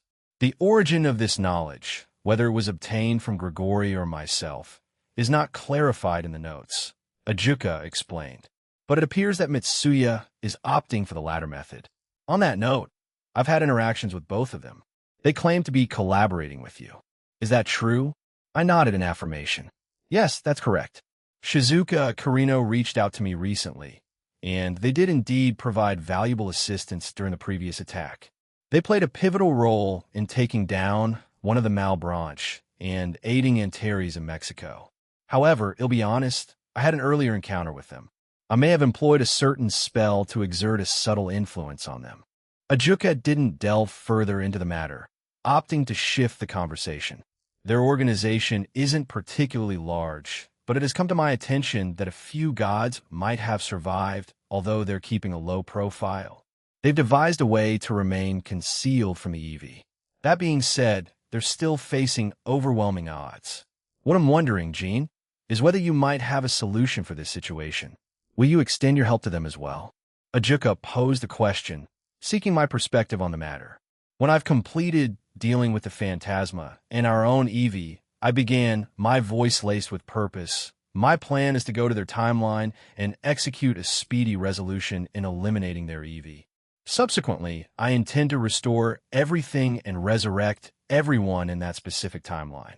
It's crucial because Mitsuya and Shizuka don't naturally belong in our reality. Given my position as the ruler of the Omniverse, I have a responsibility to ensure that alternate individuals don't linger in a separate timeline, unless there are truly unique circumstances at play. I wish I could divulge more, but their presence here is also causing unforeseen alterations. I shared this insight with Ajuka and Milianis, who both nodded, grasping the significance of the situation. While I don't actively intervene in those places, certain locations within the world and the supernatural realm have been affected by Shizuka and Mitsuya's actions, or even just their mere existence. Naturally, I possess the power to rectify these disturbances, and I have already done so. However, should more members of their team or organization arrive, it would, to be frank, become an increasingly annoying situation. Hence, my desire to send them back to their native timeline. I aim to undo the harm that the Eevee has done there as well. There's been an unnecessary loss of life, and it serves as a token of gratitude to them for their assistance. After all, both Shizuka and Mitsuya are accompanying us on our journey to the Phantasm and Eevee. I believe it would be a therapeutic experience for them, a chance to annihilate this particular version of the Eevee. Subsequently, we will return to their own timeline to face them once more. The timing of this endeavor, whether it precedes my journey to the central world or follows it, remains uncertain at this juncture. I do have a few more questions, but for now, that will suffice. Thank you. Now, onto the Moon City discussion, he stated with a determined gaze, addressing me seriously. You mentioned that you'll be leaving some of your Electa here, correct? If so, I'd like to request their assistance in initiating the construction of the city, Gene. While you and DXD are occupied in both universes, we aim to commence construction and potentially complete it within the span of a year or two. The process might expedite with aid from your subordinates. Ajuka elaborated. Milianis chimed in. We haven't yet disclosed this plan to the other leaders, but Seraphol, Surzex, and Falbium are already privy to it. We intend to convene for a discussion soon. What are your thoughts on this proposal? So, the initiation of the Moon City's construction, huh? Well, my plan entails leaving Antares and Lian here, alongside the GOB and the Guardians, which should ensure relative safety. However, should any form of disruption arise, I can always halt the Omniverse time and intervene, but that's a contingency I'm prepared for. With a raised eyebrow, I inquired further, do you have the blueprint for this city? In response, Ajuka nodded, conjuring a magical circle before all of us. As it activated, a mesmerizing 3D holographic image emerged, showcasing the vision for the city. The city will be a singular entity, occupying the entirety of the moon's surface and underground. I believe that crafting multiple cities or towns would prove to be superfluous, so I prefer to consolidate it into one vast metropolis. What are your thoughts on this? Ajuka inquired, his eyes gleaming with anticipation. Naturally, when we venture to other planets, we can adapt the approach, but for the moon, I deem simplicity to be the key. I extended my hand, manipulating the 3D hologram with a series of thoughtful movements, all the while posing a couple of questions. After a brief exchange, my curiosity led me to inquire further. What are your plans for the underground portion? Ajuka acknowledged my question with a nod and proceeded to provide some initial insights. However, he made it clear that a fully detailed plan was yet to be finalized due to the sudden nature of this meeting. I contemplated his explanation and concluded that time constraints aside, Moving forward with this project was a wise decision. Ajuka's tone grew somewhat uncertain as he broached another topic, his expression tinged with concern. Also, he began, "What are your thoughts on the idea of unveiling our existence before the tournament's finals? I believe it would be beneficial for humans to witness the last two games of the World Tournament, the finals, and your exhibition match against the victor." His proposal held potential ramifications, and I contemplated the implications of this decision. Momo's voice nearly rang out, surprising both Ajuka and Milianis, who gave her encouraging nods, urging her to continue. "Aaron has confided in us about his intentions. You see," she began hesitantly. "He's considering revealing that he was behind the incidents involving the missing people. But, is this really the right time for that? It might cause a lot of people to despise him, which could decrease viewership for the tournament on the human side if we reveal ourselves." Ajuka acknowledged her concerns with a solemn nod. "I understand your reservations. However," he continued, "I've been contemplating this, Jean. Is it truly wise to go ahead with this revelation? While your existence might have triggered a series of events, it's essential to recognize that you aren't to blame for Lapis' actions. To be blunt, she was unhinged, and let's not forget the Nyarlathotep outer god. They no longer exist, so there's no need to carry their burden." Before I could respond, Ajuka motioned for me to pause, raising his hand. "I understand your desire to be honest with many people, but divulging the complete truth could have detrimental consequences for a lot of individuals. I propose a different approach. Share the details about Lapis and Nyarlathotep, painting them as the villains in this tale, and move forward. It might lead to a smoother path for everyone involved, don't you think?" he suggested. "It's not just about hating you, Jean," Milianis began with a thoughtful tone. "From what I've gathered, you're known for your honesty and sincerity. However, that very nature of yours, while commendable, should also guide you towards making wise decisions. Consider this. If you were to reveal that you were responsible for the 2 billion humans disappearing, wouldn't it bring harm to your close friends, family, and loved ones? Seraphal mentioned your expanding family, didn't she? Adding little Vivi-chan to that equation, do you think it's wise to expose her to such hate and animosity? I hadn't really thought of it in that light.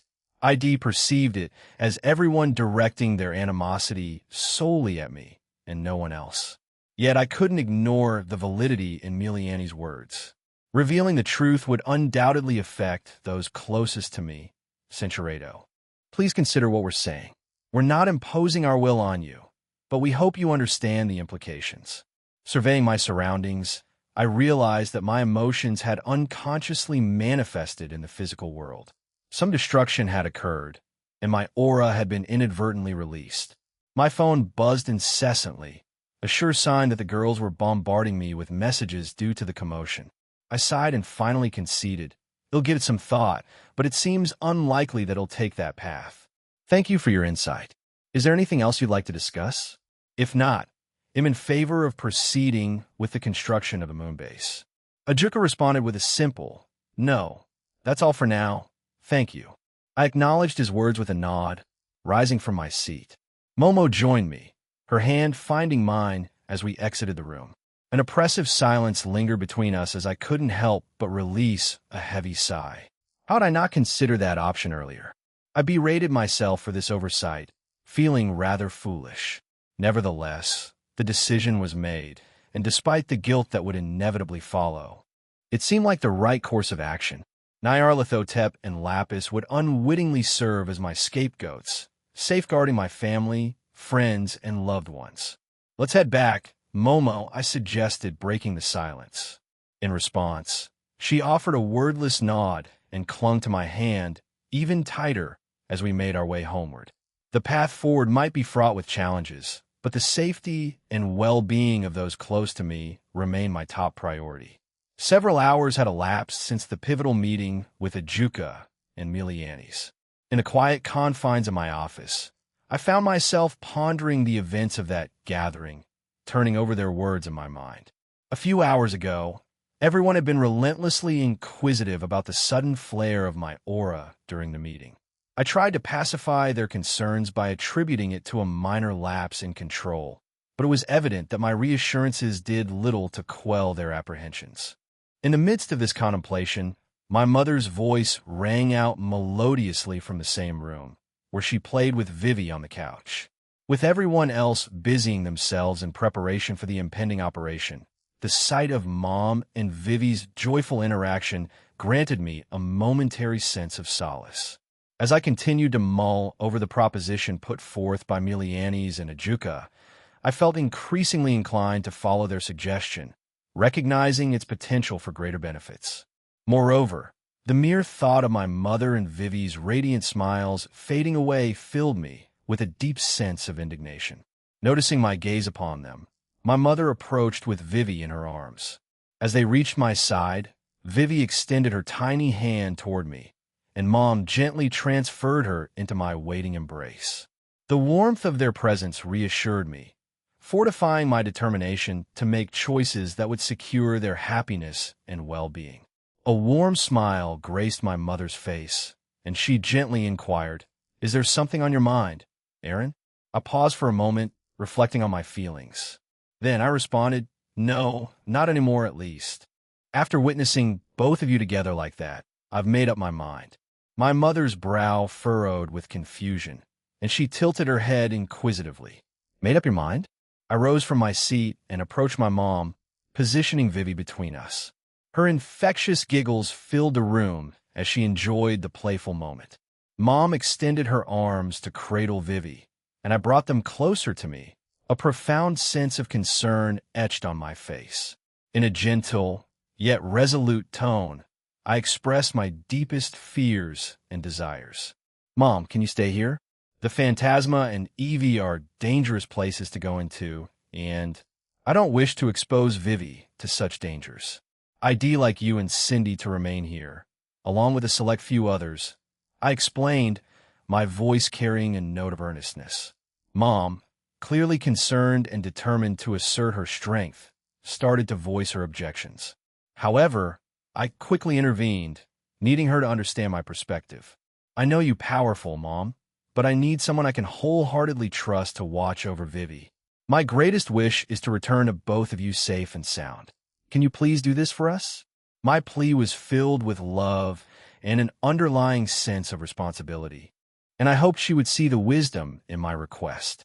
My mother found herself dumbstruck, her wide eyes fixed upon me in sheer astonishment. As I gazed back at her, I couldn't help but acknowledge that some of my recent actions may have left her with conflicting emotions. Perhaps it was a bit manipulative on my part, but my intentions were rooted in a desire to shield her from the harrowing experiences that awaited her in that place. The horrors she would undoubtedly witness were simply too much for her, and I couldn't bear the thought of her enduring them. Furthermore, there was the matter of Vivi, and the prospect of her being left alone when Tiamat, along with the others in my home, would be embarking on the same journey. Leaving Vivi in the care of a stranger felt like an unsettling prospect to me. Drawing nearer to my mother, I pressed a gentle kiss to her forehead. Softly, I reiterated my plea, "Please?" It was clear from her response that my friendly gesture had caught her off guard, her cheeks turning a deep shade of red. Her emotions were plainly visible on her face, and it was obvious that my request had struck a nerve. Fine. Geez, you're making this awkward," she stammered, attempting to reprimand me, but not quite succeeding. "Papa, Mama," Vivi murmured with a tinge of sadness in her voice. "Don't fight." Her eyes welled up with a hint of tears, and it seemed that she had misinterpreted our interactions, interpreting them as something close to fighting. Unexpectedly, Vivi referred to me as Papa and my mom as Mama. It took me somewhat by surprise, but I didn't really mind. In all but name, she was my daughter, and her words carried a special significance. The intricacies of the mother aspect were a separate matter altogether. "We're not having a fight, sweetheart," my mom comforted Vivi, her cheeks flushing once more. "Daddy's just discussing some work-related stuff, and, well, we had a tiny disagreement, didn't we?" She turned to me, a warm smile gracing her lips. I nodded, confirming, "Yeah, just a little disagreement." Mulling over the situation any further would only lead to a headache, so I opted to let it rest for now. I joined my mom and Vivi on the couch, eager to engage in some playful interaction with my little one. Interestingly, Mom seemed to exhibit a touch more affection toward me after our brief exchange. Cinchuredo, the likes of the renowned Fated Ones, Aoife, Azathoth, the Slash Dog team, and Chow Chow's team composed our ranks. They were a formidable force, well-suited to confront the challenges that awaited us in London. Yet, our strength didn't stop there. I could also depend on the might of Draig, Albion, Apophis, and Comptoir, ensuring that we were well prepared to face whatever trials lay before us. I wonder how much longer we'll have to hang around in this place. Irina mused, her voice laced with a hint of impatience. Earlier, we had performed a teleportation spell, landing in a room cloaked in almost complete darkness. No light reached this chamber, and we were instructed to await further instructions, a task we had faithfully carried out for a relatively brief 2 minutes. Aoife, ever practical, offered a suggestion. "Can't you use your powers to see in the dark?" She inquired of Irina, her curiosity evident. An aha moment seized Irina, and she promptly acted upon it. "Ah, you're absolutely right," she exclaimed before delving into her angelic abilities. As her eyes adjusted to the dimness, her initial excitement faded into something quite the opposite. "I'm starting to regret it now," she confessed, her voice tinged with discomfort. "It feels like we're in some sort of basement or cellar. It's pretty damp and musty down here." Disgust was palpable in her tone as she observed our gloomy surroundings. The serene moment was short-lived, interrupted by the creak of the door swinging open. In walked a man clad in a sleek, professional black suit, gripping a luminous ball. He extended a cordial greeting. "A pleasure to make your acquaintance. I represent the Secret Intelligence Service. Please follow me." Without hesitation, we obeyed and trailed behind him, departing from our previous location. While on our way, Irina couldn't help but voice her curiosity, asking where we headed. Also, what was that place we were in? It was so damp, soggy, and gross. The man let out a hearty chuckle, followed by an apologetic expression. "I'm sorry," he began. "We were under a tight schedule and in a bit of a rush when we selected that room, prompted by the sudden change in location as per Altaria's message. You see, we're M16 agents, and we're currently stationed in an underground mansion on the outskirts of London. It's one of our covert operations centers." He continued to explain. "Originally, we were informed of a different meeting location, but when we received a message from the Angel Altaria indicating the change, our priority was to ensure that your arrival remained discreet. Hence, we opted for the rather small and somewhat damp room." Kanami chimed in with an observation. "So, it seems the human side is willing to cooperate. It's quite unexpected." A sense of seriousness crossed the man's face as he responded. "Indeed. After the war that transpired last year, we recognized the need for better preparation, much like many governments worldwide. We requested supernatural leaders to keep us informed about any global conflicts or significant operations." Aoife, with a keen eye, narrowed her gaze and posed a pointed question. "Hey, aren't you Magnum Rose? The one who wields the new Longinus unknown dictator and was formerly part of Team Phoenix?" The man, now identified as Magnum Rose, nodded in confirmation. "Yes, you're absolutely right, Miss Transcendent Flash. That's me. I'm somewhat surprised that you recognized me. Magnum Rose, an M16 agent, possesses the new Longinus, the unknown dictator or imperial child of machine world. This Longinus blurs the line between magic and technology, often described as magitech due to its unique nature. Unknown dictator, the core of this exceptional sacred gear, grants the wielder the extraordinary ability to manipulate iron. Among its many talents, it excels at controlling and crafting electronic devices and modern mechanical equipment. Its true potential remains shrouded in mystery, but it has demonstrated its ability to govern and influence mechanical systems on a town-wide scale. In my opinion, what sets Unknown Dictator apart is its propensity to evolve alongside technology. In other words, It grows and adapts in harmony with human progress and societal advancements. In my view, this Longinus perfectly embodies the boundless potential of humanity. Its versatility is nothing short of extraordinary. It can interface with mana reactors, harness the power of mana accumulating and firing satellites, utilize nanomachines, enhance smart devices, nanoha, and even employ CAD, magic irregulars, to facilitate human magic.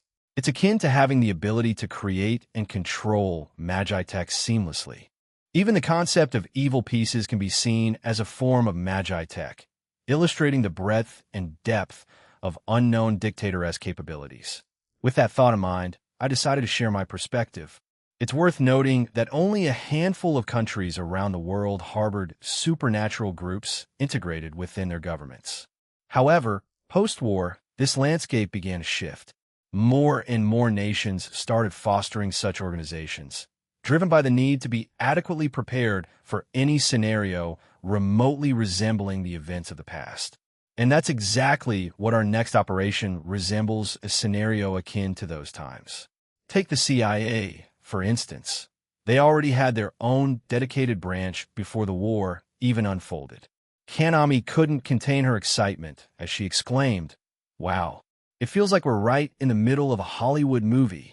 Forming an alliance with the CIA and MI6, it's pretty exciting, isn't it? Magnum Rose let out a chuckle in response. It's actually the opposite.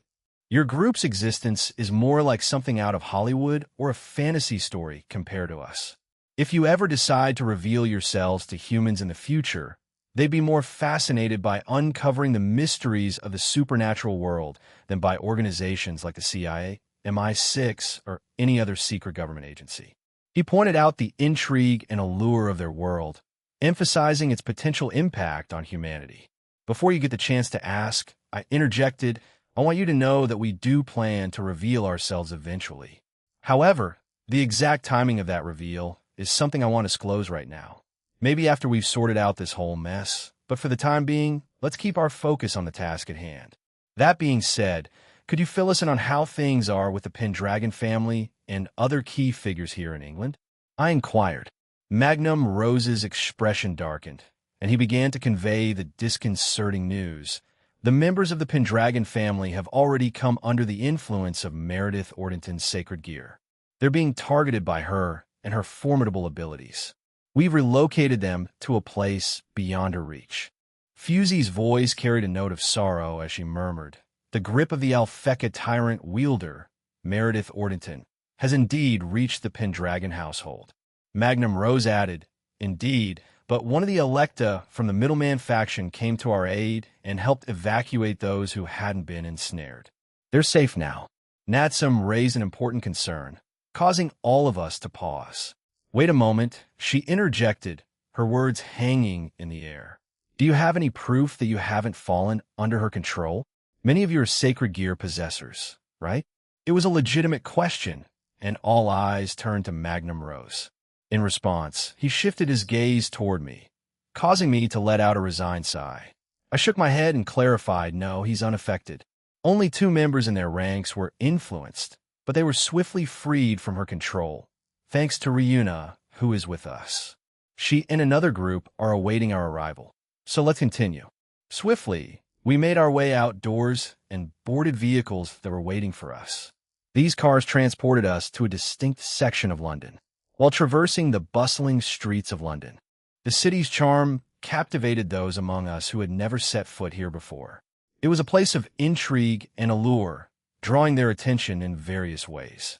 Amidst the unfolding sights and sounds, Aoife's touch suddenly found my hand, and she inquired, "Censuredo, but we did come here because our English teacher insisted on it." It turned out to be a memorable day for everyone else. I responded with a wry smile, reminiscing about the past. I noticed a hint of regret in Aoife's expression for bringing up the topic. To ease her concern, I reassured her, "It's all right. It doesn't bother me now. In fact, maybe we can return here in the future and create our own enjoyable memories." Her smile and response conveyed an understanding of my sentiment. However, before our moment could fully flourish, Irina's voice cut through the air, a sharp exclamation of surprise and excitement. "Yeah? Are you telling me we're heading there?" she exclaimed, her finger pointing animatedly outside the window, her enthusiasm infectious. Her finger extended, pointing to a particular restaurant adorned with the name Shidu displayed prominently at its entrance. She glanced at me, then over to Magnum Rose, and back at me again, her excitement tangible. "Did you know about this, Aaron?" she inquired, her eyes widening with anticipation. I responded playfully, "Well, maybe I did, maybe I didn't. It's a mystery, isn't it?" My response was met with a chuckle as I enjoyed her enthusiastic reaction. The cars came to a halt, and one by one, we made our way into the building. As we stepped inside, I noticed Irina's curiosity evident in her gaze, her anticipation for the arrival of her parents palpable. It wasn't long before a pair of individuals emerged from a doorway. Irina's mother, I had heard, managed a modest Japanese food restaurant in London. Though I wasn't privy to all the details, Tuji had mentioned it before his departure for the United Kingdom. The woman bore a striking resemblance to an older Irina, except she was elegantly adorned in a kimono. A warm smile graced her lips as she greeted us with enthusiasm. "Welcome. We've been eagerly awaiting your arrival," she exclaimed, her eyes sparkling as she extended her greeting. "Mama, I'm back." Irina's joyous exclamation filled the air, and with unbridled excitement, she rushed towards her parents, their reunion forming a touching moment of family connection. "Welcome, DXD, or at least a portion of it. Please follow me to the rear," Tuji warmly invited us, prompting our prompt relocation. Irina's mother, Yumiko Shidu, had thoughtfully prepared tea and a selection of snacks for our impending discussion. However, the atmosphere took a sudden turn when Chow Chow, his curiosity piqued, inquired, "Who might be the other group joining us?" A woman's voice replied, "It's us." Emerging from the very door through which Yumiko had entered earlier, the leader of the 8 divas, Rixia, graced us with her presence, offering a nod of acknowledgement. George, ever analytical and pragmatic, adjusted his glasses as he raised a pertinent question. "The 8 divas from the Chinese pantheon? Is your realm not in need of help? Should it come under attack?" Rixia clarified the situation, her tone resonating with a sense of obligation. "Our gods were insistent, and so we have heeded their call. They have undertaken the task of safeguarding our country and pantheon. Furthermore, we have brought along 2 additional individuals to provide support." As Rixia's explanation finished, 2 more women stepped forward, one of them being Quan Xinhua, a familiar face from our previous encounter when we journeyed to the tiles of Dog City's base. Or, as I had humorously dubbed her, the Shinha look-alike. The other was someone we hadn't seen before. Her hair, a verdant cascade, was artfully fastened into a bun, its hue as refreshing as a spring meadow. Her eyes, a gentle shade of lavender, held a mysterious allure. Adorned in a traditional Chinese qipao, the fabric was a delicate shade of pale blue, reminiscent of a tranquil sky at dawn. Securely propped behind her, a gleaming spear, an embodiment of her strength and purpose. Her physique was a testament to dedication, a fit form standing at a height of approximately 5 feet and 8 inches. "This is Liang Meiying, but you can simply call her Meiying," Rixia introduced. "Quan Xinhua, and she mainly reside in the wilderness of our realm, dedicating themselves to training and conversing with the spirit beasts." With a warm and friendly smile, Meiying extended her greetings, expressing her pleasure in meeting all of us. "Hello, I'm delighted to make your acquaintance. As Rixia mentioned, just Meiying will do. My full name could be a bit of a mouthful. I'm committed to doing my best in this operation." On the other side of Rixia, Xinhua maintained a composed silence, her gaze curiously fixed upon me. I couldn't help but recall our initial encounter. Didn't she nibble my finger or something during that peculiar meeting? Once the introductions had concluded, Rixia and her companions from the 8 Divas ensemble took their places at the table. However, a hint of vexation flitted across Lavinia's expression when Zhang Mei, also known as Shizuna Rem Misurugi, sat down beside me. Lavinia responded by gently nudging her aside and taking the seat on my other side, so they both sat near me. Despite this somewhat unconventional seating arrangement, we pressed on with our discussions. Following the conclusion of our discussions, Chow Chow and his team set out to explore the city of London. However, their true purpose was to meticulously survey the urban landscape, with a keen eye on anything out of the ordinary. Simultaneously, the Slashdog team embarked on a similar task, yet their responsibility encompassed not only the city's perimeter, but also extended a bit beyond it. This time, they were accompanied by SAE and Tobio, the team growing in numbers for this important mission. For safety's sake, we opted to leave Hana-chan back at home in the care of Mom and Cindy. In the midst of our trip here, the only people left at our location were the 8 divas, along with my immediate group consisting of the fated ones, Azathoth, Irina, and Aoife. Meanwhile, in the kitchen, Rossweiss, Velgrind, and Azathoth had taken to learning the culinary arts alongside Yumiko, gaining new insights into cooking and baking. As for the rest of us, we gathered within the restaurant area, which had been exclusively reserved for our group for the entirety of the day. A lengthy pause in our conversation was broken by Yang Ji, a member of the 8 divas, who abruptly seized everyone's attention with her query. "You know, Jean," she began, her tone contemplative, "you have quite a few women in your circle. Do you ever hang out with guys?" Her question hung in the air, awaiting a response. I acknowledged her inquiry with a nod, responding, "Yeah, I do spend time with male friends on occasion. I've been known to hang out with Gentru, Gasper, Tobio, Sarorg, Cookie, and Dulio. However, these meetups are dependent on our busy schedules aligning. If that doesn't happen, well, not so much. Unless, of course, you're referring to the various meetings and discussions I participate in with the leaders of our alliance. In which case, yes, I do find myself in the company of men rather frequently. My words aim to shed light on my interactions with both genders, balancing the scales, so to speak." Saizo's voice held a thoughtful tone as she shared her perspective. Her eyes, currently hazel gold in color, helped me identify her as Saizo rather than the legendary Xiangyu, whose eyes were red. She brought up an interesting point and asked, "Have you ever thought about the need for balance? When a guy spends too much time with only women, it tends to raise questions about his sexuality among other men, doesn't it?" I considered her question and responded, "I'm not sure. No one, not even my human friends who were aware of the supernatural, has ever asked me about that. I suppose, as Yang Ji once pointed out, I've somehow managed to find a balance." Saizo nodded in contemplation, her expression reflecting her deep thoughts on the subject. "Why did you want so many companions around you?" Lin Chong and Quan Xinyue asked in perfect synchronization. Their eyes briefly met before returning to me, awaiting an explanation. Before I could respond, Lavinia interjected, adding a touch of complexity to the matter. "It's a bit more complicated than that. But let's simplify it. He wanted a big family," she offered. Zhang Mei couldn't help but be curious and posed her own question. "A really big one?" Lavinia nodded in response. "So, you'll have a lot of kids in the future, won't you?" she inquired, gently patting her own stomach.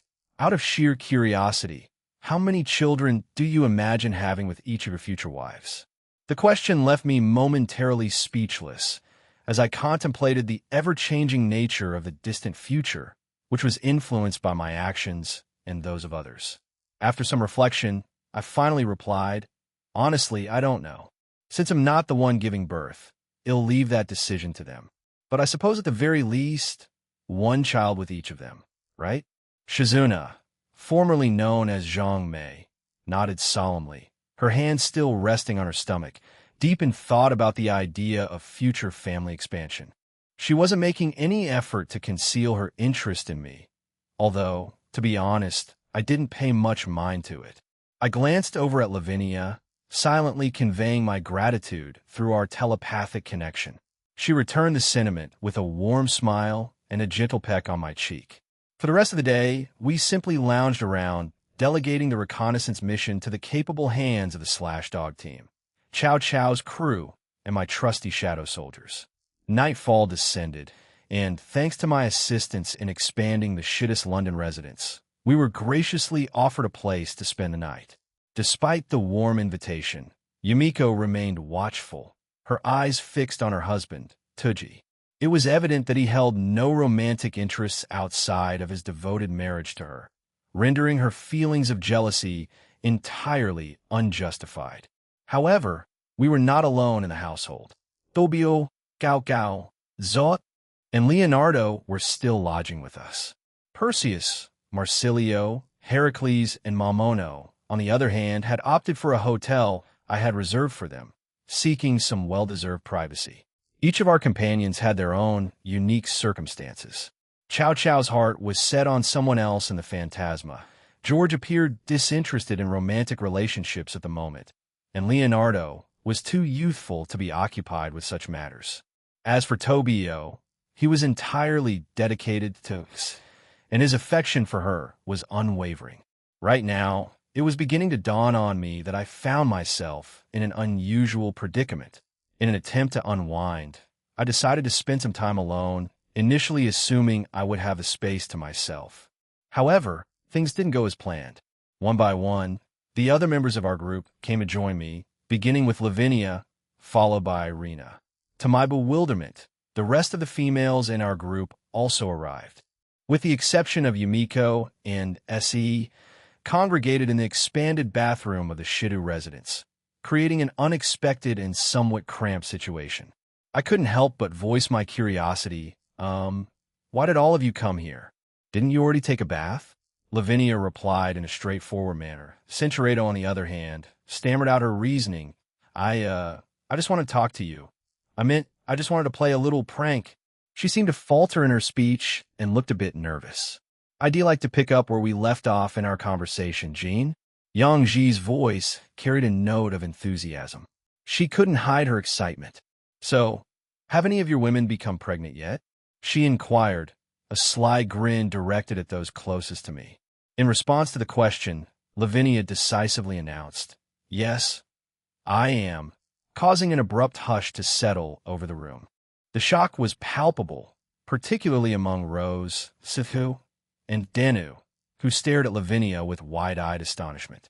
I thought you weren't going to make that kind of announcement until after graduation. Kanami blurted out, unable to conceal her surprise.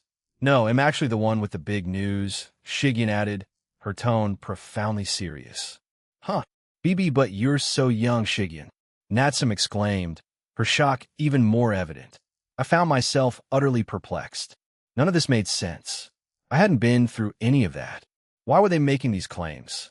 I shot them confused looks, and in response, they only blushed, their expressions just making me even more confused. Shigyun's send is hard to read. So she's lying, Velgrind remarked matter-of-factly, causing Shigyun to shrink back.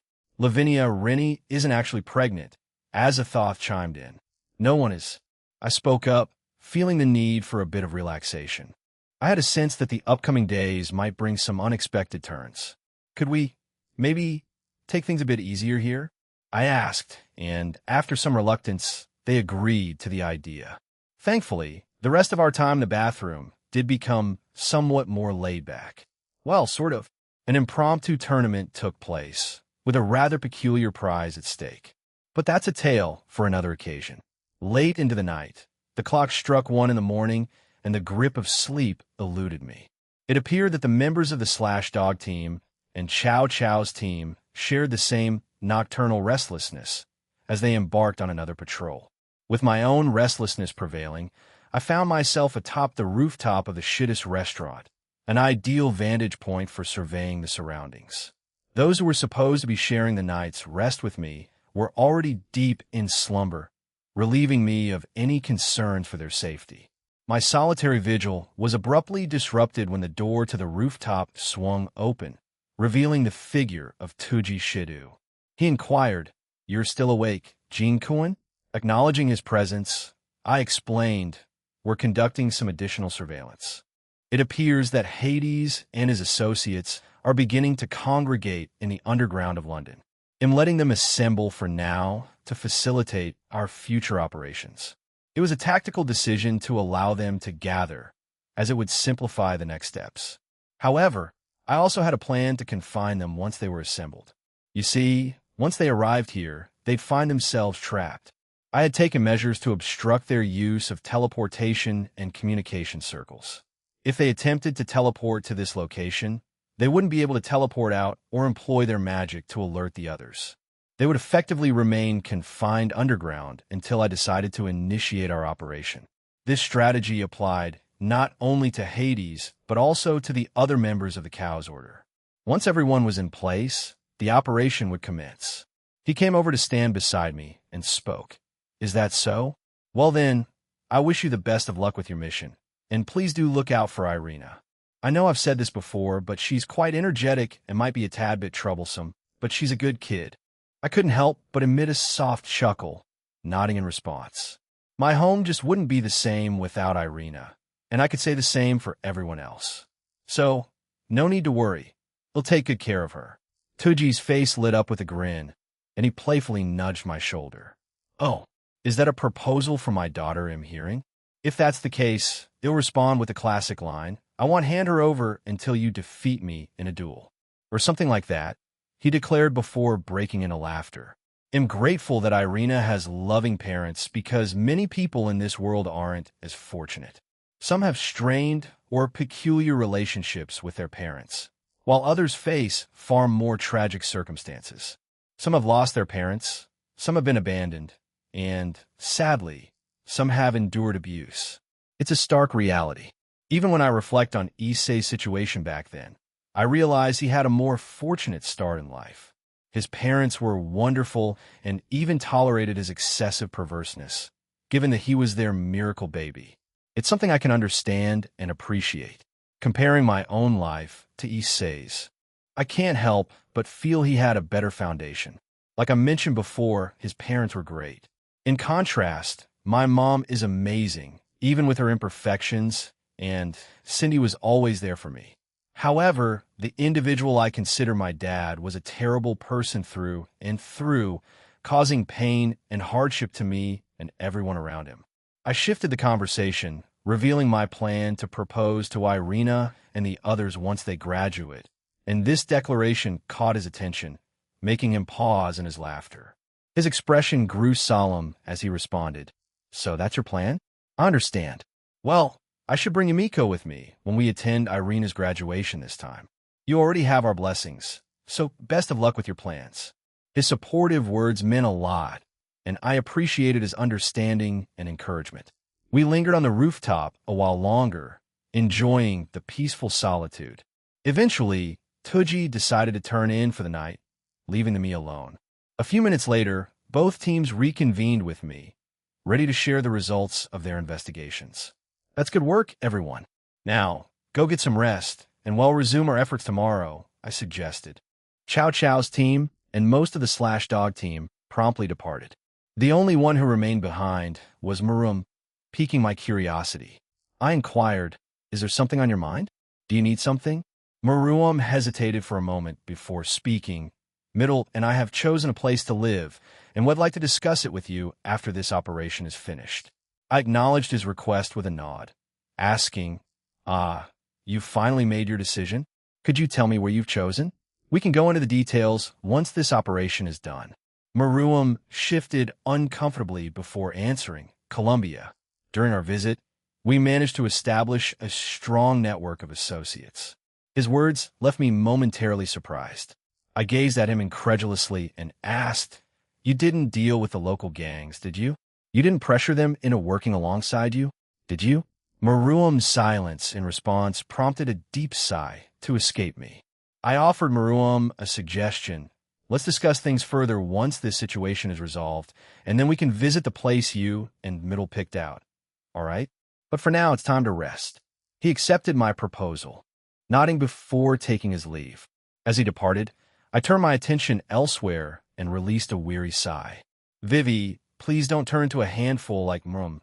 I mused aloud, though a part of me admitted that such an outcome might actually be enjoyable. With a final glance toward the moon above, I decided it was time to call in night and retired to my quarters. The following day arrived, and we reached the place where the remaining Pendragon family and other related families had taken refuge to avoid becoming targets of Meredith. Among them, we discovered several legendary figures, including Mordred Pendragon, Morgan Le Fay, and even the Loch Ness Monster, which astounded me since it apparently had the ability to shapeshift. The final addition to this notable gathering was none other than Gawain. A few others were notably absent, as they were engaged in discussions with the Gaelic Alliance and Serafol, who had journeyed there. The intertwining mythologies of Ireland and England had always presented a complex relationship. Even in my past life, I found their stories to be a perplexing mix. Even now, many of the gods and deities seemed to fluidly shift between the two countries, further complicating the situation. It mirrored the intricate connection between Ireland and England, evident in the human world as well. Thank you for coming, Aaron Sama. Maintaining the magical concealment of this place to appear normal could be quite a hassle, Ryuna mentioned as she approached us. She removed her oversized witch's hat, a silent request for a friendly pat, which I readily granted. Thank you for your hard work, Ryuna, I acknowledged with a grateful smile. But now, shall we make our way over there? It seems Le Fay and Arthur have already arrived. Roger. Follow me, Ryuna responded, donning her hat once more, and guided us to a room. As we passed through, our sizable group drew curious glances from the various families in attendance. Ryuna took a moment to explain that the legendary individuals we had glimpsed earlier would be joining our discussion. Upon reaching our destination, the doors swung open, revealing an assembly that included the Pendragon siblings, an older man with an aura reminiscent of Arthur and Le Fay, the mysterious Morgan Le Fay herself, Gawain, Mordred, Magnum Rose, and an intriguing guest, the Loch Ness Monster, or perhaps simply Nessie. I decided to get straight to the point, catching them off guard. Let's not beat around the bush, I stated abruptly. Who among us is going to join this operation? And who isn't? I'd like to sketch out a preliminary plan before we dive into this. Nessie chimed in, I won't be participating. I might be able to handle some adversaries, but the ones you're up against are beyond my capabilities. So we'll sit this one out. However, I believe the others may join in. Morgan Le Fay began to explain. She's right. She glanced at her descendants, Le Fay and Arthur. Before continuing, Ryuna mentioned that the Wizards of Oz will be making an appearance here. If that's the case, I want to be part of this operation, even if we haven't formally formed an alliance. Intrigued by her decision, I inquired, could you share your reasons for wanting to participate? And what's the significance of the Wizards of Oz in this context? Instead of giving me an immediate response, her gaze shifted towards Tobio and the members of the Slashdog team. Young man, you've certainly grown since then, earning yourself the moniker of Slashdog. How about you share the details? She suggested, directing her inquiry to Tobio. I turned my attention to him, and he let out a sigh before beginning the tale. It happened about 4, or maybe it's been closer to 5 years now, Tobio began. We were in pursuit of one of the members of the Wizards of Oz, the Witch of the North, Locasta, who is sometimes referred to as Tadipo. To keep it short, with the assistance of Lavinia, Grigori, and the supernatural community here, particularly Lady Morgan, we managed to confine her within a different realm. We engaged in a fierce battle, ultimately emerging victorious. However, it wasn't without its consequences. Locasta had her subordinates launch attacks on several small towns and villages in England, resulting in the loss of lives among those who worship Lady Morgan. It's likely that she still harbors a grudge because of that, he explained, painting a vivid picture of the events from the past. A sinister smile curved across Morgan's lips as she turned her attention to me. She spoke with an air of determination, saying, if they are indeed resurrected and are heading this way, I shall play a role in their downfall. Her gaze then shifted to Lavinia. Glinda is no longer among us, which suits me fine, considering her strong connection to you, Ice Princess. Lavinia remained silent, her expression tinged with a subtle frown. She knew that their impending arrival was inevitable, but her resolve was unwavering. She had every intention of standing alongside the Slashdog team to confront and put an end to this looming threat. Curiosity prompted me to inquire further. And what about you, Gawain and Mordred? Are you here of your own accord? Or are you simply following Morgan's orders? Gawain offered a warm smile, nodding his head earnestly. Indeed, it is by my king's will that we stand by Lady Morgan's side. Mordred is doing the same, he affirmed. Mordred, positioned just behind him, responded with a roll of her eyes, her gaze deliberately averted, suggesting a mix of agreement and perhaps a touch of defiance. Magnus Rose, who had joined our gathering earlier, inquired, "So, Jean, who precisely is on their way here?" I began by listing the formidable forces heading in our direction. Hades and his army of Grim Reapers, Ungra Mainyu, a group of super devils, and lastly, the remaining Wizards of Oz and their 3 demonic beasts I detailed. The remainder of their forces will be scattered across various counties, incorporating more gods, some remaining super devils, the last 2 Malbranche, and, well, the remaining allies of the Cow's Order. It's as if they're pooling everything that's left in their arsenal and forces for this impending attack. It's a high-stakes situation for them, a do-or-die scenario. My explanation offered a clear perspective on the gravity of the imminent clash. Natsum posed a question that had been on her mind. The 3 demonic beasts, now that SAE has 1 as a sacred gear, we only need to deal with 2 of them, right? I nodded in agreement, affirming her observation. Yes, that's pretty much the situation, I replied. The 3 demonic beasts of Oz included Cowardly Leo, which was now in Saw's possession as a sacred gear, and the other 2, known as Dead Lumberjack and Rampage Scarecrow. The Utsasimi agency had successfully transformed Cowardly Leo into an Utsasimi, but it hadn't become a sacred gear. However, thanks to the collaborative efforts of the Cow's Order and the Wizards of Oz, they had undoubtedly managed to convert the latter 2 into sacred gears, or potentially something else altogether. The precise nature of these transformations remained shrouded in mystery well to them. I more or less knew what happened to them. Natsum inquired with an intent gaze, her curiosity evident. "Are you going to tell us?" She pressed, waiting for an answer. I chuckled in response, acknowledging the need for information. "You're right, my bad. So, Harry's the deal. They've got 2 wielders, for lack of a better term. These 2 entities function like independent avatar-type sacred gears and possess their own true form, not unlike the balance breaker form seen in the case of the 4 fiends," I began to explain. I continued, offering a word of caution. "While any of you can take them on, you need to exercise caution. You've encountered them before, but this time they'll be more formidable, armed with a wider array of abilities. What's more, they'll have the support of their wielders this time around." My words emphasized the heightened challenge that lay ahead. Gawain raised his hand and inquired, "Could you share how we're going to be divided? Being the leader of this operation, it's reasonable for you to decide who goes where and who faces whom. Personally, I don't have a preference for my opponent." Mordred, on the other hand, expressed a more direct desire, stating, "I just want to fight strong opponents." It was a clear and resolute statement, leaving little room for discussion. Lady Morgan, with a determined air, chimed in, "As long as I get the chance to confront Locasta and contribute to the downfall of the Wizards of Oz, I don't mind who I'm paired with." Her focus was singular and unwavering, highlighting her commitment to the mission at hand. The consensus among everyone was unanimous, though I was aware of Lavinia's inner desire to confront the Wizards of Oz, a way of finally putting that chapter of her life to rest.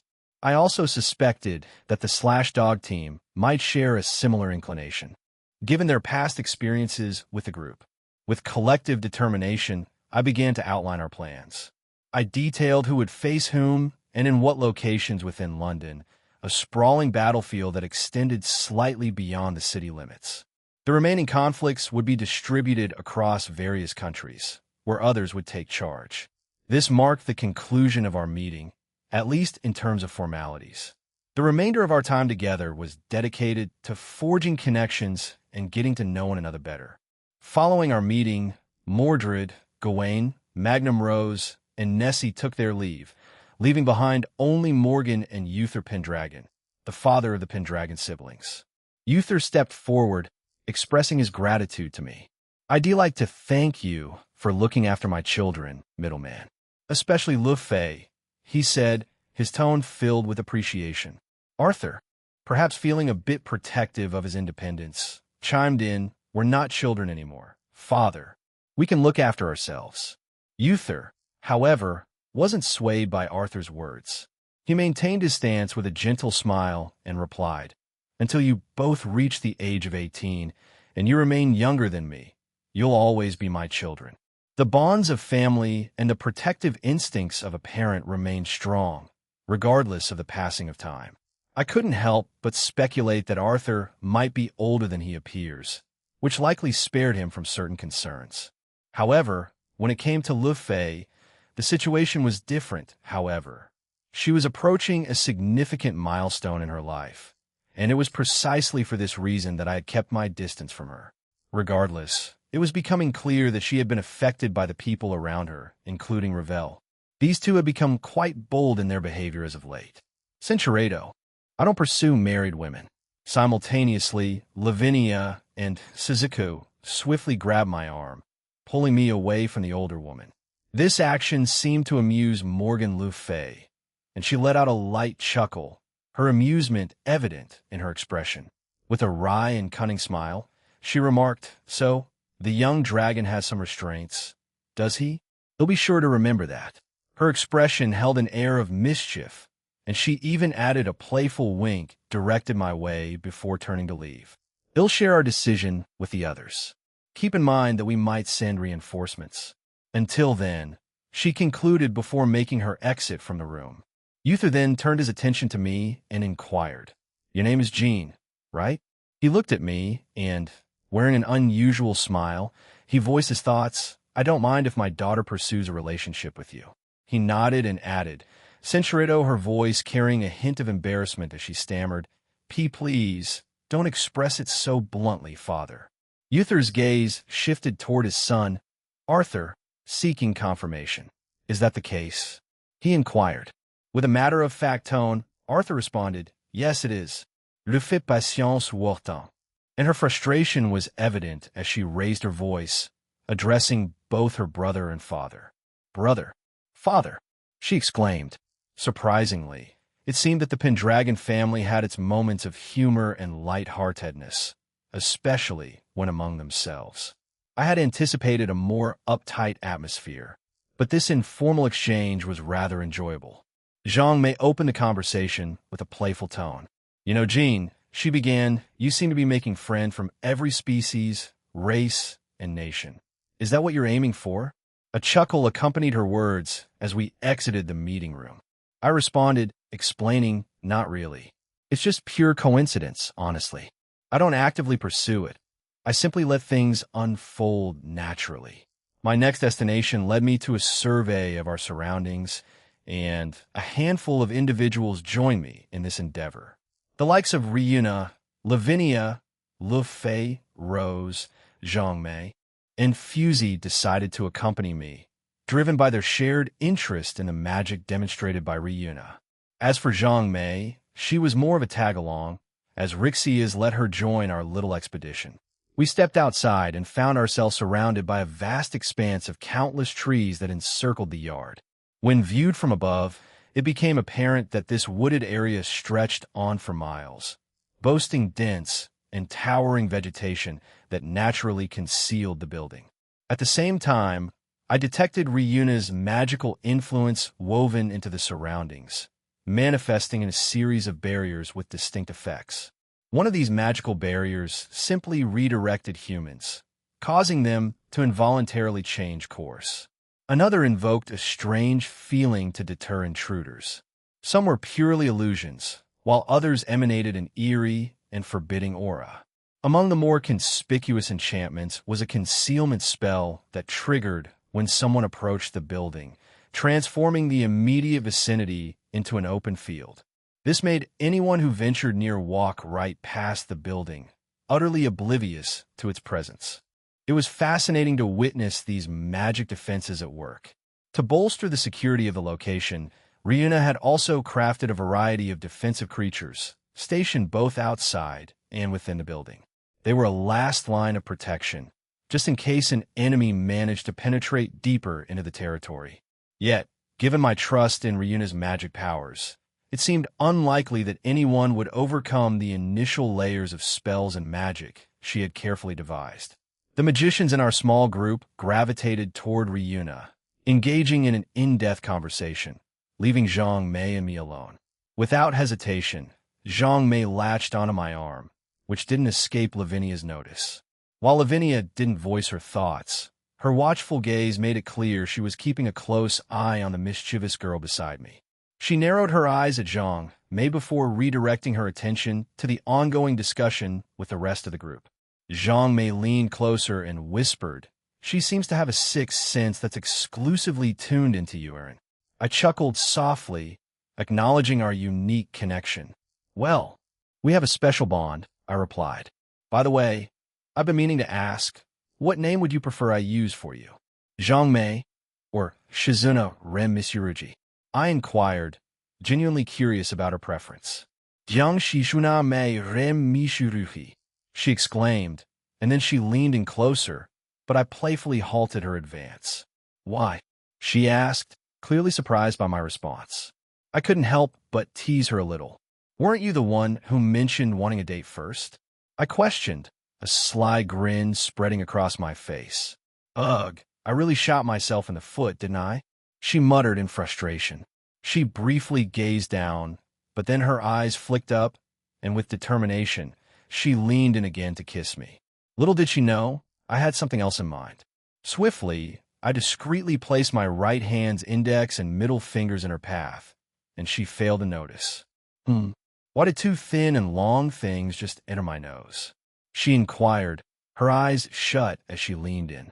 When she reopened her eyes, she was met with the sight of my fingers in her nostrils. "This isn't what I expected at all," she exclaimed. For some reason, her reaction struck me as humorous, and I couldn't help but burst into laughter. After a moment of mirth, I leaned in to plant a gentle peck on her forehead. "Will that do for now? We'll have some time after we finish this operation before heading to the Phantasma, so I can plan a proper date," I assured her. First, it was Momo, and then it would be Shizuna.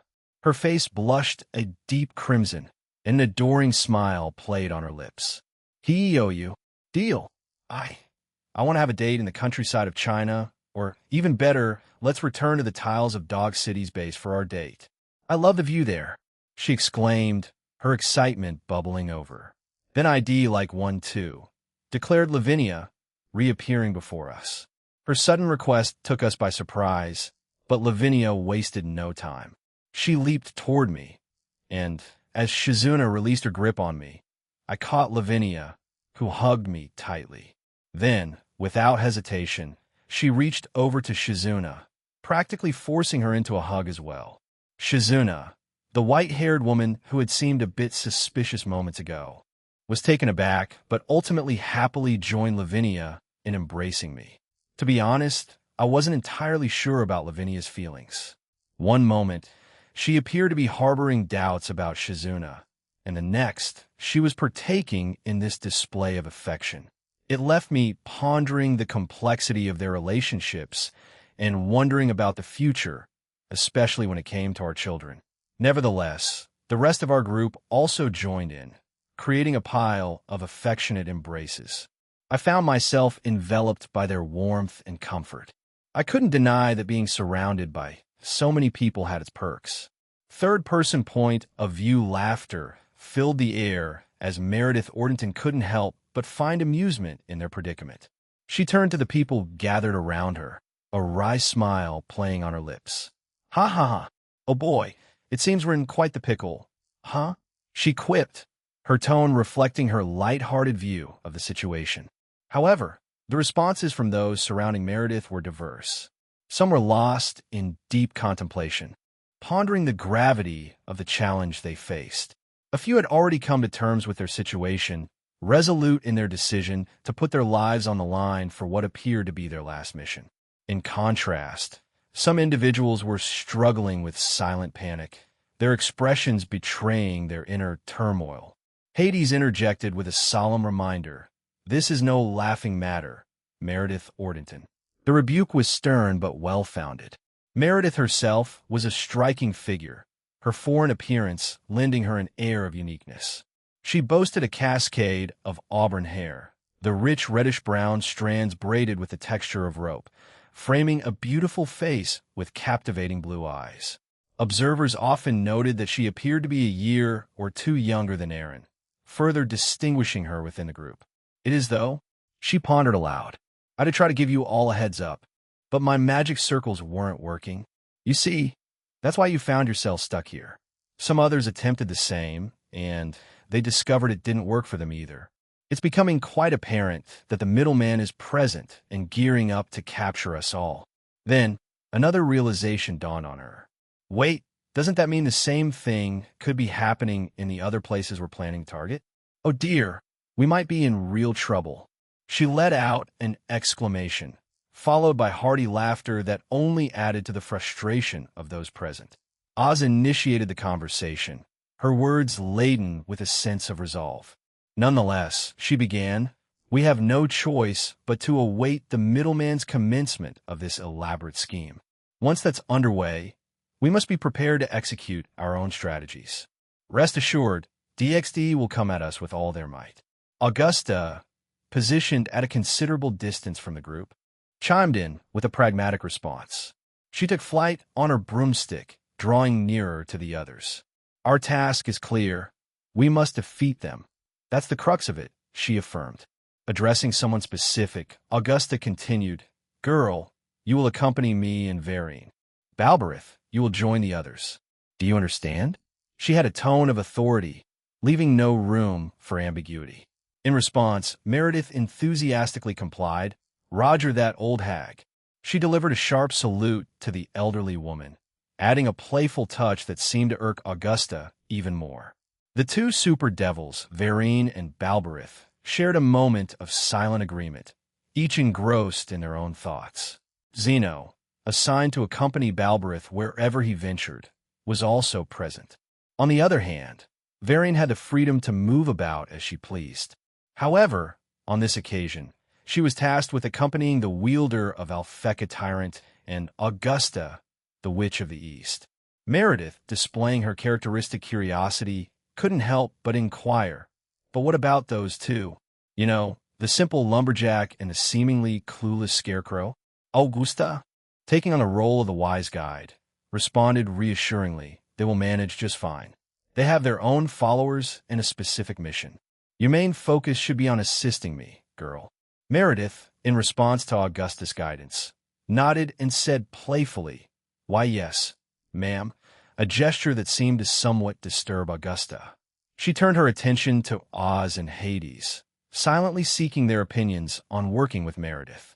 Their nonchalant response was to avoid eye contact and look away, reflecting a combination of resignation and mild discomfort. Although the others haven't arrived yet, we should keep getting ready. Girl, accompany me. I'll instruct you in advanced magic. It's vital that you grasp these skills, or you'll end up being a hindrance, Augusta declared, her broom carrying her aloft as she floated away. With a mixture of respect and cheekiness, Meredith responded, Understood, old hag. She then eagerly trailed after Augusta, determined to absorb the wisdom the experienced which had to offer. Aaron Toole's soliloquy, several days had elapsed since the initial preparations, and everyone was fully prepared for the upcoming task at hand. I had taken it upon myself to caution a few individuals about the involvement of certain gods, who, it appeared, were primarily motivated by their personal interests.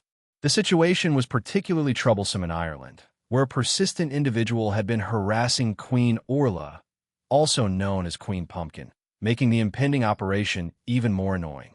In response to these developments, Aoife had made her way to Ireland, as it wasn't too distant from our current location. She would be joined by Danu and a few other allies within the Gaelic Alliance, reinforcing our efforts in that region. Currently, I found myself perched atop the iconic Big Ben, observing the final members of Hades' group as they teleported in. I had communicated that all preparations were, for the most part, complete, signifying that today marked the commencement of our operation. Riuna dangled from my neck, her presence a comforting one.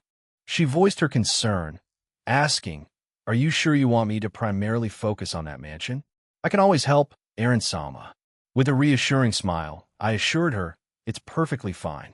Gently, I removed her from my neck and enveloped her in a warm embrace. Our gaze cast over the expanse of London. I do feel much more at ease knowing you're protecting that place. If anyone tries to attack, I trust you to handle them for me. All right? Ryuna reciprocated the embrace with enthusiasm and nodded vigorously. I won't let anyone get through the defenses. In fact, I'll ensure no one even breaches the first line of defense. Observing the final members of Hades' group arriving through teleportation, I noticed a heightened sense of urgency among them. I continued to stroke Ryuna's head gently, a smile playing on my lips. That's really reassuring to hear. It'll begin shortly. Could you return for now? She gazed up at me, her expression indicating a desire for a bit more of my attention. In response, I couldn't help but let out a chuckle. Leaning in, I planted a gentle peck on her lips, causing her to break into a radiant smile before she teleported away. I reached up and touched the transceiver on my ear, transmitting a message to my teammates, Tobio, Kanami, Rixia, and Chow Chow. Could you all come to my location? Without the need for spoken words, they promptly materialized behind me. Kanami, ever the playful spirit, jumped towards me and couldn't resist offering her witty commentary. You decided to look over the city from here, Aaron? That's quite extra of you. I grinned at her and, in response, leaned in to bravado her. Well, you know me, I replied playfully. Anyway, I'm about to start, so could you get your teams in position? I'll inform the rest of DXD. Roger, they replied in unison and swiftly moved out, leaving only Tobio and Kanami behind. Tobio, with a somewhat somber look on his face, addressed me. Gene, we're going to the Phantasmus soon, right? I noticed the concern in his eyes and pressed further. Yes, we are. What's on your mind? Is it that you're hesitant about going? Are you worried about SE, Hannah, and your unborn child? Tobio remained silent, his expression speaking volumes. I turned to face him and placed a reassuring hand on his shoulder. We still have a few weeks before we depart. Take your time, Tobio. I won't have any objections if you decide not to go.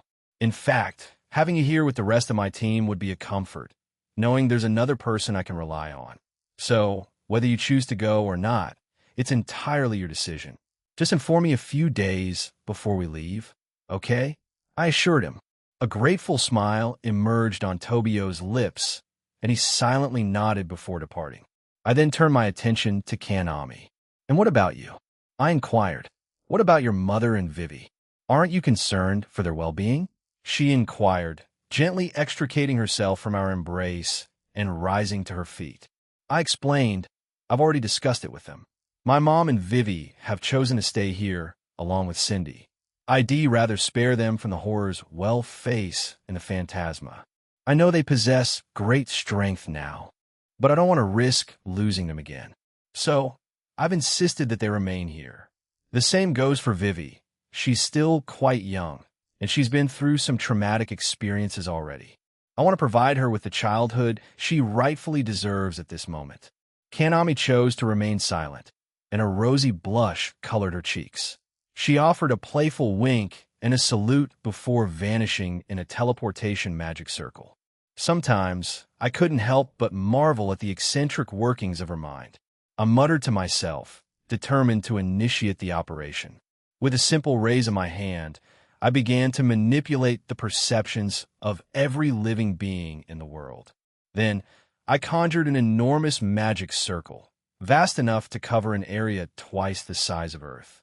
In a matter of seconds, the spell activated, releasing a blinding burst of light that engulfed the entire planet.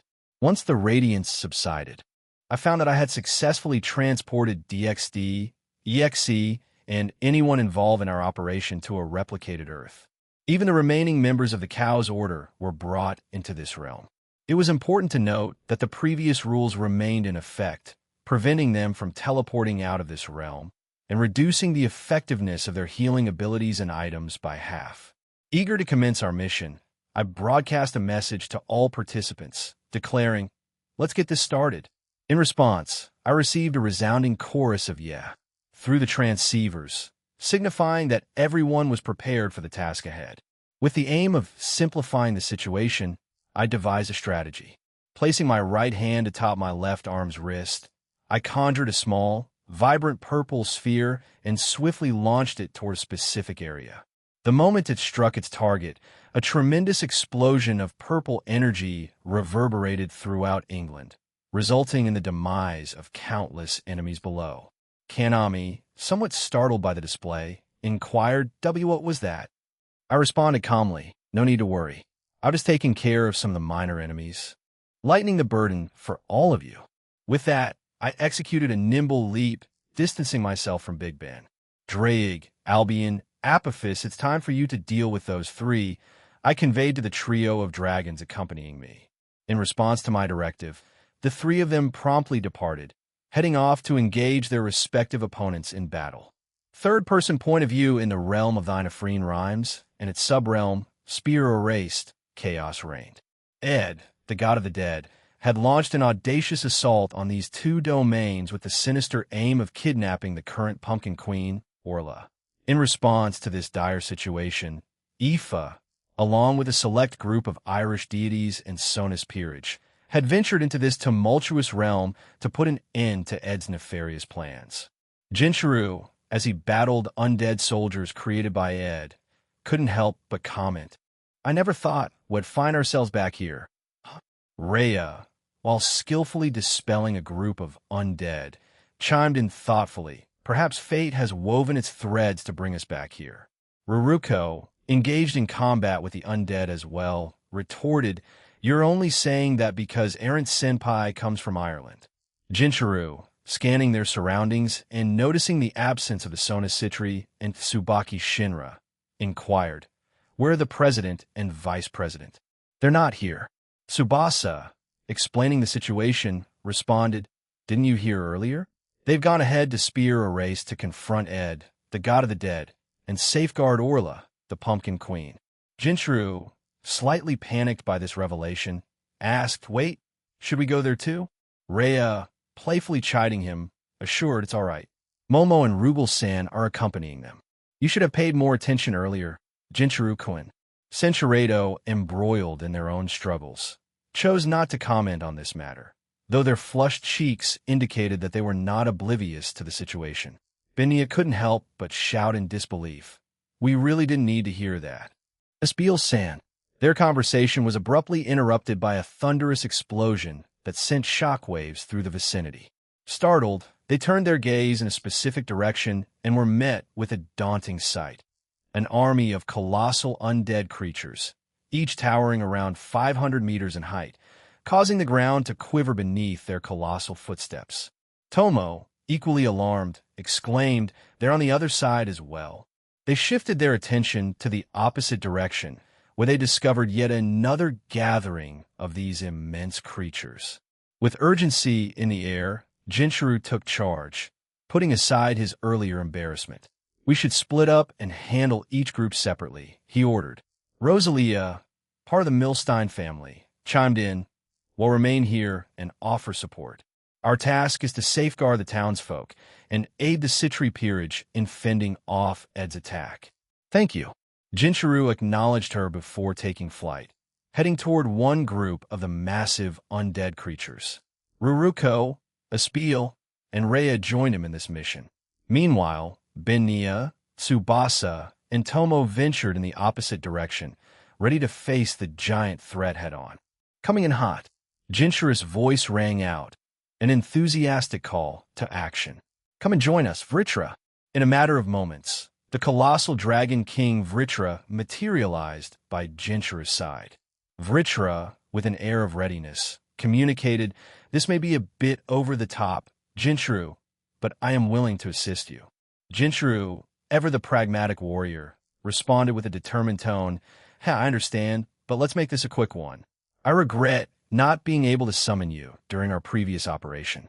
He then proceeded to activate his perfected balance breaker. "Ruruko-chan, Espiel, both of you.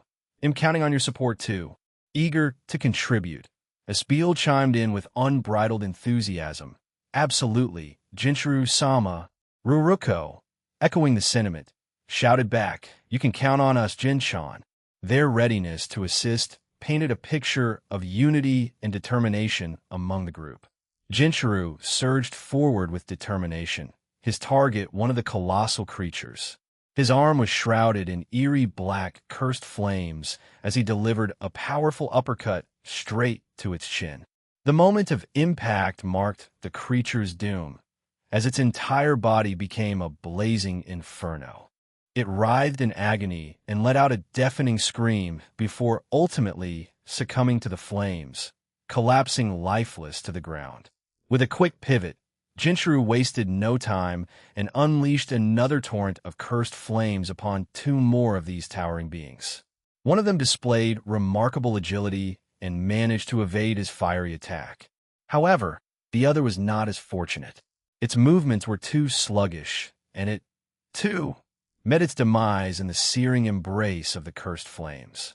Simultaneously, Vritra moved gracefully through the area, his sinuous form weaving a complex dance. Purple lines extended from him, attaching themselves to the undead creatures and gradually siphoning away their powers. Once weakened, he employed his own breath attack or swiftly cleaved them in two with his powerful tail. Perched atop Vritra's head, Asbiel let out an exuberant cry. "Forward, our mighty, evil dragon Sama!" She conjured a multitude of light orbs, numbering in the hundreds, and hurled them toward their enemies. Although her magical prowess was substantial, it fell just shy of being able to dispatch her foes in a single strike. In contrast to the other three's impressive feats, as their group continued their relentless assault, a handful of undead creatures merged together, forming a colossal and mightier abomination that loomed ominously over them. What is that?" Asbiel exclaimed in astonishment. She pointed at the towering creature, which stood at a colossal height of around 1,000 meters, twice the size of its counterparts. She hurled several luminous orbs of light in its direction, but to her dismay, the creature's decaying flesh seemed to absorb her attacks without flinching. "Leave it to me," Jinchuru bellowed, displaying unwavering determination. He conjured numerous purple lines, intending to fasten them onto the creature. However, to his surprise, the moment they made contact, the lines melted away. Undeterred, he hatched a new plan and unleashed his cursed black flames upon the colossal foe. Vritra, observant and ever ready, joined forces with Jinchuru. Their combined flames merged, forming a devastating attack that engulfed the colossal undead creature. Yet, to their shock, it continued to move, defying their expectations. "What? It's still moving?" Jinchuru cried out in disbelief. The undead behemoth pressed forward, attempting to swipe at them. In response, they swiftly took to the skies to evade its reach. Jinchuru urgently warned, "Don't let it touch you. If our flames come into contact with us, it'll cause significant harm." Vritra, ever watchful, relayed his strategic insight. "I don't detect any signs of regenerative abilities in that creature. Would be better off focusing on long-ranged attacks rather than engaging in close-quarters combat. However, it's crucial to handle the remaining ones before they have the chance to merge into more of these monstrosities." Ruruko, in the midst of dispatching another group of undead creatures, expressed her amazement. "It's pretty surprising how it can simply absorb some of our attacks like that." Vritra, the wise serpent, provided an informative response.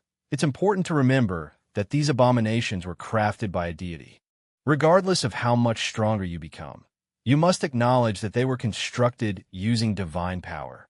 Your abilities lack any trace of divinity. In fact, they bear demonic characteristics, which stand in stark contrast to divine powers. What sets you apart from most gods is your raw power. However, their divine abilities follow their own set of rules and effects that may render your attacks ineffective. We have to press on regardless. The rest of our team might be in trouble, and we can't forget about helping the president.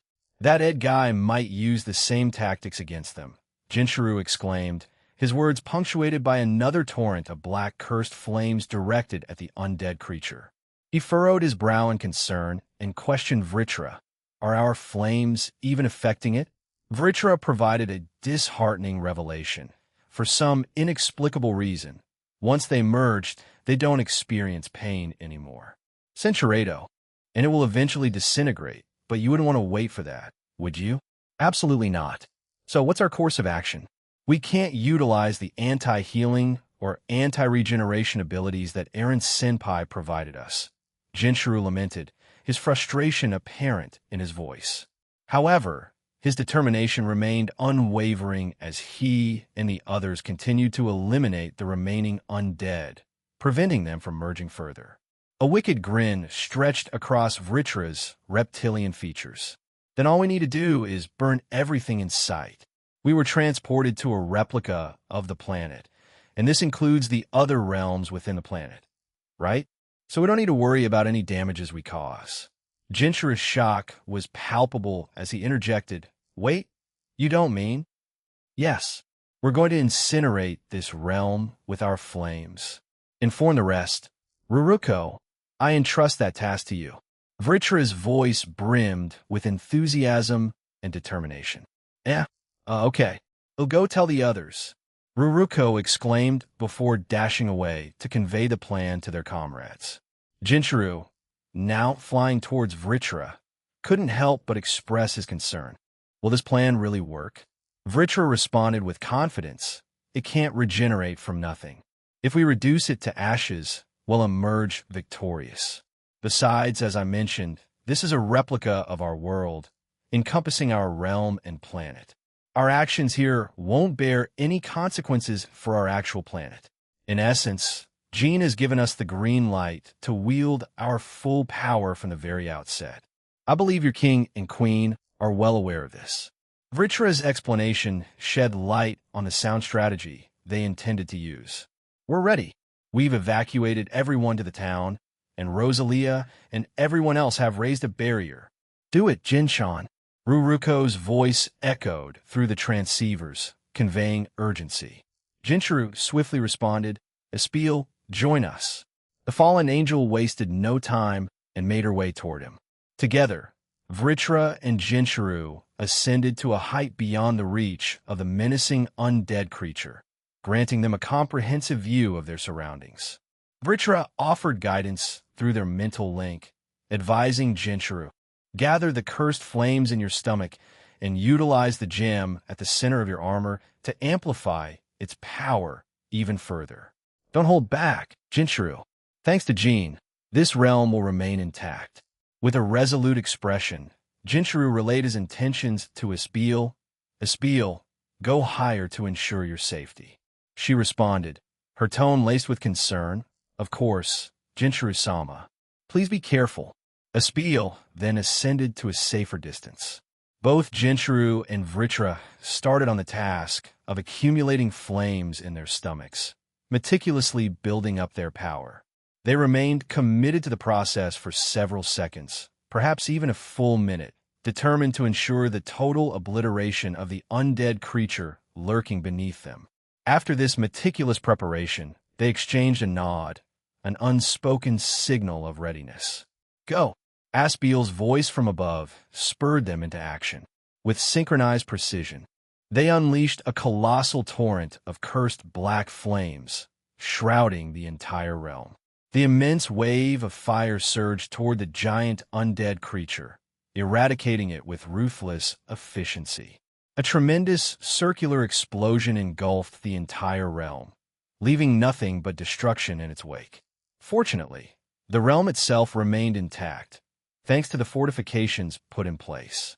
In the midst of the town, those protected by the barrier, strengthened by Aaron's vigilant oversight, remained unscathed, bearing witness to the awe-inspiring power that had just been harnessed. As the dust and debris gradually settled, Vritra and Jinchuru were presented with the aftermath of their cataclysmic attack. The undead monstrosity had been reduced to charred nothingness. Not only that, but the forest surrounding them also lay in ruins, consumed by the cursed black flames. The devastation extended beyond the woods. reaching the town and even Queen Halloween's castle, leaving a trail of destruction in its wake. Jinchuru, faced with the magnitude of their actions, couldn't help but question, did we go too far? Not far enough, came a response from the Dragon King. Jinchuru quipped back, his tone carrying a hint of amusement. You're starting to sound like Drake now. He cast an inquisitive look in his partner's direction. Vritra, in turn, responded with a snort before retreating into his sacred gear. Jinchuru decided it was time to revert from his balance breaker and rejoin the others in the town. Upon his return, he couldn't help but ask, I have to wonder, why did some of you stay? His question was aimed at a group of townspeople who had remained. One of the witches stepped forward and admitted, well, we are witches, so we do possess some magical power.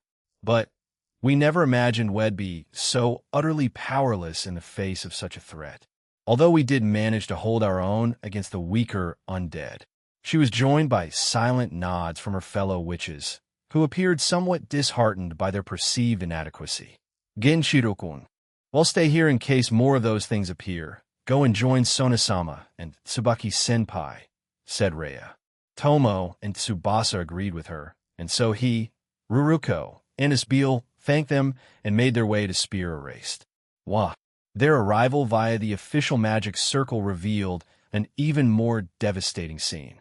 The town lay in ruins, overrun by hordes of undead creatures, leaving destruction in their wake. Abruptly, a familiar figure descended before them. He turned to face them and questioned, Jinchuru and his group, what brings you here? Rugal-san, where are the president, vice president, and Momo? Jinchuru inquired, concern etched on his face. Rugal provided some reassurance. They're safe. They're confronting a god on another island. Momo, a few shadow soldiers, and I were left to handle the undead. Thankfully, the townspeople here weren't teleported. Otherwise, the casualties would have been significant. Before Jinchuru could respond, a massive explosion reverberated through this subrealm, prompting them to turn toward the source of the disturbance. Jinchuru couldn't hide his surprise as he muttered, what in the world? A colossal leviathan, one of the president's creatures. I'm heading over there. Can you two assist Rugal-san? Jinchuru swiftly made his decision, concern for the ongoing chaos evident in his voice. Count on us. Asbeel and Ruruko declared in unison. Then let's get to work. These things keep returning. No matter what we do, Rugal stated with determination. Utilize fire magic to reduce them to ash. Asbeel commanded, causing Lu Geru to raise his bow. She then shared the tactics employed by Jinchuru and Vritra, earning a nod of appreciation from Rugal. I see. Then let's follow that plan. Their coordinated efforts aimed to put an end to the relentless undead menace. As Jinchuru landed on the island where he sensed the presence of his king and queen, he was greeted by a truly astonishing sight. The god is on his knees. They must be going all out, he thought, his amazement evident. He touched down quietly behind them, joining their scene. Sona noticed his arrival and inquired, Oh, Saji, have you finished your business in Queen Halloween's realm? With a nod, Saji responded, Yes, we're done there. We came here to offer our assistance. Sona, appreciative but confident, shook her head and said, Thank you, but we're managing just fine. In fact, we're close to wrapping this up. She then turned her attention back to the god of the dead, Ed, who was visibly consumed by fury. Damn you, Citri devil. Ed muttered through clenched teeth, slowly conjuring dark purple and dark blue divine aura balls behind him. His anger was palpable as he readied himself for another ensuing battle. Chapter 15, Part 3, Final Battle with the Alliance of the Evil God's third-person point of view. Don't underestimate me, devil. Imagut. Ed's voice rang out in defiance. Ed possessed a distinct appearance. His short, jet-black hair swept gracefully over the right side of his face, partially veiling it. His eyes were dark and intense, and his elvish ears gave him an otherworldly quality.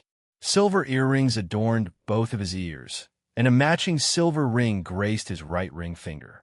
He donned a sleek black polo shirt, paired with matching pants and shoes. A touch of rebellious style was evident as he had painted his fingers in a deep shade of black. Don't you understand? What Orla and I shared was genuine divine love. A devil like you can't possibly fathom its depth.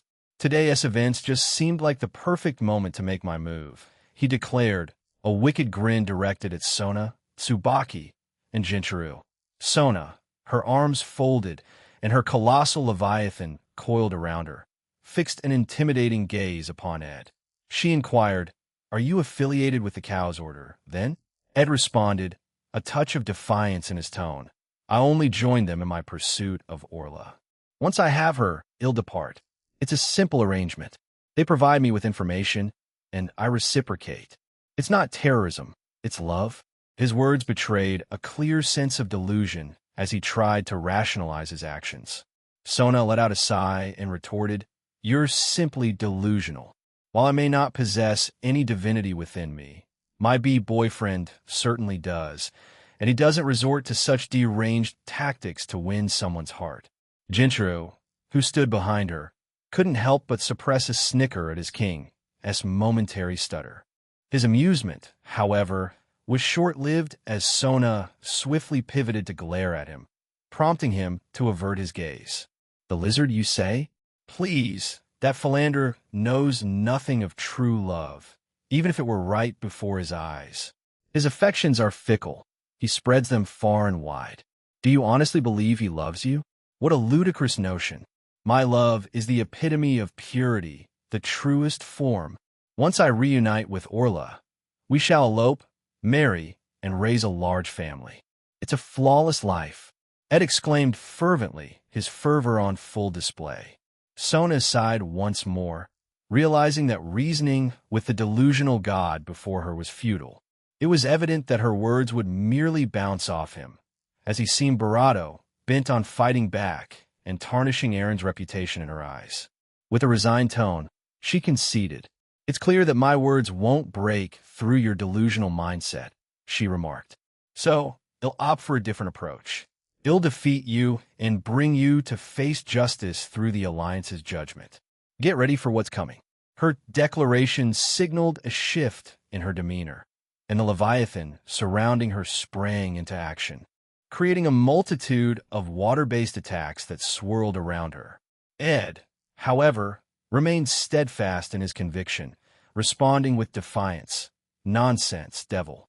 Victory will be mine. Come forth, my children." His words carried a resounding boom, and the dark purple and dark blue divine orbs surrounding him multiplied even further. Soon, the battlefield became teeming with the appearance of undead creatures. "Saji, in retracting my previous statement, please focus on handling the undead creatures. They'll take on the god," Sona announced decisively. Jinchuru, filled with concern, couldn't help but voice his worry. "Hey, are you sure you'll be all right?" he inquired. Sona reassured him, her determination shining through. "If we secure victory in our next match, we'll be up against a team with God's Indra-sama and his group. You could say this battle is like a warm-up against a god. Please, trust in me," she implored. With a resolute nod, Jinchuru exclaimed, "Roger. Good luck, President." He promptly activated his perfected balance breaker and took to the skies, dealing with the undead creatures in a whirlwind of action. Ed's frustration boiled over as he attempted to launch an attack against Jinchuru. However, his swift action was quickly thwarted by Sona, who commanded her Leviathan to unleash a barrage of watery attacks in his direction. Ed clenched his teeth and retaliated by conjuring thousands of divine magic circles, which he hoped would shield him from the oncoming deluge. Much to his surprise, Sona's Leviathan effortlessly shattered his defensive barriers. Realizing the gravity of the situation, Ed swiftly leaped out of harm's way, narrowly avoiding the worst of the water attacks. Nevertheless, his escape didn't come without cost, as he suffered minor lacerations on his legs and thigh, stoking the flames of his anger. Refusing to back down, Ed used his dark purple and blue divine orbs, which, in a dazzling transformation, took the shape of two powerful creatures. One bore a striking resemblance to a praying mantis, while the other manifested as a massive T-Rex. Both divine beasts charged forth, aimed squarely at Sona and her Leviathan. In response, Sona raised her hand and conjured a compact ball of condensed demonic water. With precision, she directed it at the praying mantis while her leviathan let out an ear-piercing screech, amplifying her attack as it took on the form of a serpentine creature and collided with the divine mantis. The mantis had no chance to react, as Sona's attack surged at an astonishing speed, leaving it unable to comprehend or evade the impending impact. An eruption ensued, shaking both the atmosphere and the island beneath, and even causing significant damage to the towering tree that loomed behind them. Sona reacted swiftly, leaping away from the T-Rex just in the nick of time as its massive jaws snapped shut in an attempt to bite her. The prehistoric creature immediately turned its gaze toward her and unleashed a barrage of divine aura blast from its maw. Sona, undaunted, summoned her elegant wings and gracefully evaded the oncoming attacks.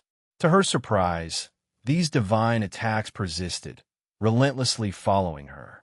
Quick thinking, Sona directed her leviathan to lock onto the divine projectiles, and in an instant, it discharged colossal water bullets, effectively intercepting and detonating the divine attacks. The resultant explosion sent billows of smoke swirling through the skies, creating a shroud of momentary obscurity. Taking advantage of this chaotic cover, Sona harnessed the power of her leviathan to fashion large water spears around her, imbuing them with energy. Silently and with a purposeful focus, she aimed the augmented water spears at Ed, launching them as a countermeasure against the imposing threat. Sona's attack moved at a pace that outmatched Ed's reactions. However, his immortal nature kicked in, and his instincts responded even before his thoughts could keep pace. He twisted his form swiftly, narrowly avoiding a catastrophic fate, yet not entirely unscathed. His left arm was badly injured as Sona's blows made contact with the island below. Grimacing with pain, Ed groaned at the loss of his limb, but showed no signs of being deterred. Instead, he leaped away from the impending danger and retaliated by launching a relentless barrage of divine aura attacks toward Sona. His frustration mounted when the Leviathan, acting as a protective shield, shielded Sona from his attacks, effectively absorbing the impact meant for her. In the blink of an eye, Sona vanished from sight, and Ed's senses lagged behind. Only when his awareness caught up did he realize that a devastating blow had struck his arm. In a startled moment, he tried to muster a defense, but it was too late. Sona's leg struck his neck with incredible force, sending him hurtling away. The colossal tree on the island bore the brunt of his impact, quaking violently before he plummeted to the ground below. Ed struggled to catch his breath, coughing violently as he endeavored to rise, even though he was now bereft of both arms. With determined resolve, he managed to get back on his feet, fixing a stern glare on Sona, his indomitable spirit refusing to yield. "Wouldn't it be wiser to surrender, Ed-sama?" Sona inquired with an unflinching, stoic tone. "Don't assume victory just yet. Sir Mate will arrive to assist me after dealing with your queen." Ed shouted defiantly. "Sir Mate? Ah, your brother, I presume? He's notably less powerful than you, and I have full confidence that Tsubaki will emerge victorious," Sona calmly retorted as she swiftly materialized beside Ed. Her ability over demonic water allowed her to immobilize him. "It won't be much longer now. He'll say one more time, 'Sir Mate-sama, surrender,' or he'll have no choice but to use stronger measures to detain you," Tsubaki firmly addressed the wounded god standing before her. Aoife, her frustration evident, added her voice to the conversation, pointing her sword at the god. What she said, "Why are some gods so relentless? Just accept that Orla doesn't return your brother's affection." Sir Mate, his gaze filled with anger, glared at Aoife and shouted, "You've no room to talk about love when you're caught up in the middleman circle. That's not love. It's a fantasy for the feeble-minded to chase after. My brother's love may be unconventional, but it's more genuine than what the middleman has." His retort carried a mix of resentment and defiance, revealing the complexity of their situation. Various forms of love exist, and your brother's love is just one among them. Not everyone may approve of how Aaron handles his relationships, but at least all of us involved are content with it. Queen Orla, I assure you, does not and will not love Ed in that way ever again. Aoife vehemently retorted, her irritation evident at Sir Mate's criticism of Aaron's choices. In Irish mythology, Sir Mate was one of the sons of the Dagda and a brother of Ed. For reasons stemming from a past incident involving Luff, they had distanced themselves from the Tuatha Dé Danann, harboring strong aversion toward the group. Despite Danu's attempts at reconciliation on behalf of the Tuatha Dé Danann, the two brothers remained adamant in their disdain. Sir Mate, fueled by anger, let out a bitter exclamation. Only a scoundrel would say such a thing. His words dripped with venom as he continued. Every woman connected to the middleman is a scoundrel, and he himself is no different. Nothing will sway my judgment. You wretched fool. His outburst was so intense that it caused a minor shockwave, underscoring the depth of his emotions. Just as Tsubaki was on the verge of speaking, a small light materialized beside them, followed by the emergence of a magic circle. From it, Ain and Danu made their entrance. "Hello, Sir Mate. It's been a while." Ain greeted him with a tinge of sadness in her gaze as she looked upon him. Sir Mate's fury swelled like a tempest, and he let out a thunderous roar. "Ain!" Without a moment's hesitation, he lunged toward the goddess, and Ain offered no resistance to his charge. However, his attack was swiftly halted as Aoife intervened, delivering a powerful kick to his abdomen. Simultaneously, Danu employed her control over nature, restraining him with roots summoned from the earth. Despite his physical restraint, Sir Mate's anger remained unbridled. He continued to unleash a barrage of bitter and demeaning words at Ain, most of which consisted of harsh insults and derogatory accusations. Ain sighed, her gaze moving from Sir Mate to Tsubaki and Aoife, who were both puzzled by the unfolding situation. "Have you heard my story from Aaron?" she inquired, and both nodded in acknowledgement. "He was one of my victims, and he's held resentment toward me ever since. Perhaps, to some extent, he's harbored animosity toward women as a result." She shed light on the source of Sir Mate's deep-seated resentment, a narrative that had left a lasting impact on the bonds between these individuals. "He'll destroy you," he bellowed once more, his struggles to break free from his restraints proving futile. Ain, weighed down by the gravity of his actions, spoke with a heavy heart.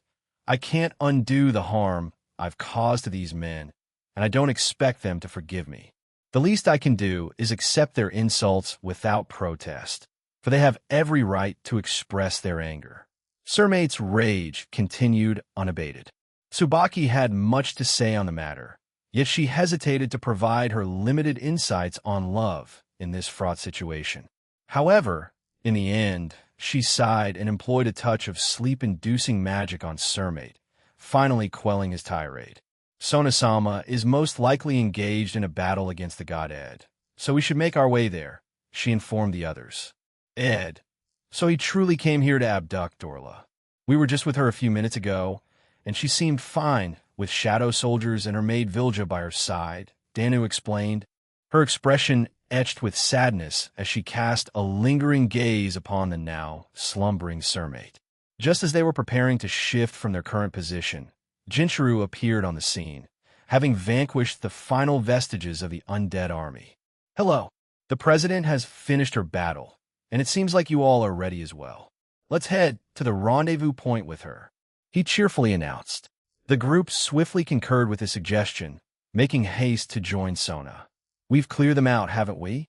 Rosalia inquired. The Citri peerage had regrouped back in the Vine of Freen Rhymes, joined by the others who had assisted them. Sona concurred, but with a sense of caution. "Yes, but our work in this country isn't complete. There might be more foes lurking beyond, even in this replicated realm. We should press on." Rosalia nodded, patting the two unconscious gods they had subdued. "We'll deliver these unruly troublemakers first. Afterward, we'll rejoin you all, as there's little point in lingering here." "Very well," Sona acknowledged with a respectful bow. She and her team then utilized teleportation to depart. Vita, curious about the next steps for the four goddesses in their company, inquired, "What are your plans?" Kana, Danu, Ain, and Scathach exchanged glances, contemplating their course of action.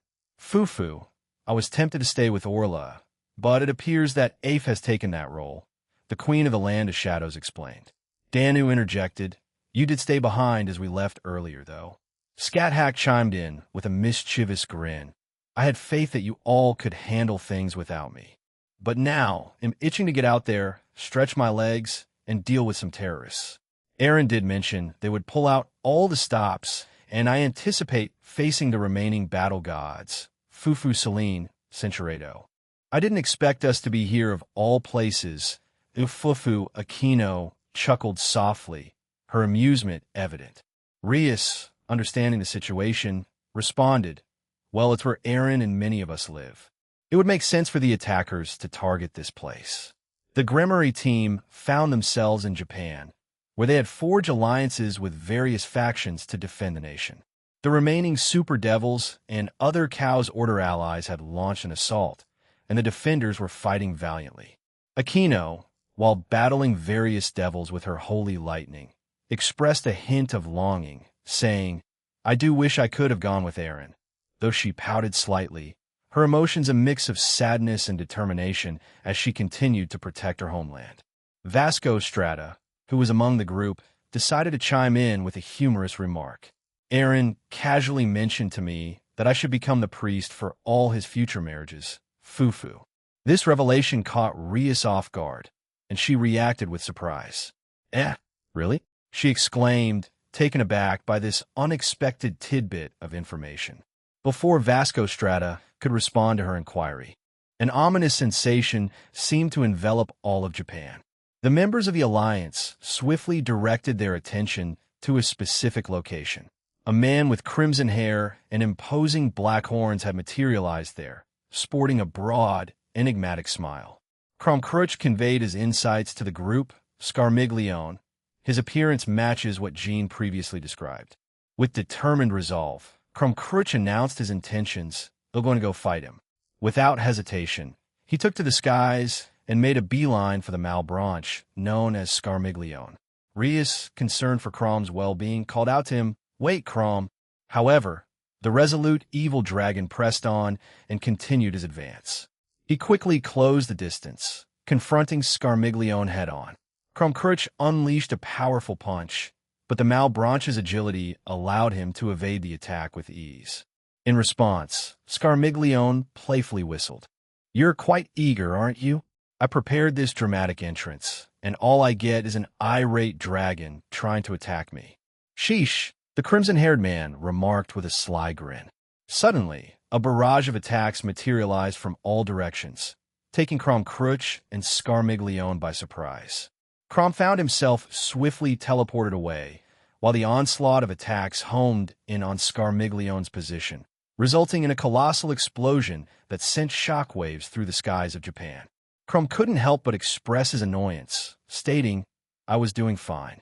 Rias, her brow furrowing with concern, adopted an authoritative tone as she reminded him, "Even so, you can't charge in recklessly. You know what Aaron told us about his abilities. He's a trickster, and you can never predict his next move."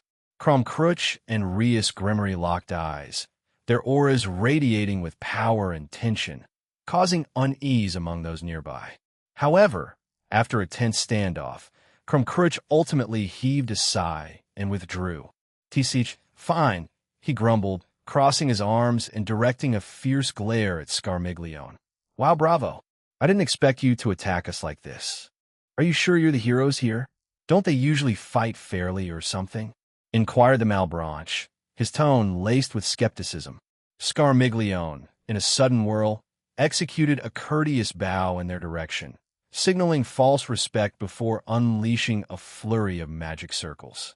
These mystical sigils produced small boxes that were expelled into the air. Scarmiglione gazed up at the group and flashed a confident smile. "Hey, race, a little gift for all of you," he announced with a grin and nonchalantly snapped his fingers. Instantly, All the boxes erupted in a chaotic spectacle, releasing a motley crew of opponents. Zenobia couldn't hide her astonishment and blurted out, "What the? Is that Kokabeel?" An eerie, malevolent laughter filled the air. "Yohaya," echoed one voice, and it was followed by another maniacal laugh. "Ha!" Yumi knit her brows, a sense of recognition crossing her features. That laughter, it definitely sounds like Rizavim's, and the other one resembles Kusuk, the man who supposedly took over for someone named Freed. As more and more of their previously vanquished foes emerged from the boxes, the most conspicuous among them was an individual with distinctive pink hair. "Yahoo, did you all miss me?" She chimed in cheerfully. Aquino hissed softly. Lapis. Rias, attempting to maintain her composure, advised, "Don't be deceived. It's one of his abilities, remember?" Gasper, providing some clarity, explained, "Didn't Aaron and I call it phantasmatic pop-up? It's like a form of illusion magic that gives them physical properties. Even in this state, they won't possess their unique powers and will only have the same strength as Scarmiglione." His words aimed to dispel any undue panic among the group. Scarmiglione grinned, his smile displaying a hint of mischief, and he winked at them once more. "And now, go ahead and enjoy this little gift from me. Oh, and there's more. We can't forget about these folks, can we?" With another snap of his fingers, 2 clones of each of the evil dragons manifested before them. Kromkruch, Apophis laden, Azidaka, Niger, Grindel, Vritra, and Yamada no Orochi, every one of the former evil dragons stood before the alliance. The original Kromkruch seethed with anger, his aura surging. "You!" he hissed, his voice laced with fury. Scarmiglione couldn't resist a taunting chuckle. "Fufu, did that ruffle your scales, lizard coin? Oh well, I don't really care. Enjoy my little treat, I've got somewhere to be." He made an attempt to depart, but to his surprise, he found himself unable to teleport away. Scarmiglione found himself in an unusual predicament and mused, "Now that's strange. I can't leave. I wonder why?" He couldn't fathom the reason for his confinement. Vasco Strata, a voice of authority in this chaotic moment, offered a directive through the transceivers. "Don't panic, group up, and engage opponents of equal or lesser strength. Leave the stronger ones to the rest." His words provided a clear battle plan. After a brief pause, a thunderous roar erupted from the assembled fighters, resonating through the Japanese skies. With unwavering determination, they charged into combat. Vasco Strata, a formidable presence, wasted no time.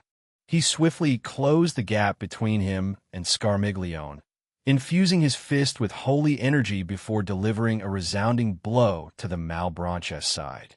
Scarmiglione, taken aback by the old man's incredible speed, managed to block the attack in the nick of time, using his demonic aura as a shield.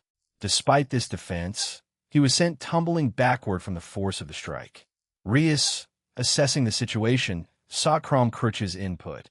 "Krom, you have the option to fight alongside His Eminence if you wish. Alternatively, you may choose to focus on eliminating those clones. What's your preference?" she inquired. Kromkruch, the evil dragon, answered with a resolute nod, indicating his choice. "Clones. They're an embarrassment." He then took flight, heading toward his 2 clones who greeted him with wicked grins. In the vast expanse of skies, a fierce aerial battle was unfolding, and Yumi found herself under attack from none other than Kusuk. His laughter echoed through the air as he taunted her. "Hiya, it's been a while, but I never imagined you'd become such a coward." Yumi didn't dignify his words with a response. Instead, she summoned Graham, a powerful sword, and poised herself for Kusuk's impending attack. To his surprise, the young man noticed the formidable weapon in Yumi's grasp. "Oya, isn't that Graham? Wow, I didn't expect you to wield such a powerful sword. Time has certainly passed, hasn't it?" He mused, his tone tinged with a touch of nostalgia. "But am still the superior swordsman." In the blink of an eye, Yumi materialized right in front of him, catching Kusuk off guard. The deranged priest swung his blade towards her, and Yumi responded in kind with Graham. Yet, at the point of impact, she unleashed a surge of her strength, shattering Kusuk's arm and weapon upon collision. What on earth did you just do? Kusuk demanded, his expression a mix of confusion and fury. He summoned another blade into his remaining hand and made another swing at Yumi. However, the same outcome repeated itself, as her enhanced strength overpowered his second arm and weapon. Finally, Yumi spoke, her tone resolute. What do you mean by being the better swordsman? You already lost to us before, and that was a year ago. We've all grown even stronger since then, while you've remained stagnant as an illusion, dwelling in the realm of the deceased. She poised her sword and declared, "Return to the abyss, Kusuk. Your presence isn't needed in our world." With that, Yumi darted past Kusuk, and within moments, a series of powerful strikes overwhelmed him, defeating him in a single decisive blow. Yumi's battle wasn't over yet. One of her teammates, Lint, found herself under attack by a man who bore a striking resemblance to someone they all knew. "Frideniki, snap out of it!" Lint shouted, fending off the sword strikes from the deranged man. Yumi swiftly swooped in to join them and made a decisive move, disarming the attacker. "Wait. Yumi Pizon, don't. Lint, I understand you've told us some things about him, but he's just an illusion, not real.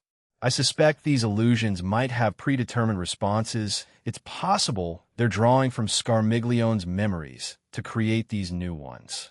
So, what they know is essentially false. The Freed you're facing isn't the real deal," Yumi explained, her voice strained by the circumstances. There was something Yumi refrained from sharing with Lint. She had crossed paths with Freed before, back when Serorg's fiancé had been kidnapped. Yumi had encountered a being claiming to be Freed in a chimera form, and she had swiftly dispatched him.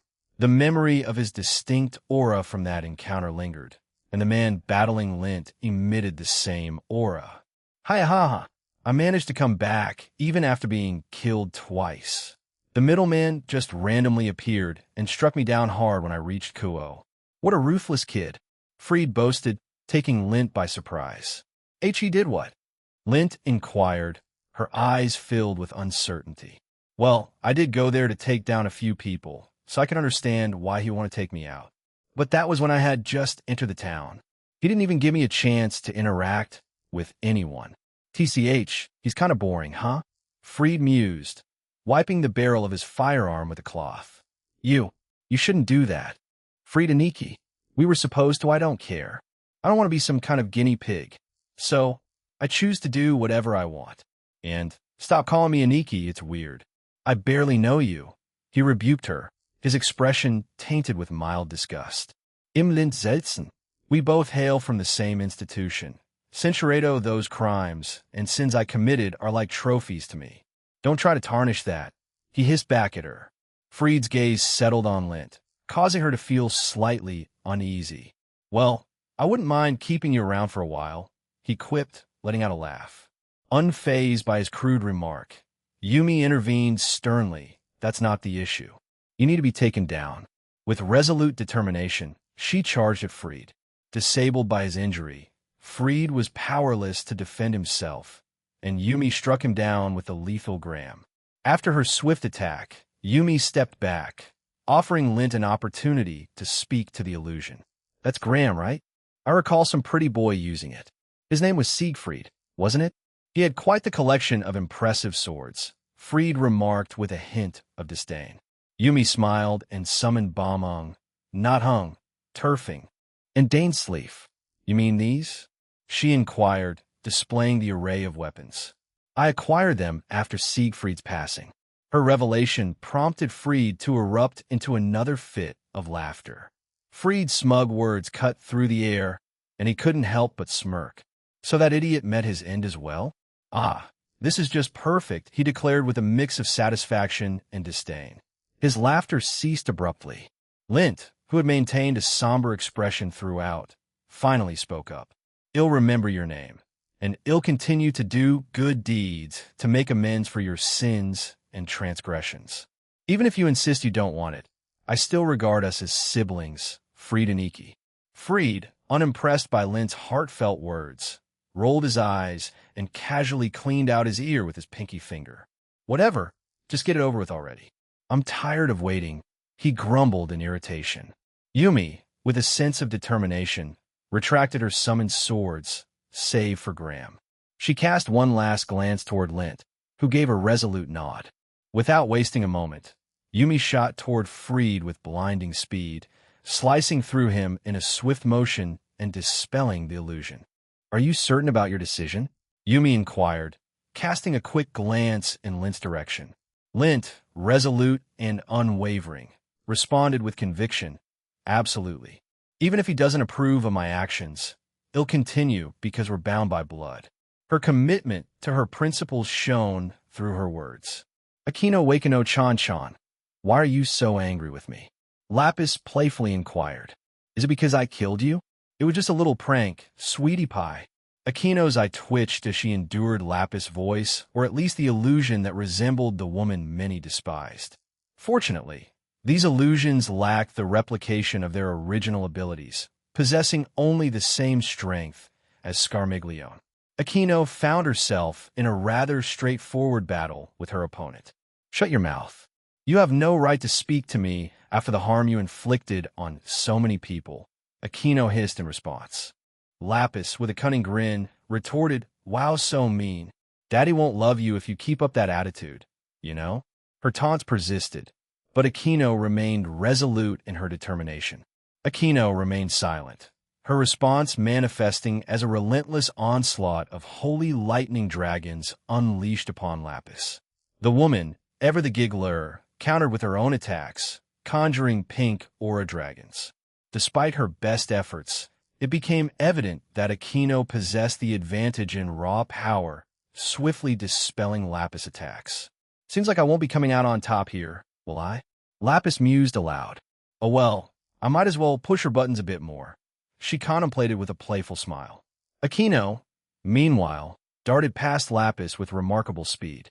Before the pink-haired woman could react, Akino's knee connected with her face, the knee itself imbued with the power of holy lightning. The impact inflicted even more damage upon her opponent. "Fufufu, keep it up, Akino-chan. You can do it, Akino-chan. You can beat me, Akino-chan." Lapis cheered, artfully evading the attacks that Akino launched. "You're just a plaything, Akino-chan. You're not loved."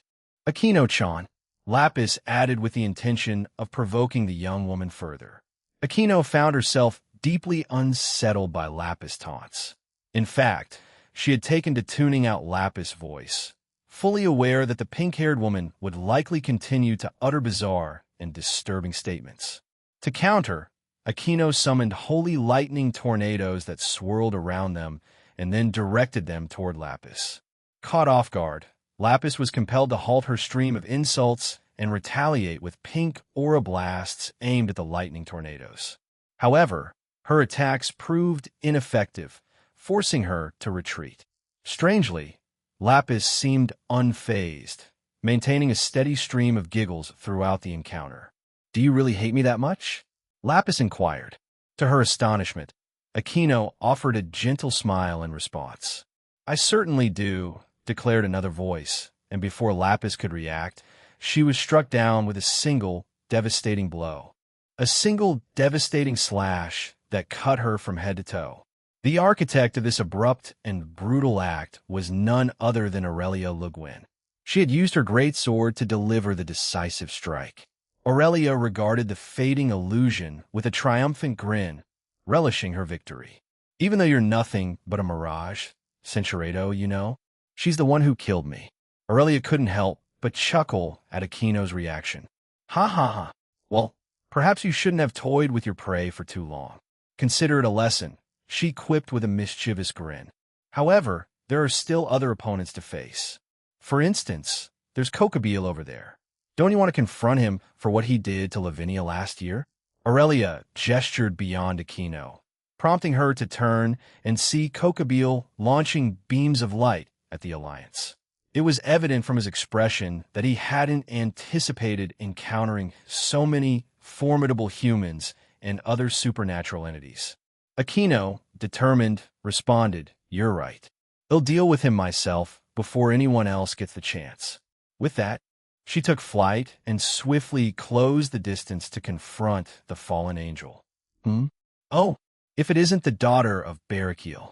Would you like Kokobeel's words were abruptly cut short as Aquino clenched her hand, conjuring a colossal lightning strike that struck him, leaving him momentarily stunned.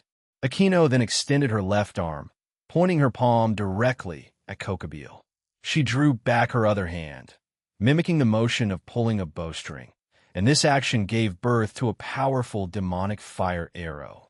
With swift precision, Aquino released her attack, and the fiery arrow raced toward Kokobeel. In response, Kokobeel began to laugh at the incoming projectile. Bah-ha-ha-ha! Is this all you've got? I've been dead for a year, and this is your best effort? How pitiful! Daughter of lightning, my ass! He boomed, his laughter ringing through the air as he retaliated by launching spears of light. To Kokobeel's astonishment, his light spears were rapidly consumed by the demonic flames. What? How can my light attacks be destroyed by demonic flames? He roared in frustration. He narrowly evaded the fiery onslaught, continuing to taunt Aquino. Huh, it's so slow that it can't even touch me. Yours still, Aquino maintained a calm smile as the blazing arrow altered its course, swiftly piercing Kokobeel in the stomach. Kokobeel's words abruptly ceased as he was engulfed in flames, his expression a mixture of shock and despair. With a playful tune, Shishi cheered, "That's for Nia," clapping her hands in delight. Aware of the numerous enemies surrounding them, she swiftly took flight, heading toward her comrades to offer assistance. Aaron Toole and his companions teleported to the underground section of London, specifically the area where Hades and some of his underlings were located. I'm going ahead to confront Hades. Can I trust the rest of you guys? Aaron inquired, addressing his group. Irina and the Fates One stood by his side, minus Lavinia, who had gone to join the Slashdog team. Go ahead, Aaron, Suzaku responded with a confident nod. Aaron offered them a warm smile before vanishing, leaving a faint rush of air in his wake. Straight ahead, a super devil is approaching. They'll take them on, Irina declared, her wings unfurling as she soared to their left. There are enemies for each of us to handle. It appears there's a hybrid, among them a super devil with dragon blood. I'll make my way toward that one, Velgrind announced before disappearing in a fiery blaze. Rossweiss, can I entrust you to deal with any opposition we encounter? Let's work on clearing out this underground base, Suzaku requested. Of course, you can count on me, Rossweiss replied before taking flight as well. Dan-Usama departed earlier. Azathoth-san, what's your plan? Suzaku asked as she and Azathoth paused momentarily. In the distance, the sounds of numerous battles commencing could be heard. Azathoth considered for a moment. I will traverse this underground fortress of theirs. If I encounter any enemies, they'll either capture or eliminate them. Ultimately, they'll make my way to Aaron's side. Is that acceptable? Suzaku nodded in agreement. Yes, that works. All of us will converge at Aaron's location once we've cleared out this temporary base of theirs. She then turned and summoned Zhu-Kei, and the sacred beast swiftly transitioned into her humanoid form. Come with me, Zhu-Kei. Zhu-Kei sighed in response, her voice tinged with a hint of irritation. Another operation. One would think we'd get some respite for a few days or weeks before these troublemakers threaten the world once more. What a troublesome bunch. Suzaku shared some insight, saying, Aaron mentioned that after this, we'll have dealt with the Chaos Order in our universe. All that remains are the Phantasma and Eevee factions, along with any lingering members across the multiverse. Is that so? Well, it better be the case. I'm looking forward to some relaxation, the sacred beast replied before they set off, leaving Azathoth to navigate the underground on her own. Hey, isn't that the dreamer everyone's been yammering about, the one the old fogies and researchers wouldn't shut up about? Think we'd make a tidy some by grabbing her? A man's voice inquired. Oh wow, it is her. Let's nab her. Another voice chimed in. In an abrupt turn of events, about 20 enemies encircled Azathoth, many of them already airborne and poised to strike. These individuals were mercenaries in the service of the Chaos Order, drafted into this mission as numerous other factions under their banner had either been captured, annihilated, or disbanded. Azathoth surveyed her surroundings, her expression betraying no emotion. She found herself pondering the motivations of these men, asking herself, they know I'm stronger than them, so why are they coming after me? As she contemplated the situation, her thoughts turned to some words of wisdom Aaron had once shared with her. That's a curious thing to wonder about, Azathoth, but in simple terms, greed can sometimes blind people and cloud their judgment. Plus, many folks are skeptics when it comes to rumors, even in the face of compelling evidence. It's a mystery to me, really. So, consider this. If your opponent starts underestimating you, seize the opportunity. With a soft sigh and a subtle nod, she came to a stark conclusion. They were utter fools. That was the thought that crossed her mind. Without further delay, Azathoth's eyes briefly shimmered, and the mercenaries found themselves inexplicably paralyzed. What is going on? I can't move, one of them exclaimed, his voice filled with panic. Me neither. What's happening? Another shouted in sheer surprise. She couldn't help but voice her disdain for their actions. Humans, or rather, I shouldn't single out humans alone. Creatures, regardless of their species or race, can be inherently foolish. Their greed often clouds their judgment. You attempted to harm me, and now you must face the consequences. I'm not as forgiving as Aaron, she declared. With a graceful motion of her arm, she conjured towering shadowy creatures, each sporting a singular eye in the center. These grotesque entities featured razor-sharp teeth, and, as they glared at the captive mercenaries suspended in the air and on the ground, they snarled hungrily. Seize them, she commanded, and the shadowy creatures responded with elated screeches. They descended upon the helpless mercenaries and overwhelmed them. The echoes of the conflict resonated throughout the underground fortress of Hades. Azathoth concluded her task, looking around the area, and chose a direction to continue her journey. Yet, before she moved on, she cast a brief backward glance and included a directive. Make sure to deal with the remaining hidden mercenaries as well. In response to her command, a cacophony of distressing cries echoed throughout the underground base, indicating that more mercenaries had been discovered and killed. Hirokazu and his team, along with Shala, soared high above the American skies. This day marked their participation in a critical operation, and their opponent was no ordinary foe. They were tasked with confronting Malsumis, the spirit of god of chaos, a deity they had a close connection to. Tabeldak, the chief god of the Abenaki realm, had entrusted Aaron with the mission to capture Malsumis alive and bring him back. Aaron had assigned Hirokazu and his team, with support from others in Shala, to subdue Malsumis and ensure his return. With a cheerful demeanor, Shala expressed her readiness to assist. Well, I'll leave it to you guys. If you need help, I'm here. Hirokazu responded with gratitude, saying, Yes, thank you very much. He then rallied his team, exclaiming, Let's go, guys. Their collective determination was evident as they prepared to confront Malsumis. To think that fool would follow me even now. A fool to the very end. He'll entertain you, nascent dragon come. Am not foolish enough to be ignorant of the current world's events, declared Malsumis. Malsumis conjured millions of divine orbs that materialized in the skies above America. A confident smirk graced his face as he continued. Once I unleash this attack, everything beneath us will be obliterated, including your team. Surrender and join my side, or meet your demise today. Before anyone could react, Minato Hayashi, one of Hirokazu's pawns, appeared behind Malsumis. In his right hand, he held a sizable blue Tuki ball. With determined resolve, he exclaimed, like hell wed, let that happen, and forcefully thrust the ball into Malsumis' back. To their collective astonishment, a colossal mouth materialized behind Malsumis, swiftly closing in on Minato's arm. Panic washed over Minato, but a well-aimed magic ball, discharged by Shala, managed to push the god away in the nick of time, sparing Minato's hand from being devoured. Holy cow, my life just flashed before my eyes.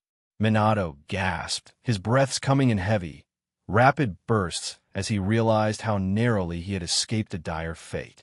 We're not finished yet. Shala's voice rang out with resolve. She summoned countless magic circles and unleashed a barrage of magical attacks, just as Malsumis' divine orbs hurtled toward them. Go! Shala commanded, and her magical attacks clashed with the god's attack, creating a spectacular display of explosions in the sky. Man, this is like a scene from a movie. Lance Cats, one of Hirokazu's knights, and a miracle child equipped with a sacred gear gun birth, remarked with a hint of amazement. He swiftly conjured a firearm into his hand and declared, "I'm going to take a shot at him." With resolve, he aimed his weapon at the deity and unleashed a volley of light bullets. Malsumis effortlessly regained his balance in midair and casually deflected the oncoming barrage of light bullets. He responded with a condescending tone, taunting Lance Centurato.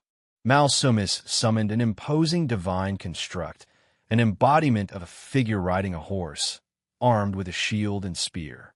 He declared, "The gods from our world shall be the ones to safeguard it, not any of you." The traditional status quo has always been effective and will continue to be so. There's no need for change. Be gone. He then released his divine creation. The figure on horseback charged relentlessly towards Hirokazu and his group. However, Kita acted swiftly, unleashing multiple energy shots aimed at the divine construct. Malsumis initially scoffed at Kata's efforts, but was soon taken aback when her attacks not only neutralized his, but also triggered a powerful explosion. Malsumis muttered under his breath, contemplating the situation. "The subordinate of the middleman, and you, the others are too feeble to pose a threat to me. If I dispose of you too, victory will be assured," he reasoned, nodding with a sense of determination. Malsumis fixed his gaze on Yawanaka Shima, one of Hirokazu's bishops. The god narrowed his eyes and inquired, "You're a hybrid too, aren't you? A half-spirit at that. How repulsive." Yawanaka wasn't one to back down. He retorted fiercely, "So what? Forget you and any gods who discriminate." With anger, he launched a barrage of icy attacks toward the god. Malsumis, unfazed by the onslaught, mumbled, "And you're incredibly weak, pitiful." He promptly retaliated with his own divine attacks directed at Yawanaku. Despite Yawanaka's efforts to match the god's power, it was evident that he was outmatched as their attacks collided. On the scene, Daiki Kimura, another pawn from Hirokazu's team, and Minato suddenly materialized beside the god with the aid of Minato's teleportation technique. They stood ready to join the fray. Meanwhile, Hirokazu, in his X-side balance breaker form, emerged behind the god with his sword poised for a decisive strike. "Don't underestimate humans and my teammates, Malsumis." Hirokazu's voice echoed as they combined their attacks, launching a powerful attack against the god. "Oof." Malsumis grunted with disdain, a radiant divine aura erupting from his body. The force of it sent all three of them hurtling backward, rendering their previous attacks utterly futile. He turned on his heel to confront Hirokazu and delivered a foreboding proclamation. "If this is the limit of your power, you're bound to suffer a pitiful defeat in the tournament. No, you may not even make it out of here alive today." Malsumis covered the distance between him and Hirokazu in the blink of an eye. With a fist shrouded in divine aura, he aimed a punch directly at the young man. However, just as his fist was about to strike, a magic circle materialized out of thin air, intercepting his punch and taking him by surprise. Shala, a knowing smirk on her lips, wagged her finger playfully at the deity. "Oh, no, you can't do that," she chided him. "If you want to get to them, you'll have to get through me first, Fufu. They'll take you down first," he declared, materializing beside her in an instant and launching a punch. But just before his fist connected with Shala, Malsumis vanished, replaced by an army of his clones, each brandishing a spear forged from divine energy. Without hesitation, he directed this legion of spears at Shala, who met the impending onslaught with a confident smile. Extending her arms, she conjured millions of miniature magic circles that soared toward the divine spears. As they neared their target, these circles deftly intercepted and dispersed the spears. Shala executed a graceful twirl and pointed at Malsumis, an act that momentarily confounded him. However, his instincts kicked in as Hirokazu successfully landed a blow with his sword, this time making contact. With a grin, Hirokazu addressed the god. "This is a team effort." Nun-Sun Minato unleashed several large yellow Tuki balls that struck the god, interrupting his response. He said it's a team effort. The god made another attempt to speak, but the rest of Hirokazu's team barraged him with magic attacks and Tuki bullets, further exacerbating his anger. Fed up with the relentless assault, the god surged his divine aura once more in an attempt to deter them. Yet this time, as he did so, he felt a sudden impact on his side. Malsumis turned to identify the perpetrator. Kita? She had manifested a blade composed of her own energy. "You wench!" he roared, attempting to seize Kita.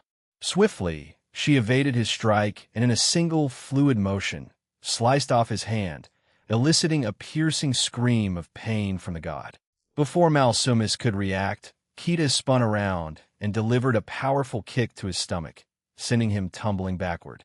Kita's kick packed a formidable punch, shattering several of the god's ribs, with a few even breaking under the intense force. Shala playfully wagged her finger and remarked, "Fufu, you shouldn't let your temper flare up, God-sama. Otherwise, these up-and-coming fighters might just outmatch you." Following her words of warning, she swiftly drew everyone behind her and employed her magic to create a protective barrier. From Malsumis' position, an even more intense eruption of divine aura burst forth. Nathan Lewis, one of the rooks on Hirokazu's team, couldn't hide his anxiety as he remarked, "We definitely pissed him off, didn't we?" Mason Whaler, the other bishop among Hirokazu's team, nodded in agreement, saying, "Indeed, it seems we have." The tension in the air was palpable as they prepared for what lay ahead. The others struggled to keep pace with the unfolding events, but Shala and Kita were able to follow the action. A relentless storm of attacks and punches crashed against Shala's protective barrier, a surprise for the rest of the group. The relentless assault continued as Shala maintained her defensive stance. Her expression creased with concentration. "Kita-chan, can you track his movements?" Shala inquired. Kita nodded confidently. "Yes, I can. I'm still more powerful than him, so I'm confident in my ability to defeat him." She cast a brief glance at her teammates and added, "Unfortunately, they can't.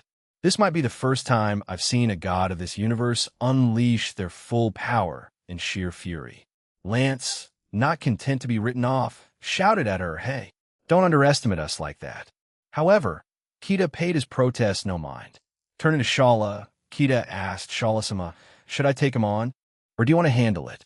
Shala considered her options. If she intervened, the confrontation would likely end quickly. On the other hand, if she allowed Kita to engage, the battle wouldn't pose a significant challenge, as Kita's power level was comparable to Ophis and Irene's before Eren enhanced their abilities. After contemplating the situation for a few moments and witnessing the relentless onslaught against her barrier, Shala made her choice. "Eren-sama instructed us to support you, but not to coddle you. So, Kita-chan, go and defeat him. As for the rest of you, I'm sorry, but releasing you would result in your demise. Eren-sama might require every member of DXD to undergo training in his training facility before venturing into the Phantasma and Evi's universes. Staying as you are now would almost certainly lead to your deaths," Shala conveyed somberly. The majority of Hirokazu's team members wore expressions of disapproval. However, they refrained from challenging Shala's decision, understanding that she wielded greater strength than them. Not only was she a direct subordinate of Eren, but their leader, Hirokazu, though also a subordinate, was notably less powerful than the others. Shala, in a cheerful tone, addressed Kita. "Okay, Kita-chan, prepare yourself. Oh, and DXD can unleash their full power here, since it's a different dimension created by Eren-sama. You all were aware of that, right?" She grinned at the group. Many of Hirokazu's team members didn't meet her gaze, as they hadn't been aware of this. However, Eren had actually informed them the previous night via text, and even reached out a few hours prior to the operation's commencement. Shala brushed off the lack of awareness, declaring, "Well, it doesn't matter now. Anyway, Kita-chan, go. Just remember not to kill him." With that, she created a small opening in the barrier, and Kita shot out through it. Kata's lightning-quick foot struck Malsumis's arm with a fierce, crackling impact. He had hastily crossed his arms to shield himself from her attack. In this electrifying moment, words were superfluous. Their intentions were crystal clear. Only one of them would emerge victorious. And with that victory came the power to command the beleaguered nation at stake. Without the need for spoken communication, Kita and the god, Malsumis, vanished from view. In the blink of an eye, they reappeared at opposite corners of the vast expanse of America. Here, in this sprawling battleground, their magic attack, auras, and fists clashed with a relentless fury, their cataclysmic impacts echoing across the land. With every collision, vast swaths of the country met a devastating end, vanishing from the map as if they had never existed. Though the fierce clash endured for a mere 60 seconds, the once proud mosaic of America, comprising 50 states, saw 30 of them reduced to ashes. Only a scant 20 remained standing by the battle's end. Following one final, explosive exchange, their fists propelled them away from each other, leaving an eerie silence in their wake. The combatants, having pushed their abilities to the limit, locked eyes in a brief, tense standoff. Simultaneously, both of them raised their arms and created their own attacks. Malsumis, tapping into his divine aura, conjured a vast multitude of divine creatures. Birds, deer, foxes, elk, dogs, rabbits, wolves, and other animals materialized, each brought to life with a scream. Malsumis intermingled these with conventional divine elemental attacks, crafting giant butterflies from his divine flames, hurling divine water spears, and generating enormous tornadoes that swirled around them. In contrast, Kita embarked on her own powerful display. She created massive, radiant diamonds that encircled her, their size sufficient to cast shadows over entire states within the USA. Simultaneously, her body became enveloped in a shimmering aura of pink. Well, what on earth is that? Kita has never used that before. I mean, that monster thing behind her. Kenji Sato, the other Barado of Hirokazu's team, exclaimed in astonishment. Hirokazu remained fixated on Kita, his team's realization of her extreme capabilities growing. While they recognized her as a powerful presence, the extent of her strength had remained somewhat uncertain. They had never witnessed her fully unleash her might, even during their raiding game against Dulio's team, where Kita had purposefully held back. Today, it seemed they might witness a glimpse of her true potential. Since their loss to Dulio's team in the preliminaries, they had yet to encounter another defeat, contending with even more formidable opponents, some of whom included DXD members or individuals possessing sacred gears, some having evolved them or reached their own balance breakers. Malsumis' cry reverberated as he finally unleashed the devastating attacks he had conjured. A multitude of his divine attacks surged toward Kita, shaking not only the United States, but also Canada, and even reaching Mexico. However, Kita was not one to be outdone. With a subtle hand gesture, her colossal diamonds propelled themselves toward Malsumis' attacks. Her attacks divided into more diamonds, and some even seemed to come to life. Many of the diamonds soared toward specific attacks, intercepting them and generating even more powerful explosions that reverberated throughout the world. Aya, it's the end of the world. Yawanaka's panicked scream filled the air as he clung to their fellow rook, Ryo Fujita. Jaya, Daiki's voice joined in, screaming in disbelief. Such a spectacle hadn't been anticipated since the war. Shala, slightly annoyed by the hysteria, chided, "Geez, can you guys stop screaming? We'll be fine. Where did that cool composure you all had during Dulio's match go? It's just a god. Don't panic too much. Just a god. Is she insane?" They collectively screamed in their thoughts. Normal people would panic if a god unleashed their full might on them. Yawanaka retorted. Shala remained unruffled. True, But we're not exactly normal, are we? Her calm response left the others stunned, with the exception of Hirokazu, whose gaze remained fixed on Kita. As the explosions rippled through the air, they were joined by multiple other blasts, painting the United States skies with billowing clouds of white and black smoke. Seizing the opportunity, Malsumis and Kita swiftly closed the distance between them. To their mutual surprise, they met in the middle, and another aerial confrontation ensued. Each punch they exchanged found itself deflected or diverted, sparing them from significant injury.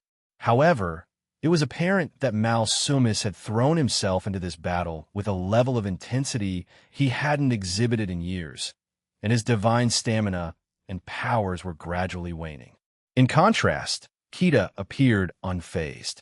"I need to finish this swiftly, or it'll exhaust my power and stamina," Malsumis panicked inwardly. Kita, recognizing her advantage, accelerated even further and landed a powerful punch on Malsumis' cheek, Cinchureto adorned with symbols resembling blazing rocks, before crimson-purple, fiery diamonds emerged in her wake. The creature took hold of them and aimed the diamonds at the god. Kita, mindful of her goal, cautioned, "Do not kill him. We need him alive." The creature acknowledged her command and hurled one of the diamonds at Malsumis, striking him with tremendous bravado. The other diamond followed, hitting him again. As these colossal diamonds approached Earth's surface, they pierced through it, causing a massive explosion that devastated the region. Canada and Mexico in a swift, chaotic burst. "Oh no, the USA just got hit," Lance exclaimed, gesturing toward the spot where the nation had once stood. "What about the defenses?" Rio's response was filled with frustration. "Are you kidding me?" He shouted at their hybrid companion. "What about the tacos?" Hirokazu couldn't help but be taken aback by their priorities. "Is that what you two are concerned about?" He wondered in astonishment. Just as Kita was about to turn around, the monstrous figure behind her swiftly conjured a protective shield, intercepting an attack aimed at her. She stood there momentarily, her gaze fixed on the god she had seemingly just defeated. Malsumis' body was enshrouded in ominous black and red energy, and new limbs manifested on the missing parts of his form. Laughter bubbled from him, growing louder and more eerie with each passing moment. With the swiftness of a silent but deadly predator, Malsumis materialized beside Kita and unleashed a point-blank divine aura blast. Kita reacted just in time, shielding herself from the attack. The impact still sent her tumbling backward, but she quickly regained her footing and turned to confront the god. To her astonishment, he had vanished. In a flash, Malsumis reappeared at her side, launching a relentless onslaught of strikes, each one seething with animosity and rage. Legend spoke of Tabaldak, the creator of humanity, who, as the story goes, formed Gluskab from the dust of his hand. Some versions of the tale even suggested that Tabaldak also created Gluskab's twin brother, Malsumis. Tabaldak endowed Gluskab with the power to craft a benevolent world, while Malsumis, his twin, wielded power to sow discord and evil, perpetually seeking to spread malice. Despite their shared capacity for both good and evil, Malsumis consistently channeled his abilities for malevolence and trickery, like adorning plants with thorns. Gluskab protected humanity, while Malsumis hatched schemes to bring about humanity's end. Malsumis' disappearance served his own egotistical aims. His disdain for humans remained unabated, and he harbored an unrelenting desire to rid the world of their presence. While his alignment with the Cow's order and his proclamation of wanting to dismantle the sacred gear system and eradicate hybrids may have seemed like a charade, his true objective was to facilitate his takeover of the world, working in concert with his organization. "What's wrong? Why aren't you fighting back?" Malsumis screeched, his relentless onslaught showing no sign of abating. He left Kita with little room to retaliate, fueling the god's growing confidence. In a sudden gesture, he flicked his hand upward, conjuring a multitude of divine creatures resembling dragonflies. They swarmed toward Kita with incredible speed. Positioned behind Kita, the creature in her service created thousands of diamonds, using them to counter Malsumis' attacks. The god's assault was thwarted, but rather than giving up, it only stoked his fury, leading him to intensify his unrelenting onslaught. D, D, why won't you just die? He roared, his anger boiling over. But it seemed that his rage was of no assistance, and the dwindling levels of his power and stamina threatened to be the very factors leading to his eventual downfall. Shala had opted not to intervene thus far, her hope hinging on the possibility that Malsumis would exhaust his reserves before he could inflict any significant harm on Kita. Yet, to her great astonishment, she discovered an unexpected twist in the unfolding drama. A peculiar creature or avatar had emerged, seemingly in Centuredo of Kita. As Shala observed this mysterious entity, she felt a certain hesitation about jumping into the fray. The presence of this mysterious being indicated that Kita remained unscathed and might have a powerful ally by her side. Shala couldn't shake the sense that this creature held an array of hidden talents, far beyond the mere capabilities it had displayed so far, such as creating diamonds and conjuring flames. "You're increasingly sounding like a child," Kita remarked, a tinge of amusement in her voice. Malsumis' response was a vehement, "It's as if you're having a temper tantrum because things aren't going your way," she continued, shaking her head in mild exasperation. It seems that Master Jean's observation was right. Some gods are akin to spoiled children who have wielded immense power for far too long. When they finally encounter someone who can challenge them, they regress into petulant children. It's rather pitiable, isn't it? Annoyance flickered visibly across Malsumis' expression, and he launched into another tirade against Kita. "You lit yet?" Before he could finish his sentence, the creature floating behind Kita swiftly intervened, delivering a powerful punch that effectively silenced the god. As Malsumis turned his attention toward the mysterious creature, Kita seized the opportunity to launch her attack. Her fist struck Malsumis' neck, followed by a rapid roundhouse kick to his midsection. Finally, she and the creature unleashed a close-range, potent surge of purple energy directed straight at the god before them. Their devastating attack shook the American skies, leaving behind a vast and admirable purple dust cloud in its wake. As the dust gradually settled, they observed Malsumis' body descending toward the earth below. What had once been the land of the free was now an immense crater, a stark reminder of their earlier ferocious attacks. The newly formed gigantic hole, the result of their preceding clashes, was not yet completely filled by the surrounding waters. However, it was steadily being reclaimed by the rising tide. Malsumis' form plummeted into this watery abyss, producing a resounding splash and a powerful impact that sent waves rippling through the surrounding waters. Although, Kita mused, not all of them are like that, but the vast majority are. I don't know how Master Jean can tolerate them, though. As Kita turned around, she was immediately enveloped in a group hug. Her teammates squeezed her tightly, their enthusiasm overflowing. "Kidea!" They cheered, hugging her with all their might. "WW, what's wrong with all of you? Why are you hugging me?" Kita protested, attempting to wriggle free from their grasp, but finding it impossible. She turned her gaze toward Hirokazu, silently pleading for his assistance, as she didn't want to exert more force and risk injuring them. Shala clapped her hands together and declared, "Well done, Kita, but my friends, were not done yet.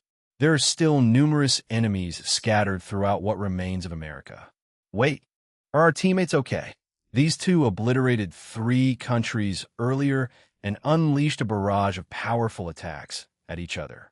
Iwanaku fretted, his anxiety mirrored by the others as they surveyed their surroundings. Shala reassured them, "It's all right. I shielded them earlier," and Aaron-sama also lent his aid, as he's fully aware of the situation.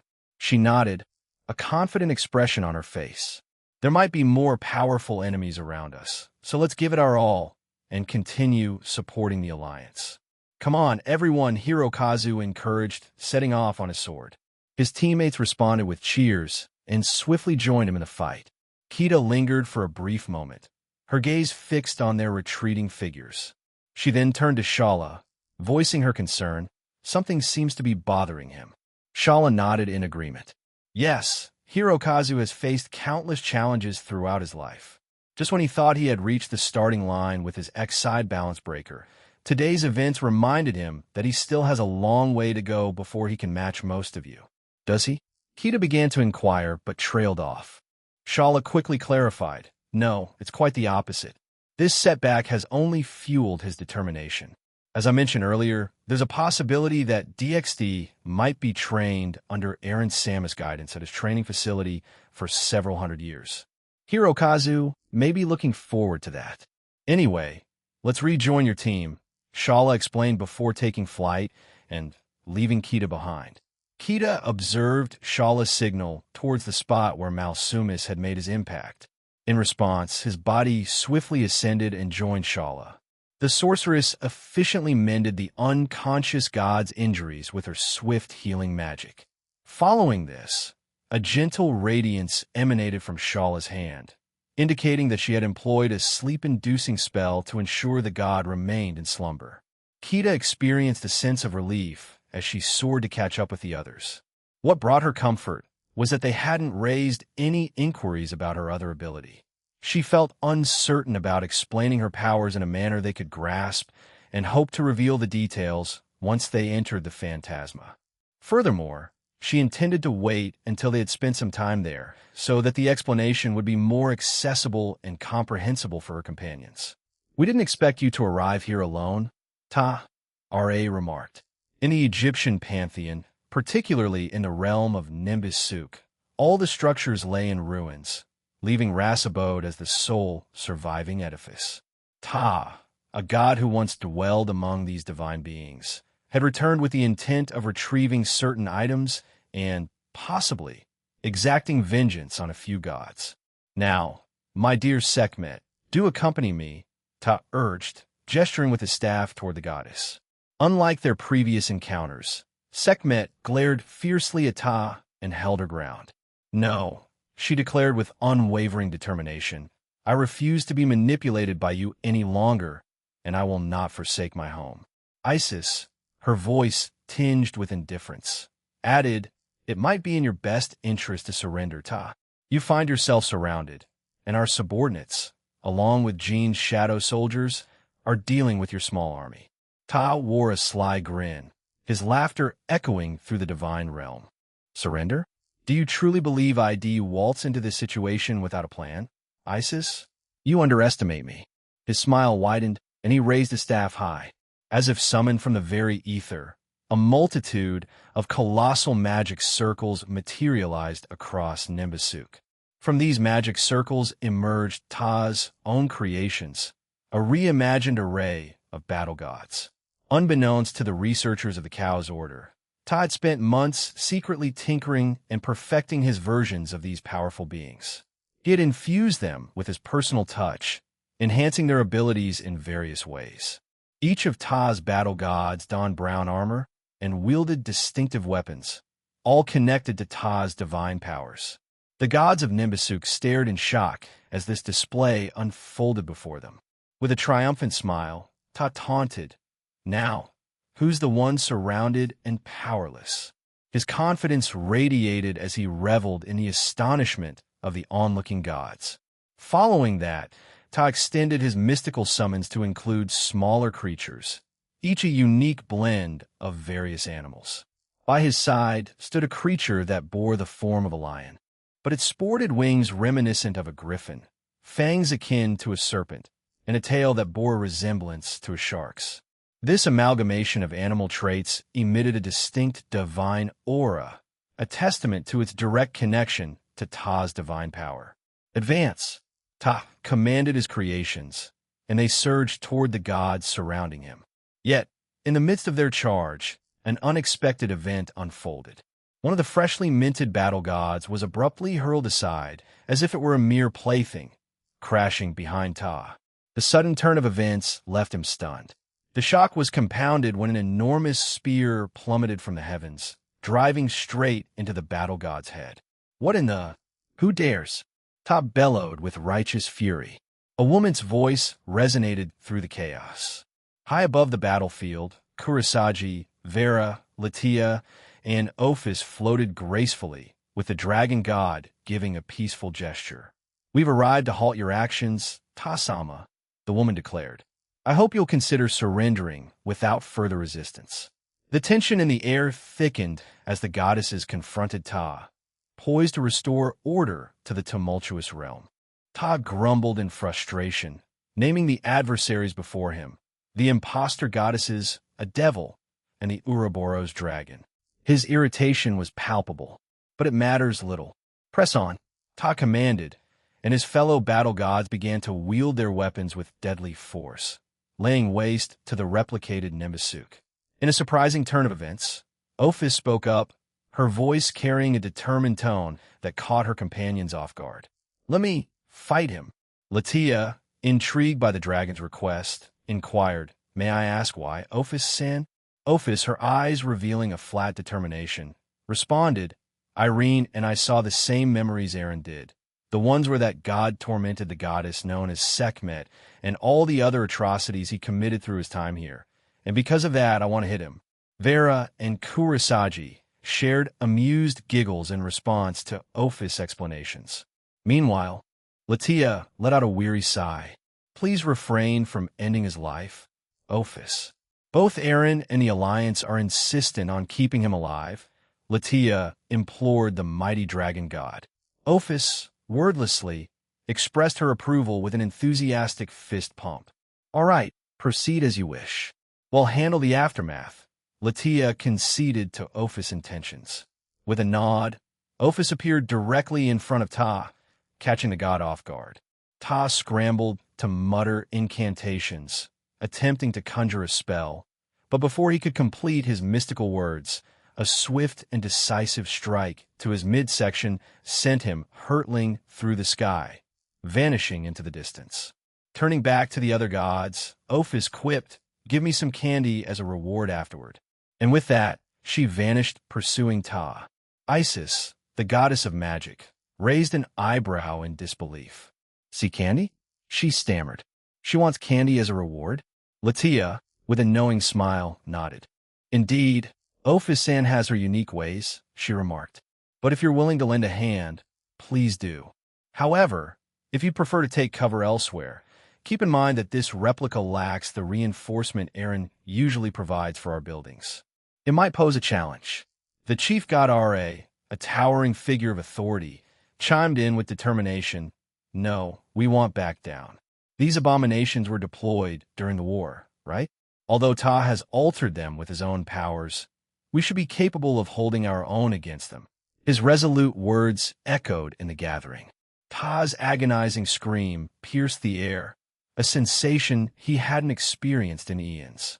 He writhed in pain, his hands instinctively clutching his midsection.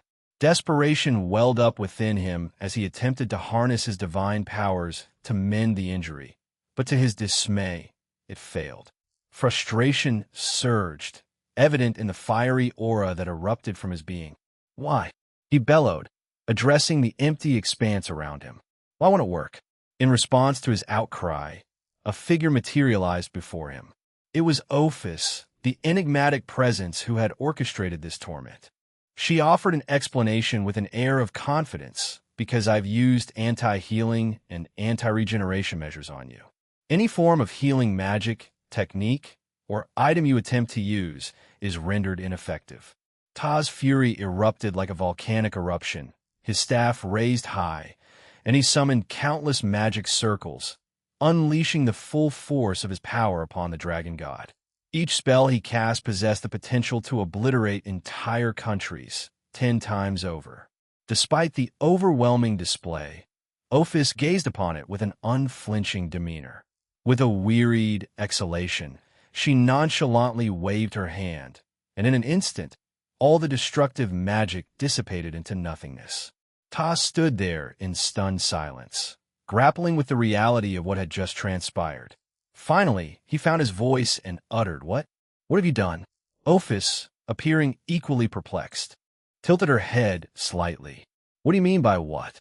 I simply dispelled your attacks, she explained, her expression one of genuine confusion. Ta's fury showed no signs of abating.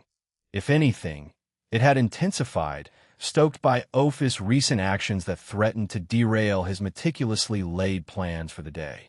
The very alliance he had reluctantly entered now stood as an impediment to his ambitions.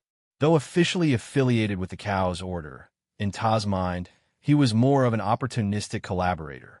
He had extended his aid on several occasions, but he never truly considered himself an integral part of the group.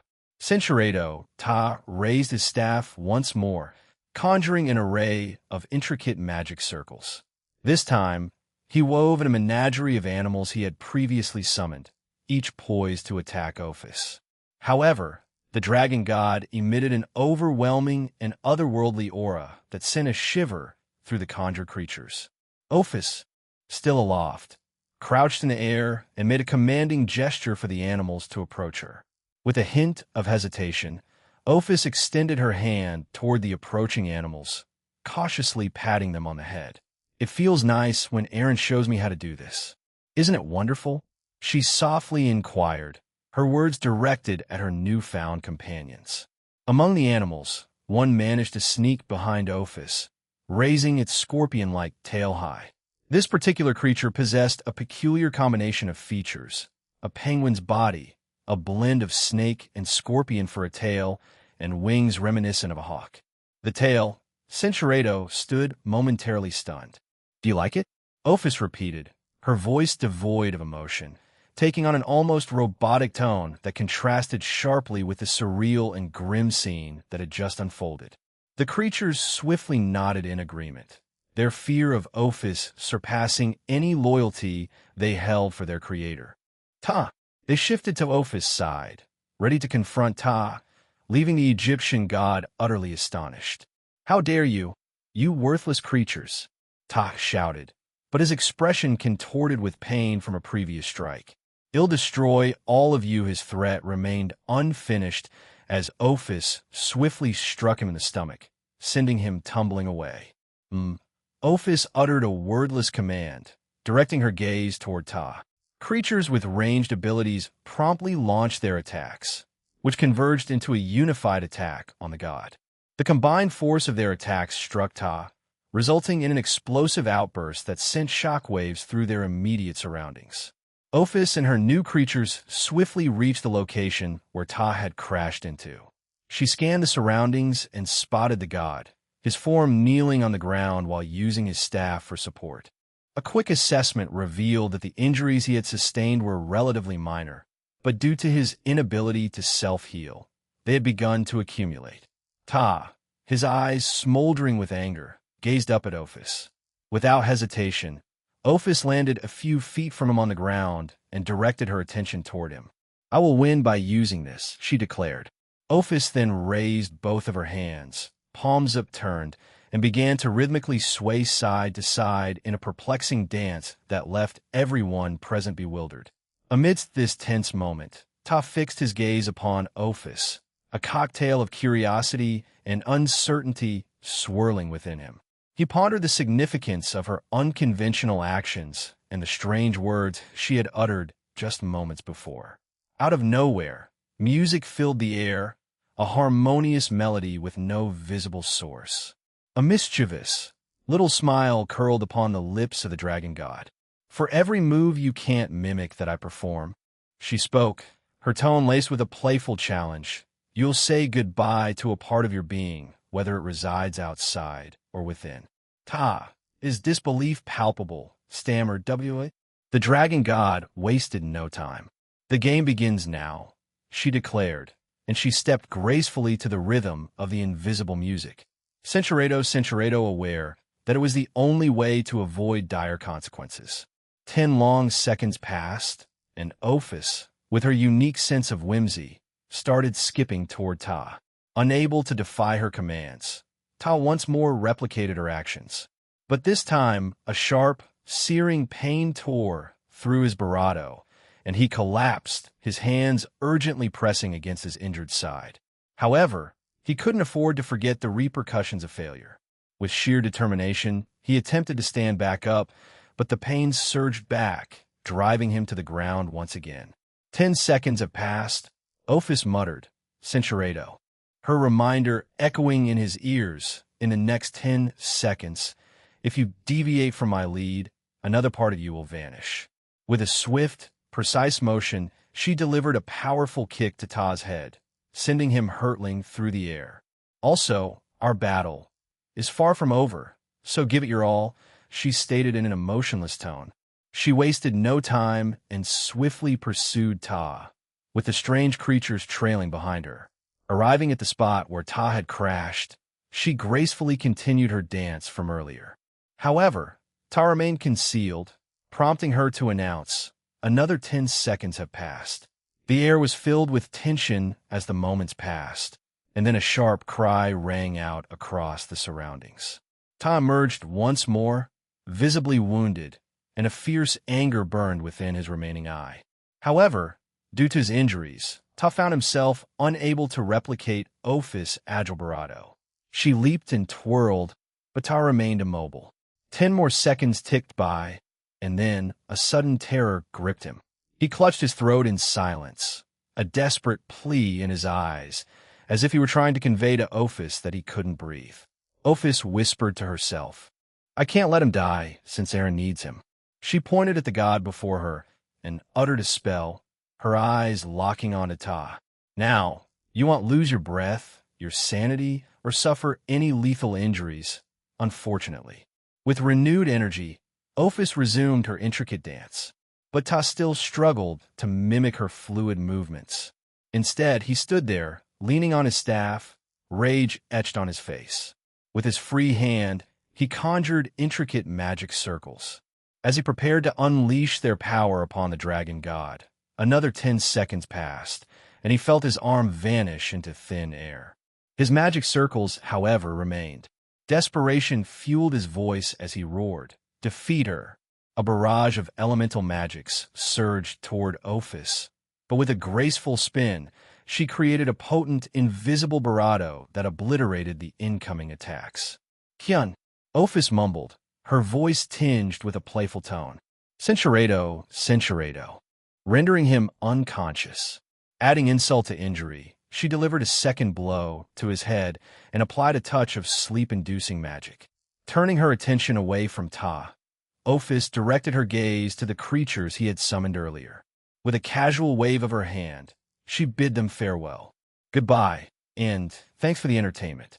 She then playfully formed her fingers into the shape of a gun, and moments later, the creatures vanished.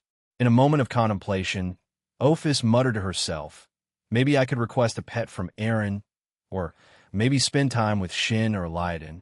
Her musings ceased as she used magic on Ta to levitate him, carrying him with her as she soared back toward the rest of their company. Latia, who had been keeping a watchful eye on the ongoing battles, occasionally joining the fray herself, suddenly noticed a significant change. Ta's divine signature had vanished, and a triumphant smile graced her features. It appears that Ophis has emerged victorious. Everyone, let's quicken the pace and vanquish the remaining foes, for it seems they can continue to function without Ta's constant supervision. That was impressively fast, R.A. remarked. She is the dragon god of infinity. After all, Osiris chimed in, acknowledging Ophis' extraordinary power. In the distance, Kurosagi had assumed her formidable end god mode. With grace and precision, she cleaved through the battle gods that stood in her path. These variants of the battle gods, like the creatures Ta had created earlier, possessed enhanced capabilities. They could extend venom-tipped tentacles, take to the skies with their wings, boasted reinforced armor for added defense, and their weapons could transform into 2 distinct forms. The battlefield buzzed with action as the gods and their allies rallied to confront this new challenge. Vera, her wand wielded adeptly, continuously etched intricate magic circles into the air behind her, offering unceasing support to her fellow gods. In the midst of her conjurations, she skillfully imbued her companions with added strength using enhancement magic. Meanwhile, Latia positioned herself atop Rast dwelling, her vigilant gaze overseeing the unfolding chaos. With grace and precision, she wielded her shambles, a power that could manipulate space to shift allies out of harm's way when they failed to react swiftly. Her mastery of time-based abilities allowed her to temporarily freeze adversaries, bolstering their defenses. 10 enemies remain. Stay vigilant, Latia cautioned. However, her warning came as the last of the battle gods inexplicably halted in their tracks, hastily retreating to regroup. Latia relayed this unexpected development to her comrades, prompting them to gather around her. Perplexed by this retreat, Horus, his battle axe resting on his shoulder, inquired, "Why did they suddenly do that?" Aten, the ever-observant, responded, "It appears they are merging." The 10 remaining battle gods commenced a mesmerizing fusion, gradually increasing in stature and might. Upon the culmination of their swift transformation, they stood 10 times taller than their previous forms. Bizarrely, their bodies now sprouted a medley of animal-like appendages and additional heads, an eerie display to all of them. Unfinished, Ophis declared, the unconscious god floating beside her. Latia extended her appreciation, saying, "Welcome back, Ophis-san, and thank you for your hard work." She conjured a handful of candy, presenting it to Ophis. "This is your reward. More will be on the way. But first, we must address that," she remarked, gesturing towards the colossal monstrosity looming before them. Ophis turned her attention to the menacing creature, her expression contemplative. She popped a piece of candy into her mouth, savored it for a moment, then swallowed before asking, "Do you want help?" "Would appreciate your assistance, especially since we have to return to Egypt to help with the situation there," Latia explained. "I just received a distressing message about some of Ta's subordinates wreaking havoc in the country. Za nodet solemni. We've already dispatched our own forces there, including the Egyptian group from DXD. Batet and Anubis are leading the charge on the ground." Ophis turned her gaze toward Ra, her curiosity piqued. "Sweets?" she inquired with an air of innocence. A faint smile tugged at the chief god's lips as he responded, "We will prepare some Egyptian sweets for you to enjoy once this day ends. How does that sound? Ouroboros dragon?" Ophis' approval came in the form of a contented hum. She then turned her attention back to the mutated battle god looming before them, ready to face it. Ophis, with an air of nonchalance, hovered just in front of the onlookers. The crowd brimmed with anticipation, eager to witness her unique approach to the gigantic monster. Hathoth, the goddess and wife of Ra, voiced her curiosity, her voice trembling with uncertainty. "How do you suppose she'll defeat it?" Aten, always a voice of reason, replied with a thoughtful tone, "It's anyone's guess with the dragon god of infinity. Her methods are often as whimsical as they are effective." As they gazed upon Ophis, Censuredo completing her intricate sequence of movements. Bakuan, Ophis uttered robotically, casting a momentary hush over the area. It was a silence pregnant with anticipation. Seconds later, an immense pink heart-shaped attack descended from the heavens, crashing with devastating force into the colossal battle god. The impact was cataclysmic, reducing not only the formidable enemy, but also a considerable portion of Nimbusuk's structures to nothingness. The gods and goddesses of Nimbusuk watched in awe and bewilderment, for Ophis' unorthodox power had proven to be both confounding and overwhelmingly effective, leaving them to ponder her true nature and the extent of her abilities. Ophis turned to face the group. "It's done," she declared, flashing a peace sign. With an inquisitive look, she asked Latia, "So, are we ready to go?" Approaching Latia, Ophis was met with a gentle pat on her head. "Yes, it's time for us to depart," Latia replied, her voice warm and reassuring. She turned to Ra and extended an invitation. "Ra-sama, you're welcome to join us as well. Remember, this place is but a replica and any damage won't be repaired." Still somewhat taken aback by the unusual turn of events, Ra managed to stammer out his response. "Yes, let's go. And thank you," he added, his gratitude evident in his voice as they prepare to leave. "I never expected to face a stupid and weak angel today," taunted the super devil with a wicked grin. Irina's eyes blazed with defiance as she retorted, pointing her fingers squarely at the man before her. Their confrontation hung in tense silence, unbroken by any other words. "We have many enemies ahead, so step aside. I refuse to let my parents worry about these terrorists in London of all places." The super devil's grin widened as he responded, his laughter dripping with malice. "Such a stupid reason, you foolish child. I'm looking forward to defeating you." The battle's tension hung heavy in the air as these two formidable foes prepare to clash in their pursuit of opposing goals. Chapter 15, Part 4.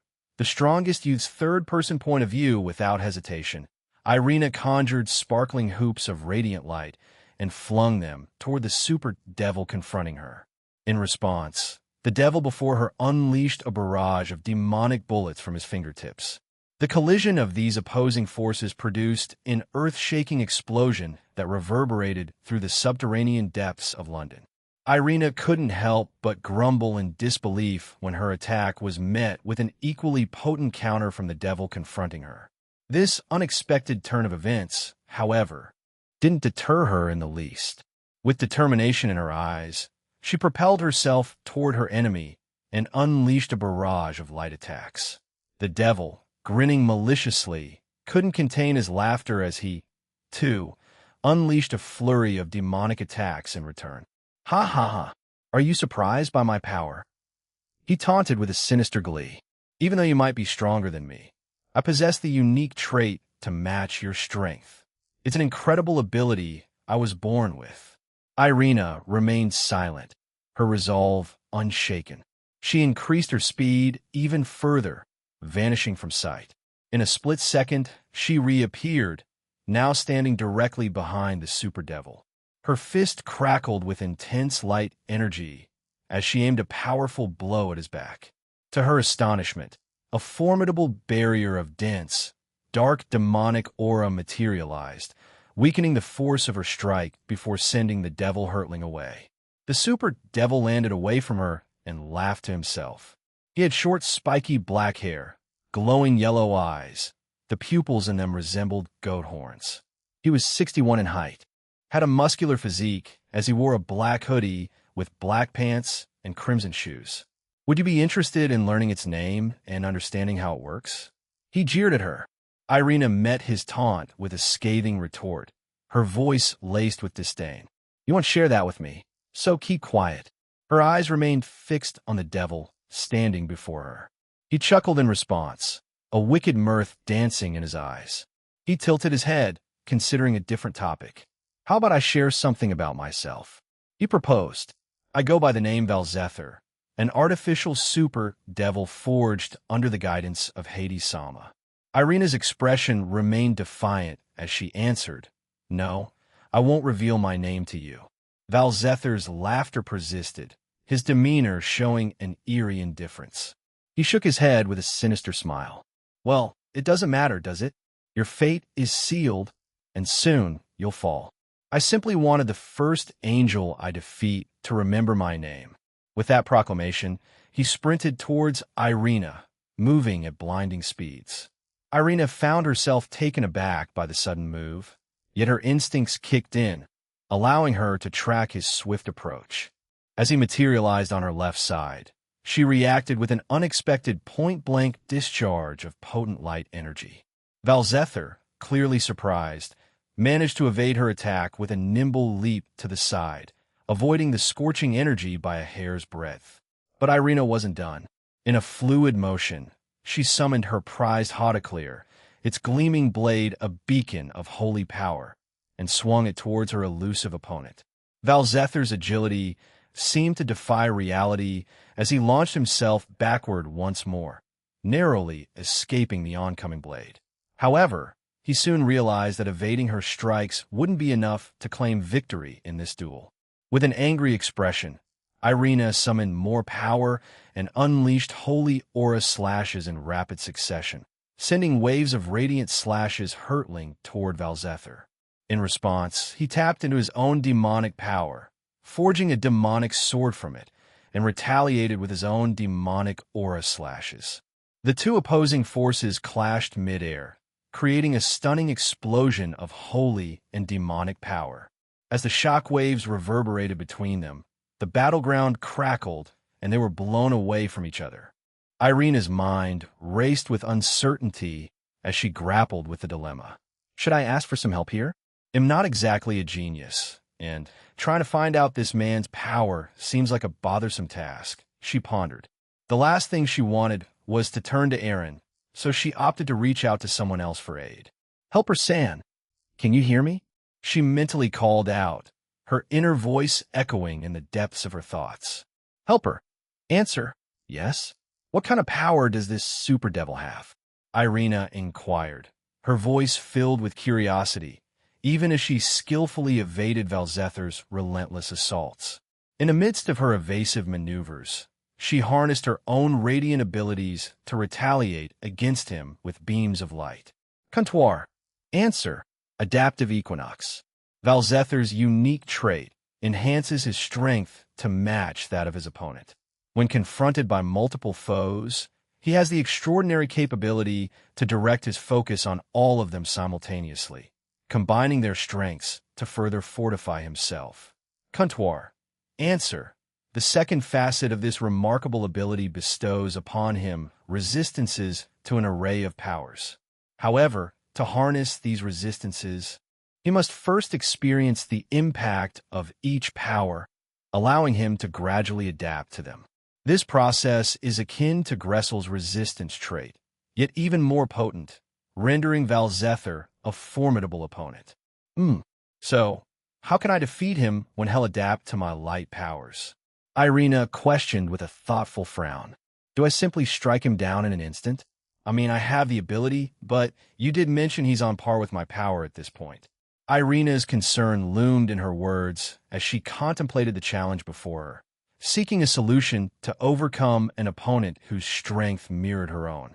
Comptoir. Answer. Similar to numerous other artificial super devils, Valzether is still in the early stages of his development, which presented an opportunity. What Valzether remained unaware of regarding his own capabilities was that he could only sustain them for brief periods due to his lack of mastery. Irina, her heart pounding, urgently asked, Wait, it's on a timer? He has to actively keep it going? Is there some kind of indication? Comptoir. Answer. Do you see his pupils? When the go horns are upright, that's when it's active.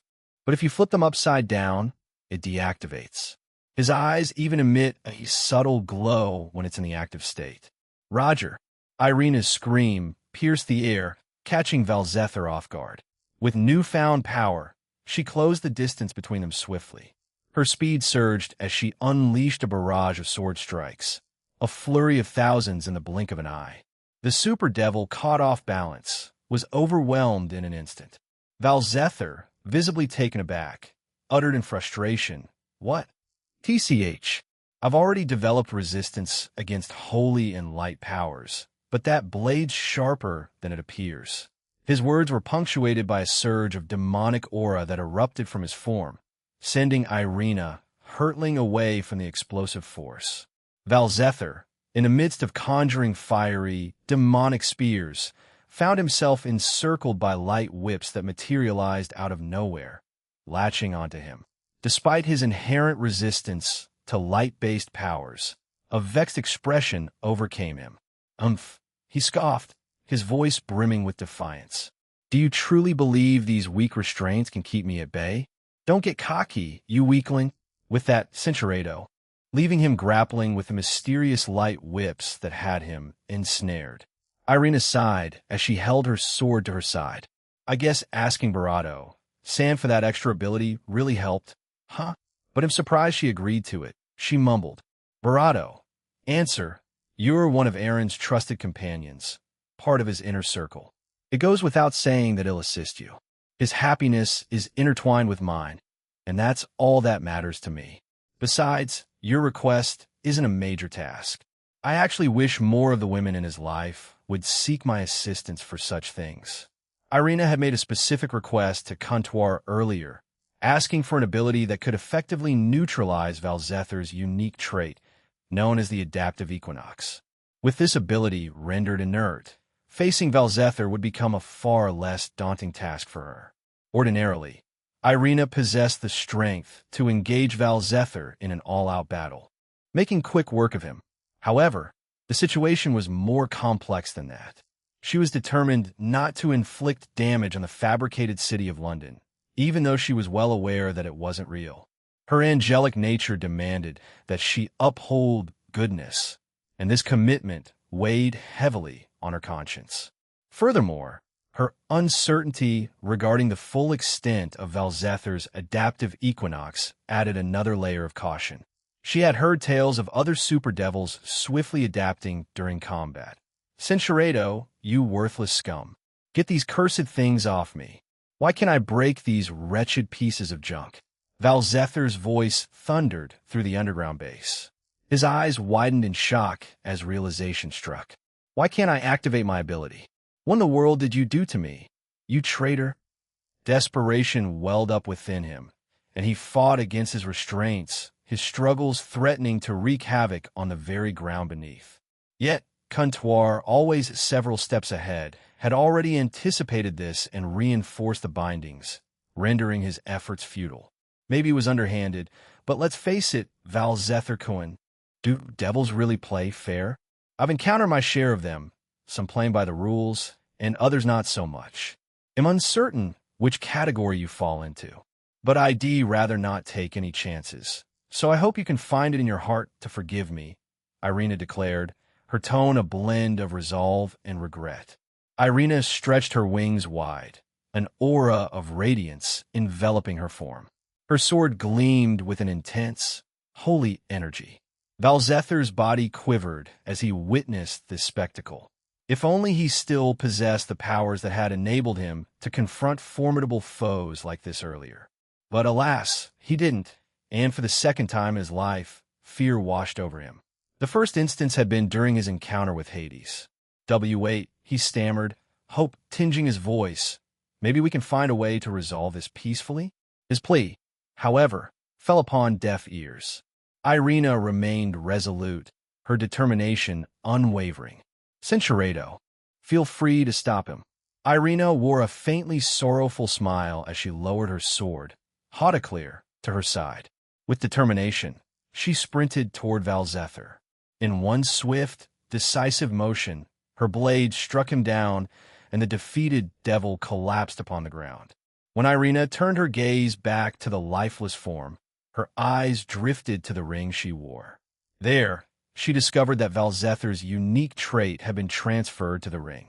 Irina pondered the possibilities, her cheeks tinged with a subtle blush. Maybe Aaron could find a worthy recipient for this in the future. Cinceredo Aaron has become more self-sufficient with his newfound abilities, so I find myself feeling somewhat excluded lately. How about you appear in your human form and join me? Irina suggested. That way, you can interact with Aaron immediately after the operation. Wait, why don't you do it more often? A sudden burst of light surrounded Irina, and Comptoir materialized beside her. Well, she began, it's because when I'm in my usual form, I feel the closest to Aaron. We have regular conversations when he's in his office or helping out in his restaurant. Although those chats often get interrupted by Drake talking about memes. Memes? Irina questioned, tilting her head in curiosity. Comptoir's eyes and lips twitched with a hint of annoyance. It's probably better if you didn't know. Anyway, let's proceed. They'll provide more direct assistance from now on. With those words, they moved forward together, ready to face whatever challenges lay ahead. Looks like Aniki's instincts were spot on. Going straight here did lead us to you, Ungra Manu, Valley remarked as he faced the formidable evil god from Zoroastrianism. Ungra Manu, with a hint of amusement, responded, I understand now. That's why the teleportation to London was blocked. It was the middleman's doing. So, Vala Lucifer's team is the one we're up against? You're a bit too weak to handle us, boy. Before the operation commenced, Valley and his team had received detailed briefings about the various groups and gods they might encounter. After careful consideration, Valley had made the deliberate choice to confront Ungra and his group. Despite being forewarned that it would be a difficult challenge, Valley remained undaunted. He held a few secret strategies close to him, and that gave him the confidence to proceed with the encounter. Ungra manifested as a phantom, his form shrouded in a deep, obsidian hue. His powerful presence filled the space, exuding an aura of strength. Glowing eyes, akin to flickering flames, burned with an intense, fiery light, and two menacing horns crowned his head. An air of pure chaos emanated from his very being, making his presence all the more ominous. I shall personally see to your demise, while my fellow gods attend to the remainder of your team.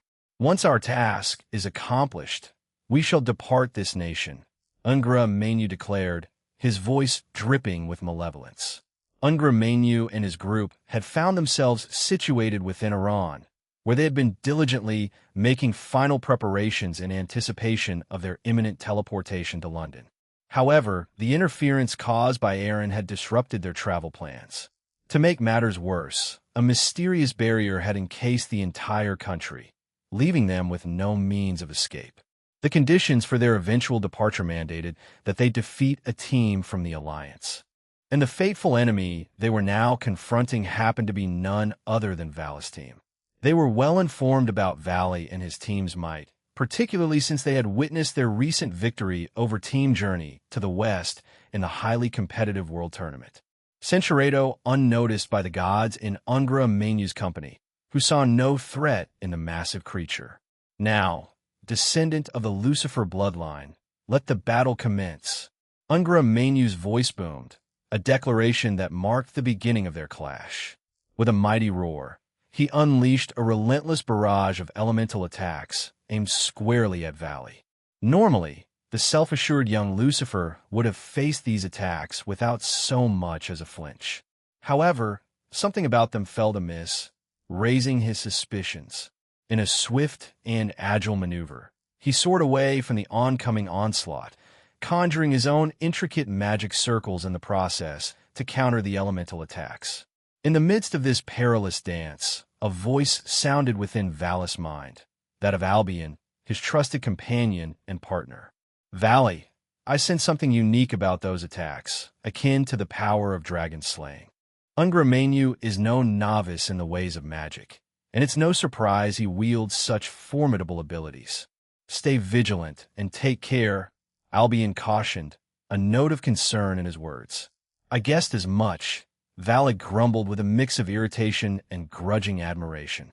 He swiftly activated his balance breaker, followed by his Imperio Juggernaut Overdrive, preparing to confront the evil god standing before him.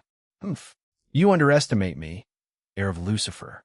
If you believe that weak form is sufficient to defeat me, you'll be the one to fall today, declared Ungra exuding unwavering confidence. Valley retorted, determination in his voice. We'll see about that.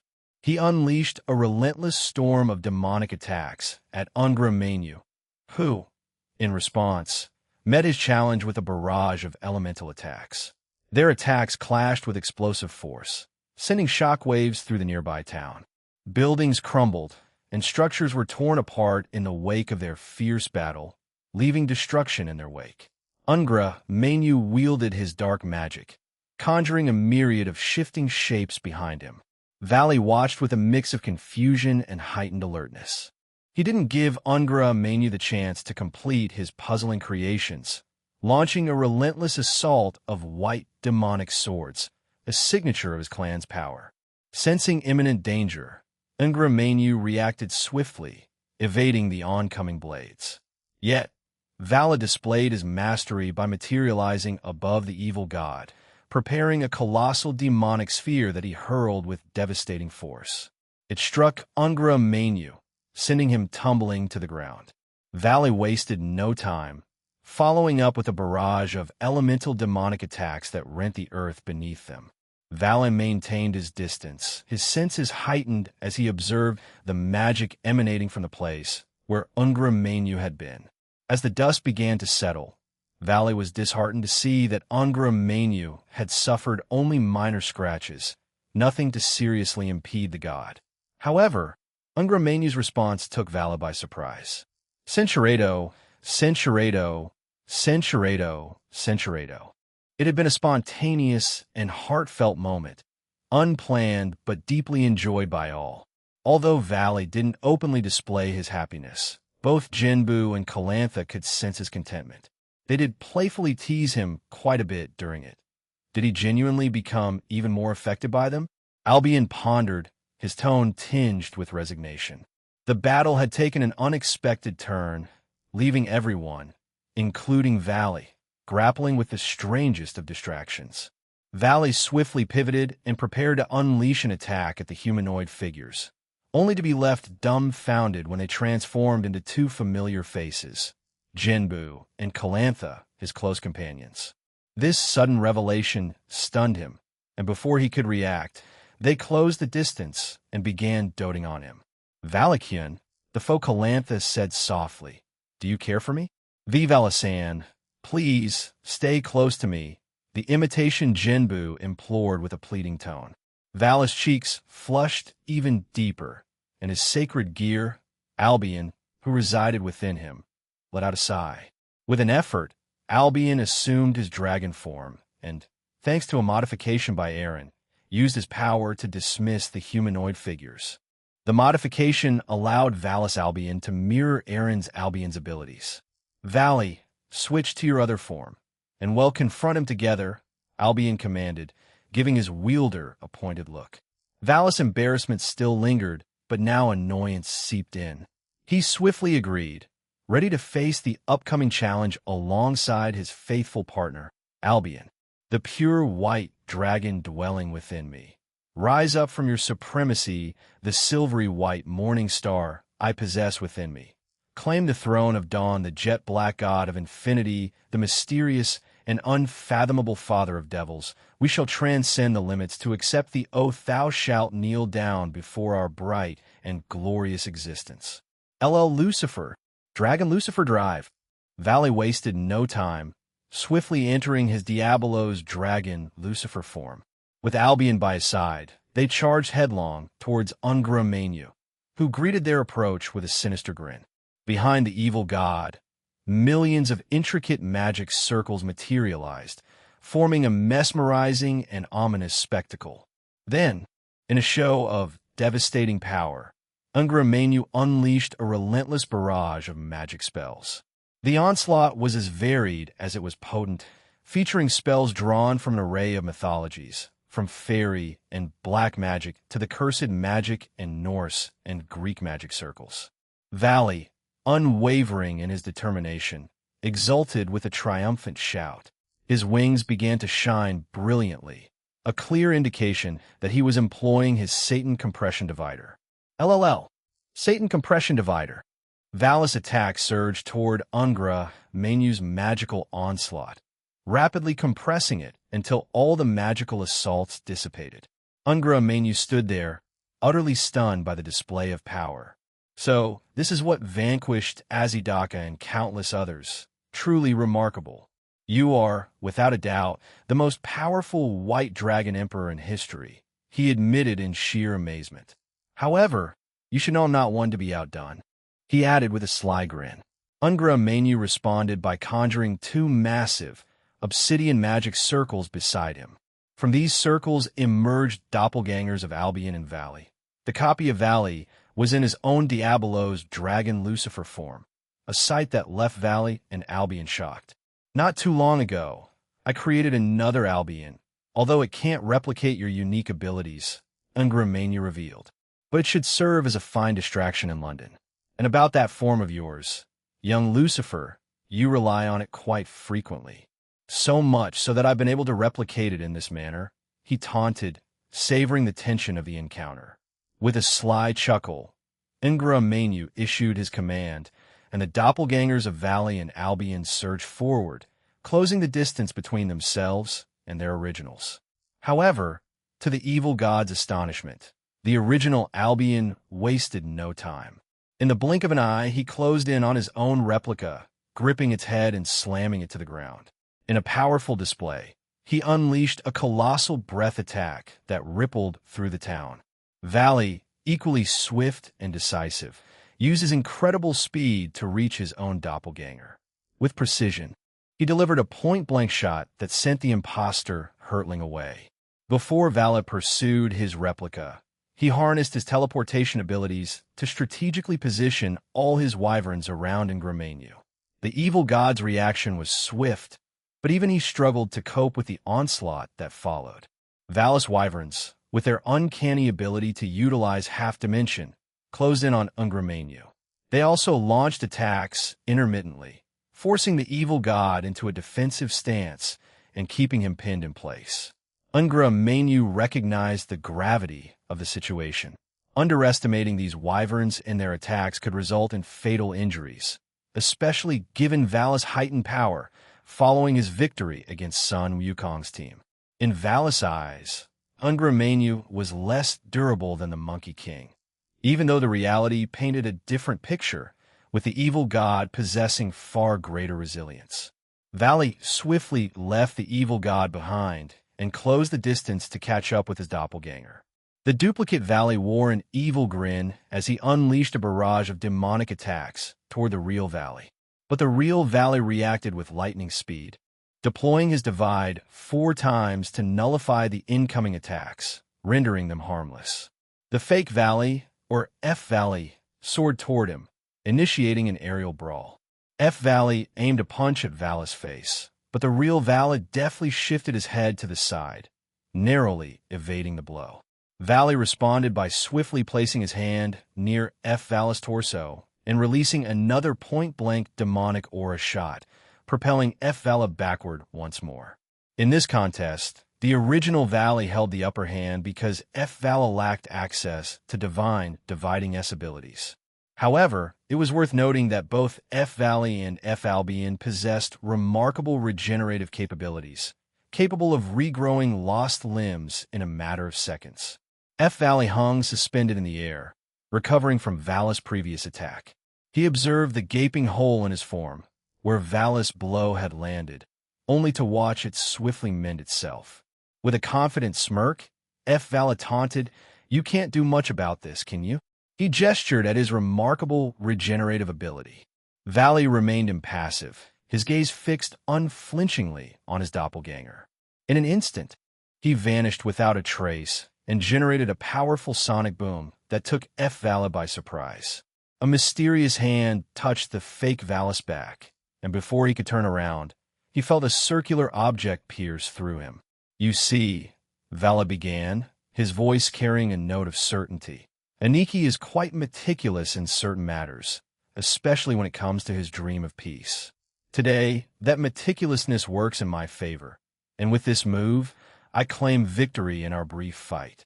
Vala declared his triumph, and seconds later, F-Valley was violently propelled away by a powerful kick. He took a devastating hit that left him with critical injuries, sealing his fate in this fierce confrontation. "Didn't I just tell you this power will heal me?" F-Valley retorted, his voice filled with frustration as he faced Valley. He expected his grievous wounds to rapidly mend, but to his horror, his bravado began to break down. What's going on? Why isn't my ability working?" Valley let out a weary sigh, his gaze steady on F-Valley. "It appears you were created hastily. Even though you possess the power of a heavenly dragon, I've surpassed that level of strength. Moreover, Aniki has granted me access to an ability that nullifies all forms of healing." Vala gestured towards the fading form of his duplicate. F-Vala's anger flared, and he bellowed, "It's always that meddling lizard, always interfering with people like us. Peace is an illusion because beings like us will always exist." A surprising response escaped Vala's lips, catching F-Valley off guard. "That's just fine," he declared, a look of anticipation in his eyes. "Aniki already understands that, and I'm looking forward to it. This way, I can continue battling powerful enemies, not just within our universe, but in different dimensions and worlds. As a part of DXD, I can traverse various realms and face even more stronger opponents." It's a dream come true for battle enthusiasts like myself. The prospect of boundless battles excited him, leaving F. Valley both bewildered and agitated. "Curse you, Valley Lucifer!" Val's doppelganger roared before finally crumbling away. Vala scoffed, and then turned to face Ungra Mainyu, who was still being suppressed by his wyverns. Albion should finish up soon, he mumbled before flying back to the evil god, Ungra Mainyu. In the distance, F. Albion bore the signs of battle, missing an arm and a leg. The true Albion loomed over his doppelganger, a fierce glint in his eyes. Did you truly believe a mere imitation could surpass the original? Albion questioned his duplicate. F. Albion, undeterred, retorted, "It matters not if you're the genuine article or a copy. Strength is the ultimate recognition of superiority." A sly grin adorned Albion's lips. "In that case, it appears I am the stronger one," he declared. Leveraging the same power that Vala possessed, he prevented the fake from regenerating. With a resolute gesture, Albion destroyed F. Albion, bringing an end to the doppelganger's existence. After defeating his duplicate, Albion swiveled around to find Vala locked in combat with Ungra Mainyu once more. The battle appeared evenly matched, with Vala enjoying a slight advantage. However, the evil god proved to be a formidable adversary, giving Vala a challenging fight. Without hesitation, Albion joined the fray, unleashing a fiery breath attack at Ungra Mainyu. The evil god, alert to the incoming attack, retaliated by launching a flurry of icicle spheres to intercept the fire breath. The collision between their two attacks resulted in a small but powerful explosion, the fierce clash of elements lighting up the battlefield. Both White Dragon Emperors launched their attacks on Ungra Mainyu with remarkable synchrony. It was as though they had an unspoken understanding, never impeding each other as fists and legs were hurled toward the evil god. Vala and Albion, however, found themselves taken aback. The evil god managed to keep pace with them, even if he did suffer the occasional hit. His ability to dodge or deflect their attacks demonstrated his strength and mastery of his formidable powers. "I'm not too shabby in hand-to-hand combat, am I?" Ungra Mainyu lauded himself, while admirably keeping up with the two White Dragon Emperors. The battle raged on, with both sides displaying their remarkable combat prowess. Finally, Ungra Mainyu heightened his powers, shrouding himself in an intensely malevolent aura that sent Albion and Vala tumbling backward. Countless dark tentacles emerged from his back, and an enveloping darkness and shadows swirled around him. "Is this the best the heavenly dragons can muster?" he taunted, his voice dripping with scorn. Vala and Albion exchanged a silent communication. "I'm ready," Albion murmured. Vala nodded. "Gogmagog and Malakota, lend me your strength. Azazel isn't available yet, but with you two, we should be more than capable," he declared, a sly grin playing on his lips. Albion transformed back into his compact form and rejoined Vala. Gogmagog manifested behind Vala, and a subtle mark of the Malbranche appeared near him, accompanied by a tail that extended from Vala's back. "I'm at your service," Vala Lucifer, Malakota affirmed. These Malbranche, including those captured during recent operations, had undergone alterations at the hands of Aaron, much like Avetsa and Satinel. As a result, they now collaborated with the Alliance. With no hesitation, as their loyalties had shifted, Vala's aura grew even more intense, and a brilliant surge of silver-white and blue energy radiated from his core. Simultaneously, the Lucifer emblem manifested across his gems, and behind him, Gogmagog transformed into a colossal, radiant yellow form, fusing with Vala. Numerous magic circles bearing the insignias of the Malbranche and the figure of Malakota himself materialized around Vala. Their combined magic created a titanic aura, unleashing a powerful blast that sent Ungra Mainyu hurtling backward. The display of power not only affected the evil god, but also obliterated the entire town in Iran and its surrounding areas. As the two lights merged with Vala, his armor underwent a transformation. The immense shift in his power was felt by all members of the Alliance and groups affiliated with the Cow's Order. Their attention turned toward the nation of Iran, where this awe-inspiring change in the balance of power had just taken place. Valis' armor retained its predominantly silver hue, but now it sported captivating golden accents, as well as luminous, captivating blue highlights. His transformation extended further with the emergence of sharp, menacing protrusions on his arms, legs, shoulders, and helmet. The wings of light on his back took on a futuristic edge, crackling with vivid blue electricity. Notably, 16 bat-like wings materialized behind him, a striking manifestation of his enhanced power and evolution. "What in the world is that?" Ungra Mainyu exclaimed in sheer astonishment. Valley responded, his tone laced with a touch of amusement. "Well, what do you think it is? Azazel has been working on enhancing Gogmagog recently, so this is its first test run. Consider yourself my guinea pig, evil god Ungra Mainyu." Valley chuckled wickedly as he spoke. With blinding speed, Valley closed the gap between himself and the bewildered evil god. Before Ungra Mainyu could react, a powerful strike landed from behind, accompanied by orbs of white demonic aura crackling with blue electricity. As the searing pain registered, Ungra Mainyu let out a blood-curdling scream, sent hurtling through the air. Simultaneously, Valis' Divide ability activated, sapping the evil god's formidable powers. Valis' relentless assault continued unabated. He pursued Ungra Mainyu, who turned to face him and unleashed a barrage of attacks.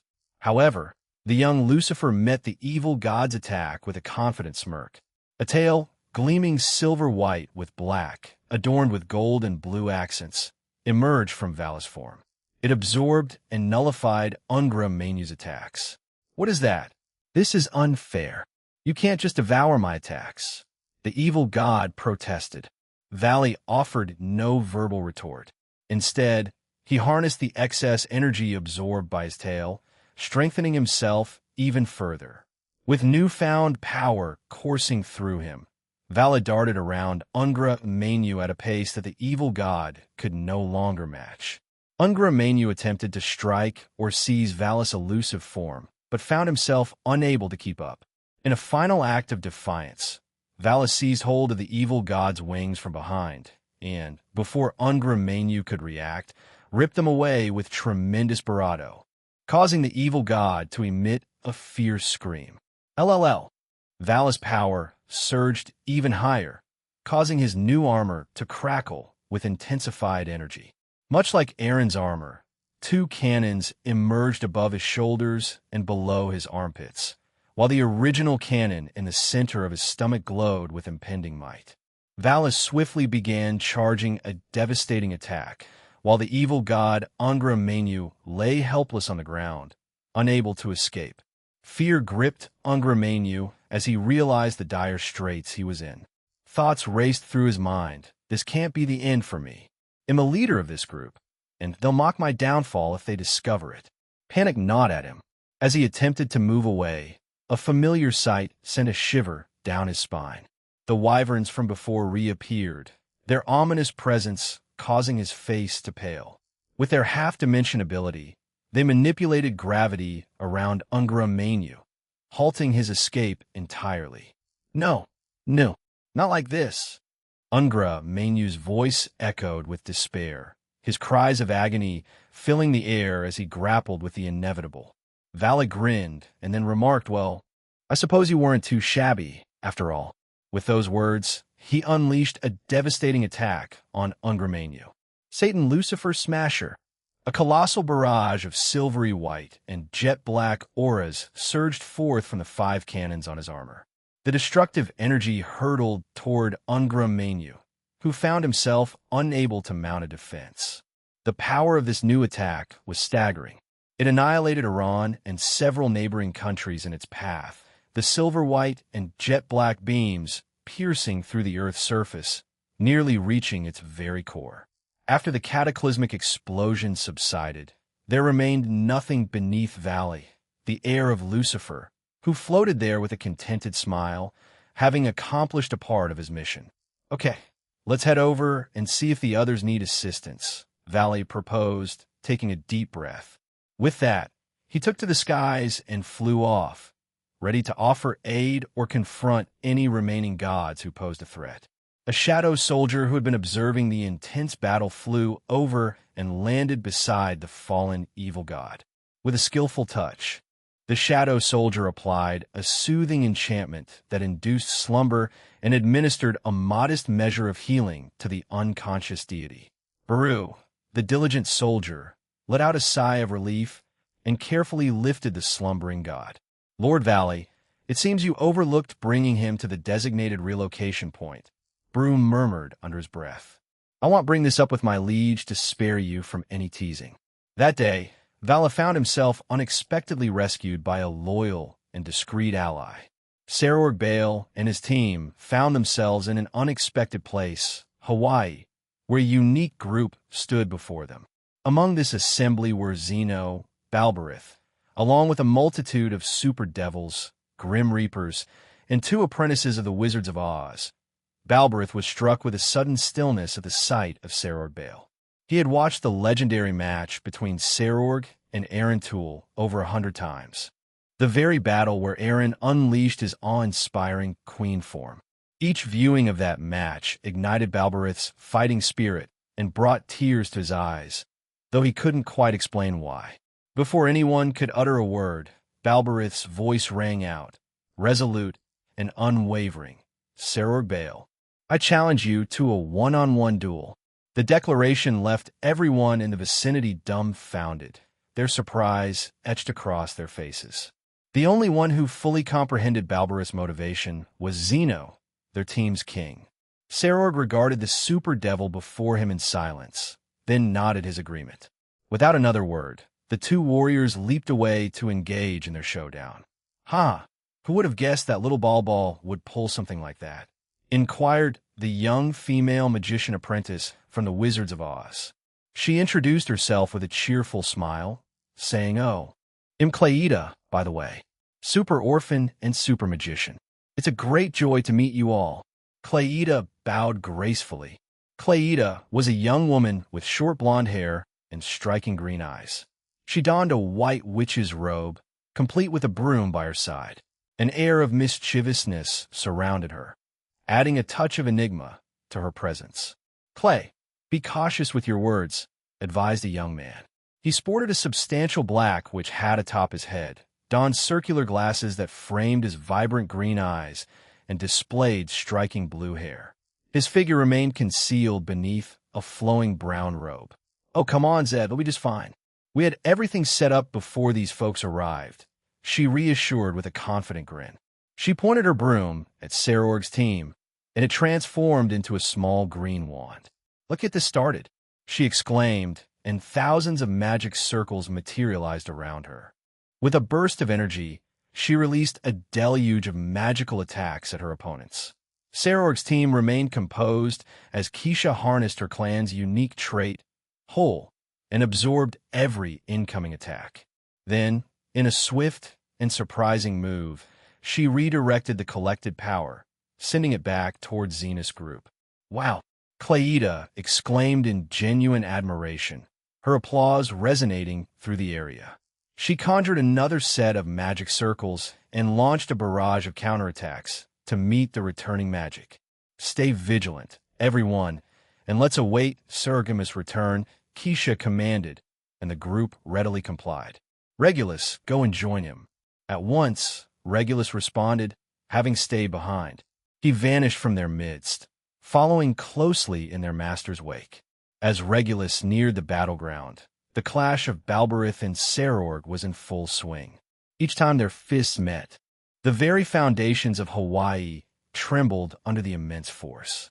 It was evident that neither of them had unleashed their full power yet. Instead, they seemed to be engaged in a preliminary skirmish, a dance of testing the waters to gauge each other's strength. "Regulus, stay put until I call for you," Sarorg ordered. "Understood," came the reply from the sacred gear. Sarorg faced his formidable opponent, Balberith, with a curious expression. "Balberith, was it? I've observed your battles, and you seem quite powerful. Can you tell me why you wanted to fight me?" He deftly dodged yet another straight punch from Balberith. Without warning, Balberith shifted his stance, going down on his hands, and executed a swift spinning kick aimed at Sarorg.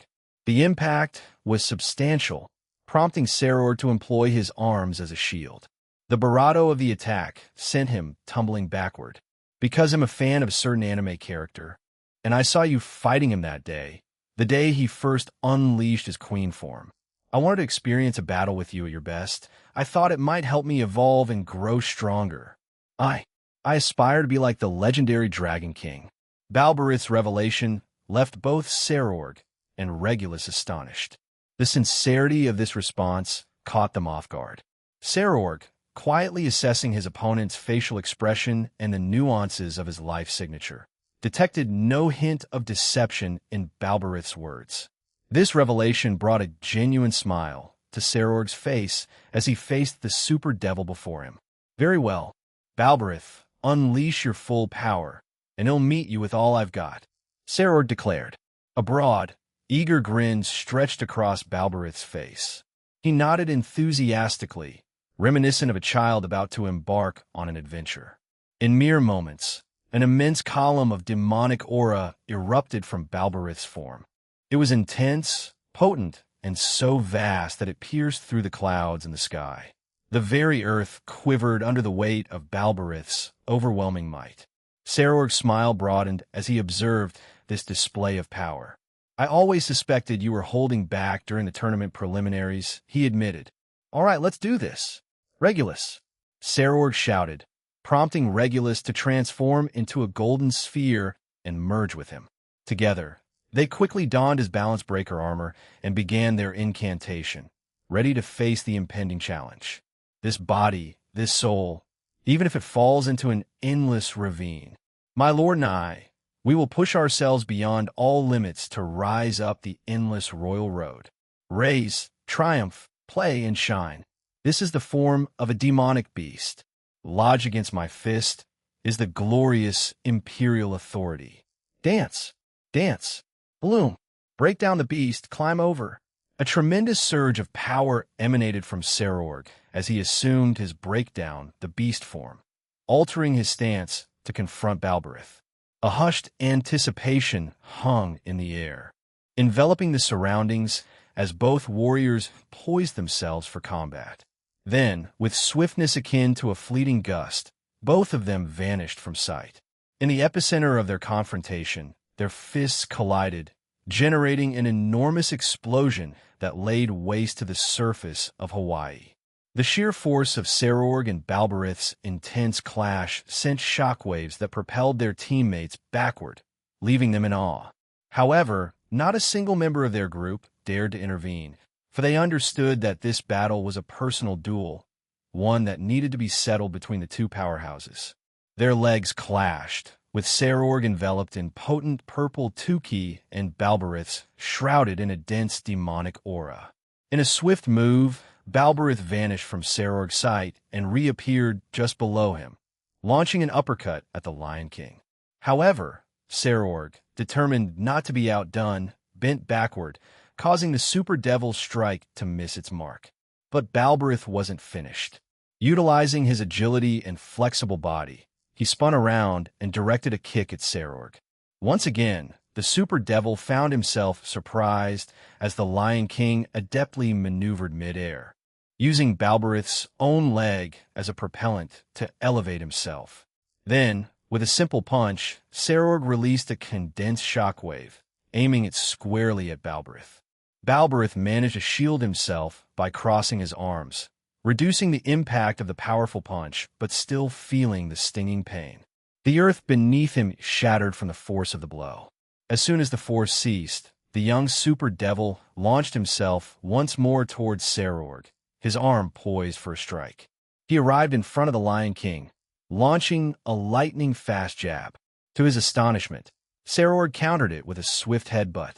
Without missing a beat, Sarorg's 10k-infused fist connected with Balberith's chest, propelling the Super Devil downward, where he crashed into the ground. Balberith couldn't help but break into an enormous grin that spread across his face. Surprisingly, he didn't experience any despair or anger during this battle. Quite the opposite, he felt a surge of elation. The fight was turning into something he thoroughly enjoyed, even more so than his previous bout with Mahabali from Team Azura. "This is fun, Lion King, Sarorg Bale," Balberith exclaimed, his enthusiasm evident. With an even wilder gleam in his eyes, he leaped towards Sarorg once more.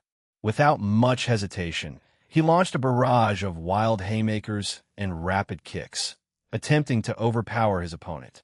However, Sarorg, the Lion King, remained unruffled. He moved with a graceful ease, effortlessly dodging Balberith's relentless attacks. Surprisingly, he wore the same satisfied smile that graced Balberith's face. The joy of the battle seemed to be mutual, creating an electric atmosphere in their clash. In an instant, Sarorg's fist clashed with Balberith's, creating a powerful shockwave that sent both of them tumbling away. They landed on the ground, locking eyes. Sarorg broke the silence. "Balberith," he began, "your movements, they don't feel like your usual self. It's like I've seen them somewhere before. So, let me ask you this. Why are you imitating him?" Sarorg's gaze was filled with curiosity. Balberith stuttered in his response. Because I want to be like the great Dragon King." The young super devil had been emulating Aaron Tool's fighting style during their brief confrontation. This was one reason why Sarorg found it easier to evade the blows. He had grown accustomed to them, and they paled in comparison to Aaron's lightning-quick bravado. Sarorg crossed his arms and briefly closed his eyes, releasing a slightly weary sigh through his nose. When he opened his eyes, he fixed a stern gaze on Balberith.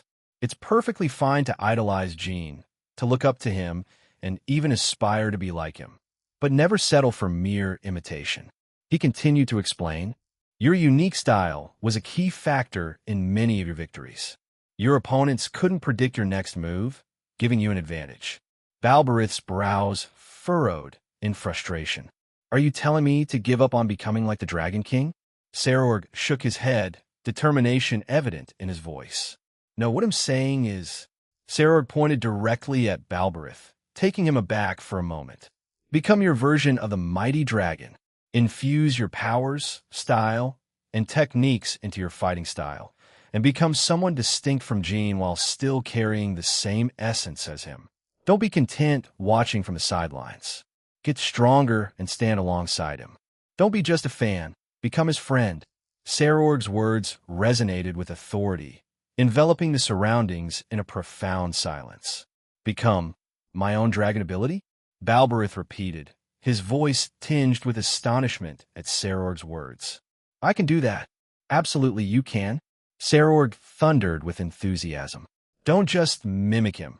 Take everything you've learned and create your unique style." "Let's get started." A fresh surge of power coursed through Balberith's body as the young super devil readied himself to charge at Sarorg once more. However, this time, Balberith employed a flurry of 100 feints in just 2 seconds.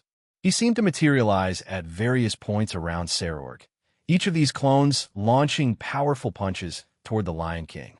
Sarorg, a confident smile gracing his lips, gracefully evaded the strikes aimed at him. In a swift motion, he delivered a powerful blow to Balberith's stomach, leaving the super devil even more astonished. The force of the strike sent Balberith hurtling, crashing into a pile of rubble. That's what I'm talking about." "Well done," Sarorg commended, nodding in approval. Balberith rose from the spot where Sarorg's powerful punch had sent him crashing. The blow had inflicted significant damage on the super devil, but he got to his feet with the same unwavering grin. "That's right. He always bounces back with a smile. So you better do the same," Sarorg proclaimed with an infectious laugh, his spirits undaunted. Balberith, still grinning, declared, "I'll make my own path, as another dragon, my very own version of what a hero is." Sarorg's enthusiasm surged as he encouraged his opponent, shouting, "Indeed, become your true self, Balberith." With their determination renewed, both of them charged at each other, ready to continue their intense duel. "Ho ho, riyesh kumurikon, facing me." "Well, should I be flattered?" Scarmiglione asked with a mocking tone. Back with Ria's group above Japan, The ongoing battles against illusions of once-deceased foes still raged. Rias herself had chosen to confront the Malebranche, as she had informed the entire alliance of her strategy. Yes, it's me. I may not possess the same abilities as my brother, but for dealing with you, it should suffice, Rias replied with her customary smile. Scarmiglione's expression soured, and he inquired, "Do you think I'm weak?" Rias shook her head, her tone firm. "I never implied that, Scarmiglione.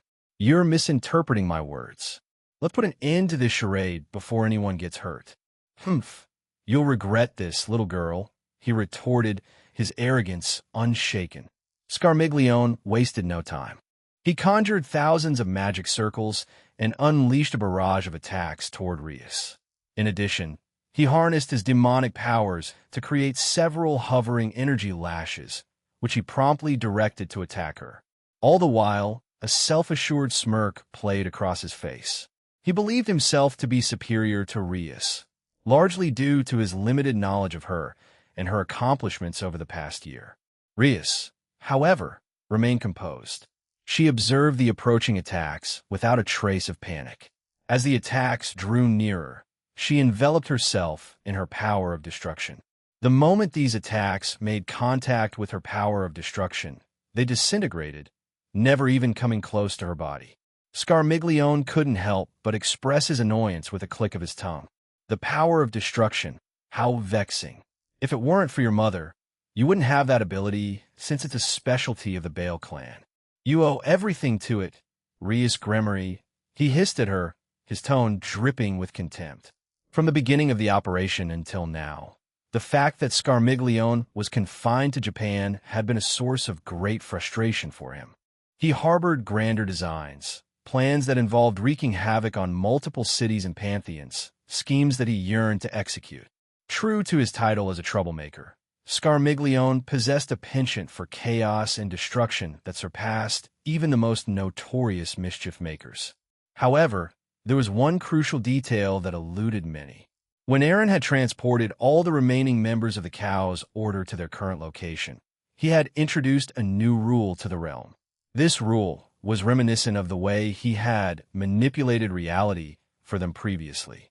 What most of the Cow's Order didn't realize was that they had been transferred to a replica of the planet. They firmly believed they were still on the genuine Earth, convinced that their actions held the power to influence humanity. "Are you going to fight me? Or will you continue to stand there acting like some self-important brat?" Scarmiglione snapped, his patience wearing thin. Rias responded with a knowing smile. "If I chose to fight, our battle would already be concluded. I'm offering you a chance to surrender, Scarmiglione." The Malebranche scoffed incredulously. "Surrender? Me? Are you mentally sound? I always knew you were less clever than your older brother, but I didn't realize it was this bad." He turned to one of his illusions and shouted, "Did you hear this? She wants me to surrender." In the distance, a devil's laughter rang out. "Yuhaya," a mocking tone that went unnoticed by Rias as she maintained her confident gaze upon the Malebranche before her. Scarmiglione turned towards Rias with a scornful expression. "If you want to make the move, I will," he declared, his voice ringing out before he closed the gap between them in the blink of an eye. In an instant, he summoned massive jack-in-the-boxes that surrounded them, their eerie screams resonating through the air. Each scream unleashed circular waves of aura attacks aimed at Rias. Simultaneously, Scarmiglione lunged toward her with a powerful strike, his hands and arms enveloped in dense, powerful demonic aura. However, Rias' power of destruction acted as a formidable shield, thwarting his advances. Upon contact with her power, his demonic aura disintegrated, compelling him to retreat. Moreover, the destructive forces emanating from Rias' power of destruction extended to her body, swiftly eliminating the earlier attacks launched by the jack-in-the-boxes. Frustration welled up in Scarmiglione's eyes as he gazed at Rias. She was proving to be an unfavorable matchup for him, his usual bag of tricks utterly ineffective against her. Earlier, he had attempted to employ a potent illusion technique against the Alliance, but had been swiftly dispelled by several members, including Rias. This failure had discouraged him from trying that approach again. In a bid to gain an emotional upper hand, He had even resorted to gaslighting her. But to his chagrin, his petty insults and manipulative tactics seemed to have no effect on her. He had expected her to succumb easily to such tactics, but he had been proven wrong. It seemed that his only recourse was to engage her in a fair battle. Yet that, too, was not going in his favor. His options dwindled, and Scarmiglione found himself trapped in an unexpectedly challenging situation. "Is that really all you've got?" Rias inquired, her tone tinged with a hint of disappointment. She seemed unfazed by the persistent jack-in-the-boxes surrounding them, which continued to launch relentless attacks. "Huh. No way, I've got more tricks on my sleeve," Scarmiglione shouted, his anger growing for various reasons. He snapped his fingers once more, igniting a series of fireworks that burst in a dazzling display high above, their fiery tendrils descending toward Rias. At last, the Grimoire heiress took action. She raised her hand and conjured thousands of small orbs made with the power of destruction. With a commanding gesture, she directed them toward the approaching fireworks and jack-in-the-boxes. Upon contact, the fiery explosions and the malicious toys were swiftly obliterated in a brilliant crimson-black blaze. "Centurato!" Scarmiglione's pained cries filled the air, his frustration evident. However, he quickly regained his composure while still in midair. He returned fire with his own attacks, but Rias countered them effortlessly, harnessing her power of destruction to disintegrate his incoming attacks. Frustration mounted for Scarmiglione as he attempted to evade the relentless spheres of destruction that pursued him. Despite his best efforts, they closed in, refusing to be deterred. He pulled out all the stops, unleashing a barrage of techniques, from his jack-in-the-boxes to fireworks, elemental attacks, magic, and even Tuki. Yet, to his surprise, none of these tactics proved effective against the inexorable orbs of annihilation. As Scarmiglione turned to face forward, a sense of surprise washed over him. Rias had somehow materialized right in front of him. Swiftly, Rias delivered a powerful uppercut to his chin, leaving him momentarily stunned. His body was sent soaring higher into the sky, even as the cacophony of battles continued all around. In that suspended moment, he found himself reflecting on his own existence. Created by the original Satans, they were promptly sealed away, a fact not widely known. What set them apart was their unceasing awareness of the world beyond their imprisonment. They remained in a state of suspension, their lives put on hold, awaiting the day they would be unsealed, a notion that Scarmiglione found utterly loathsome. His very essence yearned for liberation, a desire to sow chaos, to revel in mischief, to stir up trouble, and to bask in the despair of others. Scarmiglione's animosity extended not only towards their captors, but also towards their leader, Malakota. While Malakota did allow them considerable freedom, he ruled them with an iron grip when the need arose. Disobedience was met with consequences. This newfound understanding only truly surfaced once they were unfrozen and unleashed into the current era. Yet, they had gleaned from Malakota's aura during their shared imprisonment that he towered above them in power. However, when word reached them of Malakota's defeat at the hands of the middleman, Scarmiglione couldn't help but feel elation and newfound hope. However, the hope that swirled within him was on the brink of being shattered. He knew he had to confront Rias Grimoire again, and in his heart, he realized that defeating her was an insurmountable challenge after their brief encounter. There was so much left undone, and he despised it all. So, he made a fateful decision to unleash his full, unfettered power, regardless of the consequences that might follow. Rias materialized near him, and with a swift, forceful motion, she brought her foot crashing into his face. The impact sent him hurtling downward, demolishing numerous buildings along the way. In a matter of seconds, Scarmiglione rose to his feet, his countenance dark and determined. Then, a transformation began. A jet-black, crimson energy radiated outward, expanding and enveloping the entire city they were in.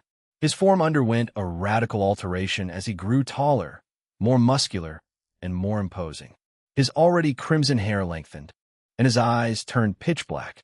His hands transformed into formidable claws, and a total of 16 wings sprouted from his back, signifying the manifestation of his true, unleashed power. Upon the completion of his transformation, a series of events unfurled.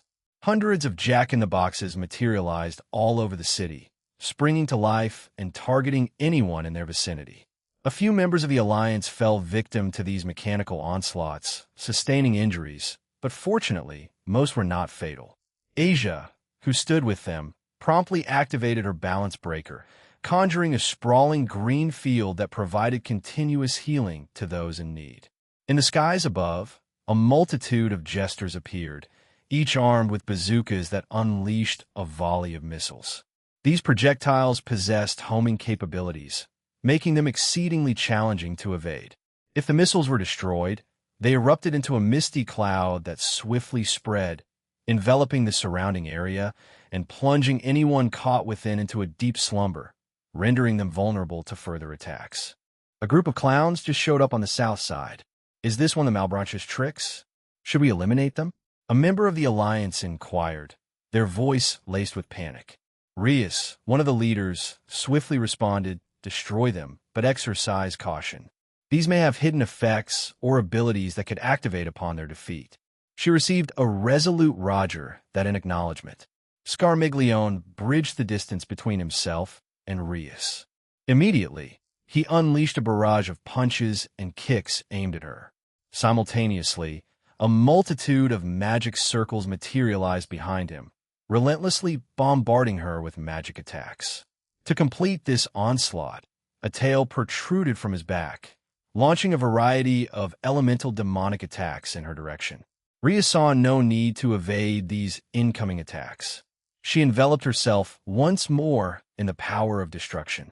As expected, Scarmiglione's hands and feet suffered instant annihilation upon contact with the aura of destruction surrounding her.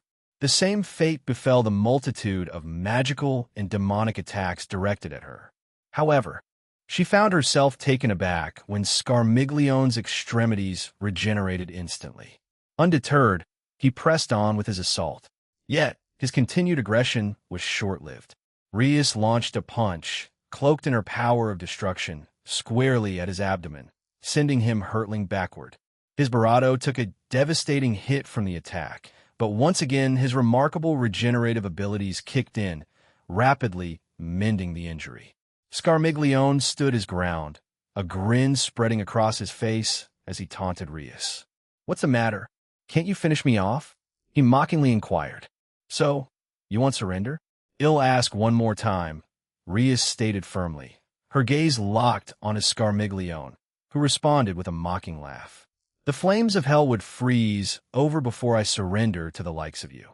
As long as I have my regeneration, I won't be defeated," Scarmiglione declared confidently. Rias sighed and shook her head, a sense of resolve in her eyes. "If that's your choice, then I will have to eliminate you for now," she declared. She initiated a telepathic conversation with Aaron, asking, "Aaron, I'm going to eliminate Scarmiglione. Can you resurrect him later?" "Sure thing," came Aaron's reply. With a determined nod, Rias turned her attention back to Scarmiglione, a smile on her lips. Then, something extraordinary began to unfold. The entire planet quivered, and her body was bathed in the formidable power of destruction. Her very being radiated with an intense glow, and her surroundings began to crumble and disintegrate. "I plan to reveal this in my next match, but I suppose here will do since there are no tournament players left," she muttered. A sudden surge of the power of destruction emanated from Rias, creating a powerful shockwave that cleared everything and everyone from her vicinity. Scarmiglione's eyes widened in shock as he stammered. "How do you have that? You shouldn't have this power. It's a unique ability. Only your older brother, an anomaly among your kind, can wield it, as he's essentially a living mass of destruction in human form." Rias maintained her smile and replied, "I have a doting and protective fiancé. That's why I can do this." "That infernal lizard again?" Scarmiglione shouted in frustration. Rias had undergone a remarkable transformation, assuming her own version of the aura of destruction, much like Surzek's own. This incredible feat was made possible by Erin's assistants, who had aided her in subtly altering her body. In the past, during her raiding game against Surorg, Rias had managed to create a semblance of this technique, which had bore resemblance to Erin's or Issei's Cardinal Crimson armor. However, over the course of a century spent within Erin's pocket dimension, Rias had made numerous adjustments and fine-tuned her ability. Now, as she floated there, a manifestation of the formidable power of destruction, Scarmiglione began to feel a growing sense of dread. No, no, no. How am I going to get out of this alive? He thought, his panic escalating. Scarmiglione attempted to take flight to escape, but before he could get far, a sphere of power of destruction enveloped both him and Rias, sealing off any means of getaway. Rias, with deliberate composure, informed him, "If you attempt to break through that barrier, you'll meet your demise, and your boasted regenerative abilities won't save you." Frustration welled up within him, and his anger erupted. He unleashed a relentless onslaught of attacks, employing a wide range of powers, from magic to demonic energy and 10k. However, all of his efforts proved futile against Rias' impenetrable aura of destruction. "You claim I'm the boring one," Rias retorted with a smug air. Her words only served to further irk the Malbranche standing before her as he continued his relentless yet futile onslaught. Suddenly, Rias swiped her hand downward, unleashing invisible slashes crafted from the power of destruction, severing Scarmiglione's arms. "Aart!" He howled in pain and desperately attempted to regenerate his lost limbs, but his powers failed him. The power of destruction was known for its capacity to destroy anything, and that encompassed even the effects of regenerative abilities. However, to bypass this protection, the wielder of the power had to surpass their opponent in terms of sheer strength. Occasionally, exceptions arose, especially when an individual's regenerative ability significantly outweighed the person it belonged to. Such was the case for Scarmiglione. Yet, Rias' power of destruction, enhanced by her mastery of the anti-healing and regeneration technique bestowed upon her by Erin and to his allies, effectively nullified the Malbranche's healing abilities. "We are the evil claws, equivalent to the Longinus created by that old man. How can a mere devil like you hope to defeat me?" Scarmiglione vented his frustration. Rias couldn't help but chuckle at his question. "Because Erin altered your perception of reality," she calmly explained. Scarmiglione found himself taken aback by this revelation, but Rias pressed on. "A few months ago, he reshaped the perception of reality for many members of the Cow's Order, including you, the Malbranche. In reality, my power surpasses what the Dragon God had last year." In truth, Rias possessed even greater strength, but attempting to convey the specifics using Erin's ranking system would likely only confuse her opponent. Instead, she drew a parallel with Ophis' previous level of power. Before Scarmiglione could react, Rias closed the gap between them in the blink of an eye, seizing his head in a vice-like grip. He struggled and attempted to employ his powers or scratch at her arm, but none of his efforts proved effective against her superior strength. "I might have struggled against you if you had shown up a year earlier, before Erin helped us become stronger. But I'm grateful you delayed your attack until now. It made things easier for all of us," Rias said with an unexpectedly warm tone in her voice.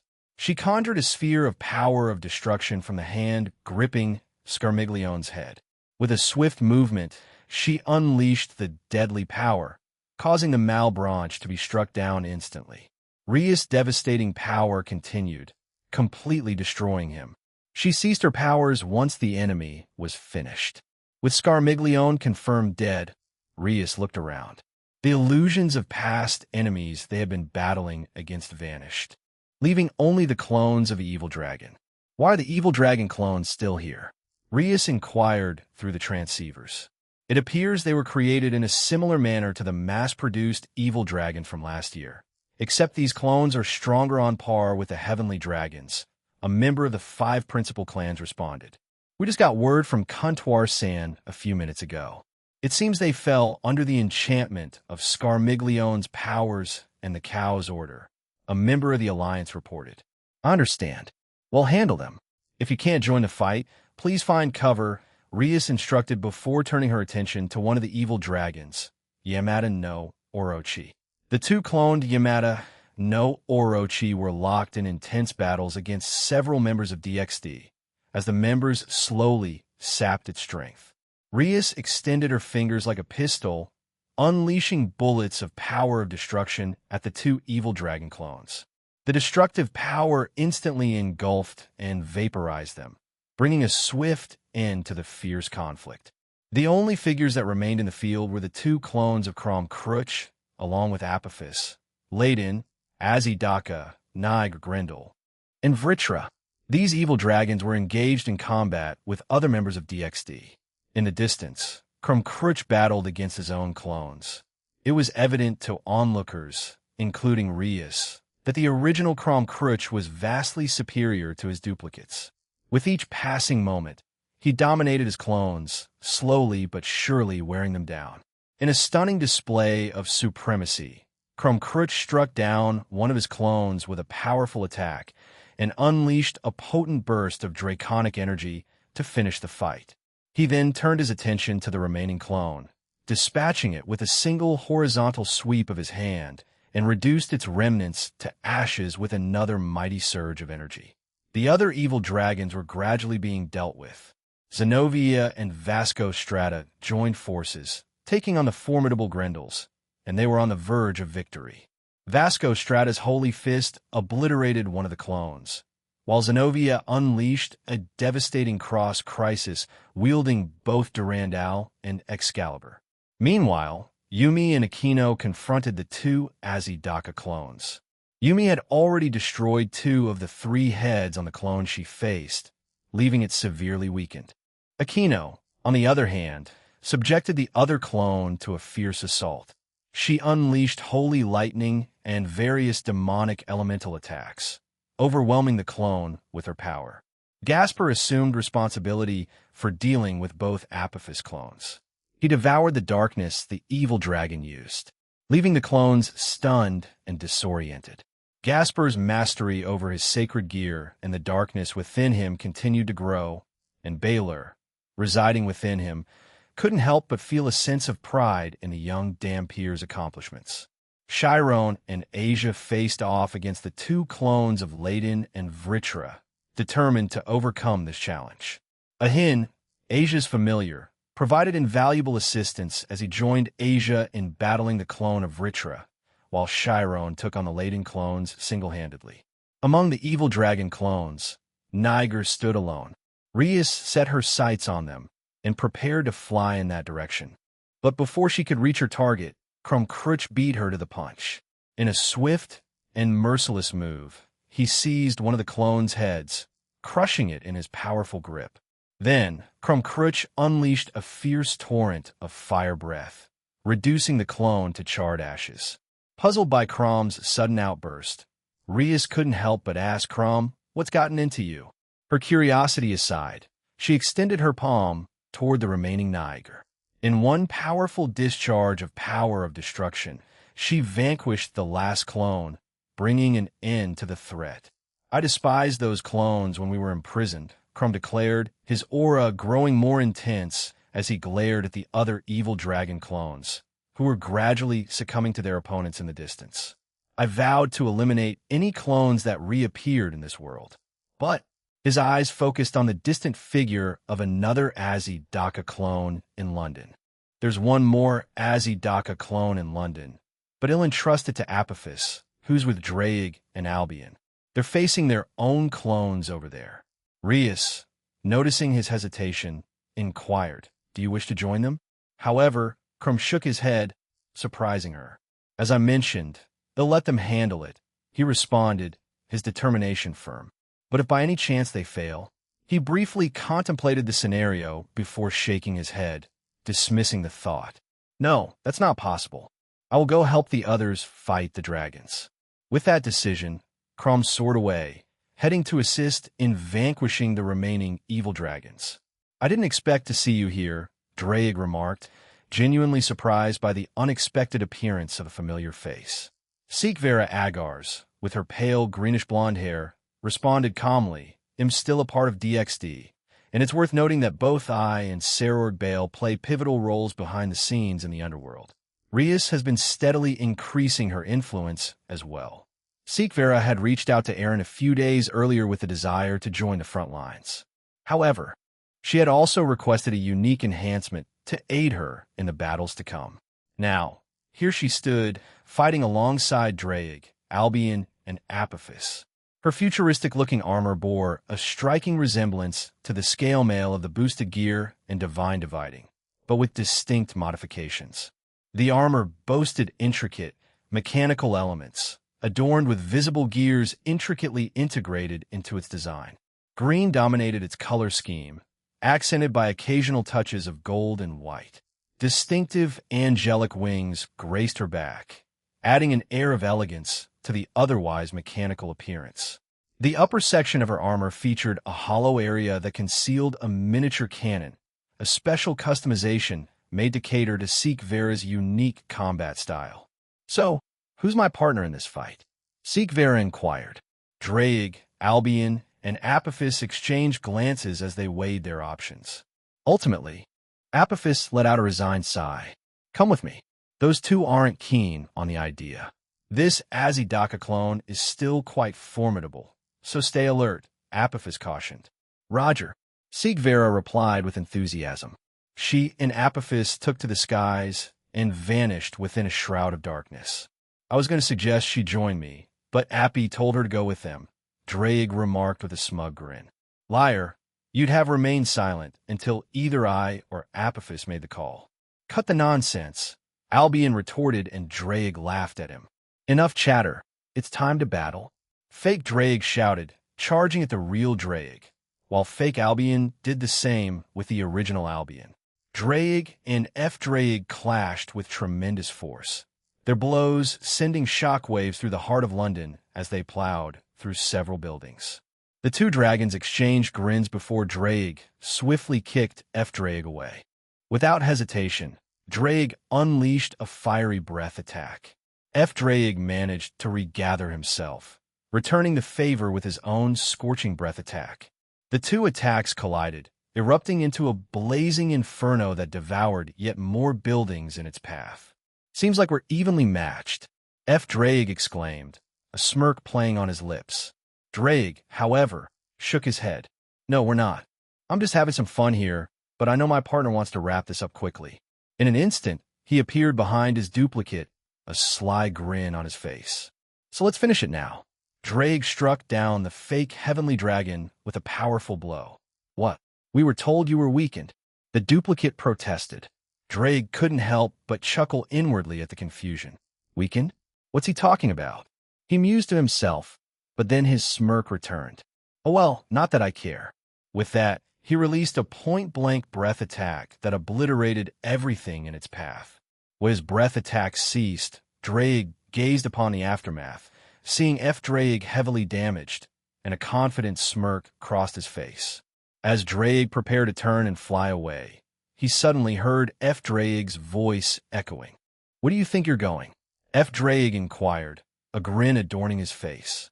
When Draig glanced back at F-Draig, he beheld a surprising sight. F-Draig's upper half had completely regenerated. I see, that's how it is, huh? Regeneration, huh? Well, no matter, it's easy to deal with. It'll be finished in just another moment," Draig declared nonchalantly, a soft chuckle escaping him. "Easy to deal with. Please, our regeneration ability surpasses whatever you're thinking," F-Draig retorted. Draig said nothing more, but simply offered F-Draig a knowing smile. Then, to F-Draig's surprise, he transformed into his human form, leaving his doppelganger stunned. "This form is more than sufficient to take you down." "Come on, faker," Draig taunted with a casual wave of his finger, further infuriating F-Draig. "Don't underestimate me, just because you're the original." F-Draig roared, drawing in a deep breath and unleashing a colossal attack of his own against Draig. Draig nonchalantly cleaned his ear, flicking some earwax aside, and glanced at the incoming attack. With a casual belch in its direction, he effortlessly dispersed it. What the hell? Did you just burp and cancel that attack? Drake exclaimed in astonishment. Drake smirked, muttering to himself, "What does it look like, you idiot?" He then materialized beside Drake. "Have I always been this big? I should shed some weight," he grumbled before delivering a forceful blow to Drake's side. The impact sent Drake tumbling through the air, but Drake wasted no time, pursuing him with a series of swift blows. Drake continued to strike Drake, as though he were playing an impromptu game of aerial juggling. To an outside observer, it might have appeared as if a giant were swinging Drake's tail in a wild and chaotic dance through the skies. Finally, Drake descended to the ground after delivering a powerful punch that sent Drake hurtling toward the earth. With a swift motion, he drew back his arm and struck Drake, launching him back into the skies with immense force. The shockwave from the impact wreaked havoc on the surrounding buildings. As Drake soared through the skies, Drake lowered his hands to his sides, a mischievous grin on his face. "Hee-ha-ha-ha, ga!" he shouted. A small, radiant blue beam materialized in his hands, rapidly intensifying in brilliance. "Mehama!" Drake bellowed, thrusting his hands toward Drake. The unleashed energy resembled one of Goku's signature attacks, the Kamehameha. The massive blue beam streaked toward Drake, striking him with tremendous power and triggering a colossal explosion in the skies above London. The impact reverberated throughout the world, shrouding the globe in a bluish mist.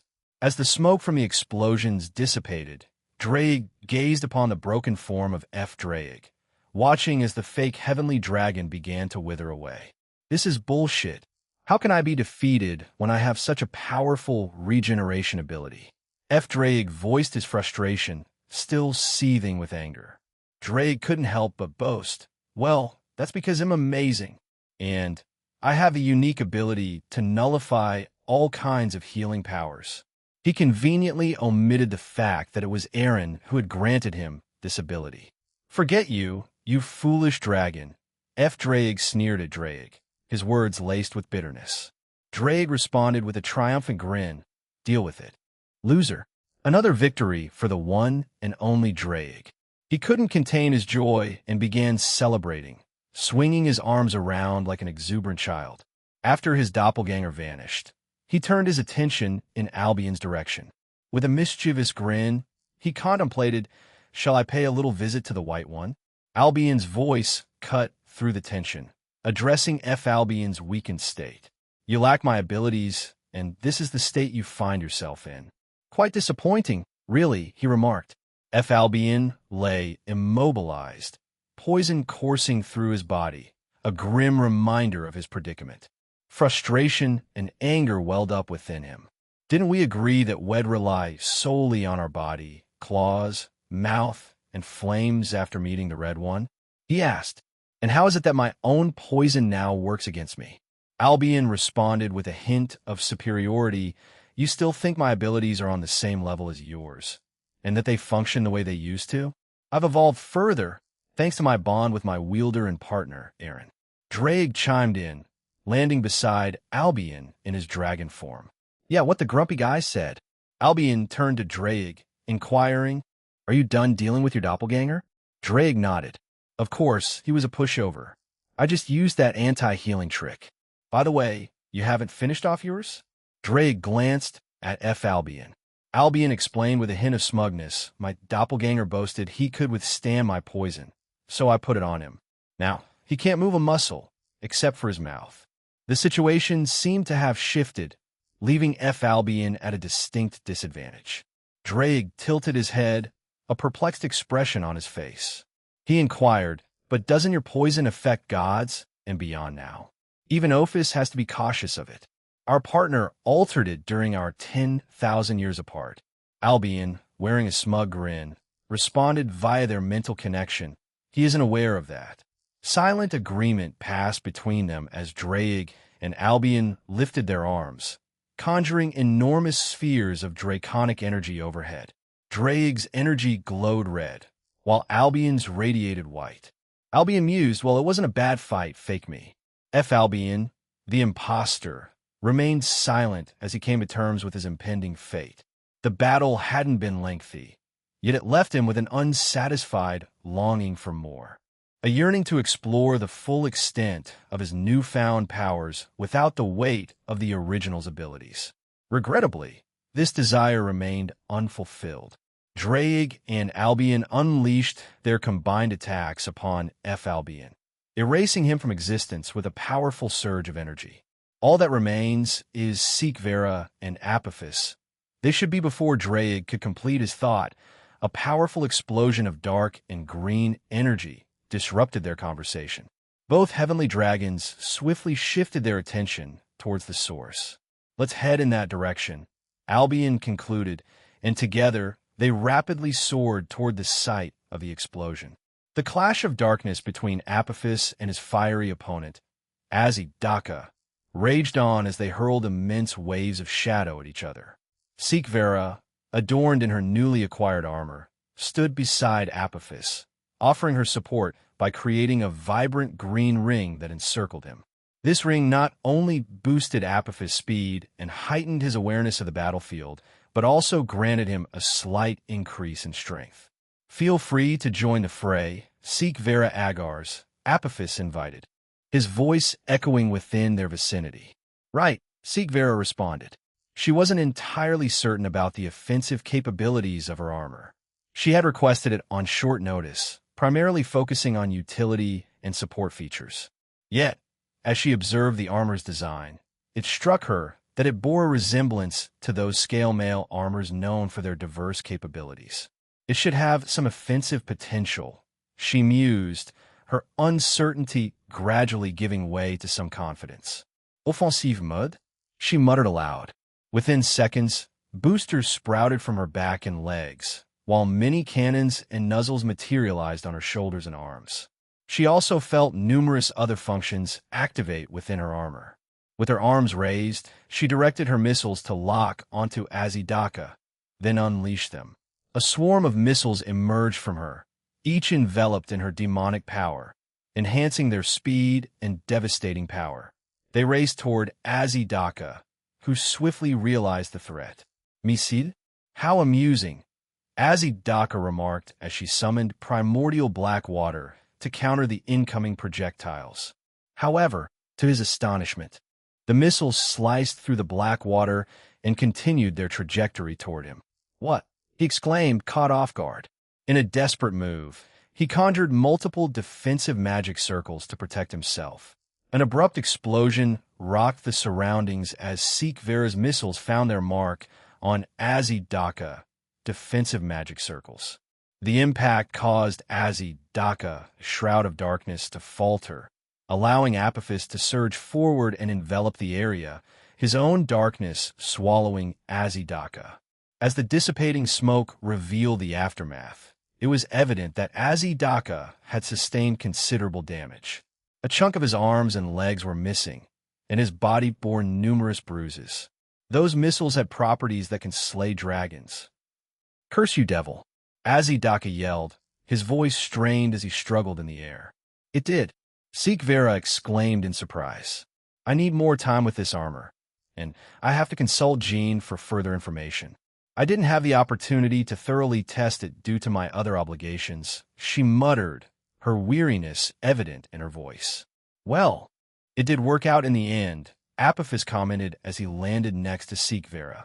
He summoned a massive hand made of darkness, capturing Azidaka. Using his primordial water, he conjured black water spears, swords, and swirling orbs around Azidaka. Let's finish him together, the heiress of Agars. Before Seekvera could respond, both Albion and Drake descended, taking them by surprise. You two are finished?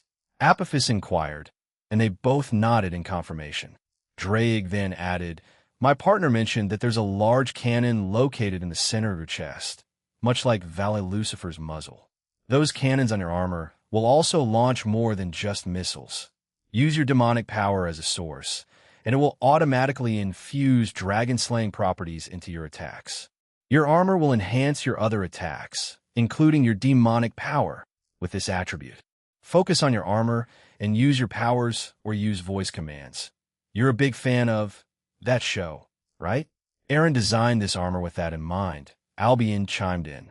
The show Albion alluded to was the equivalent of Gundam in this world, although it bore a different name. Seek Vera was an avid enthusiast of the entire franchise. She had amassed a collection of various model kits she had meticulously assembled over time, along with a horde of DVDs, Blu-rays, and other show-related merchandise. It was no secret that Seek Vera felt a twinge of envy toward Runia's Gremory.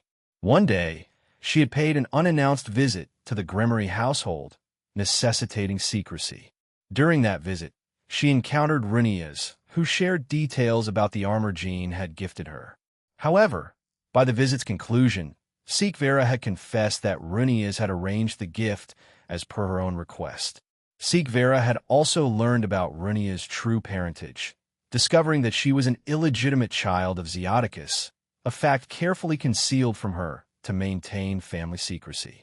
This visit to the Gremory estate and the revelation about Runia's armor had spurred Seek Vera to contact Jean, initiating the process of acquiring her own customized armor.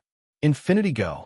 Seek Vera's sudden cry took everyone by surprise, but the real astonishment came when a voice emanated from her armor. Target locked. Beginning cannon charge sequence. Opening muzzle, the voice declared. Seek Vera's armored suit had an array of cannons that locked onto the captured Azidaka. Its central section slowly revealed a substantial muzzle. The cannons began to emit an eerie glow and peculiar sounds as they powered up for an imminent attack. Drake, observing the scene, couldn't help but be intrigued. That's interesting. Should we lend a hand? Albion, however, had a different perspective. No, this is their battle, he replied. Drake shrugged, settling down on the ground in his human form. Albion followed suit, and they patiently awaited the outcome of the confrontation. It appears you're almost ready, Apophis observed, his attention unwavering as he monitored Seek Vera's ongoing preparations for her charged attack. The energy crackled and surged, anticipation building with each passing moment. Seek Vera, with a deep breath, responded, "It's taking slightly longer than my preference, but the power output should prove more than sufficient, especially when harmonized with your attack. Whenever you're prepared, Apophis-san, and ready to go." Apophis nodded in understanding, his confidence in their strategy unshaken. Without any hesitation, he unleashed the full force of his formidable attack upon the beleaguered Azidaka. The grotesque figure, locked in a futile struggle, could do nothing but bear the brunt of their combined might as his adversaries conversed. Seek Vera, wrestling with a flurry of incantations, ultimately settled on a series of incomprehensible words. Her armor's cannons and muzzles unleashed torrents of jet black and green energy beams. The coordinated attacks struck Azidaka simultaneously, culminating in a cataclysmic explosion that reverberated through the London streets. A swirling vortex of black water and interweaving green energy beams merged, shrouding the very spot where Azidaka had stood moments before. The awe-inspiring display of power rapidly dissipated, leaving only Azidaka's disintegrating remnants scattered across the area. "We've met our defeat. How vexing," Azidaka grumbled, his frustration palpable. "Vexing?" The right head chimed in. "This is absolute nonsense." The left head fumed. "That wretched Apophis silenced us with his magic during the battle. We couldn't even speak." Before the heads could utter another word, they began to wither and fade away, leaving behind a sense of eerie silence.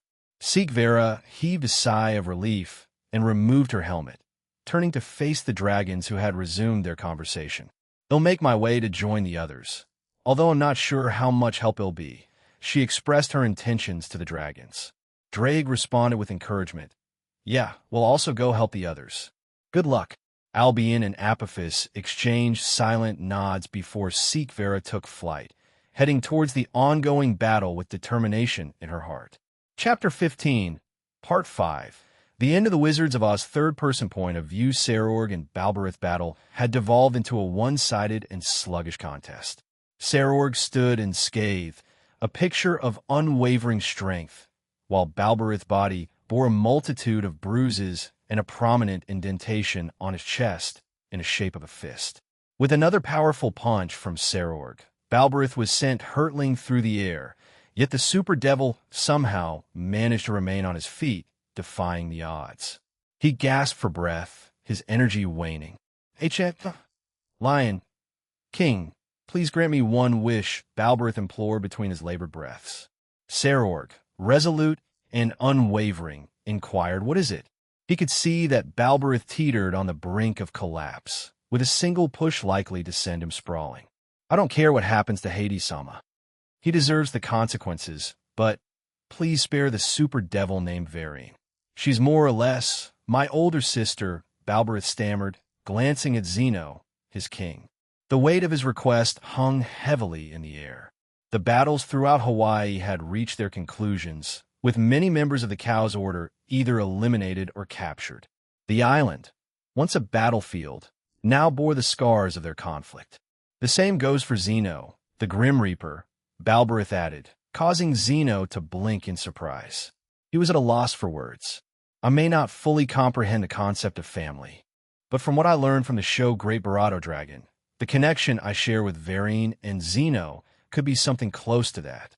"Why, you fool? Why would you say something like that in a situation like this?" Zeno questioned in bewildered confusion. Balberith turned to look at Zeno, a weary but genuine smile gracing his face. "You accompanied me to Kyoto in that show. I'm truly grateful for that," he admitted. Zeno, already on his knees, sank further to the ground, his gaze fixed on the earth. "Why? Why would you say such a thing? Darn it all," he muttered bitterly under his breath. Balberith and Zena's relationship resembled that of a foster parent and child. From Zena's reaction, it was clear that he held Balberith in the same regard.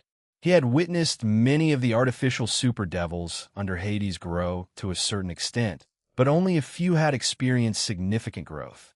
Balberith was one of those few. Tears welled up in Zena's empty eye sockets as he grappled with the realization that their journey was nearing its end. Today, even if it means facing death, the mere fact that I got to meet the Dragon Keeper and even purchase a figurine in Kyoto, even if it was a brief encounter, it was truly enjoyable, Balberith reflected with heartfelt sincerity. Sarorg fixed his gaze on Balberith, contemplating his options for a few moments. Then, a faint smile graced his bravado. "I can't predict their fate, Balberith. Jean, the great dragon, has the power to aid them. They'll convey that to him." Another surge of powerful tuki burst forth from Sarorg's bravado. "Come, Balberith. If you aspire to catch the Emperor Dragon, to become like him, you must fight with every ounce of strength, even to your last breath." Balberith let out a final, resolute scream, drawing upon the very last remnants of his power. This was a straightforward charge, devoid of tricks or special maneuvers. As Balberith closed in on Sarorg, he threw his entire weight into a punch, and Sarorg met it with equal force. Their fists collided with a thunderous impact. Balberith winced as he felt the bones in his hand crack from the sheer force, but he pressed on. Blow after blow was exchanged between Sarorg and Balberith, with the Super Devil steadily waning in strength. After being forcefully pushed back by Sarorg's might, Balberith staggered, his resolve momentarily faltering. Balberith's voice trembled with uncertainty as he posed a heartfelt question. "Can I truly become like the legendary dragon? Can I genuinely stand beside him?" Sarorg, the indomitable devil, gazed at Balberith with a warm smile and reassurance. "What are you asking? You're already following in his footsteps.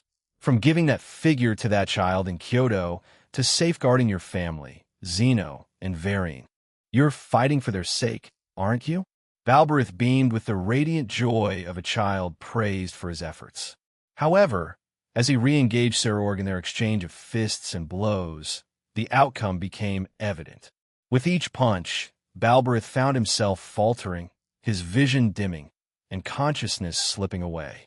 Sarorg, despite the disparity in their strength, shouted encouragingly, "If you were to master this new style, gain more experience, and grow in power, I would unquestionably lose to you."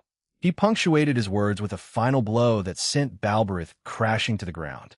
To the astonishment of many, Balberith managed to regain consciousness as he lay on the earth, his gaze fixated on the sky, a contented smile gracing his lips. Sarorg exited his Breakdown the Beast and joined Balberith, sitting beside him. "Balcoin, you were his fan, right? Jean informed me of that."